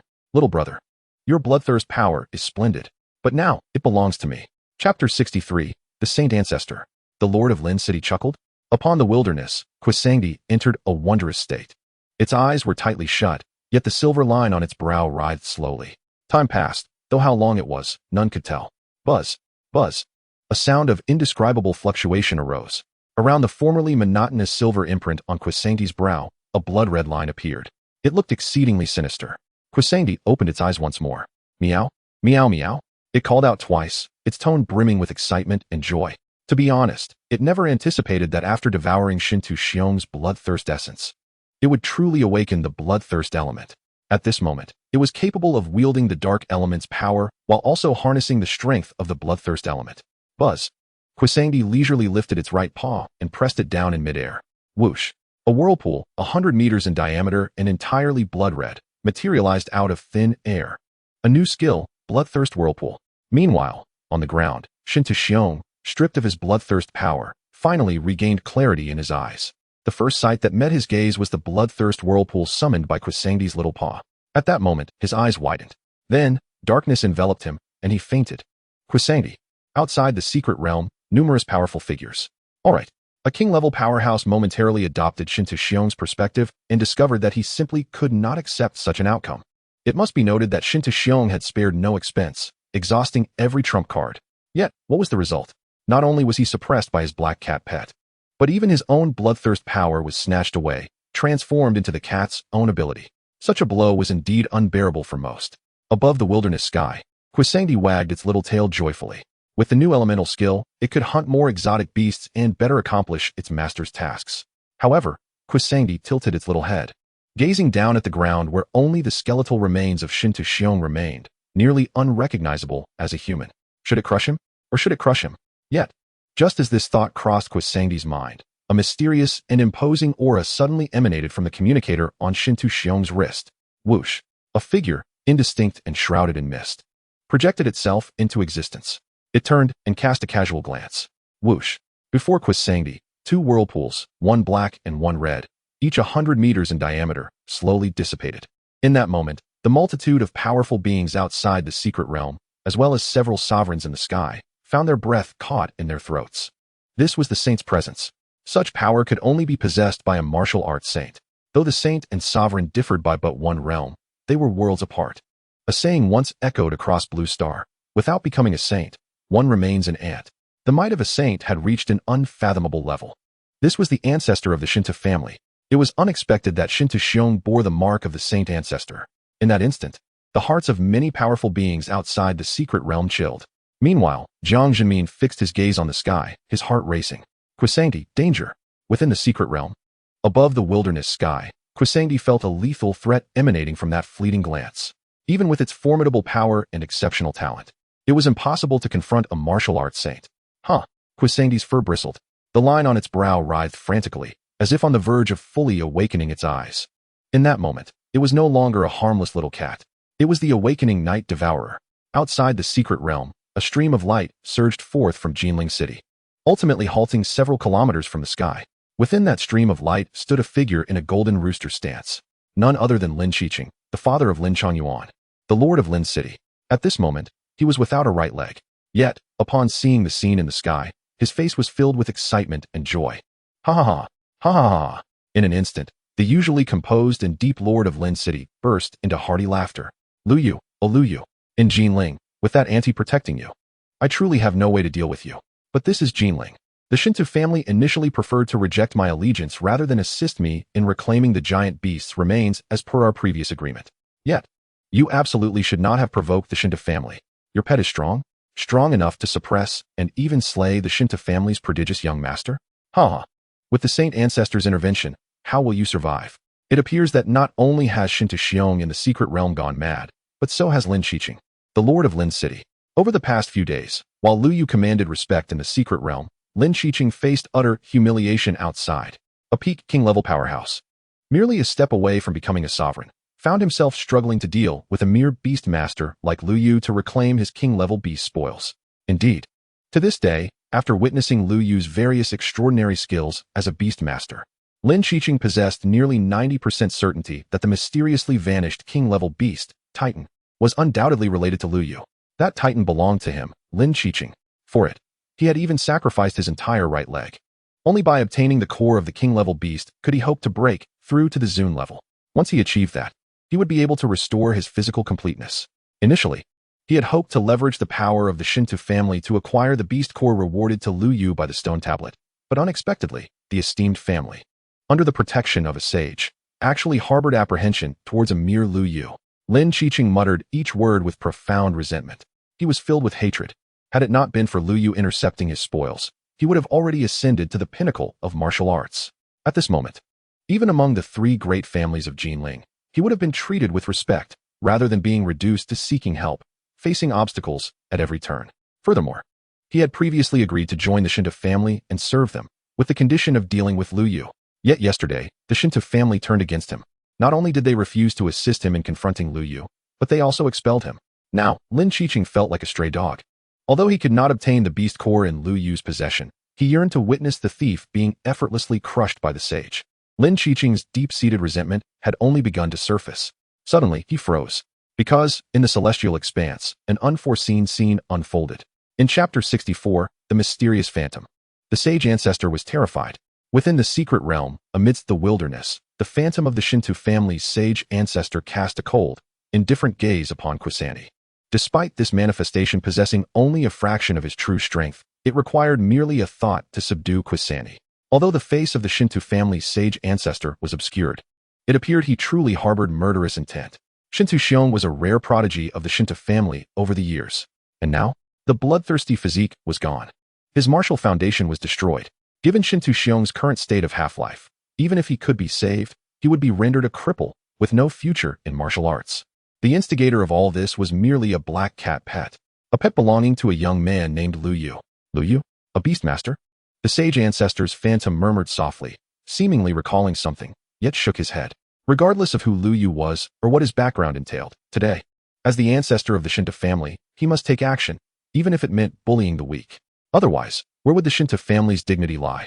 Upon this thought, the sage's phantom no longer hesitated. His gaze sharpened slightly. In an instant, it felt as if time itself had frozen within the realm. With a flicker of the sage's will, all was to be subdued. But at that very moment, as the sage's power surged forth, prepared to slay Quisanti on the spot, a phantom emerged. This apparition seemed exceedingly vague, appearing almost as just a silhouette. Yet, the moment this phantom appeared, the expression of the Shinto ancestor drastically altered. His manifestation began to exhibit violent fluctuations in energy, as if it were on the verge of completely dissipating. Most terrifying of all, at the moment this phantom emerged, the entire secret realm seemed to have pressed the pause button on time. Everyone, every beast, even the very air and source energy, all came to a standstill in the previous second. In front of cabin number 005, Lu Yu remained oblivious to the situation concerning Quisanti. He was unaware that his pet had just subdued Shinto Xiong, even drawing the attention of the Shinto family's sage ancestor's phantom. At this moment, having just aided Jiang Shuiying in subduing hundreds of aberrant beasts, his actions suddenly froze mid-air. Though his movements were halted, his thoughts continued to race. This sensation caused Lu Yu to break into a cold sweat. Instinctively, he almost called upon Kaiser from the Beastmaster space. However, in the next moment, a luminous, transparent stone flew from his body, quietly hovering before him. This was the Profession Cleansing Stone. It had been entrusted to him by Old Wang, who stated it would allow him to cleanse the Beastmaster profession and reclassify as a warrior. The transparent stone emitted a series of resonant sounds. In the midst of everything around him being frozen in time, it appeared immensely mysterious and unfathomable. Subsequently, Lu Yu's eyes widened. He witnessed a point of light emanating from the transparent stone. Once the light appeared, it swiftly pierced through the void, heading towards the endless wilderness. Most importantly, despite it merely being a point of light, Lu Yu felt an overwhelming sensation as if he had been deeply observed by someone. Who are you? In front of cabin number 006, Qin Shiyao found herself encircled by a pack of wild wolves. Yet, whether it was herself or the surrounding wolves, their movements were abruptly suspended in midair. This sudden change caused Qin Shiyao to panic. "Teacher, what is happening?" She urgently called out in her heart, but this time, she received no response from her teacher. Meanwhile, in a place unseen by Qin Shiyao, within a segment of her consciousness, the Empress, clad in a robe of purple and gold, wore an unusually grave and serious expression, a hint of unexplainable apprehension surfacing on her exquisite and authoritative visage. "Time is frozen. Has the entire secret realm been momentarily halted?" The Empress murmured, her profound gaze flickering with myriad thoughts. The realm seemed to hover at the peak of a demigod. Yet what was this aura? Why did it evoke a sensation even stronger than her former self? At this moment, the once mighty Empress, known as the strongest, found herself in rare bewilderment. Based on her understanding of the blue star over this period, martial arts had only descended in this world for 50 years, with the strongest being merely that so-called martial god. But now, who was this being? Moreover, what was their connection to Lu Yu? The Empress's phantom gazed intently, seemingly piercing through time and space, catching sight of Lu Yu, who was also frozen in place. In her perception, the source of this terrifying aura traced back to Lu Yu. More precisely, it stemmed from the luminous stone before him. Beyond the secret realm, whether it was Lin Qiqing, who watched from afar, or the array of king-level powerhouses upon the earth below, including the martial arts supremes in the heavens, all were momentarily stunned. Unlike the earlier shock at Lu Yu's display, this time, everyone was utterly dumbfounded. They could witness the live scenes of each student within the secret realm. Thus, they comprehended that in the moment the phantom appeared, it was not merely a single individual or beast that was frozen, but the entire secret realm itself had been instantaneously halted. What extraordinary power is this? The voice of the king-level powerhouse trembled with disbelief. Meanwhile, above the celestial dome, the martial arts supremes widened their eyes, their scalps tingling with fear. Yet, the most remarkable reaction came from the leader of the Xianlong army, Chu Yifeng. After an initial moment of shock, he fixated his gaze intently upon the ethereal silhouette in the wilderness. Then, a look of extraordinary devotion and fervor emerged on his face. It was as if, in that moment, a devoted follower had finally laid eyes upon their revered deity. Chu Yifeng's body trembled violently, overwhelmed by intense excitement. However, the supreme beings of the four great martial academies were entirely captivated by the imagery within the secret realm, oblivious to the unusual demeanor of this commander of the Qianlong army. Within the secret realm, amidst the desolate wilderness, in a world frozen in time, a seemingly unremarkable yet immensely dignified figure finally spoke. The moment his voice echoed, everyone, regardless of their realm or status, was engulfed in madness. Chapter 65, The Martial God Above. Shintalai realizes his mistake. Inside the secret realm, above the boundless wilderness, that mysterious and commanding figure stood with his back to the masses. Suddenly, a deep sigh resonated, as if the entire universe sighed in unison. The spectral image of the Shinto family's venerable ancestor, upon hearing this sigh, was overtaken by palpable fear and dread, as if it had solidified into reality. This voice belonged to him. It was indeed him. In the next moment, before anyone could ponder further, a man's voice resounded through the heavens. The calamity approaches. A disaster for humanity. With just these two lines, it felt as if the winds and clouds shifted and the world turned upside down. At that instant, all who were present inside and outside the secret realm seemed to witness a scene of brutal warfare. Colossal beasts besieging cities, mountains of corpses, and seas of blood. In that fleeting moment, countless individuals felt their scalps tingle and goosebumps rise. Immediately following, the imposing figure shook his head, disappointment saturating his words. The might of the sage should not be wielded to oppress one's own kind. Each word was like a decree from above. Thus, the once formidable spectral image of the venerable ancestor, who had intended to suppress Kuei Sengdi with a mere thought, now found itself kneeling in midair. Martial God, I would never. However, the venerable ancestor could not even finish his sentence, as his words were choked in his throat, and no matter how hard he tried, he could not utter even a syllable. The source of this predicament lay solely in the figure's dismissive wave of his hand, nothing more. Once again, a deep sigh escaped the figure. In this already solidified and frozen realm, he slowly turned around. His face appeared exceedingly ordinary, nearly indistinguishable amid the crowd. Yet, it was this seemingly mundane visage that compelled the myriad powerful beings outside the secret realm to kneel on one knee in reverence, proclaiming, "Martial God." Indeed, the ethereal figure that had suddenly materialized in the wilderness was none other than the Martial God. The Martial God, the mightiest of the Blue Star's martial arts. Unparalleled and unmatched, the sovereign and supreme beings outside the secret realm had grown up listening to the legends of the Martial God. It was precisely because the Martial God stood guard that humanity had not been completely exterminated by the colossal beasts over the past 50 years. The Martial God had transcended the notion of a mere individual or title. He embodied the faith of billions of humans on Blue Star. In fact, even before the Martial God turned around, as his voice echoed, countless individuals outside the secret realm had already surmised his identity. Across news channels and cities worldwide, the most frequently heard voice was that of the Martial God. In the dark era of the colossal beast calamity, he was akin to a beacon holding aloft a torch, guiding humanity forward. At this moment, the spectral image of the venerable ancestor from the Shinto family fell utterly silent. He ceased his futile struggles to articulate anything, resigning himself to kneel, as if bracing for judgment. Indeed, as a venerable sage, he possessed immense strength, capable of reversing rivers and mountains with a mere thought. Yet, before the Martial God, he felt weak, so feeble that the Martial God could vanquish him with just a glance. Not to mention, the terrifying pressure stemming from the Martial God's status and identity. Today's affair shall cost you an arm, and let this serve as a warning. The Martial God gazed at the spectral image of the venerable ancestor and spoke calmly. As his words fell, he pointed forward, lightly waving his hand. In that instant, the very fabric of space began to shatter. In the wilderness, the image of the venerable ancestor trembled violently. His right arm disintegrated like dust, inch by inch. In the brief span of a breath, the gentle breeze swept over, leaving the space where his right arm had been utterly empty. What was most dire was that the Martial God aimed not merely at the spectral image, but also at the true form beyond. In Jinling City, a beam of sword light descended from the heavens, radiating like a great sun, aiming for the innermost sanctum of the Shinto family. A scream erupted, causing the entire Jinling City to tremble. Yet, after a breath, as the scream faded, a weak yet reverent voice emerged. The Martial God is above. Shintalai acknowledges his mistake. At that moment, Jinling was in an uproar. Shintalai was the name of the venerable ancestor of the Shinto family. Inside the secret realm, above the wilderness, the Martial God is above. Shintalai acknowledges his mistake.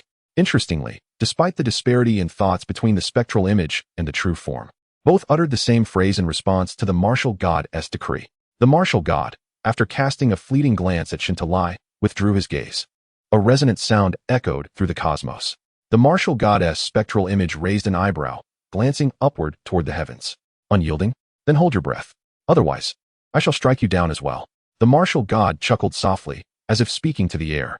Strangely, following these words, a powerful tremor rippled through the secret realm. Countless thunderclouds converged in the sky, crackling ominously. However, after lingering for a while, the thunderclouds ultimately dissipated. The martial god observed this scene with a mere smile. Outside the secret realm, countless powerful beings were stirred with excitement. This was the martial god of humanity, the martial god of Huaxia. Clearly, the command that the martial god had just issued was likely a challenge to the very rules of this secret realm. Alas, regardless of how formidable the secret realm's rules might be, they seemed to submit meekly before the martial god. For instance, just moments ago, the rules of the secret realm had been enraged. Yet, it was merely a fleeting anger.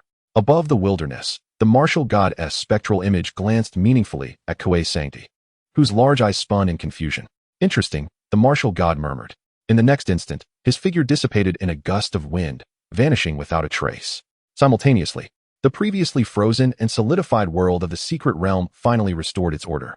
Before cabin number 007, Lu Yu, whose body had been rigid, regained his ability to move. He exhaled deeply. Just as he intended to scrutinize the shimmering stone still hovering in midair, a flash of white light appeared, and a figure slowly materialized before him. Chapter 66. Is he conversing lightheartedly with the martial god? Before cabin number 007, Ly was still digesting the information he had just received. Although he could not see what transpired in the wilderness, the words of the WSHN echoed in every corner of the secret realm. Consequently, Ly came to understand the origin of that earlier gaze. The WSHN, the legendary WSHN. Did this profession-cleansing stone contain a fragment of the WSHN's thoughts or will? As Ly fixed his gaze upon the luminous, transparent stone suspended in midair, this notion flickered in his mind. Suddenly, a figure slowly materialized before him. The man's visage appeared strikingly ordinary, yet Ly's breath hitched. He had seen this face countless times on news channels. The WSHN? Ly murmured instinctively. Before him, the WSHN's gaze once again fell upon Ly, imbued with a complex array of meanings and implications. Ly felt it too. To be honest, Ly was bewildered. If memory served, this was their first encounter, was it not? The only previous connection seemed to be this very profession-cleansing stone. According to L.O.W. Eng's earlier words, this artifact had been procured from the Holy Temple by the WSHN himself. At that time, Ly had not pondered it deeply. However, after exiting Lu Ch-ing and navigating the provincial examination's secret realm, he finally recognized the incongruity. While his 9-star martial talent upon awakening was indeed impressive, it was by no means unique. Not to mention within Hu 11, even within Jing province, there were numerous others.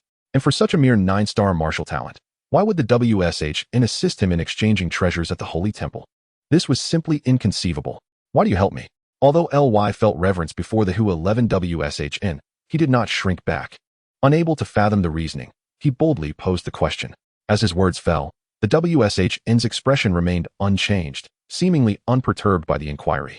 His gaze continued to fixate intently on Ly, scrutinizing him for an extended moment, until Ly felt a shiver run down his spine.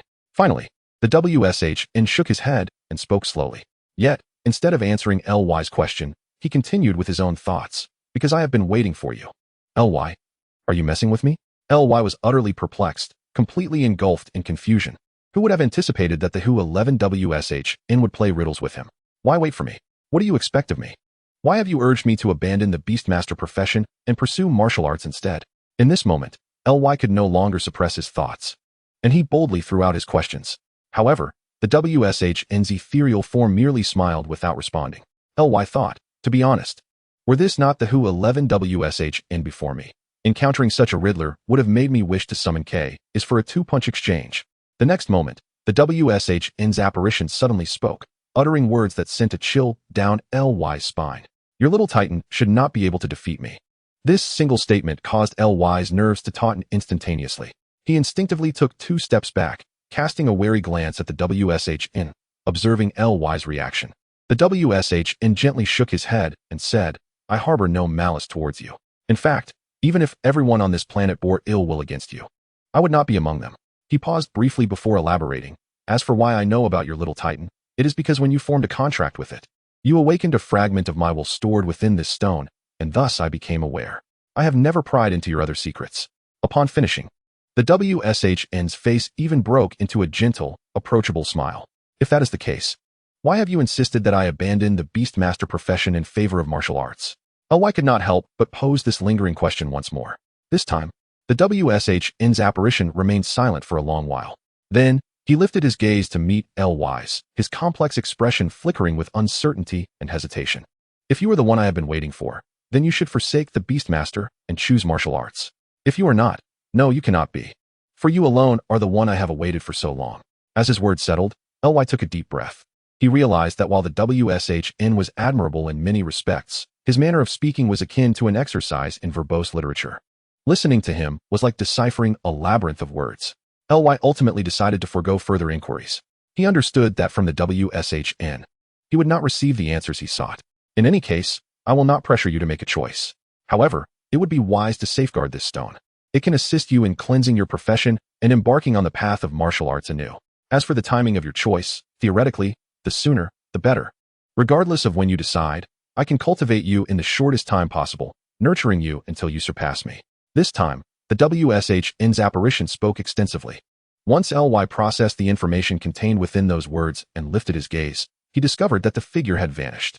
The luminous stone in midair seemed to lose its supporting energy and began to plummet towards the ground.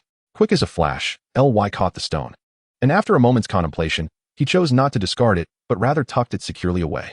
At that moment, Jing Su Weiying, who had been staring in a daze for quite some time, finally snapped back to reality. She gazed at LY, her sparkling eyes filled with astonishment. Just now, were you conversing with the WSHN? Although Jing Su Weiying could not hear their exchange due to the WSHN's means, she had witnessed their animated interactions. You spoke, he spoke. Most astonishingly, LY seemed somewhat displeased. Across from LY stood none other than the illustrious WSHN of Hu 11, not to mention ordinary martial artists. Even kings and supreme beings would bow in reverence before the WSHN. And LY? He had engaged in conversation with the WSHN? In truth, it was not just Jing Su Weiying. Outside the secret realm, a multitude of kings and supreme beings wore expressions of incredulity. Just moments earlier, they had witnessed LY conversing with their revered WSHN in real time on the celestial screen. Chapter 67. Goodness, LY. In fact, just moments prior, outside the secret realm, after the WSHN's apparition vanished from the wilderness, the gathering of king-level experts and even supreme beings erupted into chaos. The WSHN. That was the WSHN. It is no exaggeration to say that for nearly everyone present, this was the closest they had ever been to the WSHN. Typically, those as formidable as kings or supreme beings could only glimpse the WSHN's visage through television broadcasts. Most importantly, virtually all martial practitioners of Blue Star harbored dreams of the WSHN, just as SHNT Xiang, who had been rendered incapacitated by Ku Sing, idolized the WSHN. His life's ambition was to follow in the WSHN's footsteps. And now, the WSHN had truly arrived. Such a legendary figure has unexpectedly manifested in a humble provincial examination secret realm. If this were to spread, the entire Jiang province would tremble, and countless warriors would feel a sense of pride. Initially, many powerful beings were engaged in discussions, pondering why a mere provincial examination secret realm would warrant the personal appearance of the martial goddess Phantom. Moreover, it coincided with the moment when the venerable ancestor of the Shinta family intended to take action against Kuei Sang. Could it be that the martial god disapproves of the strong oppressing the weak, using this occasion to set an example as a warning? Some could not help but speculate thus, garnering considerable agreement in the process. However, the subsequent events left everyone, including the martial supremes of the 4 major martial academies, utterly dumbfounded. For after the martial goddess Phantom vanished from the wilderness, it appeared directly before Lu Yu. Then, the two began to converse. Indeed, converse. To Lu Yu, the martial god did not seem to evoke overwhelming fervor or reverence. Rather, he appeared somewhat casual. Although everyone, like Jiang Shuiying, was barred from hearing the specifics of their discourse through the martial god's unique means, they witnessed Lu Yu's expressions of helplessness, sarcasm, and even displeasure. They beheld the softness, warmth, and approachability of the martial god's smile. In that final moment, Lu Yu, perhaps unbeknownst to himself, caught a glimpse of the martial god's gaze, which was filled with anticipation and hope before fully dissipating. This meaningful gaze did not escape the notice of those outside the secret realm. At this juncture, the reason for the martial goddess appearance in the provincial examination secret realm became crystal clear. The martial goddess emergence during the imminent suppression of Kuei Sang by the venerable ancestor was no mere coincidence. The martial god had come specifically for Lu Yu. To put it more emphatically, Lu Yu was under the martial goddess protection. At this realization, those outside the secret realm fell into a stunned silence. In an instant, the previously derogatory remarks made by certain king-level warriors regarding Lu Yu were replaced by apprehensive glances skyward, as they inexplicably felt a chill run down their spines. Who would have thought that Lu Yu, a mere Beastmaster, possessed such a formidable background as that of the Huaxia martial god? Had they known this sooner, even with 1,000-fold courage, they would never dare to speak ill of the Beastmaster profession. The martial goddess protection, not to mention Huaxia. Even across the entire Blue Star, such a background was unparalleled. My goodness, young Master Lu Yu, why did you not reveal this background earlier? On the ground, the 100 or so king-level warriors, each of whom held significant sway in their respective cities, now regarded Lu Yu with a mixture of awe and an almost sycophantic demeanor. Meanwhile, several kilometers away, with a thud, Lin Qiqing, standing in a golden rooster stance, stumbled and fell to the ground. The pinnacle of king-level warriors had fallen. No one would believe it if told. Yet, this was indeed the reality at that moment. The reason was simple. Lin Qiqing's mental state had completely shattered. He loathed Lu Yu. He believed that his current miserable plight was entirely due to Lu Yu. He desired Lu Yu's demise. Just moments prior, when the venerable ancestor of the Shinta family had appeared, Lin Qiqing had nearly burst into triumphant laughter. However, before he could even savor his mirth, the martial goddess phantom descended. With a mere flick of his finger, the venerable ancestor knelt. Furthermore, this martial god made no effort to conceal his direct approach to Lu Yu, practically declaring to all that Lu Yu's background was his. Thus, at this moment, Lin Qiqing's heart was utterly extinguished. He sat dazed on the ground, staring at his now empty, severed right leg. His eyes brimmed with intense hatred and bitterness. Yet, regardless of how these emotions surged, the mere thought of the martial god caused Lin Qiqing to wilt. Do I still have a chance? Lin Qiqing murmured in a daze. He frantically grasped his hair, his demeanor nearly deranged, devoid of any trace of the dignified lord of Luo City. Time passed unmeasured. With his breath stilled, Lin Qiqing, as if bereft of his soul, suddenly jolted. His pupils constricted sharply. In that moment of despair, he recalled a fragment of news he had inadvertently overheard at the Shinta family a few days prior. It was about the abyssal uprising. The martial goddess guaranteed that no one could harm or dare to kill Lu Yu. Yet, the behemoths would not heed such assurances, would they? Lin Qiqing murmured, an odd smile suddenly gracing his previously despondent face. Within the secret realm, before cabin number 005, Lu Yu remained unaware that his brief conversation with the martial god had led many powerful beings to fabricate an image of him shielded by divine protection. Of course, if the martial goddess' final remarks were indeed truthful, this interpretation might not be entirely unfounded. Nevertheless, Lu Yu shook his head, deciding to temporarily cast aside the chaotic thoughts and uncertainties swirling in his mind. The identity of the martial god bore little relevance to his current self. At all times, and in all places, Lu Yu firmly believed that the only true strength he could rely on was himself.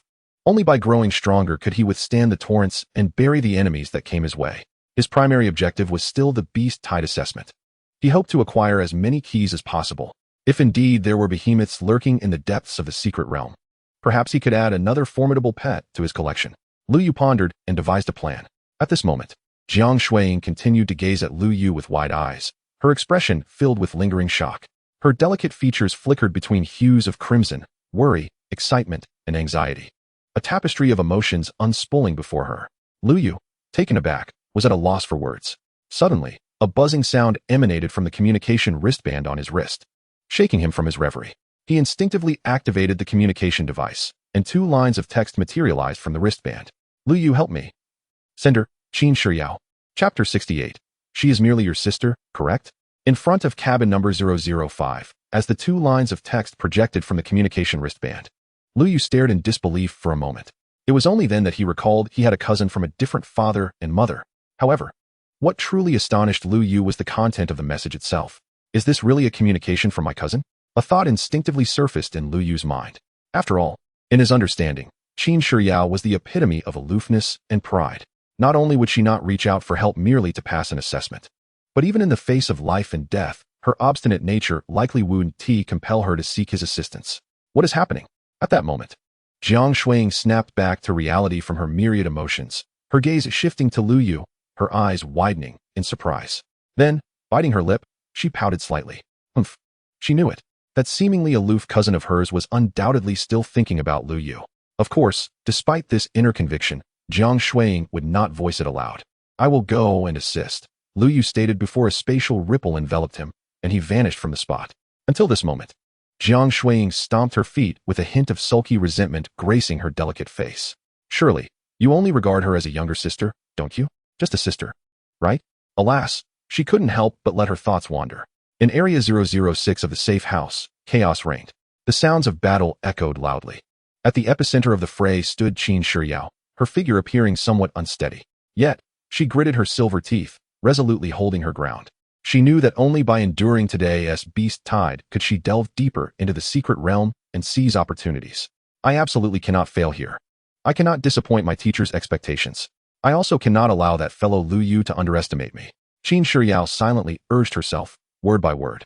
However, despite her formidable spirit and will, the source power within her was depleting gradually. After all, before her stood a full 105th-tier peak beasts. Her current realm was merely at the initial stage of the 5th tier.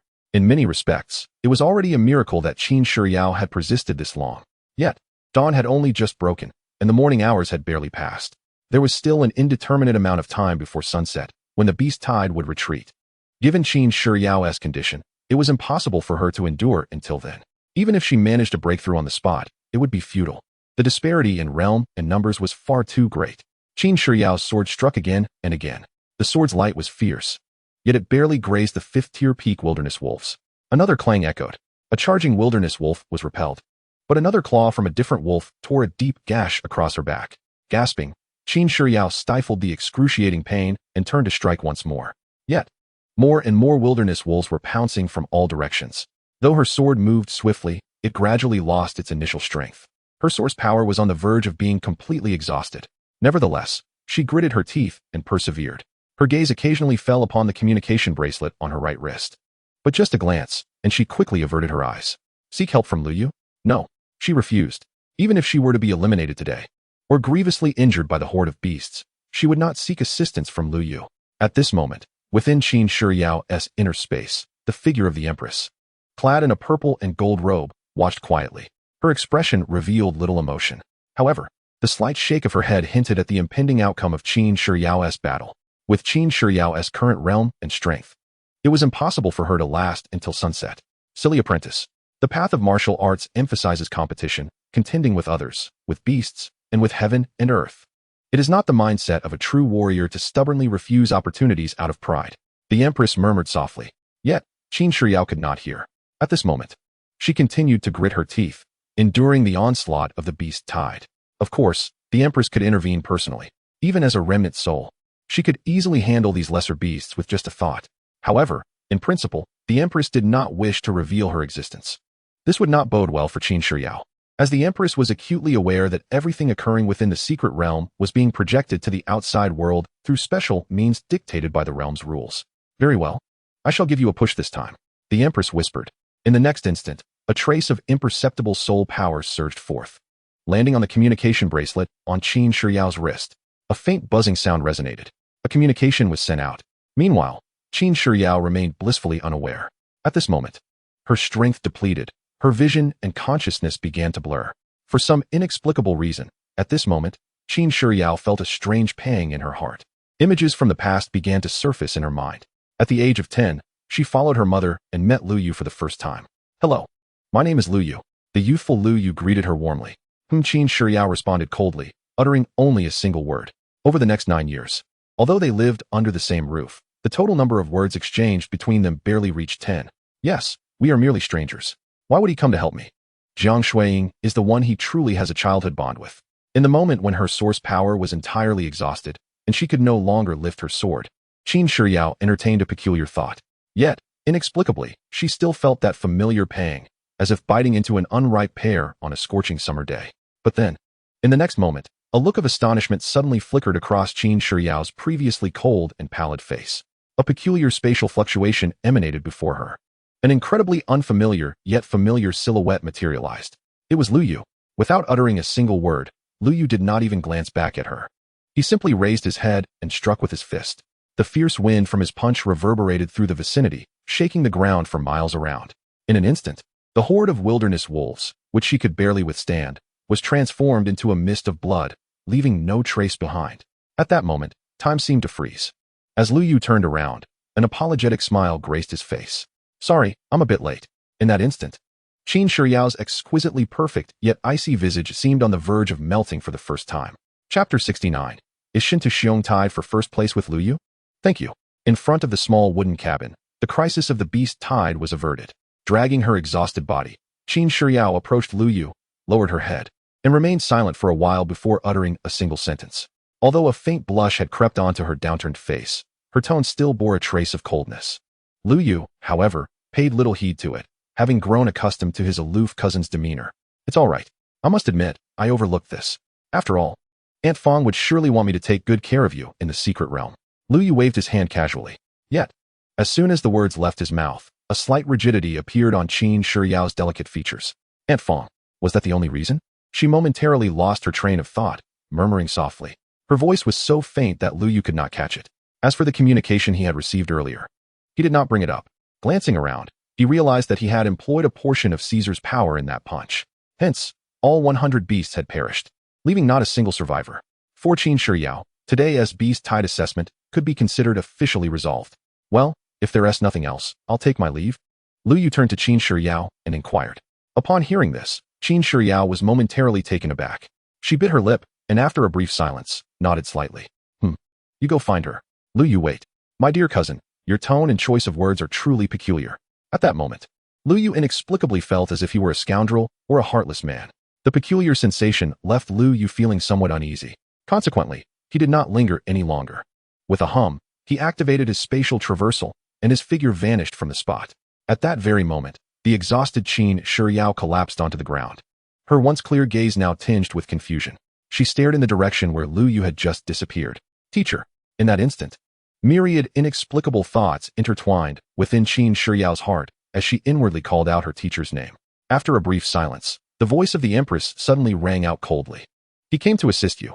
I sent the communication using your wristband." Upon hearing this, Qin Shiyao's entire delicate form stiffened. From somewhere deep within her weary body, a surge of energy inexplicably emerged. She hastily activated the communication device on her right wrist. With a swish, a line of text projected forth. "Lu Yu, please help me." Recipient, Lu Yu. At that moment, an expression of sheer brilliance graced Qin Shiyao's exquisitely beautiful face. Time passed swiftly, and before long, dusk fell. Lu Yu returned to his modest wooden cabin. With a flash of dark light, the cat-like Quisanti also appeared inside the cabin. Meow. Upon seeing Lu Yu again, Quisanti exhibited great excitement and joy. Meow, meow, meow, meow. Quisanti affectionately rubbed against Lu Yu, chattering incessantly. After all, today it had nearly been subdued by that wicked old man.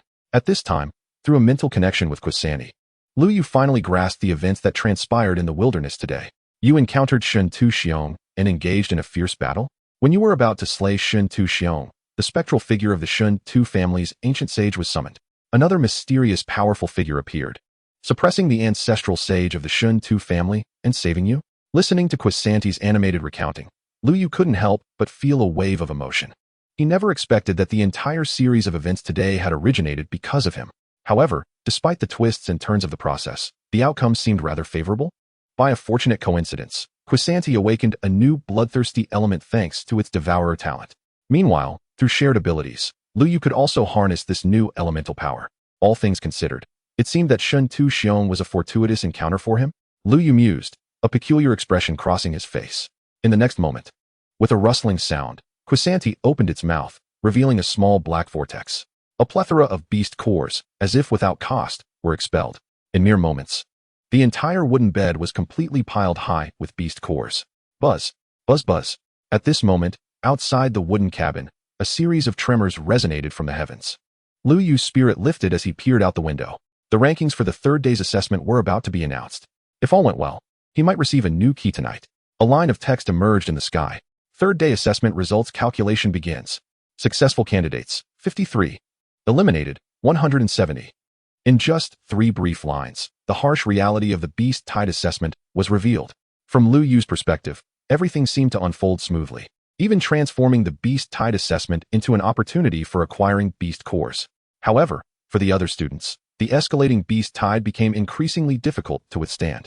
The 53 individuals who had managed to endure, aside from Jiang Shuiying and Qin Shiyao, were almost all prodigies from the esteemed families of Jinling and Suching. Their realms were uniformly at the mid to late stages of the 5th tier. As for those in the early 5th tier, not a single one. Furthermore, Lu Yu noticed that even among the successful candidates on today's leaderboard, their scores were dismally low. The vast majority, including Jiang Shuiying and Qin Shiyao, had scores of 0. This indicated that they had merely managed to endure the onslaught of hundreds of beasts without slaying even a single one. It appeared that today had truly marked the limit for many of the assessment participants. By tomorrow, as the Beast Tide's tier increased once more, it was likely that only a few would remain. Outside the secret realm, numerous king-level experts observed the announced rankings and scores, shaking their heads in lament. Within the secret realm, in the sky above, due to the significant reduction in the number of successful candidates, it wasn't long before the names and scores of the top few began to materialize. 3rd place, Li Wan'er. Score, 861, 2873. 2nd place, Shun Tianzong. Score, 912, 3043. Upon reaching this point, many students within the secret realm were left astonished. Because, up until now, neither Lu Yu nor Shun Tuxiong's rankings or scores had appeared. Lu Yu's absence was understandable. If all went according to plan, that fellow would once again be in 1st place. However, Shun Tuxiong's absence carried significant implications. My goodness. Could it be that Shun Tuxiong had the same score as Lu Yu today? Tied for 1st. A student could not help but exclaim.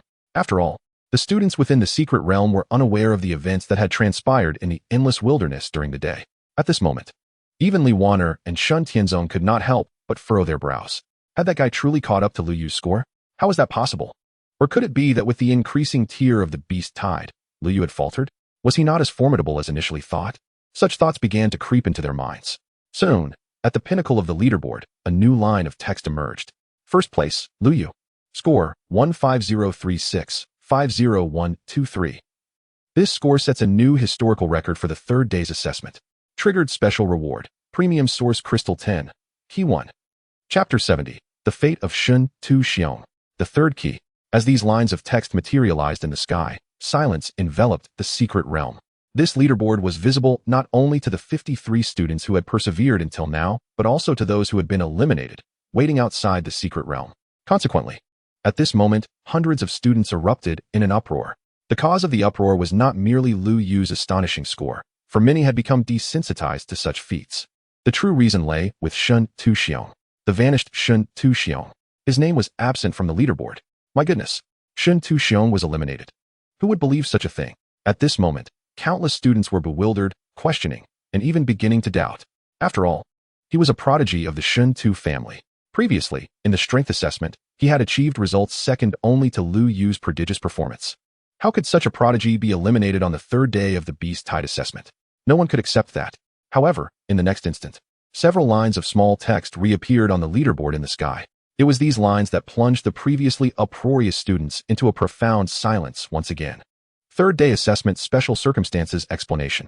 Candidate Shun Tuxiong, having slain 2027 beasts, scored 6,081.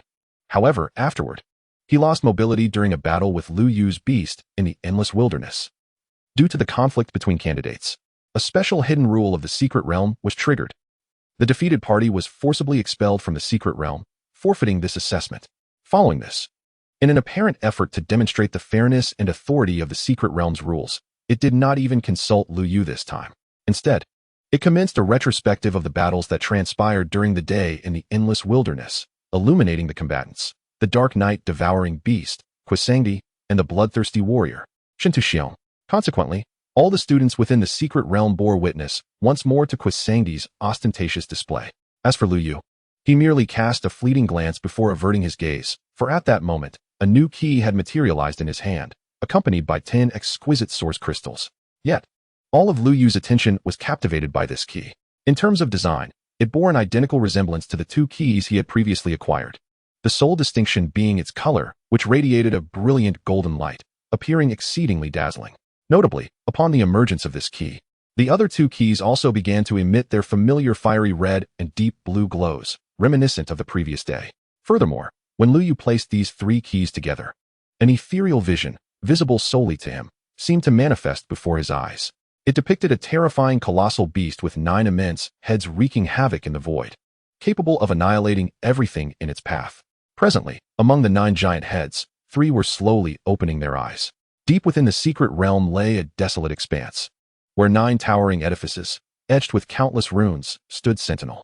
A faint tremor echoed as the foremost tower suddenly shook, erupting with a golden radiance. In that moment, it was as if the sun itself had descended. Simultaneously, the heads of the 3rd and 4th towers snapped open their eyes. The eldest had awakened. The voices of the 2 heads resonated in unison within the void. The golden light emanating from the 1st tower persisted for an extended duration before gradually dissipating. Subsequently, in the void before the tower, a golden head, measuring over 1,000 meters in diameter, slowly coalesced. It was evident that this head's power far surpassed that of the heads within the 3rd and 4th towers. The enormous golden head turned its gaze towards the 2 towers, its voice grating, reminiscent of metal grinding against metal. Eldest brother. The 2 heads echoed in unison, their tone a blend of excitement and a hint of concern. They were overjoyed at the awakening of their elder brother, yet apprehensive. In just a span of 2 days, 3 of the 9 brothers had awakened. If this pace continued, would all 9 awaken? That would not bode well. After all, the wretched old man from the previous epoch designed this secret realm for that very day. Ah, eldest. You worry too much. At that moment, the golden head scrutinized the 2 towers for a while, its gaze seemingly transcending all barriers. Perceiving the expressions on the heads of the water and fire, it smiled and spoke. As the eldest among the 9 brothers, my strength may not be the greatest. Yet my insight and contemplation surpass the rest. Fear not. I have unexpectedly gleaned some knowledge regarding the assessment challenges set by the old man Yan. No matter how powerful or gifted any human evaluator may be, it is utterly impossible for them to gather all 9 keys and awaken the 9 celestial towers. The resonant voice reverberated through the void. As it spoke, the enormous golden head bore a hint of mocking amusement. If I am not mistaken, those humans are currently enduring the beast tide assessment. With the passage of time, the level of the beast tide will continuously escalate. The awakening of we 3 brothers is merely a reflection of the current low tier of the beast tide. In the future, however, that will be a realm filled with king-level beasts. What can humans below the king level do in resistance? Even that prodigy named Dongfang Ao, who could battle king-level beasts at the 9th tier, ultimately succumbed to the siege of king-level beasts on the 9th day. In my view, gathering all 9 keys is a fundamentally impossible feat. Absolutely inconceivable.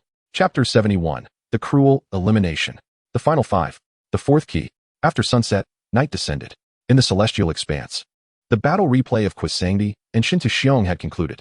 Of course, the replay ceased abruptly at the moment Quisangdi subdued Shintashiong, omitting the appearance of the sage ancestor and the warrior's phantom.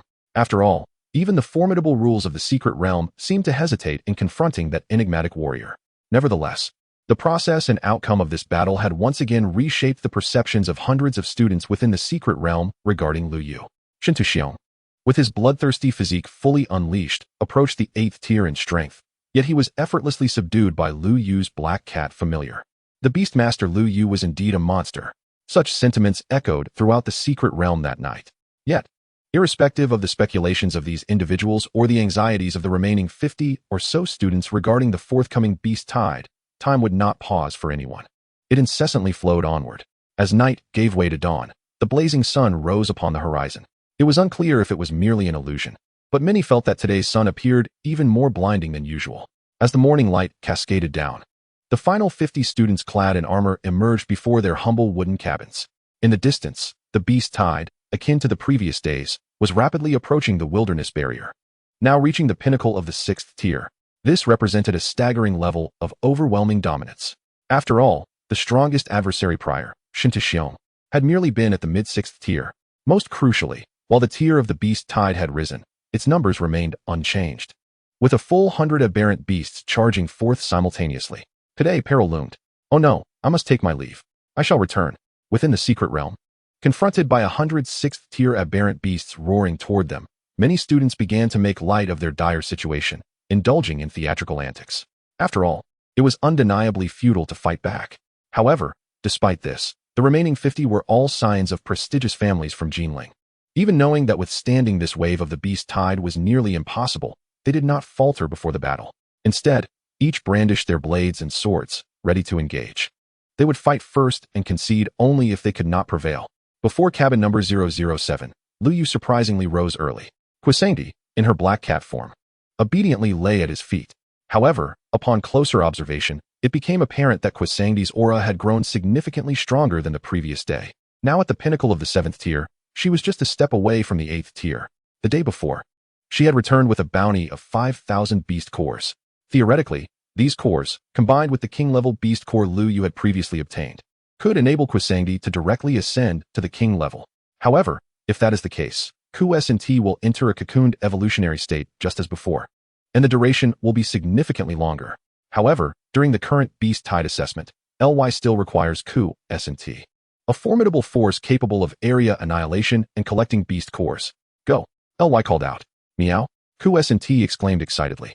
In the next moment, it transformed into a streak of dark light, racing towards the boundless wilderness. Meanwhile, LY lightly stepped forward. Buzz, a ripple in space emanated as his figure vanished from sight. Time swiftly passed. Before long, the sun dipped below the horizon. The 4th day of the beast tide assessment finally came to an end. Throughout this day, LY engaged in little else, merely assisting Jiying Su Ying and QNSHYO in fending off 2 waves of beasts. In passing, he bestowed upon Jiying Su Ying the low-grade heavenly technique he had previously acquired for her cultivation. As for QNSHYO, it was not that LY was unwilling. Rather, her proud demeanor prevented her from admitting her need for assistance. In such circumstances, LY naturally did not press the issue. His aid to QNSHYO and sharing of techniques stemmed solely from his respect for F.Y. Buzz. Buzz. As dusk fell, the rankings for the 4th day's assessment materialized in the sky. The leaderboard bore but a sparse collection of names, significantly fewer than the previous day. In total, there were only 5 individuals: LY, QNSHYO, Jiying Su Ying, LWNR, and SHNTNZing. All other prodigious students had been eliminated, with none surviving. Even the formidable LWNR and SHNTNZing had not accrued many points. Both had slain fewer than 200 beasts. Only LY stood apart, his score remaining unparalleled.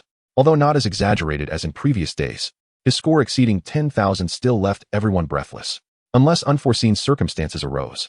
It seemed that tomorrow's beast tide would prove too much for SHNTNZing and LWNR. Beyond the secret realm, a king-level expert sighed and remarked, prompting a chorus of agreement. Speaking of which, those 2 young ladies were indeed fortunate to have allied themselves with LY. Meanwhile, other powerful figures echoed similar sentiments. Jiying's face was already beaming with joy. He could hardly have imagined that his daughter would endure to the final phase of the 2nd assessment.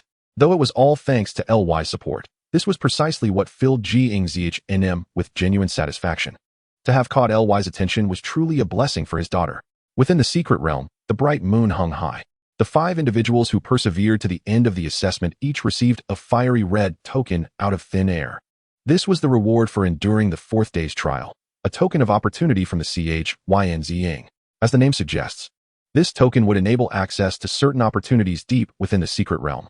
This was the true treasure that countless individuals yearned for within the confines of the secret realm. LY. Inside the 2 small wooden cabins, Jiying Su Ying and QNSHYO gazed at the tokens in their hands. Lost in thought, almost simultaneously, they whispered LY's name. However, the emotions and meanings behind their utterances were vastly different. I must take the initiative to withdraw tomorrow. I cannot hinder LY any longer. Jiying Su Ying bit her lip, silently contemplating. How can I repay LY? No, I must definitely withdraw tomorrow, otherwise, my debts will only increase. QNSHYO pursed her lips, resolutely making this decision. Meanwhile, within cabin 007, LY remained oblivious to the thoughts of the 2 women. His gaze was fixed intently on yet another key that had appeared in his hand. The 4th key is in my possession. If the scene I previously witnessed was not an illusion, the 9-headed behemoth may correspond to 9 keys. Thus, just 5 remain. Chapter 72. While others train, I command beasts. When the beast tide arrives, I stand alone. Time flew by, and another night passed. The 5th day of the beast tide assessment arrived as scheduled. Today, the beast tide reached the pinnacle of the 7th tier. The number remained precisely 100. Roar, roar. As the 7th tier pinnacle beasts breached the barrier of the endless wilderness, charging toward the safe zone. Not only the students observing within the secret realm felt a sense of oppressive pressure, but even some early king-level experts outside the secret realm experienced it as well. To face 1 against 100, and to be overpowered by their realm.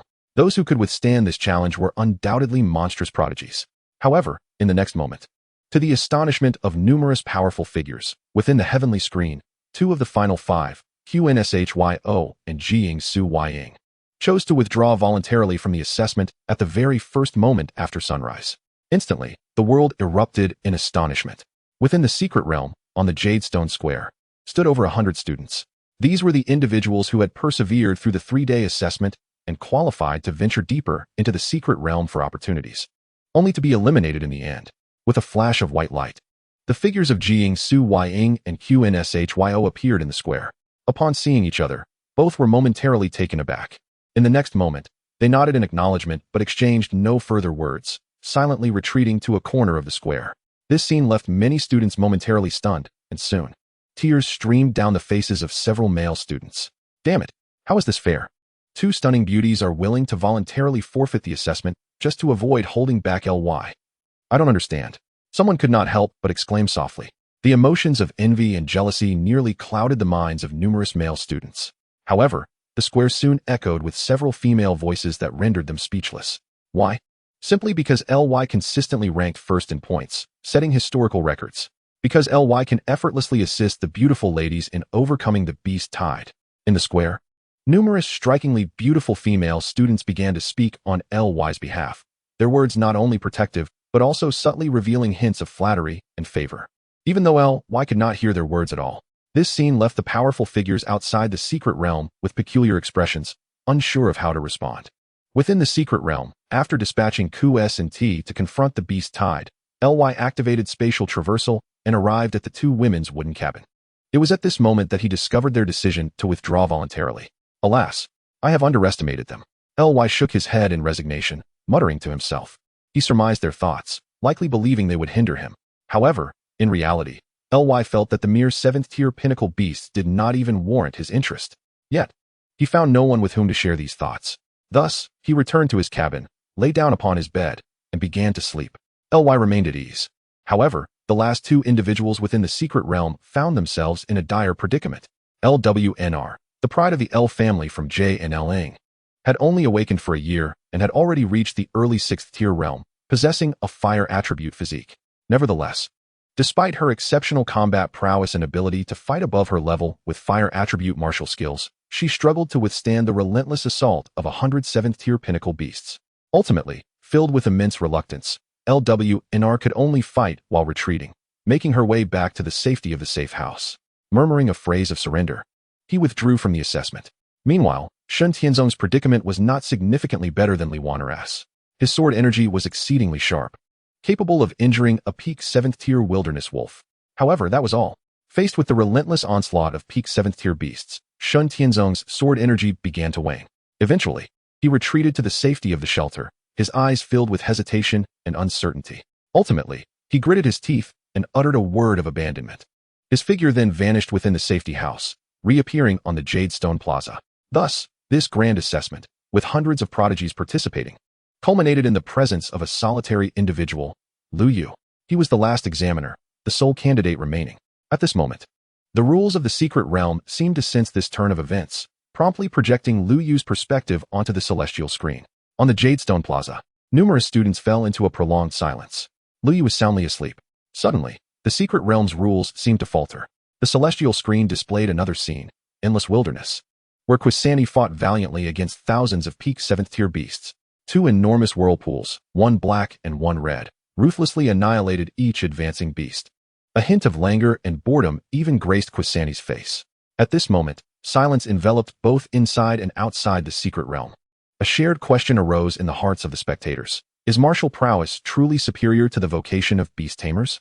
As witnessed in that moment, numerous martial prodigies, like Li Wan'er and Shun Tianzong, could only retreat in disarray under the siege of the beast tide. Meanwhile, Lu Yu, as a beast tamer, merely commanded his pet to engage in battle while he comfortably rested. Most notably, the rapid and exaggerated ascent of his pet's rank was astonishing. Just days prior, Lu Yu's black cat was merely at peak 3rd tier, and now, it stood at peak 7th tier. If this beast tide continued, with Lu Yu acquiring more beast cores to nurture his pet, could the black cat potentially ascend directly to the king rank? An unexpected remark emerged from a student on the plaza, causing everyone to envision that scene, sending shivers down their spines. Time passed slowly. While others practiced martial arts, Lu Yu commanded beasts. As the beast tide surged, Lu Yu stood out alone. This spectacle persisted for a full day, until now, at dusk on the 5th day, the leaderboard emerged. Notably, only Lu Yu's name appeared, isolated on the list. As anticipated, under Quisante's diligent slaughtering of monsters, today's score shattered previous records. Lu Yu received a reward from the secret realm, 10 premium source crystals, and the 5th key. However, before Lu Yu could examine his newly acquired key, the celestial leaderboard trembled, and lines of text slowly materialized. Only one candidate remains. Starting tomorrow, the Endless Beast Tide mode will commence. Candidates are advised to prepare for the baptism of the Endless Beast Tide. At this moment, both inside and outside the secret realm erupted into fervor. Chapter 73. The Endless Beast Tide begins. Are King-tier beasts approaching? The sudden shift in the secret realm's rules sparked widespread discussion among those present. Endless Beast Tide? This sounds incredibly formidable. Formidable? Is it not exceedingly difficult? The Endless Beast Tide. Do you grasp the meaning of endless? If it truly is such, who could possibly endure it? Can Lu Yu withstand it? Students engaged in heated debates. Beyond the secret realm, opinions among the king-tier powerhouses diverged. Endless Beast Tide? It seemingly posed little challenge or threat to Lu Yu's pet. One king-tier expert remarked that over the past few days, they had discerned Quisante's combat style. In summary, it could be described as fishing with the hope that the willing would take the bait. Each day, Quisante's task involved creating whirlpool black holes in the endless wilderness, forcibly drawing in beasts of all ranks to be annihilated. Over these days, the true factor influencing Quisante's monster kill count was not the tier of the beast tide, but rather the sheer quantity of beasts. After all, Quisante sought out monsters to slay wherever they were abundant. The Endless Beast Tide seemed to eliminate the need for Quisante to search for beasts, transforming him into an automatic beast tide converter for processing beast cores. But just as the words were spoken, another king-tier expert countered. This assertion is flawed. Your supposition relies on the premise that the tier of the beast tide will not elevate. However, in my view, peak 7th tier is certainly not the limit of the beast tide. Let us not forget the prodigy named Dongfang Ao, who was at peak 9th tier on the previous strength testing leaderboard. As soon as he finished speaking, the celestial screen within the secret realm presented new lines of text detailing the rules of the Endless Beast Tide. Once initiated, the Endless Beast Tide cannot be interrupted. Duration of the Endless Beast Tide, 1 day. Minimum tier of the Endless Beast Tide is peak 8th tier, maximum is early king tier. The candidate's performance during the Endless Beast Tide will be uniformly assessed upon surrendering or passing, followed by the distribution of rewards. At sunrise tomorrow, the Endless Beast Tide will officially commence. A reminder for candidates to prepare. After these brief lines of text emerged, both inside and outside the secret realm, silence fell over the crowd. At this moment, nearly everyone's gaze converged on the same 4 words: early king tier. The highest tier of the beast tide is not peak 9th tier, but king tier. King tier is no longer merely a beast. King tier signifies true colossal beasts. My goodness, is this indeed a tide of king tier beasts? Did I truly not misread? Who could possibly endure this? On the Jade Stone Plaza, many prodigies who had previously lamented their premature elimination now felt an inexplicable sense of relief in their hearts. King-tier beasts. In the era following the descent of the abyss, for the humanity of Blue Star, colossal beasts symbolize calamity. Colossal beasts represent death and destruction. Colossal beasts are the true embodiment of invincibility.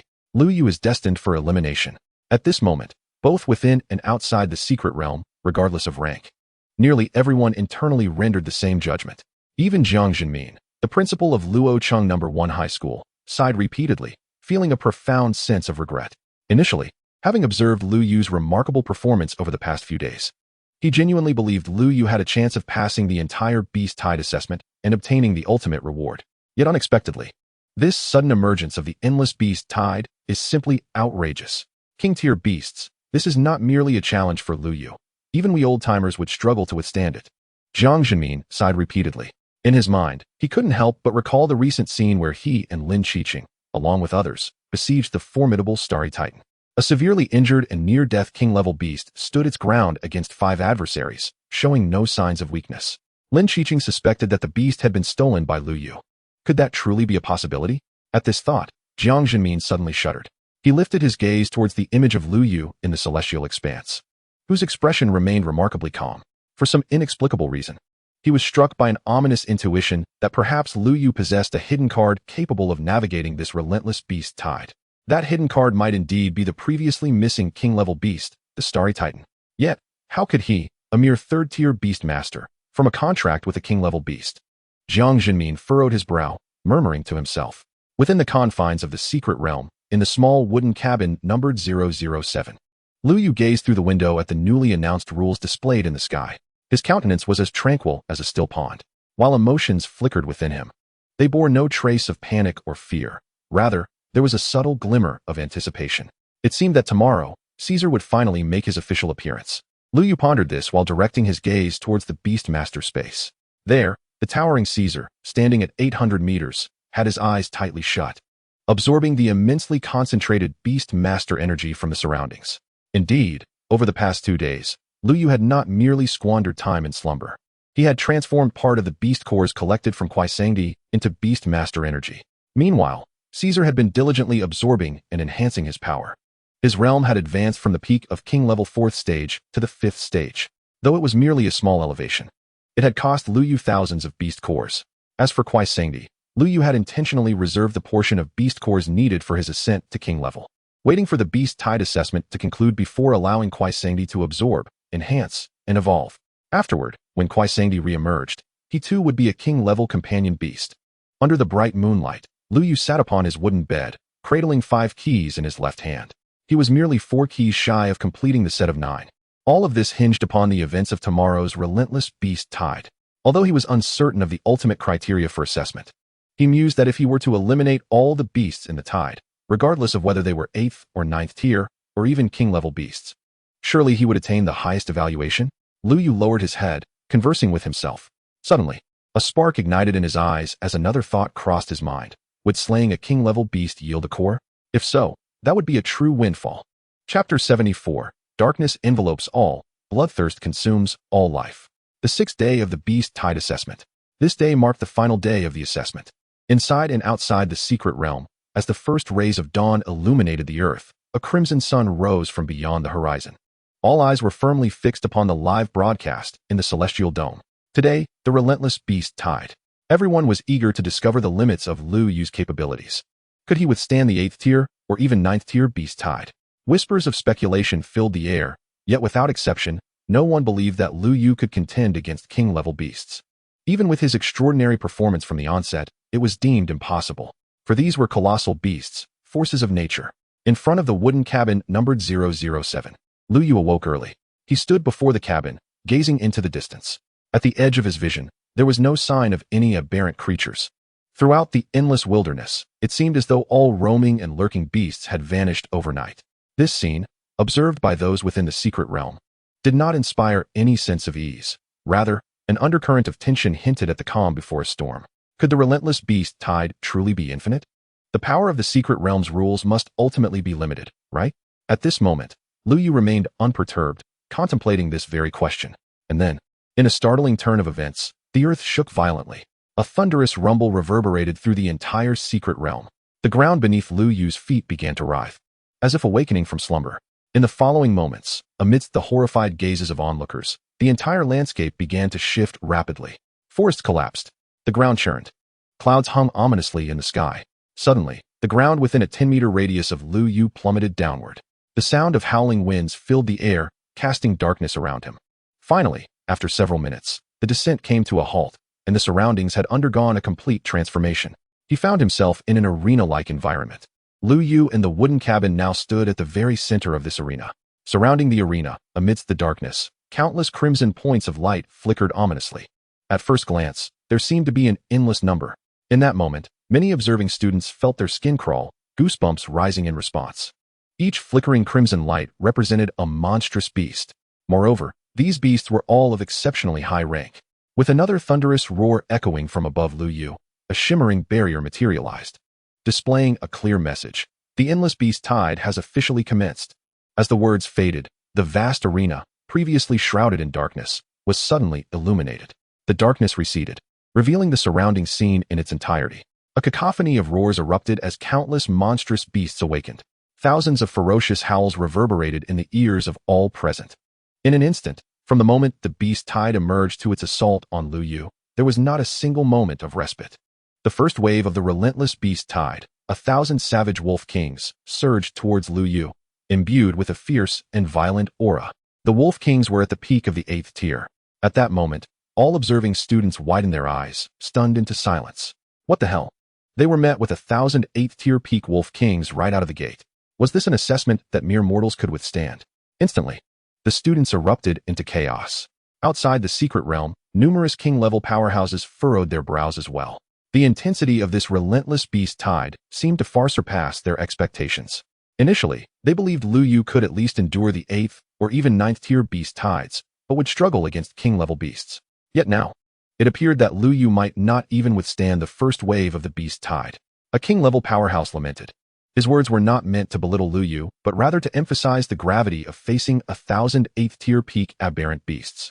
What kind of concept was that? It was a scenario capable of overwhelming even king-level powerhouses to their demise. At the center of the arena, Lu Yu surveyed the approaching wave of wolf kings. His expression remained calm and untroubled. Kwai Sangdi, Lu Yu softly called out.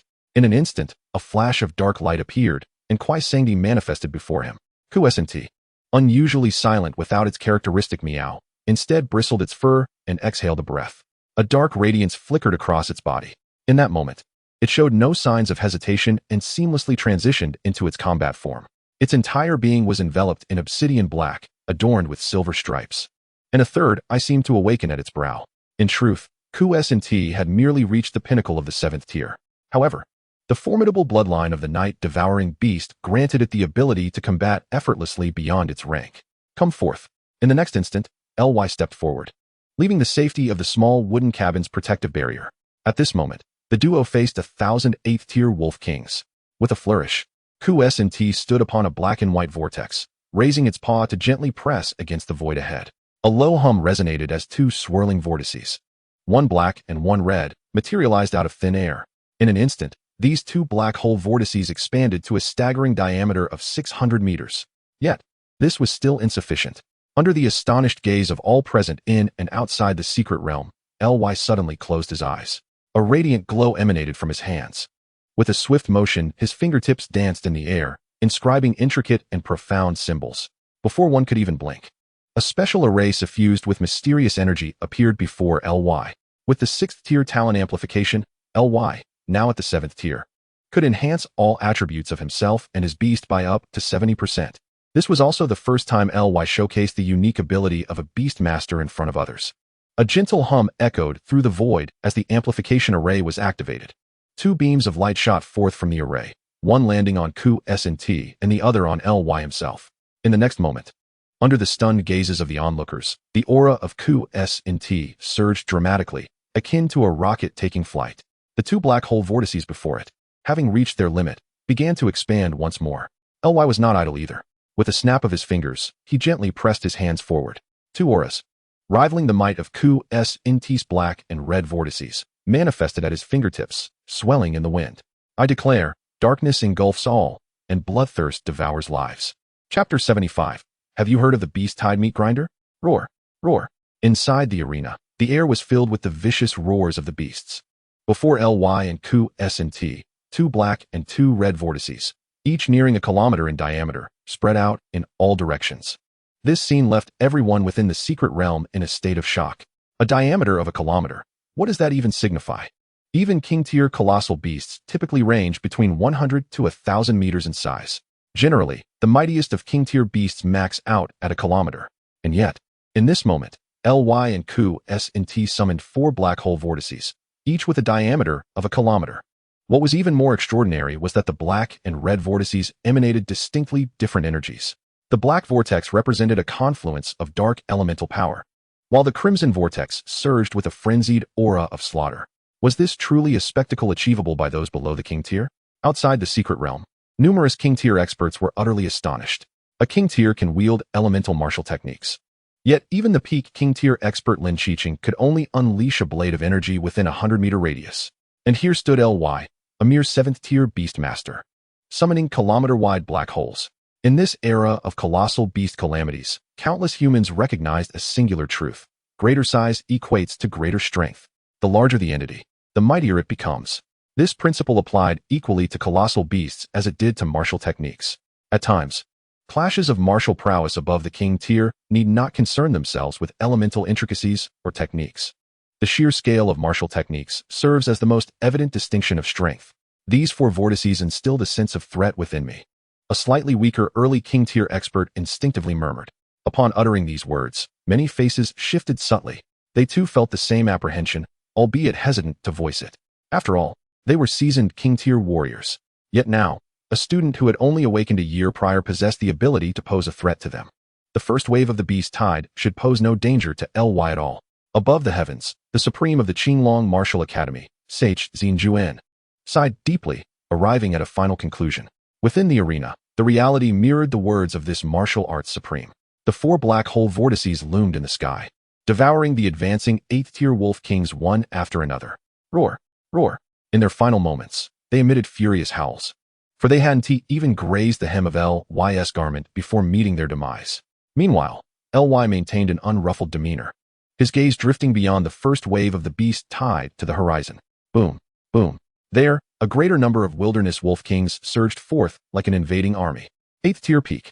Yet, their numbers far exceeded 1,000. Have you heard of the beast tide meat grinder? Ly murmured, looking towards Ku-S-N-T. In its combat form, the strikingly handsome Ku-S-N-T nodded in understanding. It closed its eyes. The silver mark, etched with blood-red patterns, at its brow began to awaken slowly. Moments later, its brow parted slightly, and an intangible radiance erupted forth, merging into the black and red vortices. At that moment, akin to the battle against Sh and Xiang, the 2 black hole vortices seemed to come alive. Ly mirrored this action. He too could share the bloodline of the night-devouring beast. A faint pattern emerged at his brow, and strange energy surged forth, merging into the other 2 black hole vortices. Thus, all 4 black hole vortices underwent a peculiar transformation. Their diameters remained unchanged, yet deep within the black holes, it seemed as though mysterious eyes were observing, watching intently. Roar, roar. The air trembled with the incessant roars of the beast tide, a relentless tide that surged ceaselessly. Within this tide, each entity was a wilderness wolf king, a dominant force among their ranks. Yet now, they were but mere pawns in an endless tide. Simultaneously, the tier of the beast tide continued to rise incrementally. After the 8th-tier peak, the first 9th-tier wolf king emerged. Subsequently, the first wave of 9th-tier wolf king beast tide followed. And it didn't end there. The second wave of mid-9th-tier wolf kings approached. Ultimately, within the vast arena, every line of sight was consumed by the figures of the wolf kings. From the peak of the 9th tier to the peak of the 8th tier, their numbers were countless and unfathomable. Throughout it all, Ly stood quietly before the wooden cabin, observing the unfolding chaos with calm detachment. The beast tide surged, the vortices devoured. The tide surged again, and the vortices consumed anew. An ever-increasing tide of beasts, an ever-stronger vortex. Indeed, after invoking the devouring talent, the black hole vortices could even draw energy from the devoured beast tide. Thus, the 4 black hole vortices resembled an eternal meat grinder for the beast tide, consuming all that came their way. After waiting for what felt like an eternity, the long-anticipated Wong-level behemoth failed to appear, leaving Lu Yu feeling somewhat bored. He decided to retreat to the wooden cabin for a respite. This scene rendered everyone both inside and outside the secret realm utterly numb. Lu Yu once again was flaunting his prowess, wasn't he? Surely he was putting on a show, wasn't he? Students murmured, their faces quivering with a mixture of resentment and envy. Just as their words fell, someone quietly replied, "Yes, he is indeed showing off. But what of it? What can you do against him? If you possess the ability, can you also lie down and sleep amidst an endless tide of beasts?" In truth, it was not just these students who felt this way.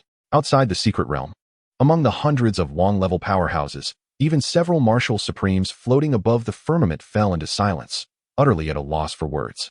In that moment, they struggled to find suitable expressions to describe Lu Yu. Genius? Monster? Abnormal? It seemed that the most extreme terms were inadequate to convey their immediate sentiments. Unique. He was the greatest anomaly in this martial world. Ultimately, it was the female supreme from the Zhuke Martial Academy who bit her silver teeth and managed to utter a phrase. Thus, the long-anticipated battle against the endless tide of beasts transformed, under Lu Yu and Kusangdi's fully automated meat grinder for beasts, into an exceedingly tedious and monotonous spectacle. The tide of beasts arrived, and then, poof, the tide was gone. Again, the tide came, and again, poof, it vanished. This cycle continued, appearing as though it would never cease.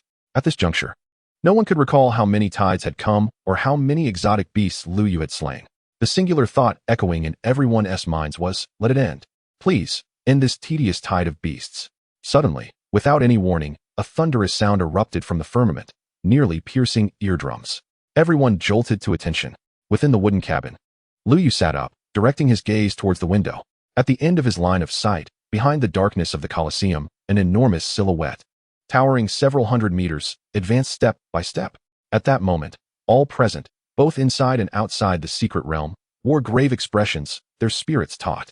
The Wang-level behemoth had descended. Yet, on Lu Yu's ever-calm face, a smile finally broke forth. Caesar, it is time to get to work. Chapter 76. Wang-level, Qingyan, Giant Wolf. My name is Caesar. Boom, boom, boom. The sound of heavy, hammer-like footsteps resonated through the darkness. At this moment, everyone held their breath. The giant beast had indeed arrived. Boom, boom, boom. The vast Colosseum echoed with the thundering footsteps. Notably, after the arrival of the Wang-level behemoth, the previously endless pack of wild wolves began to retreat like a receding tide into the darkness, vanishing from sight. The entire process unfolded in utter silence. This scene embodied the oppressive aura brought forth by the Wang-level behemoth. Upon the Jadestone Plaza, numerous talented students appeared slightly pale. Many instinctively swallowed hard, their calves trembling. On this day, humanity was once again reminded of the terror wielded by the giant beasts. Previously, they had only witnessed such creatures in textbooks and on screens. This seemed to be the closest they had ever been to a giant beast. Among the students on the plaza, one could not help but whisper. Why whisper? They did not know, merely acting on instinct, afraid to speak loudly, as if fearing to attract the attention of the giant beast. Yet, in reality, those on the Jadestone Plaza were situated at a considerable distance from the Colosseum. Ultimately, it was merely a psychological response. Over the past 50 years, the pressure exerted by the giant beasts upon humanity had been immense. Each time a giant beast emerged from the abyss, entire cities would be annihilated and countless lives lost. Before such beasts, humanity appeared as frail as a weeping infant. Countless humans harbored an innate fear and reverence for these colossal creatures. Cultivating martial arts and growing stronger ultimately aimed to diminish this sense of fear. Outside the secret realm, the gazes of numerous Wang-level powerhouses fixated on the looming figure of the beast. Above the firmament, several martial supremes had already reached a definitive conclusion. Wang-level early stage. Wang-level second or third stage. The supreme from the Qinglong Martial Academy, Qi Zongyuan, had been observing Lu Yu for quite some time before shaking his head. Lu Yu and his pet's capabilities were indeed divine against the tides of beasts below the Wang level. However, they were woefully insufficient to contend with a true Wang-level behemoth. As his words fell, the supremes of the other three martial academies nodded in agreement. Conversely, the leader of the Xianlong army, Chu Yifeng, stared intently at Lu Yu, his eyes shimmering with uncertainty. For some reason, he felt as though Lu Yu was the chosen one of the martial god. Perhaps even summoned by the martial god to the secret realm. Could Lu Yu possess a hidden card? Yet, as this thought crossed his mind, Chu Yifeng suddenly shook his head, dismissing his own musings. Perhaps he had a hidden card, but this was a Wang-level behemoth. Not to mention those below Wang level. Even ordinary Wang-level warriors would be no match for such a creature. His thoughts had wandered too far. The gap between Wang level and Pinnacle 9th stage was far greater than that between the 1st and 9th stages. Within the secret realm, at the Colosseum, countless tides of beasts had retreated. The footsteps grew ever closer from the depths of darkness. Finally, under Lu Yu's curious and expectant gaze, the enormous figure emerged from the shadows. In that moment, Lu Yu also discerned the shape of this colossal beast. It was a giant wolf, nearly 200 meters tall and close to 500 meters long. Its entire body was enveloped in dark blue flames. The flames danced, causing the surrounding air to feel scorching. Fire attribute. Lu Yu had not anticipated that the seemingly unremarkable wild wolf would awaken a unique fire attribute upon advancing to the Wang level. Moreover, this azure flame inexplicably reminded Lu Yu of a figure from a novel he had read in a past life. Most notably, however, were its eyes. Unlike the bloodthirsty and fierce gaze of the previous wild wolf, within the eyes of this Wang-level giant wolf, Lu Yu could even perceive a human-like animosity. It was as though it harbored a deep-seated hatred for humanity. This enmity was profound and unyielding, as if having weathered the passage of countless ages without fading in the slightest. With a resounding roar, the azure giant wolf emerged, throwing its head back towards the sky. The azure flames instantly enveloped a vast radius. Wherever the flames spread, everything was reduced to ash. Lu Yu, even from a distance, could feel a scorching gale rushing towards him. In the next moment, the giant wolf's massive eyes fixated upon the four enormous whirlpools suspended in the sky. With a mighty roar, it unleashed an endless torrent of azure flames. The flames surged forth like a roaring river, cascading into the whirlpools.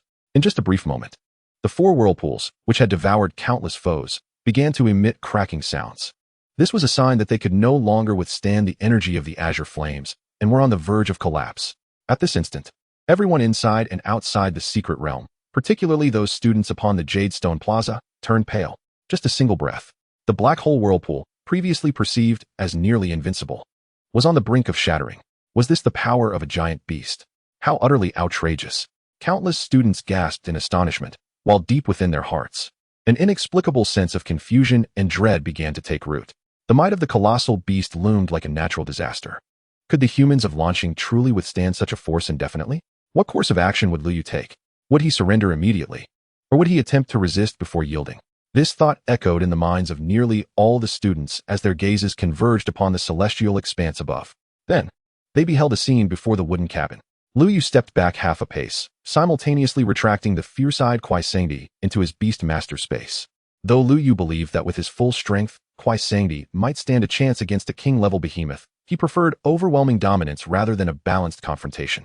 However, this moment was perceived differently by those inside and outside the secret realm. Was Liu truly preparing to concede defeat? Some affirmed his wisdom and decisiveness, while others lamented his apparent cowardice. Yet, in the next instant, all voices fell silent, and every individual, from ordinary students to king-level warriors, even the supreme masters of martial arts, revealed expressions of sheer horror. Within the arena, a subtle tremor resonated. Before Liu, an enormous silhouette, towering hundreds of meters, materialized from thin air. It was the moment Liu's first king-level beast pet made its grand entrance. I am called Kaiser. At that instant, the thunderous roar of Kaiser sent tremors through the hearts of all present. Chapter 77. My Lord Kaiser fights for you. With Kaiser's arrival, an eerie silence engulfed the surroundings. Kaiser, the starry titan, stood at a staggering height of 800 meters, casting a colossal shadow across the arena. The previously ferocious king-level Qingyan giant wolf was now reduced to cowering beneath this overwhelming presence. The aura of Kaiser was simply too potent. The Qingyan giant wolf felt as though it were confronting a master-level behemoth. If the king-level wolf was thus affected, one can only imagine the astonishment of the others present. In the skies above the secret realm, upon the Jadestone Plaza, when the multitude of students witnessed Kaiser materializing before Liu, their initial reaction was one of disbelief. Could this assessment involve more than one colossal beast? Indeed, in that moment, nearly all the students instinctively assumed that the sudden appearance of Kaiser was also part of the beast-tide assessment. After all, it was a colossal creature.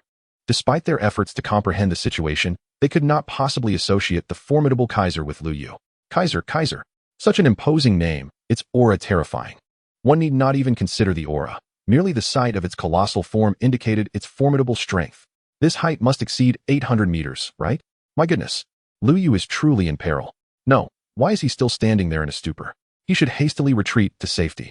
I shall refrain from calling him a coward. Amidst the uproar of discussions among the students, only Jiang Shuiying and Qin Shiyao remained wide-eyed, their faces etched with shock and numbness. At this moment, Jiang Shuiying fixated on the figure of Kaiser within the screen. In her mind, fragments of memories seemed to surface, poised to coalesce. Had she encountered this king-level behemoth before? No, perhaps not encountered, but certainly she had some connection to it. The sound and size of this beast instilled in her a sense of familiarity. When had this occurred? Jiang Shuiying furrowed her brows, murmuring softly. Suddenly, she felt as if struck by lightning, her body trembling. She remembered the final assessment. The beast that her father and Lord Lin had once attempted to hunt down. Its voice then was identical to what she heard now. Jiang Shuiying stood frozen in place, recalling her father's subsequent remarks. For reasons unknown, that beast had vanished.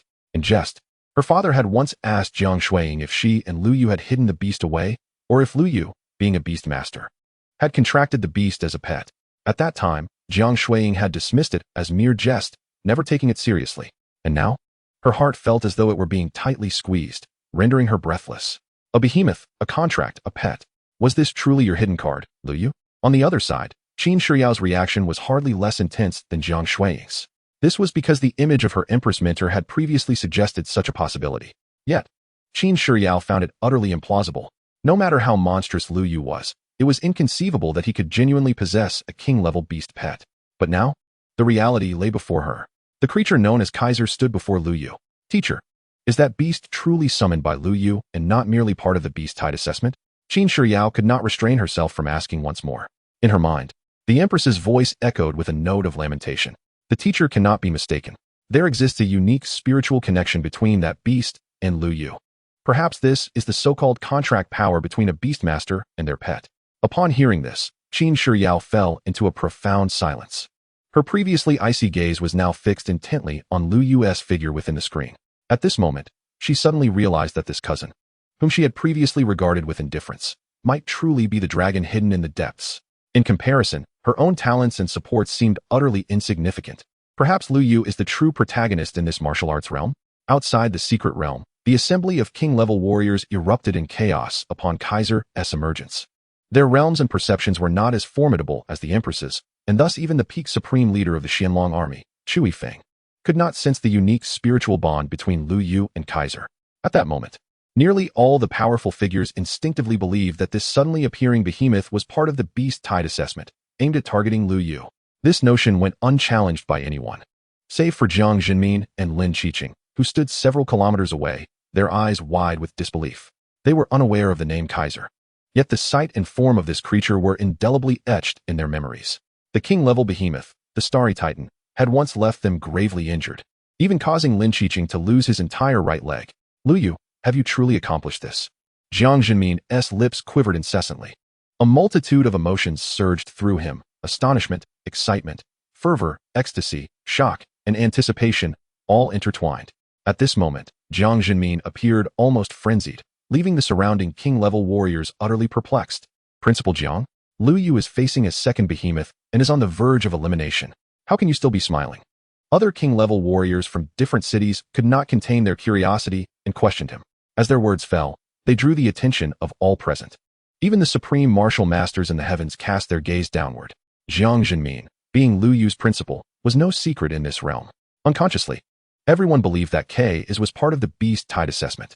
However, Jiang Jinmin's reaction seemed to hint at a deeper mystery. In the face of probing questions, Jiang Jinmin said nothing more. He simply looked skyward and laughed heartily, his laughter resonating with pure joy and exhilaration. At that moment, there was no need for further explanation from Jiang Jinmin. Within the secret realm, a new scene unfolded, causing everyone's minds to momentarily crash. Before the arena, the colossal K, after announcing its name with a booming voice, unexpectedly turned slowly to face Ly. Then, with a knee bent, it half knelt before him, extending its massive right hand towards Ly. My lord, K fights for you. The sound of K's declaration thundered throughout the arena. Under the astonished gazes of everyone inside and outside the secret realm, Ly lightly leaped, stepping onto K's gigantic palm. In the next instant, K lifted its hand, placing Ly upon its shoulder. At that moment, Ly and K, the human and the giant beast, stood tall against the heavens, as if time itself had come to a standstill. Chapter 78. K, let us set off some fireworks for my lord. My lord. My lord. At this moment, everyone inside and outside the secret realm gazed at the scene, utterly numb. The words that echoed in their minds were K's declaration. My lord. K fights for you, along with the sight of Ly boldly standing atop the titan beast's shoulder. All that they heard and saw seemed to affirm an extraordinarily terrifying and incomprehensible truth. This newly emerged giant beast named K was Ly's pet. Oh my. Am I mad? Or has the world gone mad? Outside the secret realm, someone shouted in a state of agitation, and that person was a distinguished king-level powerhouse. In fact, it was not just him. At that moment, even the supreme beings in the sky exchanged glances, their eyes widened in disbelief, rendered speechless. Among them, even Chui Feng, the leader of the Su-in-Ling army, who had secretly harbored hope for Ly, trembled with shock. As a member of the Su-in-Ling army, accustomed to dealing with giant beasts, he understood them too well. It was precisely for this reason that he felt even more astonished. Giant beasts were natural disasters of this era, yet Ly could actually command one. No, it was even more outrageous. The giant beast served him as its master. Gulp. At that moment, Chui Feng could not help but swallow hard. A bead of sweat began to form on his forehead. Within the secret realm, in the arena, the gigantic Q-Ing wolf, which had been cowering under K's shadow, suddenly rose to its feet. Its eyes, ablaze with azure flames, fixated intently on K's. The previous fear seemed to have been entirely swept away by a surge of rage. Roar! Roar! The Q-Ing wolf howled to the heavens, its voice filled with confusion, doubt, hatred, and disdain. The beast clan would never be enslaved. How could a giant beast submit to humans? In the next moment, this king-level Q-Ing wolf surprisingly spoke in human tongue. Previously, it had believed that K was also part of the secret realm's beast tide assessment, just like its own kind, captured and sealed by that detestable old man. Although it was puzzled as to why it had never seen K is in the thousands of years prior. It could not fathom that K is was actually the pet of this human in front of it. You bring shame to the Beast clan. You are a disgrace to the Beast clan. The Qing wolf roared, its overwhelming anger overcoming all fear. Its body seemed to swell slightly. Then, with a whoosh, dark azure flames erupted all around. In a swift motion, it opened its massive jaws and devoured the endless azure flames back into itself. Buzz, buzz. As it opened its mouth again, a dazzling azure fireball had already formed within. The fireball's energy surged like a rocket. The intense heat seemed to threaten to incinerate the very space around it. Traitor, die! The Qing wolf howled, gathering all its azure flames into the fireball in its mouth before unleashing it. This was its strongest skill, the culmination of all its power. At that moment, after releasing the fireball, the Qing wolf's breath waned, and it found it difficult to maintain its stance. Yet, its eyes shone with confidence. This charged attack was the ultimate skill it had awakened after advancing to king level. It possessed the power to contend against a mid-level king beast. Yes, the Qing wolf knew very well that it was no match for K-Is. Nevertheless, it was determined to injure K-Is, to make it bleed, to make it understand the price of betraying the Beast clan. Swish, swish. The azure fireball sped forth rapidly, and as it was expelled, it immediately swelled in size. In the blink of an eye, it appeared before Ly and K-Is, now nearly a kilometer in diameter. This was a strike capable of obliterating the heavens and the earth. Outside the secret realm, the king-level powerhouses looked on, drenched in sweat. I cannot withstand this strike. A mid-level king powerhouse gasped. The early-stage king powerhouses had long fallen silent. Under this attack, they would be reduced to ashes, their remains obliterated. The late-stage and peak king powerhouses, too, wore grave expressions. I will be severely injured, perhaps even on the brink of death. Meanwhile, the several martial arts supremes in the sky gazed solemnly at the unfolding scene. Their minds raced with various thoughts. How would Lys giant pet respond? Surely, it should be able to withstand a mid-level king-s strike, yet it might still sustain injuries. Ly had been too careless, allowing the Qing wolf to fully charge this attack. The supremes privately assessed the situation. In the arena, Ly stood upon K's shoulder, calmly observing the massive azure fireball hurtling toward them, its diameter nearly filling his entire field of vision. Ly was unfazed. At that moment, he had already shared 60% of K's full power. Moreover, with 50% of damage transfer talent, he was not worried for his safety. As for why he chose to stand on K's shoulder, naturally, it was for dramatic flair. Why would he stand in a small wooden house, watching from a distance like everyone else while K's battled? That would be far too disengaging. Ly believed that a Beastmaster should fight alongside their pet. K's? On its shoulder, Ly noticed that K's remained still, silently watching the approaching fireball without making any move. And he could not help but softly call out. As his words fell, K's thundering voice resonated within his mind. My lord, I am learning your style. When silent, I am unnoticed. When I roar, I astonish. Ly replied, all right, I see how it is. In the midst of the tumult, a moment of clarity emerged. The colossal fireball, a manifestation of the Qing full-powered strike, approached Kaiser with an ominous intensity. In an instant, without any superfluous gestures, Kaiser lifted his right hand, fingers clenched into a fist, and gently thrust it forward.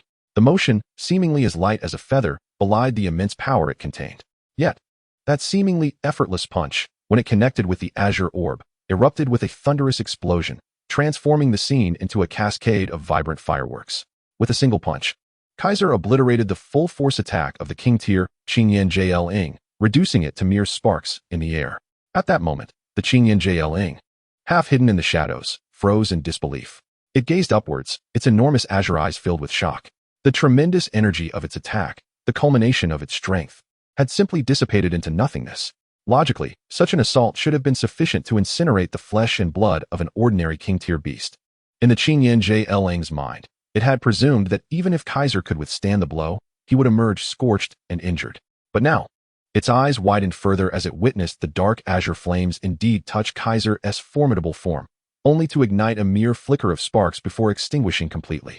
In that instant, the Qing's resolve, along with the fiery orb, was shattered by a single blow. Suddenly, a wave of spatial distortion emanated before it, as Kaiser's towering form, standing at an impressive 800 meters, vanished into thin air. Within the Qing's field of vision, an enormous fist loomed, rapidly enlarging. The sound of the explosion resonated throughout the arena, akin to a grand firework display. Yet this spectacle was drenched in the crimson hues of flesh and blood, vibrant yet ominous, heralding the approach of death. In the final fleeting moment of the Qingyan Jling's consciousness, it heard Kaiser S' voice, thunderous and triumphant, echo with a hint of jest. "My lord, do you fancy this display of fireworks?" At that moment, the Qingyan Jling longed to relive its existence, only to perish once more. In chapter 79, do you favor numbers over strength? Then I shall wield my might against the feeble. In the Colosseum, Kaiser S' massive form stood resolute. He slowly retracted his fist, and as the blood-red fireworks faded, the king tier, Qingyan Jling, measuring 200 meters in height and nearly 500 meters in length, vanished, transformed into a sky full of sparkling remnants. In that instant, the arena was enveloped in a downpour of blood, as if the heavens wept. Suspended in midair was a colossal beast core, faintly glowing with dark azure flames. Indeed, Lu Yu remarked, admiring the spectacle. On one hand, Kaiser S' combat prowess exceeded all expectations. On the other, slaying a king-tier beast could yield a core of immense value, far surpassing that of a mere beast core. As Lu Yu contemplated this, silence reigned both within and outside the realm. After what felt like an eternity, the air was pierced by a chorus of gasps, an instinctual expression of disbelief shared by students and king-tier warriors alike. Words failed to capture the astonishment they felt. They had anticipated a fierce clash between king-tier beasts, a battle of titans, yet what transpired? Kaiser had concluded the skirmish with merely 2 punches, unleashing 2 displays of fireworks, and the conflict was over. Throughout, Kaiser appeared to exert little effort, his punches executed with an air of nonchalance. Lu Yu's colossal beast companion was truly just a king tier? It felt as though Kaiser was toying with a child. After a prolonged silence, someone finally voiced their astonishment. Yet the others were left speechless. Within the arena, as Lu Yu secured the azure beast core, an abrupt cacophony erupted. In the darkness, formidable silhouettes began to materialize, heralding the return of the king-tier beasts, and this time, their numbers exceeded all expectations. 1, 2, 3, 4, 5. A collective gasp swept through the crowd as they witnessed the appearance of 15 king-tier beasts. On the stone square, students gaped at the projections, their astonishment palpable. Outside the realm, powerful figures exchanged troubled glances, their brows furrowed in concern. The celestial canopy above reflected the disquiet of the martial masters, who sensed that Lu Yu seemed to be targeted by the rules of the realm. The intensity of this beast-tide assessment was incomprehensibly exaggerated, transitioning from 1 king-tier beast to 15 in an instant. Moreover, while the previous wolf was in the early stages, these 15 were all of mid-tier strength. The supreme martial artist, Qi Zongyuan of the Qinglong Martial Academy, furrowed his brow and spoke gravely. Over the years, he had witnessed numerous assessments within various realms and understood their inherent challenges and rules. Typically, the difficulty of any assessment escalated gradually. However, Lu Yu's current predicament appeared to leap through the stages at an alarming rate, possibly due to the realm's recognition of his extraordinary beast companion, significantly increasing the challenge. Within the Colosseum, the thunderous roars of 15 wolf-like beasts echoed, their heavy footfalls reverberating through the ground. Unlike the previous Qingyan Jling, these mid-tier giants were engulfed in flames of a fierce crimson hue. Chyn Jling, Lu Yu mused, assigning them a fitting name. Upon witnessing the emergence of these formidable creatures, a semblance of joy flickered across Kaiser S' seemingly simple visage. "My lord, the previous little wolf was too weak. Now, I find this quite engaging." Lu Yu, exasperated, pondered the absurdity of Kaiser S' ostentatious remarks.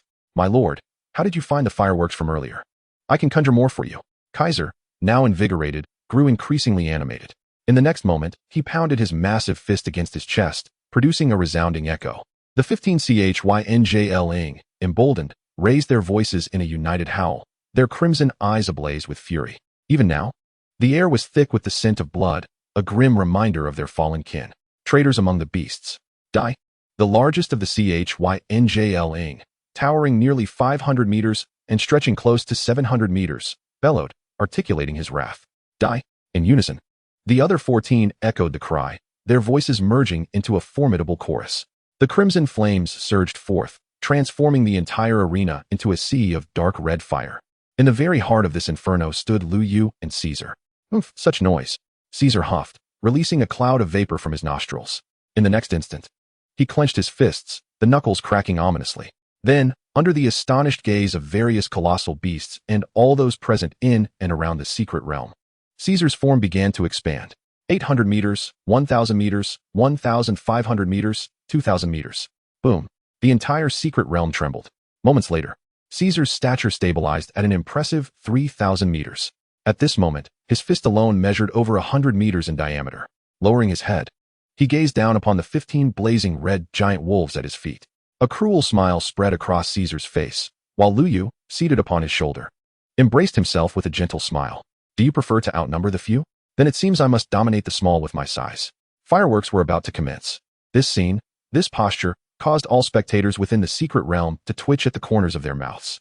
This Lu Yu was unmistakably the archetype of a villain. Chapter 80. Caesar, I have conceived a new method for fireworks. It was the most splendid display I have ever witnessed. Years later, an elderly man reminiscing about that day in the secret realm would still be overwhelmed by an indescribable shock etched upon his wrinkled face. What a magnificent display it was. The vibrant crimson, each burst signified the fall of a kingly beast. Within the secret realm, in the arena, thunderous booms echoed one after another as Caesar's 3,000-meter colossal body traversed the space, akin to a nimble giant weighing nearly 10,000 tons. Boom. Another punch. And yet another blazing red giant wolf was reduced to a mist of blood. Indeed, it was blood mist, not flesh. Following the activation of his amplification talent, not only did his size increase, but his strength surged exponentially. At this moment, a casual punch from him could effortlessly exceed 10 million pounds of force. Strength, the most primal form of energy in the world, possesses an unparalleled destructive power when taken to its zenith. Thus, after a single punch from Caesar, the several hundred-meter-long blazing red giant wolf was obliterated, leaving no flesh behind, its bones disintegrating into dust, drifting amidst the heavens. Roar. The remaining blazing red giant wolves continued to howl in fury, their massive faces reflecting not just anger, but an inescapable terror. In the span of mere breaths, Caesar, this terrifying behemoth, had unleashed 7 punches.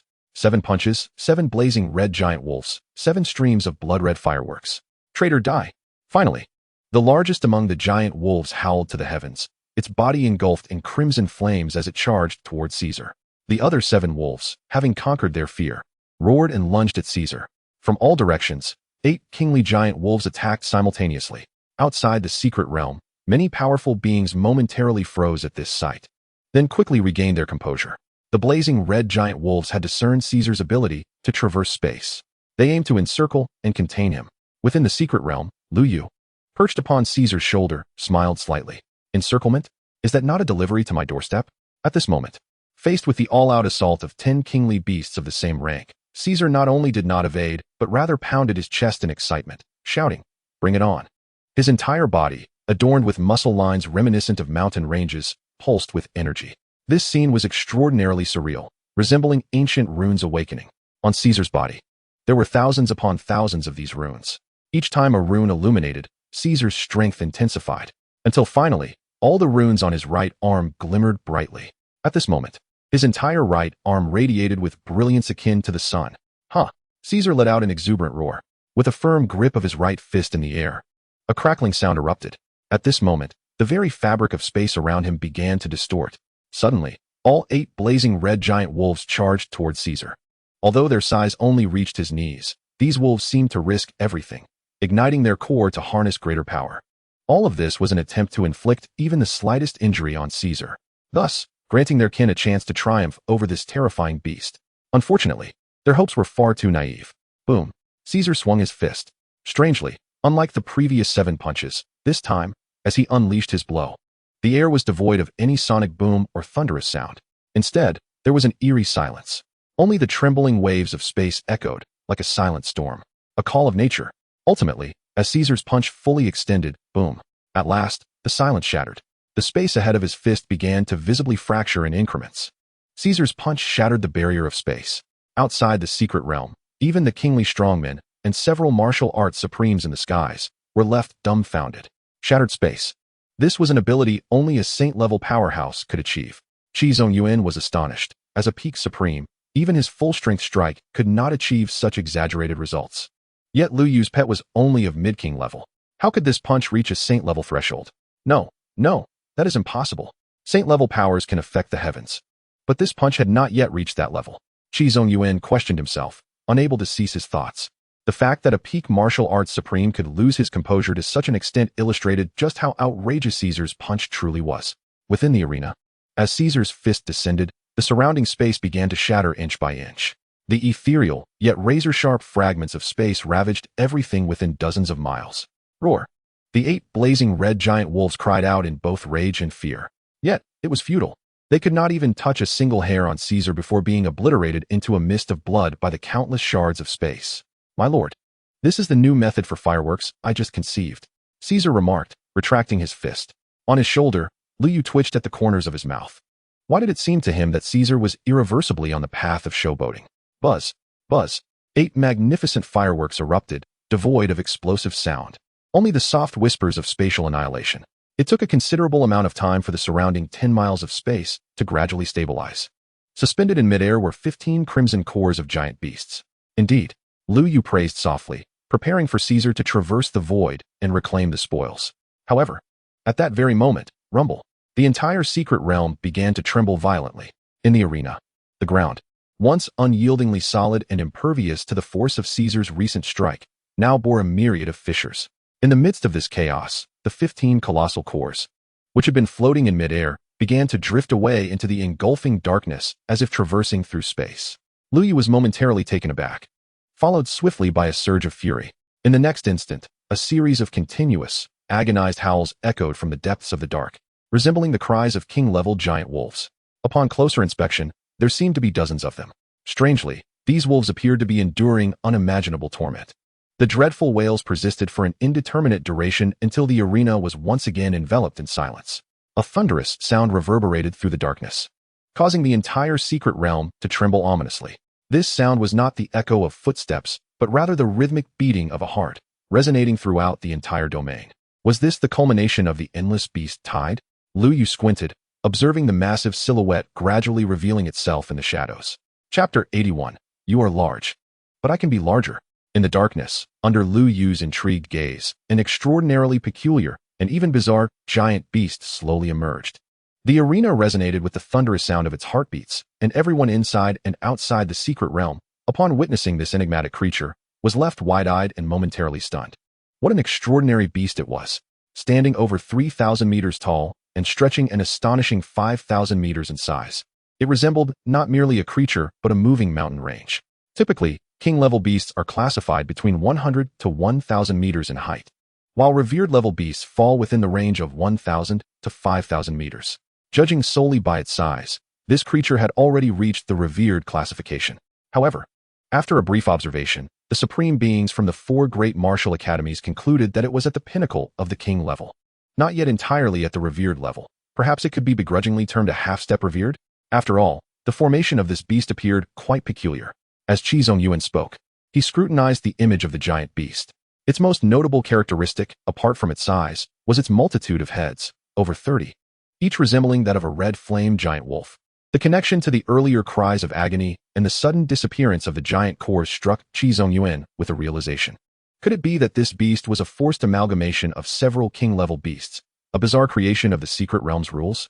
Within the expansive arena, Caesar stood with his arms crossed, watching the mysterious giant beast approach him step by step. You are quite hideous, Caesar blurted out unexpectedly. At that moment, the beast paused its advance, and the spectators were left in a state of shock and confusion. What a spectacle! Even at this moment, with its towering height of over 3,000 meters, a plethora of heads, and the aura of a king-level pinnacle, it was clear that its strength was formidable. Caesar's sudden remark lightened the previously tense atmosphere with an air of absurdity. Indeed, this comment seemed to have provoked the mysterious giant beast. It halted, lifted its head, and gazed at Caesar. At this moment, the 3,000-meter-tall creature was nearly eye level with Caesar, towering a few meters above him.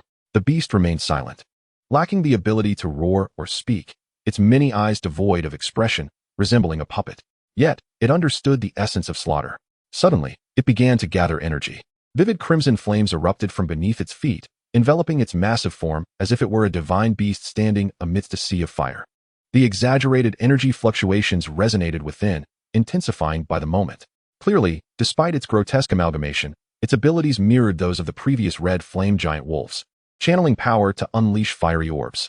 Caesar scrutinized the beast for a while before shaking his massive head. I truly believe you are quite hideous.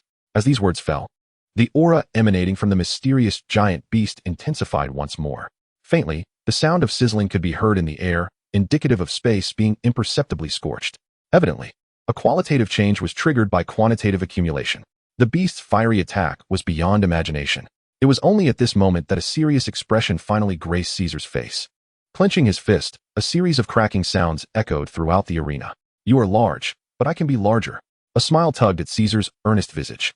In the next instant, under the numbed gaze of all present in the secret realm, Caesar's already towering 3,000-meter form began to swell further. 3,000, 3,500, 4,000, 4,500. He ultimately reached an imposing 5,000 meters before halting. For Caesar, greater size equated to greater strength and enhanced combat prowess. The bizarre beast might have found it somewhat challenging to contend with a 3,000-meter stature, but at 5,000 meters, it would pose no difficulty. This time, Caesar did not arrogantly wait for the mysterious giant beast to complete its energy gathering. With a wave of space, his colossal form vanished from sight. When he reappeared, he stood directly before the grotesque giant beast. Caesar unleashed a powerful punch. In that moment, not only did the patterns on his right arm illuminate, but even the upper half of his right side shimmered with radiant designs, glowing as brightly as daylight. Standing there, Caesar resembled a luminous giant, half illuminated by the light. With a swift motion, he struck, and as the wind from his punch swept through, the very fabric of space began to disintegrate. "My lord, the grandest fireworks are about to commence," Caesar shouted, as his fist, spanning several hundred meters, descended silently upon the monstrous beast. A brilliant crimson flame erupted from within the beast, resembling the sun itself, as it manifested before Caesar's fist. However, the standoff lasted but an instant before the radiant sphere shattered. In this dark arena, a display of vibrant fireworks erupted, the most dazzling and magnificent of the day. The grotesque giant beast met its demise, and in a most humiliating fashion, as the largest entity of the endless beast tide. It had barely graced the arena longer than the first Qin Yin giant wolf. It had just made its entrance when the 5,000-meter Caesar crushed it into a cascade of fireworks. Simultaneously, it left behind several cores of king-level beasts suspended in the air. Regrettably, the highest among these cores was only at the later stages of the king level, lacking any pinnacle specimens. Ly stowed away his spoils and smacked his lips. At that very moment, above the arena, above YSH Square, and in the outer regions of the secret realm, a projection light curtain simultaneously materialized. Upon this curtain, a few lines of text emerged. "Congratulations to the examinee Ly for overcoming the endless beast tide. The second round of the beast tide assessment has officially concluded. Commencing reward settlement. Chapter 82, 120,000 years. You have finally arrived. Is it over? It has finally come to an end." In YSH Square, the students, upon seeing the light curtain, were first taken aback, then collectively sighed in relief, exhaling deeply. Why the relief? Because they felt that if the endless beast tide were to continue, Ly might still unveil some hidden trump card. Wasn't he his colossal beast pet named K is only able to grow to a maximum of 5,000 meters? The students dared not delve too deeply into that question. The more they pondered, the more they trembled. It was important to note that Ly was their peer. Yet in the blink of an eye, he was battling against a host of king-level behemoths. The disparity between them was akin to that of clouds and mud. Not long ago, they had tested their strength alongside Ly in this very square, but now, they suddenly realized they seemed to inhabit entirely different worlds. Some students gazed at the final assessment rankings appearing on the sky curtain, murmuring to themselves. The final ranking was determined by aggregating all the scores from the beast tide assessment over the past several days. Naturally, it only included those students who had persisted for at least 3 days, namely the 100 or so standing in YSH Square. However, the first place ranking had already lost all suspense. Who else could it be but Ly? First place, Ly. Assessment evaluation.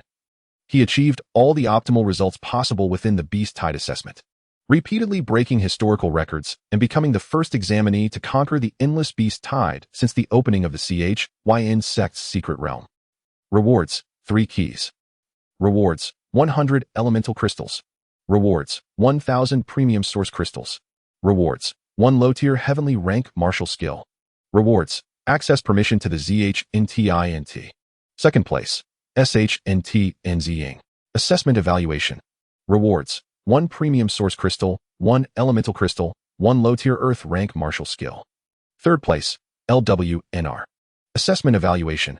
Rewards, 1 premium source crystal, 1 elemental crystal, 1 low-tier earth rank martial skill. Above the sky curtain, lines of text emerged, revealing a plethora of coveted resources. However, whether it was SHNTNZing in second place or LWNR in third, neither could muster a smile while holding their premium source crystals and elemental crystals. Logically, they ought to be delighted. As such, resources were also quite valuable among the three great families of J and Ling. Yet, compared to the rewards Ly had received, they felt akin to beggars.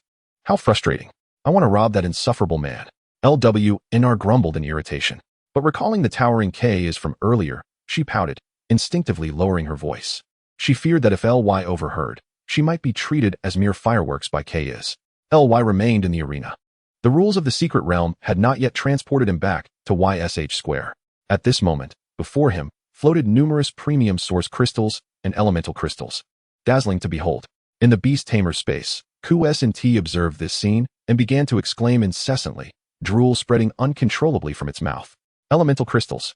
It was truly coveting them.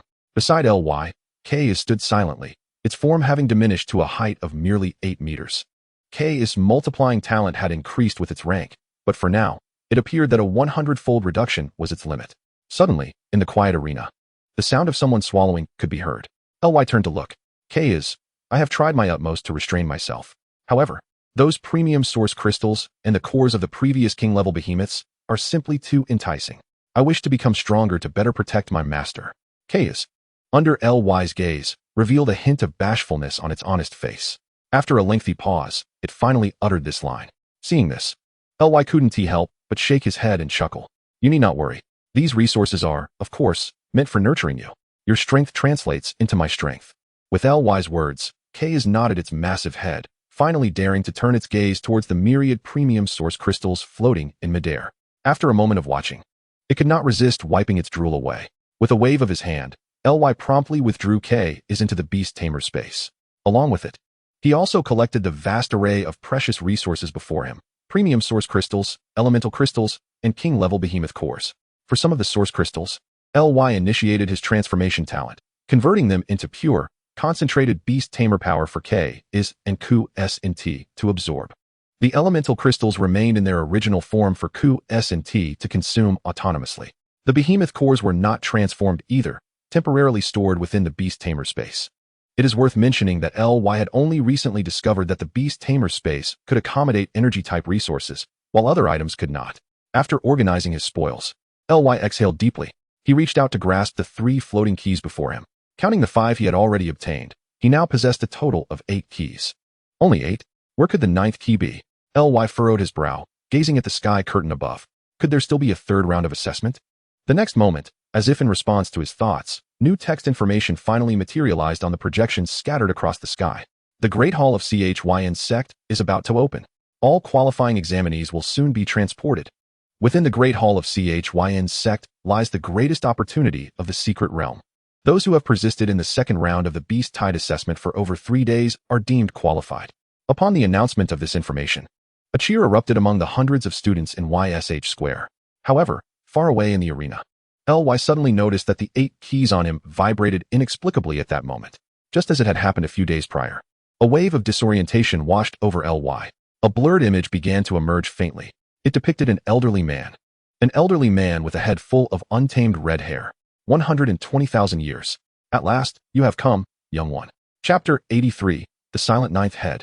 The Great Hall of CHYN Sect. As the 8 keys stirred, a phantom image once again appeared before Ly. In the deepest part of the secret realm, in a desolate land, the towering ZHNTI erupted with a series of thunderous roars. Boom, boom. Indeed, the source of the thunderous sounds came from the last few towers. At the forefront, 5 ZHNTI had awakened their heads. The first, a golden head. The second, a cyan head.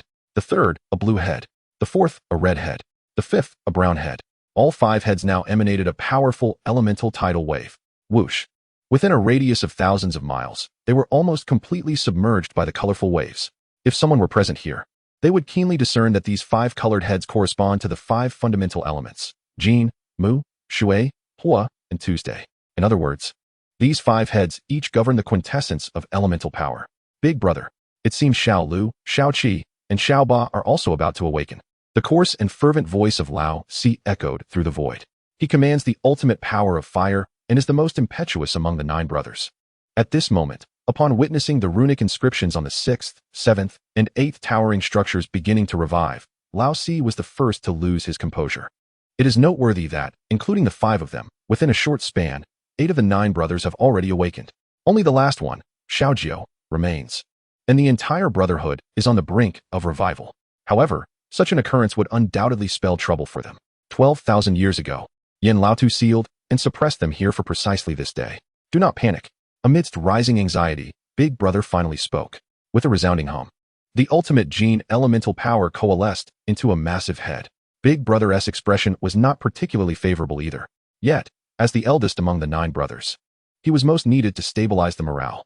Rest assured, although there is but a single step between 8 and 9, in reality, the chasm is as vast as the heavens. The once notorious human prodigy, Dongfang Ao, even after awakening our 8 brothers, ultimately faced defeat, did he not? Moreover, regarding Xiao Jiao's strength and the difficulty of its awakening, surely you must be aware?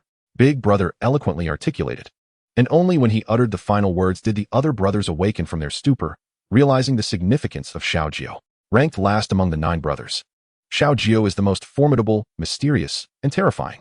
In many respects, should Xiao Jiao awaken fully, the combined strength of the 8 brothers may not stand a chance against it. It wields the most arcane and unfathomable powers across the myriad realms. Boom. In the boundless void, the 3 towering structures finally awakened completely. An overwhelming force surged forth, even causing the elemental tides of the 5 brothers to tremble. An endless tempest emanated from the 6th tower. The 7th tower flickered with multicolored lightning, while the 8th tower was particularly unique, surrounded by chaotic spatial distortions, collapsing and reforming. Having slumbered for millennia, Xiao Ba's spatial power seemed to have grown even stronger. Big Brother, with the golden head, watched this scene with a mix of nostalgia and lament. The 9 brothers had been sealed for over 12,000 years. Throughout the long passage of time, their powers had been incessantly eroded and siphoned away. To this day, only a trace of their original power remains. Only Xiao Ba, who commands the ultimate spatial power, is capable of continuously absorbing the power of the void to restore itself. Thus, among the 9 brothers, apart from the yet-to-awaken Xiao Jiao, Xiao Ba is likely the strongest. Big Brother, Big Brother, Big Brother. The 3 brothers who awakened simultaneously turned their massive heads towards the golden head in the void. At this moment, after 10,000 years, the 8 brothers gathered once more. Yet, their faces did not display much excitement. Instead, they bore an undercurrent of concern. Xiao Jiao, it should not be possible for it to awaken, right? The 8 brothers collectively gazed towards the last silent Jintian tower. The runic inscriptions on that tower are the most complex and profound, and its suppressive sealing power is the most terrifying. Thus, the awakening of the 9th tower is the most arduous. Fear not. This level of sealing power cannot be easily awakened by a mere key. Even if that human truly obtains the 9th key, awakening Xiao Jiao will not be so simple. Unless Yin Laotu personally descends. But that is utterly impossible. He ventured into the starry battlefield 12,000 years ago. With unwavering conviction, Big Brother reassured the remaining 7 brothers. The resounding echoes trembled through the void. After hearing this, the 8 brothers pondered for a moment and nodded their massive heads in unison. Big Brother is right. I trust Big Brother. Since it is Big Brother who said it, it must be correct. Within the secret realm, in the arena, the illusory image before Lu Yu flashed briefly. He could not even discern the old man's exact appearance, only recalling his untamed fiery red hair. 12,000 years. Wait for me. Lu Yu furrowed his brow, muttering to himself. Not long ago, the enigmatic martial god also spoke in a similar vein, mentioning waiting for him. The martial god wishes for him to embark on the martial path. What is this old man's intention? Does he also wish for me to abandon my profession as a Beastmaster? Surely, this cannot be such a cliché narrative. Lu Yu grumbled to himself. Suddenly, an inexplicable spatial fluctuation spread around him. He was momentarily taken aback. The next instant, his figure vanished from the spot. Meanwhile, on the Yushur Square, the hundreds of students chattering about the Beast Tide assessment and Lu Yu simultaneously disappeared from their locations. The transmission to the Qi Yin sect's main hall has been activated. At this moment, the prompt from the rules of the secret realm resonated in everyone's minds. It's here. Ha ha ha, it has finally arrived. I wonder what kind of opportunities await. There won't be any assessments, will there? Finally, I can see that obnoxious man. The spatial transmission was instantaneous. The next moment, the hundreds of students found themselves standing within an incredibly magnificent hall, the Qi Yin sect's main hall. This was the true realm of opportunities within the secret realm. The multitude of students initially stood in astonishment, followed by expressions of ecstatic joy. But the next moment, a hum reverberated as spatial fluctuations spread forth. Before them, a tall figure emerged, a youthful silhouette. In that instant, the previously raucous crowd fell silent. Lu Yu. As they beheld that familiar yet strange figure, an inexplicable sense of awe surged within the crowd, causing them to collectively hold their breath, daring not to utter a single sound. Chapter 84. A grand drama. Voices and seizing people within the hall. When Lu Yu made his appearance, the hundreds of students fell into a profound silence. They fixed their gazes upon that figure, filled with reverence. Indeed, reverence. Just moments prior, they had witnessed Lu Yu's pets effortlessly dispatching king-level behemoths like mere fireworks on the celestial screen. Among these talented students, no matter how arrogant or proud they were, none dared claim to rival a king-level behemoth. Thus, should Lu Yu so desire, theoretically, he could effortlessly treat them as mere playthings.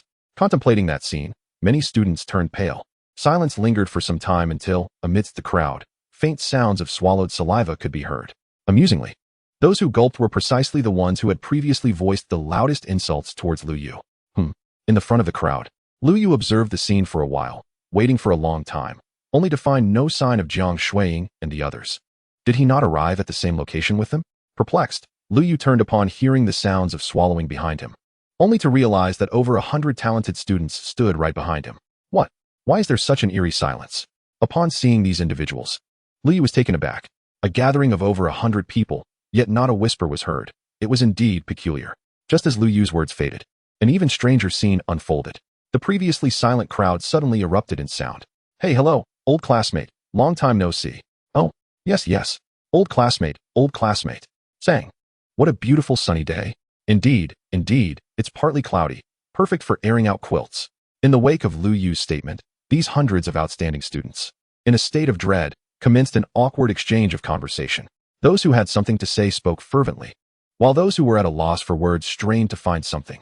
A cacophony of utterances, regardless of their coherence, as long as they made noise.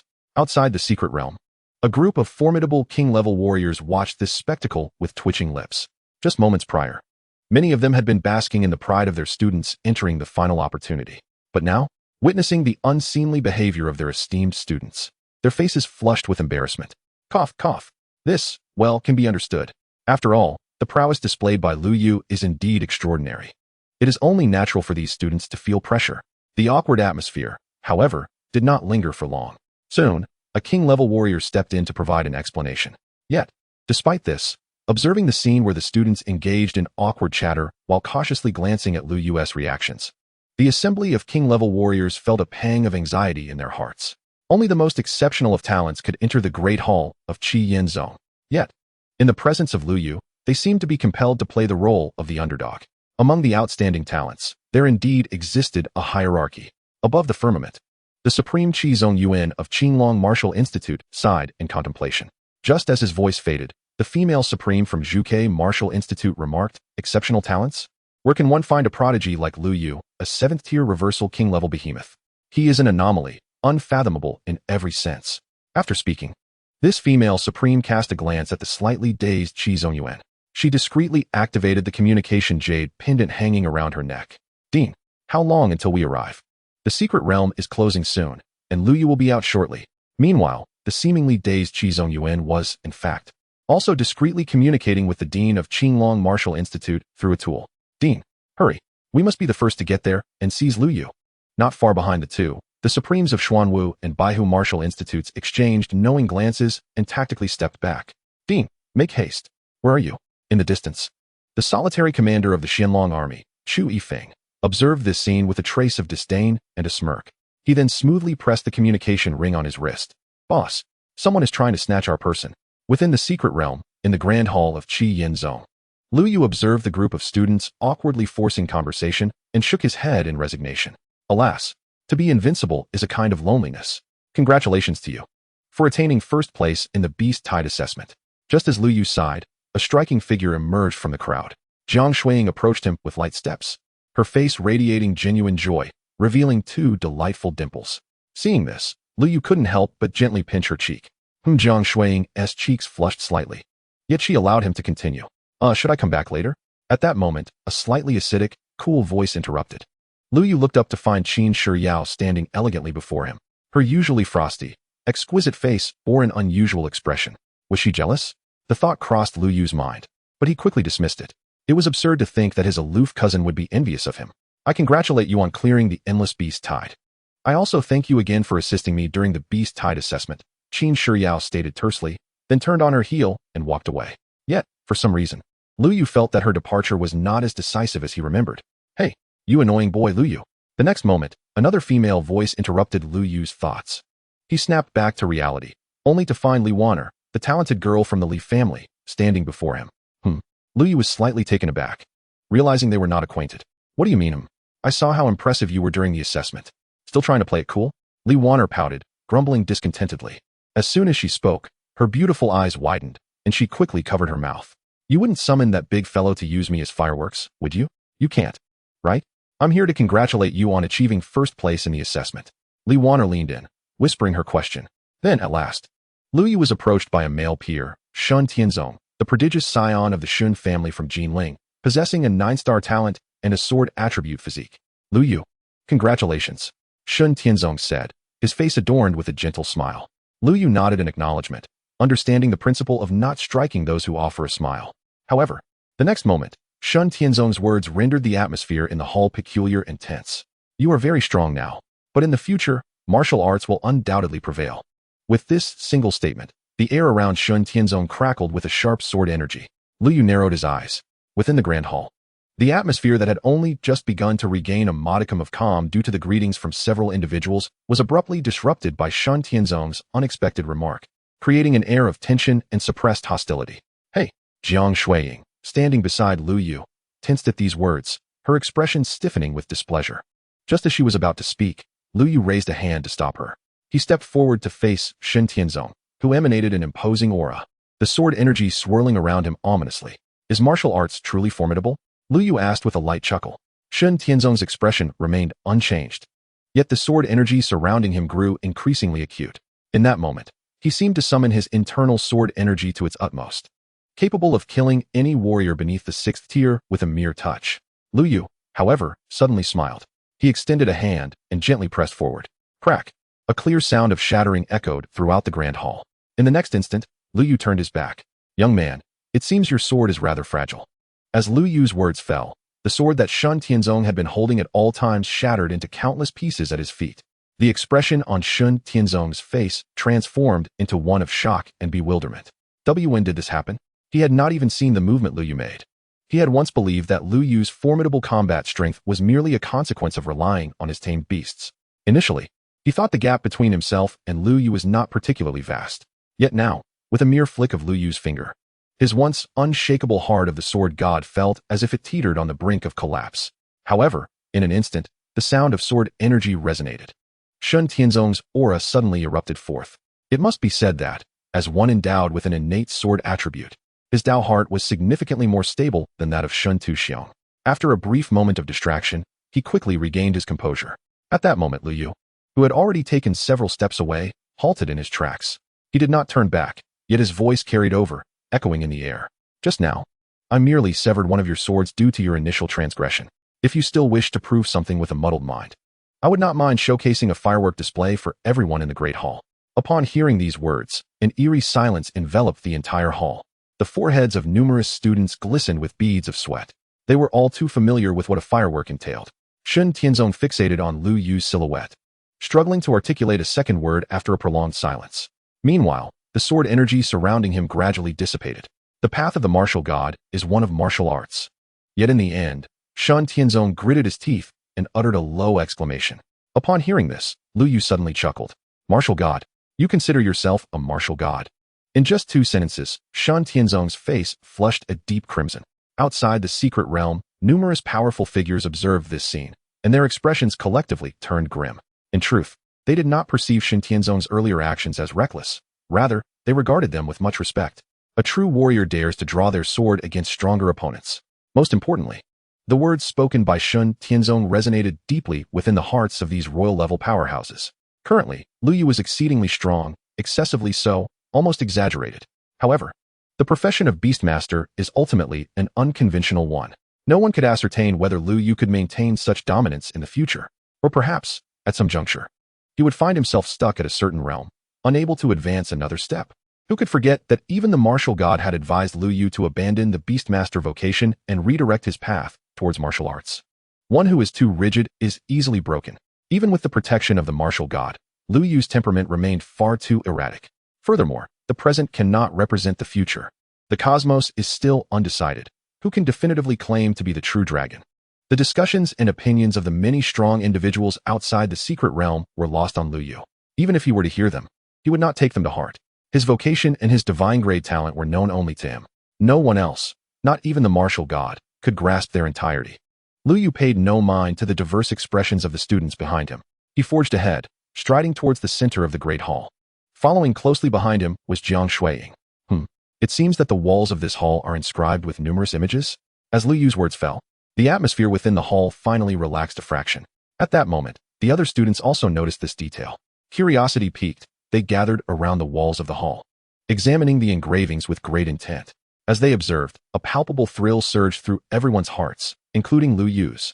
The murals depicted scenes from a bygone era. Shattered mountains and earth, an inverted sky, human powerhouses soaring through the skies and earth, and monstrous beasts of terrifying proportions. A student gasped in astonishment. Following that, more and more murals were uncovered, revealing scenes that seemed to transcend time and space. After a considerable passage of time, when everyone had viewed all the murals, the history of that era was finally reconstructed, albeit with difficulty. The previous age was referred to as the Age of the Wild Ancients. It has been eons since, perhaps tens of thousands of years. In that era, humanity's plight mirrored that of our current blue star. The only difference being that, according to the murals, humanity had embarked on the path of martial arts long before the calamity of the monstrous beasts descended.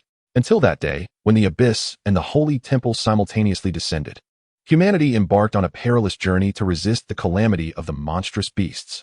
The secret realm we occupy was once one of the largest martial arts sects in that world, the Qi-Yin sect. Everyone exchanged words, piecing together the information. However, Lu Yu listened with a slight frown, lost in contemplation. He pondered a question. Why, if it was once one of the mightiest martial arts sects, had it now become a mere secret realm? Additionally, Lu Yu recalled the choice he faced a year ago upon awakening. Profession, Beastmaster, unique. Unique. You are the only Beastmaster in all realms, unparalleled in history. Keywords, all realms. Lu Yu had always believed that Blue Star was not the sole world. In the infinite expanse of time and space, Blue Star was but a droplet in the ocean. Yet, did all realms simultaneously face the calamity of monstrous beasts? Moreover, how many epochs and eras had this disaster spread across from ancient times to the present? Lu Yu gazed at the ancient murals before him, and for reasons unknown, he suddenly felt that his vocation as a Beastmaster might be far more extraordinary than he had ever imagined. In the next moment, a resonating hum filled the air. At the end of the hall, a series of tremors interrupted the discussions among the students. In swift succession, towering humanoid stone statues emerged. Thud. The statues landed with a dull thud. Then, a radiant glow erupted from these statues. Boom. An overwhelmingly terrifying aura began to awaken. At that moment, everyone, including Lu Yu, held their breath, staring in awe at the unfolding spectacle. In that instant, the hall was filled with statues that seemed to embody the ancient era's powerful beings, transcending countless epochs to re-enter the world. Chapter 86. The path of the Beastmaster is invincible. Why rely on martial arts? Within the hall, a total of 50 stone statues of various sizes stood scattered about. Each statue now radiated brilliance, akin to a resplendent sun. The vast expanse of the hall reverberated with the howling of source power, the terrifying aura pressing down upon all, causing their breath to hitch. The humanoid statues were carved with remarkable lifelikeness. There were both men and women, some wielding swords while others bore blades. Additionally, a few statues wielded unique flying daggers and flutes as their weapons. Their previously dull and lifeless eyes now shimmered with a hint of brilliance and spirit as their auras awakened. Crack, crack. In the next moment, these statues turned their heads slightly, emitting a crackling sound. Their gazes fell upon the over 100 students in the hall. At that instant, the oppressive aura intensified once more. Thud. Some students with lower realms or fragile wills found themselves compelled to half-kneel upon seeing this sight. Whoosh. In the next moment, a flash of white light swept by. The kneeling students were directly transported out of the hall. This scene caused the remaining individuals in the hall to leap in surprise. Clearly, the final opportunity had arrived, yet it also represented the ultimate test. Following that, as if resonating with the thoughts of the crowd, the hall. The ethereal projection of light once again materialized, revealing lines of text, final opportunity of Qi-Yin Zone. Gaining the recognition of the statues will grant access to the corresponding legacies of formidable warriors. Each individual may select only one legacy. Inside the Grand Hall, numerous students initially stood in stunned silence, only to be swiftly overtaken by expressions of ecstatic joy and excitement. Even prodigies like Li Wan'er and Shun Tianzong could not conceal the anticipation etched upon their faces. This was the legacy of ancient epical warriors. Moreover, the mere oppressive aura they had just sensed hinted at the terrifying realms these warriors once occupied. Li Wan'er even stole a glance at a female statue at the forefront. From it, she felt a pressure reminiscent of her own ancestor, who was a sage. The legacy of a sage. If this were to be presented in the outside world, not just royal-level warriors, but countless martial arts sovereigns would vie for it. Outside the secret realm, as Li Wan'er had surmised, a group of royal-level warriors were now witnessing the statues, their eyes nearly ablaze with fervor. Their gazes were fixated on the projection, breaths quickening with anticipation. The legacies of these statues were likely at the very least of the sovereign level. My goodness, a mere sect's secret realm concealing such monumental opportunities. The strongest statues at the forefront were inscrutable. I sensed they might be beyond sovereign level. The discussions among the royal-level warriors grew increasingly fervent. Ultimately, some even exhibited chaotic fluctuations in their source energy, struggling to maintain their composure. Meanwhile, high above in the sky, the expressions of several martial arts sovereigns grew ever more solemn and grave. Their gazes were unified, fixed intently on the foremost statues. A sage. It must undoubtedly be the legacy of a sage. There was even a possibility it could be of demigod status. The Supreme of Qinglong Wu Yuan, Qizong Yuan, pronounced each word with deliberation, arriving at his conclusion. As his words echoed, the other sovereigns nodded in silent agreement. These fortunate students were utterly unaware of what sort of legacy Lu Yu would ultimately obtain. The female sovereign of Zhuke Wu Yuan sighed softly, her voice resonating with a touch of melancholy. Yet, in the next moment, the scene that unfolded before them left these sovereigns and all the royal-level warriors below utterly dumbfounded. Inside the Grand Hall, perhaps due to Lu Yu's consistent top ranking in previous assessments, a flash of white light surged. The power of the secret realm's rules directly transported him from the crowd, placing him before the statues. In that instant, 50 pairs of ancient warriors' gazes fell squarely upon Lu Yu. Despite the overwhelming pressure emanating from them, Lu Yu maintained a calm demeanor. Then, a resonant hum echoed. Assessment failed. Assessor Lu Yu has not gained recognition from any statues. The projection within the Grand Hall displayed 2 lines of text. In that moment, a heavy silence fell before an uproar erupted. What the heck? Is this for real? With Lu Yu's extraordinary realm and combat prowess, capable of challenging royal-level behemoths at the 7th tier, he couldn't gain recognition? This is absurd. If even Lu Yu cannot attain recognition, what hope do we have for our assessments? Perhaps this opportunity is merely for show, with no one able to truly obtain it. The students were now in a frenzy, chattering animatedly. Meanwhile, Lu Yu furrowed his brow, observing the 50 statues. The aura from each was potent. Yet, it seemed that each one represented a martial arts warrior. Lu Yu's brow furrowed further, as if grasping an insight. In the next moment, a hum resonated. 2 tokens suddenly flew from his waist. These were the so-called sect legacy tokens he had obtained during the assessment. Upon their appearance, the previously dormant statues flickered back to life.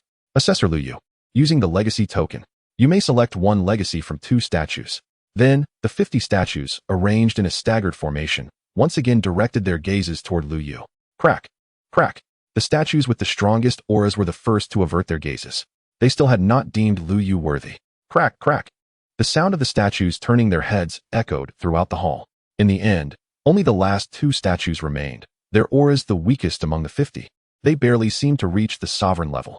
Yet, astonishingly, even so, the looks they cast toward Lu Yu were filled with disappointment and reluctance. However, constrained by the rules of the secret realm, they had no choice but to acknowledge Lu Yu. Assessor Lu Yu, please select 1 statue for the legacy. At this moment, within the Grand Hall and beyond the secret realm, all present bore expressions of profound peculiarity after witnessing the scene. Many even displayed amused expressions. At this point, they finally understood. Perhaps it wasn't he that the assessment for this opportunity was particularly difficult. Rather, it was Lu Yu himself. He was being rejected by these statues. What does it matter how impressive his previous accomplishments were? When faced with true opportunities, he could only select the most inferior. Moreover, he could only do so with the aid of tokens. Such was the treatment of the Beastmaster profession. Inside the Grand Hall, Shun Tianzong observed this scene, silently cheering and laughing in his heart. In the next moment, before the statues, Lu Yu too laughed. With a snap, he grasped the 2 floating sect legacy tokens and, without a hint of hesitation, smashed them to the ground. Then, without any further thought, he simply turned and walked away. Feel pity for me? Disdain me? The path of a Beastmaster is invincible. Why should I rely on martial prowess? He let out a hearty laugh, his bold declaration reverberating throughout the hall. At that very moment, A buzzing sound emerged from the depths of the darkness at the end of the hall, as the most ancient and mysterious red-haired elder statue suddenly illuminated. Chapter 87. The Awakening of Divine Level Aura. The 8 brothers panicked. Inside the grand hall, Lu Yu returned to the crowd. Jiang Shuiying bit her lip, concerned that Lu Yu's mood might be affected, and approached him, wanting to say something. Lu Yu smiled and waved his hand dismissively, saying, "It's nothing. Have you forgotten? I am a Beastmaster, not a martial artist.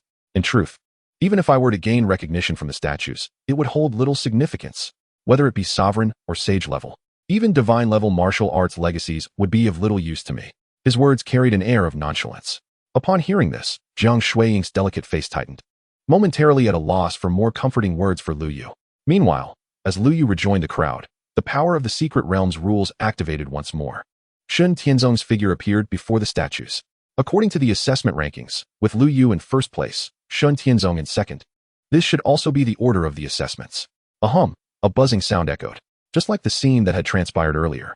The 50 statues fixed their gazes squarely upon this talented descendant of the Shin family. Zing. Shun Tianzong's expression was one of utmost seriousness. He unleashed his full source energy, and sword chi whirled around him. With a 9-star martial arts talent and an innate sword attribute physique, excluding outliers like Lu Yu, his talents were enough to make him stand above countless prodigies. Simultaneously, a legacy token also flew from Shun Tianzong's waist. This is the reward for the 4th day of the Beast Tide assessment, and only 5 students among all present have received it, with Shun Tianzong being one of them. The stone statues illuminated one by one. Moments later, the results appeared on the light screen. Assessor Shun Tianzong, recognized by 7 stone statues, may choose one from the 7 inheritances. The instant the results were displayed, the hall erupted into a flurry of astonished murmurs. Wow, Shun Tianzong is invincible. It turns out the true genius is Shun Tianzong. To select from 7 inheritances, oh my, this is exhilarating. The students were abuzz with excitement. In their conversations, they refrained from mentioning Lu Yu, yet their words seemed to implicitly reference him. At the front of the hall, facing the 7 illuminated stone statues, Shun Tianzong did not make an immediate choice. Instead, he turned around and cast his gaze toward Lu Yu, a radiant smile gracing his face. This scene rendered the other students momentarily speechless. Lu Yu narrowed his eyes slightly. Ultimately, Shun Tianzong chose one of the front-standing stone statues, which was aligned with the path of swordsmanship, perfectly suited to his martial arts journey. Moreover, the aura of that statue was extraordinarily strong. Though it had not reached the saint level, it was certainly not far off. With Shun Tianzong's decision, the statue soared forth, closely following him as he returned to the crowd, seemingly assuming a protective role. Following him, the third to undergo the assessment was Li Wanner, who also performed admirably, gaining recognition from 7 stone statues. In the end, she selected the most powerful stone statue, positioned at the forefront. Subsequently, one after another, students proceeded with their assessments according to their rankings. Jiang Shuiying, despite lacking extraordinary talent, leveraged the inheritance token to obtain a martial arts inheritance from a statue. Notably, the usually unassuming Qin Shiyao surprisingly delivered the best performance among all, securing recognition from a staggering 10 stone statues. This included even the foremost saint-level statue. Such an outcome took everyone by surprise, causing Shun Tianzong's previously proud expression to darken considerably. In the end, Qin Shiyao unhesitatingly chose the most formidable saint inheritance, emerging as the greatest victor of this opportunity assessment. "Thank you, teacher," Qin Shiyao silently called out within her heart as she returned to the crowd. Others may have been oblivious, but she was fully aware of the circumstances. During her assessment, the female emperor teacher had covertly intervened to assist her in obtaining this saint inheritance. "It was nothing. You calling me teacher is simply my duty." The emperor's calm voice trailed off abruptly. Within Qin Shiyao's consciousness, the female emperor in her purple gold robe exhibited a sudden change in expression. Her gaze pierced through all barriers, fixating on the innermost depths of the hall. In the next moment, the emperor's soul emitted a muffled groan as if struck by thunder. This was the aura of a divine being. The emperor's countenance, which typically radiated authority and calmness, now displayed signs of genuine shock. She sensed that in the deepest part of the hall, a divine aura was steadily awakening. At the heart of the secret realm, in the vast desolation of the boundless void, within the towering Zhentian Tower, a thunderous roar erupted. The 8 colossal towers, which had been silent, suddenly unleashed terrifying waves of energy. All 8 had simultaneously opened their eyes. In their massive pupils, there was only fear. "Big brother, it's that old man's aura. Do you feel it, big brother?" The 4th, who commanded the ultimate firepower, shouted anxiously. The raging flames surged across a 10,000-mile radius, reflecting his inner turmoil. Big brother. I felt it too. How is this possible? That old man's aura shouldn't he appear at this time? Big brother. Little 8 is scared. Wailing, big brother. Damn it. Didn't you say that old man went to the starry battlefield? In the void, the enormous golden head of the eldest brother materialized, his expression grave. It truly is the aura of that old man. How can this be? How can it be? 12,000 years ago, I witnessed him seal us away and depart for the starry battlefield. Even as the eldest, I am now filled with confusion and dread. The 9 brothers, who feared nothing in heaven or earth, were solely afraid of that old man. Do not fear, do not panic. Regardless, little 9 has yet to awaken. Everything has not reached the worst stage yet. After a long silence, the eldest managed to utter these few comforting words. However, the remaining brothers could no longer maintain their composure. Ultimately, the gazes of the 8 brothers converged upon the 9th tower. Little 9, you must not awaken. At this moment, they could not suppress their simultaneous prayers. Brotherly affection remains, but under the current circumstances, the 8 brothers even hoped that little 9 would remain dormant forever, never to awaken. Chapter 88. The Arrival of the Red-Haired Old Man. All beings bow. Within the grand hall of the Chian sect, as the last student took the stage, this opportunity assessment came to a close. Inside the hall, the original 50 stone statues were reduced to about 10. The remaining statues now followed various students like bodyguards. Alas, I didn't gain recognition from a single statue. How unfortunate. Haha, I was fortunate enough to receive recognition, albeit from the last statue, but still a prestigious inheritance. Among us over 100, securing more than 40 inheritances is already an impressive probability. Indeed, even the least prestigious inheritance is better than receiving none. As the assessment concluded, the students in the hall erupted into chatter once more. Amid their discussions, there seemed to be an unspoken reference to Lu Yu's name. Around Shen Tianzong, many outstanding students had gathered, forming a small group that subtly placed him at the forefront. Meanwhile, Lu Yu stood alone, accompanied only by Jiang Shuiying and Qin Shiyao. Curiously, both women were followed by a formidable statue, while Lu Yu remained solitary. This should be the final stage of the assessment. Once we receive our inheritances, we should be able to depart from the secret realm, Jiang Shuiying softly remarked, glancing at Lu Yu. She had gathered this information from the statue. As for the method of inheritance, the statue indicated that as long as one connected their thoughts, it could be done at any time. However, the exact duration of the inheritance remained uncertain. It could conclude swiftly or take several days. You could have actually chosen an inheritance earlier, Qin Shiyao observed, gazing intently at Lu Yu. Upon hearing this, Lu Yu met her gaze. After a brief moment, she was the first to look away, diverting her attention elsewhere. As a Beastmaster, seeking a martial arts inheritance is futile for me, Lu Yu sighed and reiterated. Moreover, a significant reason for this was his profession's passive ability. The source power he cultivated would inevitably transform into Beastmastery power. In other words, the path of martial arts is one that Lu Yu cannot traverse. The notion of simultaneously mastering martial arts and beast taming had crossed his mind before, yet alas, it remains an unattainable dream. For him, it is a matter of choosing one over the other, and without a doubt, Lu Yu would opt to be a Beastmaster. However, that being said, the feeling of being scorned by a stone statue is undeniably irksome. Lu Yu's gaze shifted to the smiling Shen Tianzong not far away. In his lifetime, there are 2 things he despises the most. First, being hindered from showing off. Second, witnessing others flaunt in his presence. Suddenly, as this thought crossed Lu Yu's mind, the grand hall began to tremble violently. A series of thunderous booms erupted simultaneously in the ears of all present. The cacophony was unrelenting, and at that moment, everyone felt the very ground beneath their feet quaking incessantly. What is happening? Exclaimed a startled student. The quicker-witted among them hurriedly inquired of the ancestral stone statues behind them. To their astonishment, the statues, which had previously followed the students like bodyguards, suddenly soared uncontrollably towards the center of the hall.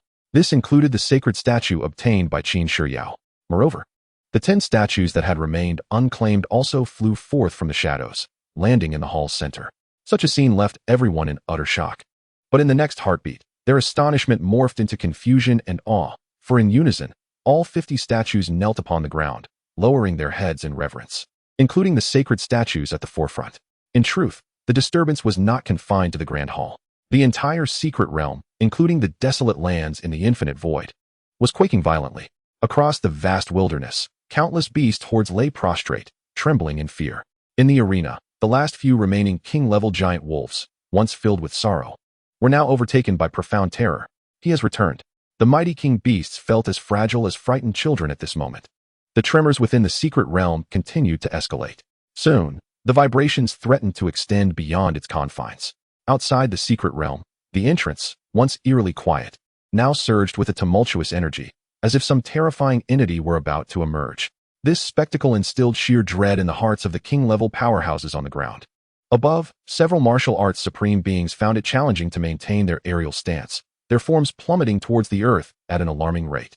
In an instant, the ground erupted in a cloud of dust as the 5 supreme beings were forcibly returned to the surface. What an overwhelming presence! Among them, the usually composed leader of the Xianlong army, Chu Yifeng, now trembled slightly, for the faint aura emanating from that abyssal rift instilled a sense of impending doom. A sensation of being marked for death. It seemed that the owner of that aura could extinguish him with but a thought. What truly unsettled him was that this aura felt even more formidable than that of the martial deity he had encountered before. The martial deity, after all, was a pinnacle demigod. The aura expanded, soon enveloping not just the vast wilderness, but also the grand city of Jinling in its oppressive grasp. Most terrifying of all was that beneath this overpowering presence, the ancestral elders of the 3 great families had no means of resistance. Their sensations mirrored Chu Yifeng's. The aura's master could effortlessly eliminate them countless times over. Within the grand hall, the students remained oblivious to the magnitude of this upheaval. Their attention fixated on the deepest recesses of the hall, where a wave of energy seemed to be surging forth. Suddenly, an endless blaze ignited within the grand hall. At the center of this fiery inferno stood an unassuming stone statue, depicting an elderly man with disheveled red hair. It was him. Lu Yu's eyes widened in disbelief. He recognized the figure as the one who had called him a junior, claiming to have awaited his arrival for 12,000 years. At this moment, the hall was ablaze with vibrant flames, and the statue of the red-haired elder hovered majestically at the center. A radiant light emanated from the statue. When the statue's eyes opened, the entire secret realm trembled violently, as though on the brink of annihilation. All students in the hall gaped, holding their breath, too stunned to utter a word. Even the blindest among them could perceive the significance of this red-haired elder statue, whose presence was monumental, capable of shaking the heavens. Witness how the previously proud sacred statues now knelt before the elder, their faces filled with reverence and fervor. The hall echoed with the sound of numerous students swallowing nervously, exchanging glances without daring to speak. Only Lu Yu's exclamation broke the silence, reverberating like thunder within the hall. The 50 statues that had knelt before the red-haired elder suddenly turned their gazes towards Lu Yu, their eyes fixed with intensity. Those who disrespect the ancestor shall perish. These once silent statues now roared in unison. An overwhelming force surged forth, threatening to topple the entire hall. The power of the venerable ones, the might of the sacred, was beyond the reach of any being below the king level. It was over. Ah, Lu Yu, I hate you. Are we to perish here? You are ruthless, dragging us down with you. At that moment, every student present felt the chilling breath of death approaching. Yet, amidst this imminent peril, the red-haired elder's gaze settled upon Lu Yu, and a gentle smile graced his disheveled face. There is no need for this. A kind voice resonated from the statue of the red-haired elder. Instantly, the inferno blazed even brighter, and the terrifying aura emanating from the 50 statues melted away like spring snow. Their faces returned to expressions of reverence and fervor. All the stone statues knelt silently before the red-haired elder, as if the recent tempest had never occurred. In this moment, the students within the grand hall, having narrowly escaped calamity, breathed a collective sigh of relief. Their gazes, however, were fixed intently on Lu Yu. It was evident that Lu Yu's reckless words had almost led to their immediate demise. Lu Yu, Shun Tianzong's face turned pale, as he was about to voice his grievances, but he was abruptly silenced mid-sentence. For, from the center of the fiery inferno, the stone statue of the red-haired elder hummed and traversed the void, appearing directly before Lu Yu, almost face to face. In the next moment, the kind voice of the red-haired elder echoed once more. Young one, you have finally arrived. With this single utterance, Shun Tianzong's expression turned utterly blank, and the other students stood in stunned silence. Outside the secret realm, numerous powerful beings, including several martial arts supremes, widened their eyes in disbelief. This formidable, divine entity had manifested solely for Lu Yu? In that instant, the brief words from the red-haired elder conveyed a singular message to all present, leaving them bewildered. The ancient stone statue, the divine ancestor, had come for Lu Yu. Yet, not long before, Lu Yu had been met with disdain from the 50 stone statues. As this realization dawned upon the crowd, a series of muted sounds reverberated through the grand hall. They then noticed that the 50 stone statues of powerful beings had, at some unknown moment, turned to face Lu Yu, kneeling in unison. "We were disrespectful before. We beseech your forgiveness." The thunderous voices nearly shook the very eardrums of all present. These words were directed at Lu Yu. At this moment, silence enveloped the secret realm. The sudden reversal was so swift that everyone's minds momentarily malfunctioned. In the Grand Hall, Lu Yu gazed at the red-haired elder's statue before turning to the 50 powerful stone statues kneeling before him. To be honest, he was equally perplexed. Who are you really? Why did you say to wait for me? His gaze finally returned to the red-haired elder, his heart filled with countless questions. The elder, wearing a gentle smile, did not respond immediately, but stared at Lu Yu for what felt like an eternity. Eventually, the elder's voice resonated softly in his heart. "Who am I?" In the last epoch, many referred to me as Yin Laotu. Lu Yu was momentarily taken aback, instinctively inquiring, "Are you the ancestor of the Qi Yin sect? Is this secret realm yours?" The red-haired elder's statue nodded, then shook its head. "Yes and no." Lu Yu thought to himself, "Not long after the martial god has departed, another riddle master appears, huh?"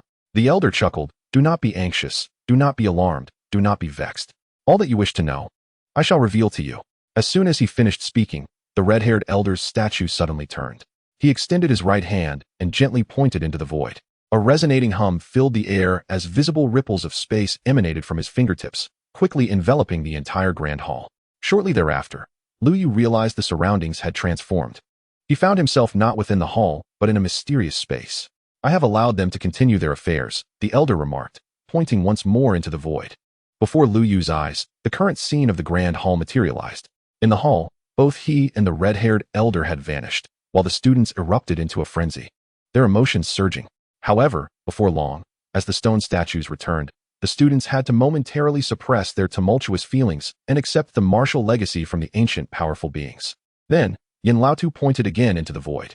In that moment, a terrifying spectacle unfolded. Under Lu Yu's astonished gaze, the very fabric of time and space around the elder began to reverse, flow backward, until it reached the moment Lu Yu first entered the secret realm and stepped onto the Jadestone Plaza. In the mysterious space, Yin Laotu and Lu Yu stood facing each other. Around Lu Yu, scenes that had transpired since his entry into the secret realm were being recalled. Lu Yu even felt as though he stood beside himself, witnessing his own strength tests, his trials against the beast tides, and his entrance into the Qi Yin sect's Grand Hall.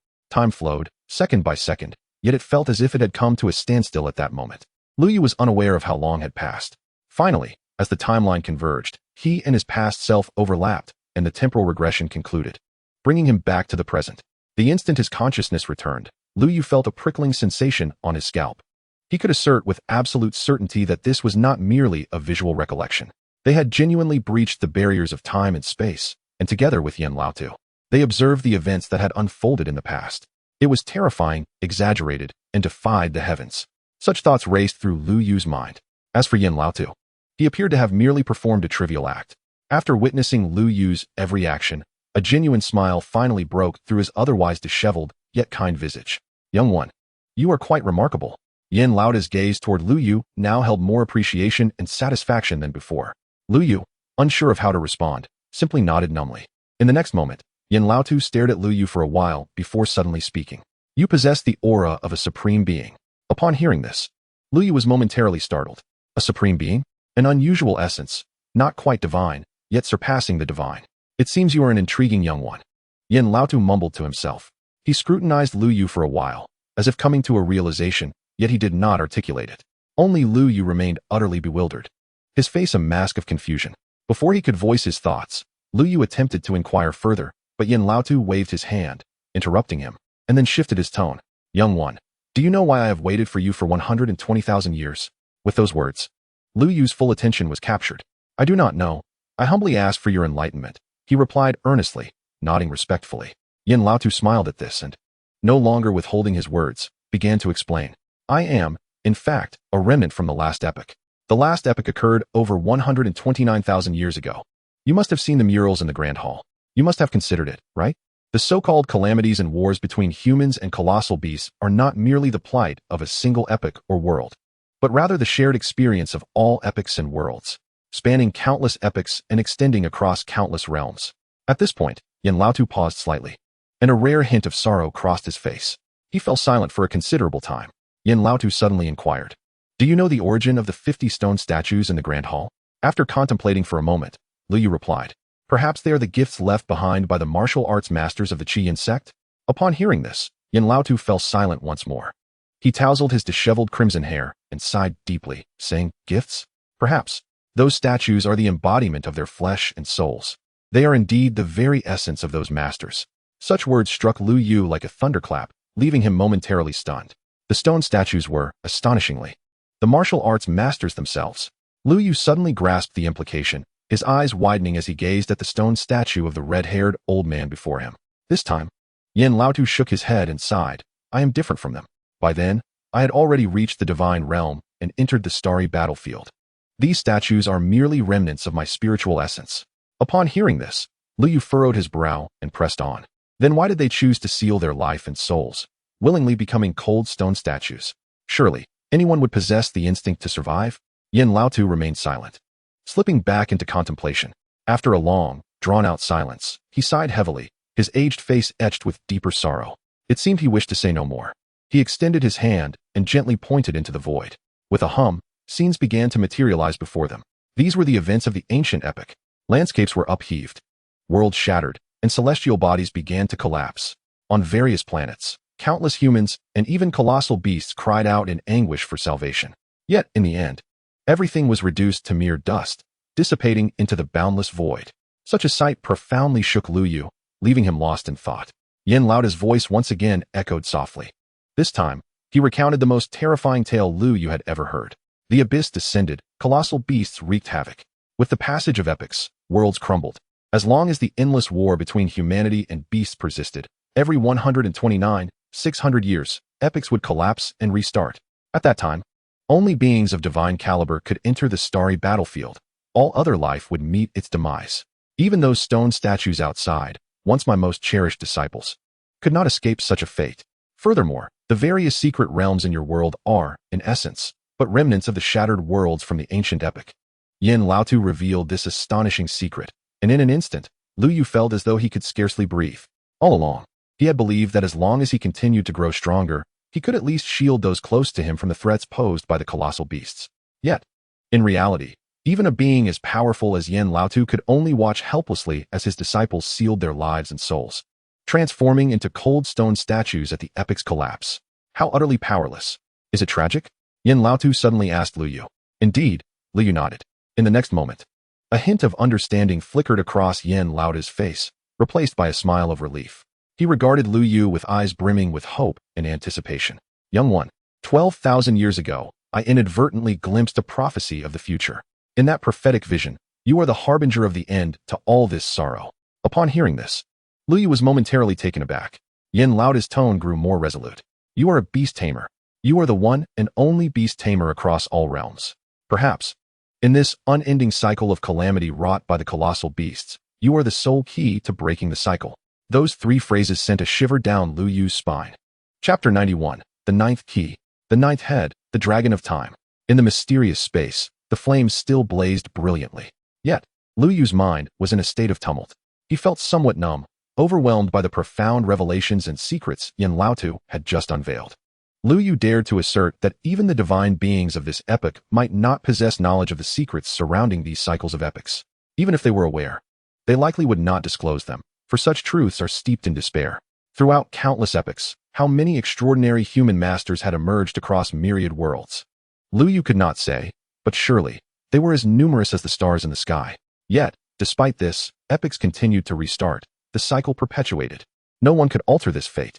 It was as if such a despairing conclusion would endure eternally. And now? Yin Laotu had suddenly informed him that he might be the only solution to shatter the cycle. In that moment, Lu Yu felt as though he could scarcely catch his breath. It seemed as if an insurmountable weight had been placed upon his shoulders. Young one, Yin Laotu said, his tone softening. I may have said too much. Do not bear too great a burden. No one is born to be a savior, nor are they destined to change or save anything. However, I believe you, too, do not wish to endure the sorrow and despair that I once faced. Watching all your cherished ones meet their end. Yin Laotu gazed at Lu Yu, speaking slowly. Lu Yu remained silent, offering no reply. Time passed, until finally, he exhaled a long, deep breath. His gaze regained its clarity. Young one, have you come to understand?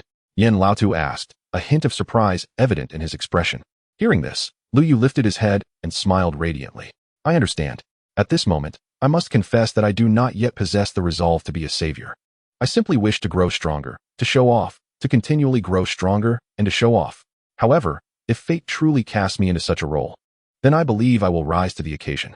With these words, Yin Laotu was momentarily speechless. After a considerable pause, he ruffled his tousled red hair and burst into hearty laughter. "Ha ha ha. Wonderful. Perfect. It should be just like this." A look of utmost satisfaction spread across Yin Laotu's face. In the next moment, he made a decisive gesture, and with a hum, an extraordinarily peculiar wave of energy emanated from his hand. In his palm manifested an ancient key, entirely silver-white and intricately patterned. Strangely, this key seemed to possess a life of its own, constantly exerting pressure upon its surroundings, as if a trapped lion were desperately clawing at its cage, yearning for freedom. Yet, Yin Laotu's divine aura enveloped it, firmly suppressing the key within his grasp, preventing it from escaping. In that instant, Lu Yu's eyes gleamed with realization. This was the 9th key. With a swift motion, a flash of white light erupted. 8 keys of various colors and energies soared from Lu Yu's body, uncontrollably rushing toward Yin Laotu's palm, merging with the 9th key. Boom, boom. At that moment, even within the mysterious space, Lu Yu felt an exaggerated tremor emanating from the depths of the secret realm, as if the very foundations of reality were collapsing. Roar, roar. In the distance, an ominous sound echoed. Ly could still hear the menacing roars echoing in his ears. It was the colossal beast. Ever since he entered the secret realm, he had been consumed by thoughts of this magnificent creature. At this moment, Ynlotu discerned Ly's excitement. He smiled gently, his voice imbued with warmth. "Having spoken so much, it is time for you to witness the gift I have prepared for our meeting." As he spoke, Ynlotu extended his hand towards the void before him and gently tapped. A resonant hum filled the air, and scenes began to materialize before Ly's eyes. At last, he beheld the terrifying true form of the beast hidden deep within the secret realm. It was immense, far beyond his imagination. Its vast body coiled within the void, nearly 10,000 meters in length. 10,000 meters. A scale that belonged to the realm of Sheng Yo-class beasts. At this moment, Ly felt a sense of disorientation. He truly had not anticipated that the beast concealed in the depths of this secret realm was not of the king or sovereign class, but rather of the Sheng Yo class. A Sheng Yo class beast, a being capable of battling demigod warriors of the human race, was a terrifying existence indeed. Ly felt lightheaded. If he could successfully contract this Sheng Yo class beast, would he become invincible? Ly murmured to himself. In the next moment, roars erupted. 8 colossal heads manifested in the void. Gold, wood, water, fire, earth, wind, thunder, space. 8 forms of the utmost power in the world surged wildly and explosively in the void. Upon the 9th tower, light began to flicker, with symbols shining brightly, and an indescribable special power gradually spread forth. "Ah, big brother. Little Geo is awakening. Little Geo is awakening. It's over. Big brother, didn't you say little Geo wouldn't awaken? Speak, big brother." Little Ba whimpered. In the void, upon witnessing this, the 8 colossal head apparitions began to clamor in a frenzy. Through the imagery, Ly could see expressions of fear and trepidation manifesting upon those gigantic heads. "Why are they so terrified of the 9th head awakening?" Ly queried, looking towards Ynlotu for answers. Ynlotu did not respond directly. Instead, he gazed at Ly, his smile kind yet filled with anticipation. "In the last epoch, we failed, and countless humans met their end. In this epoch, I believe you have the chance to alter that despairing fate. This beast is one I sealed and suppressed 12,000 years ago, prepared specifically for you. It is also the most formidable beast I unexpectedly discovered, legendary for its terrifying potential and unparalleled strength. 9 heads, 9 awakenings, 9 evolutions. The future generations await you on the boundless battlefield of the stars." As his words faded, Ynlotu's figure began to dissipate like smoke. In the end, only a radiant point of light, exuding a powerful divine aura, remained. The light darted through boundless space, entering the soon-to-awaken 9th tower. Boom. The 9th tower erupted in brilliance, fully awakening. In that moment, it stirred a wave of extraordinary ripples. In an instant, time itself was completely frozen across the vast void. The desolate lands, and the grand hall of Chynzing, the entire secret realm. Only the mysterious space where Ly resided remained unaffected. At this moment, Ly finally comprehended the supreme power wielded by the 9th head.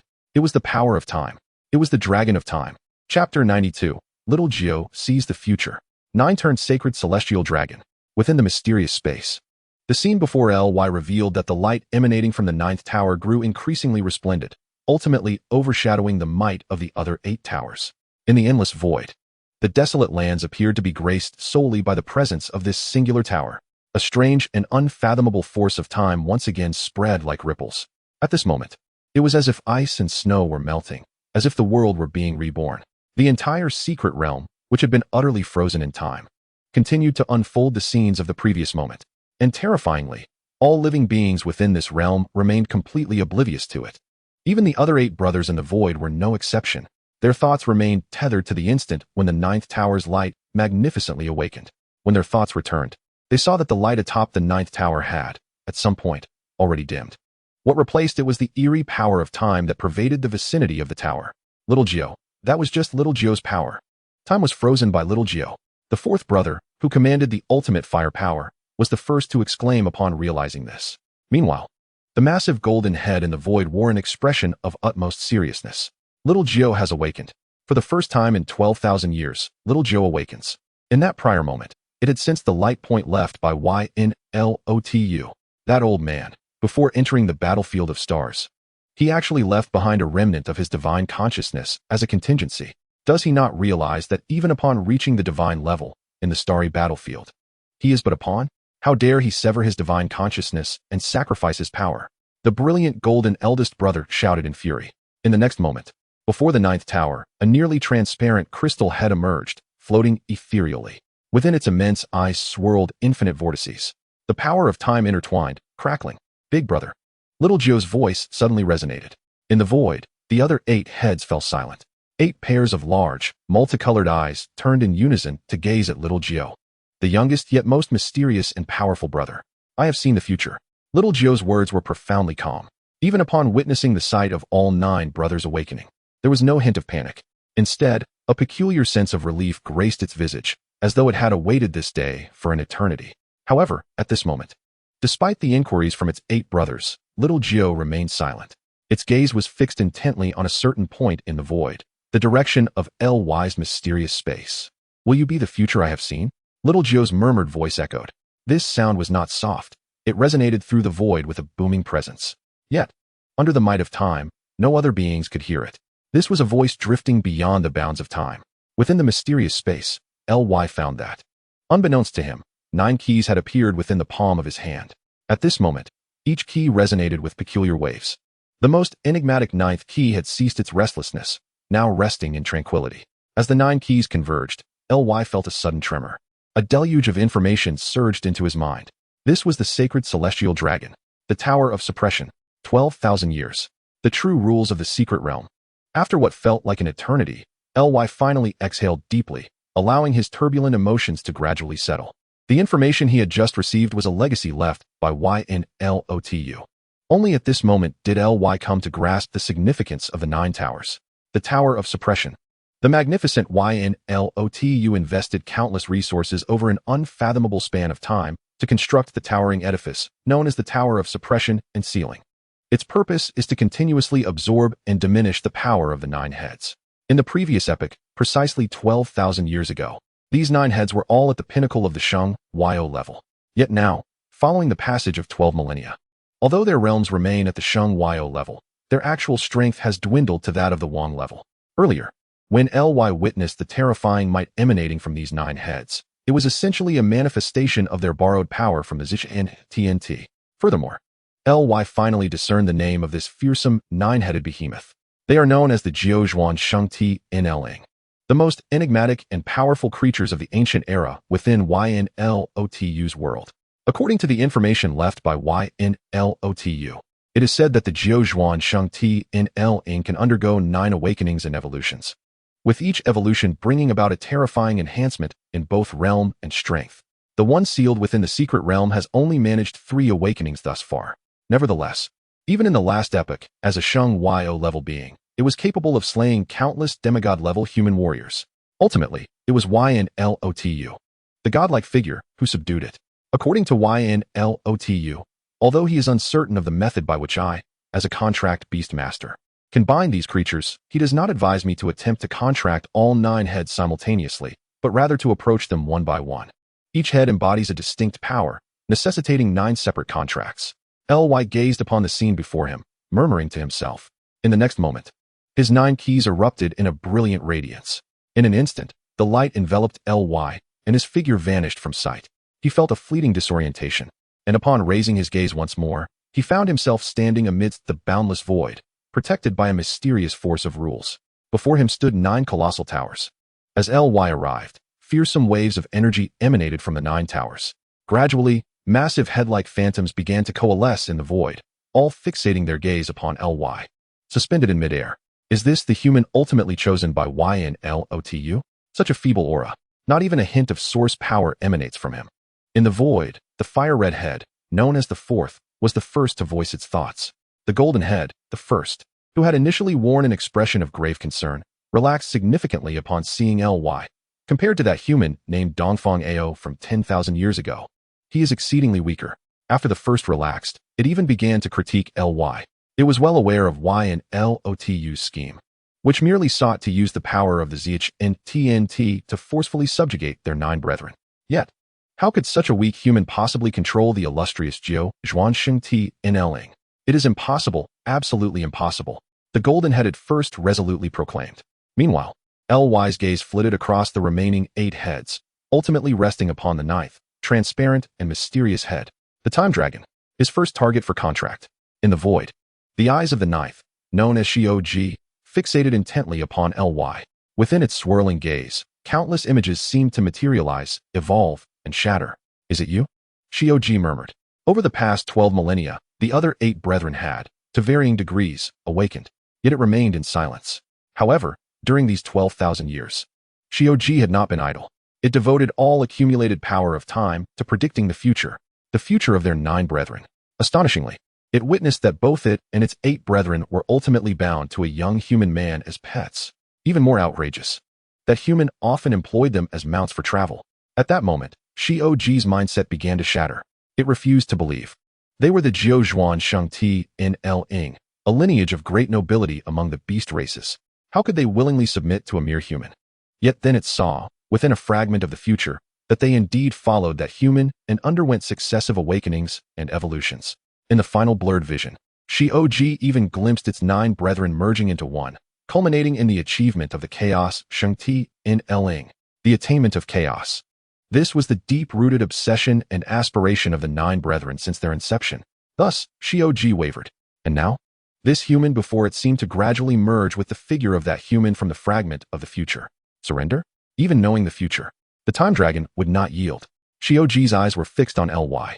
Not only had it not given up, but at that moment, it also ignited an unusual spark of combativeness.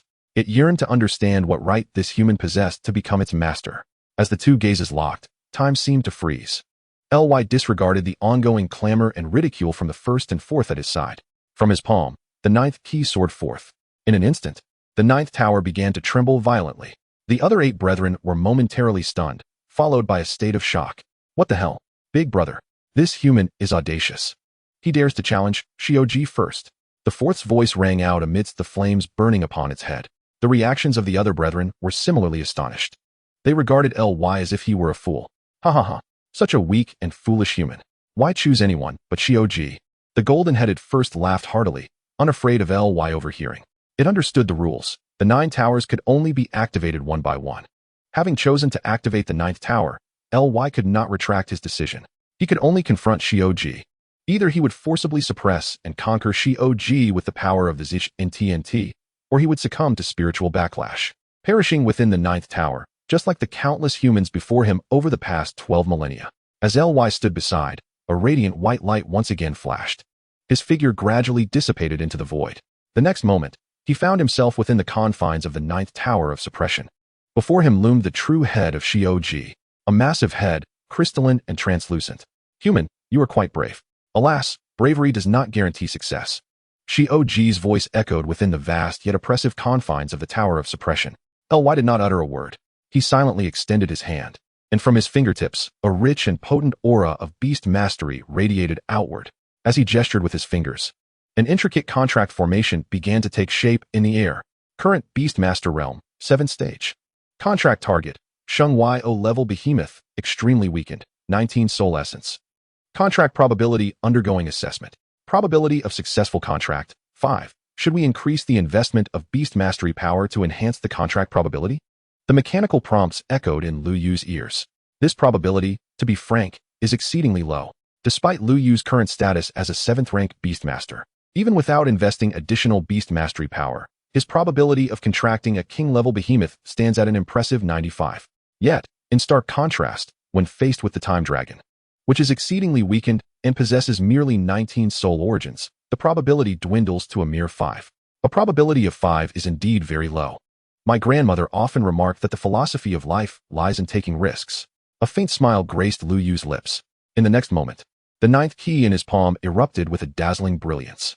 The entire Gentian Tower began to tremble violently.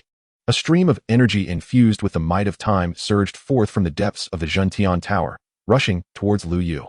This energy represents a staggering accumulation of 12,000 years from the Time Dragon. It is the very power once wielded by the Time Dragon itself. Activate the talent transformation, Lu Yu urged in his heart.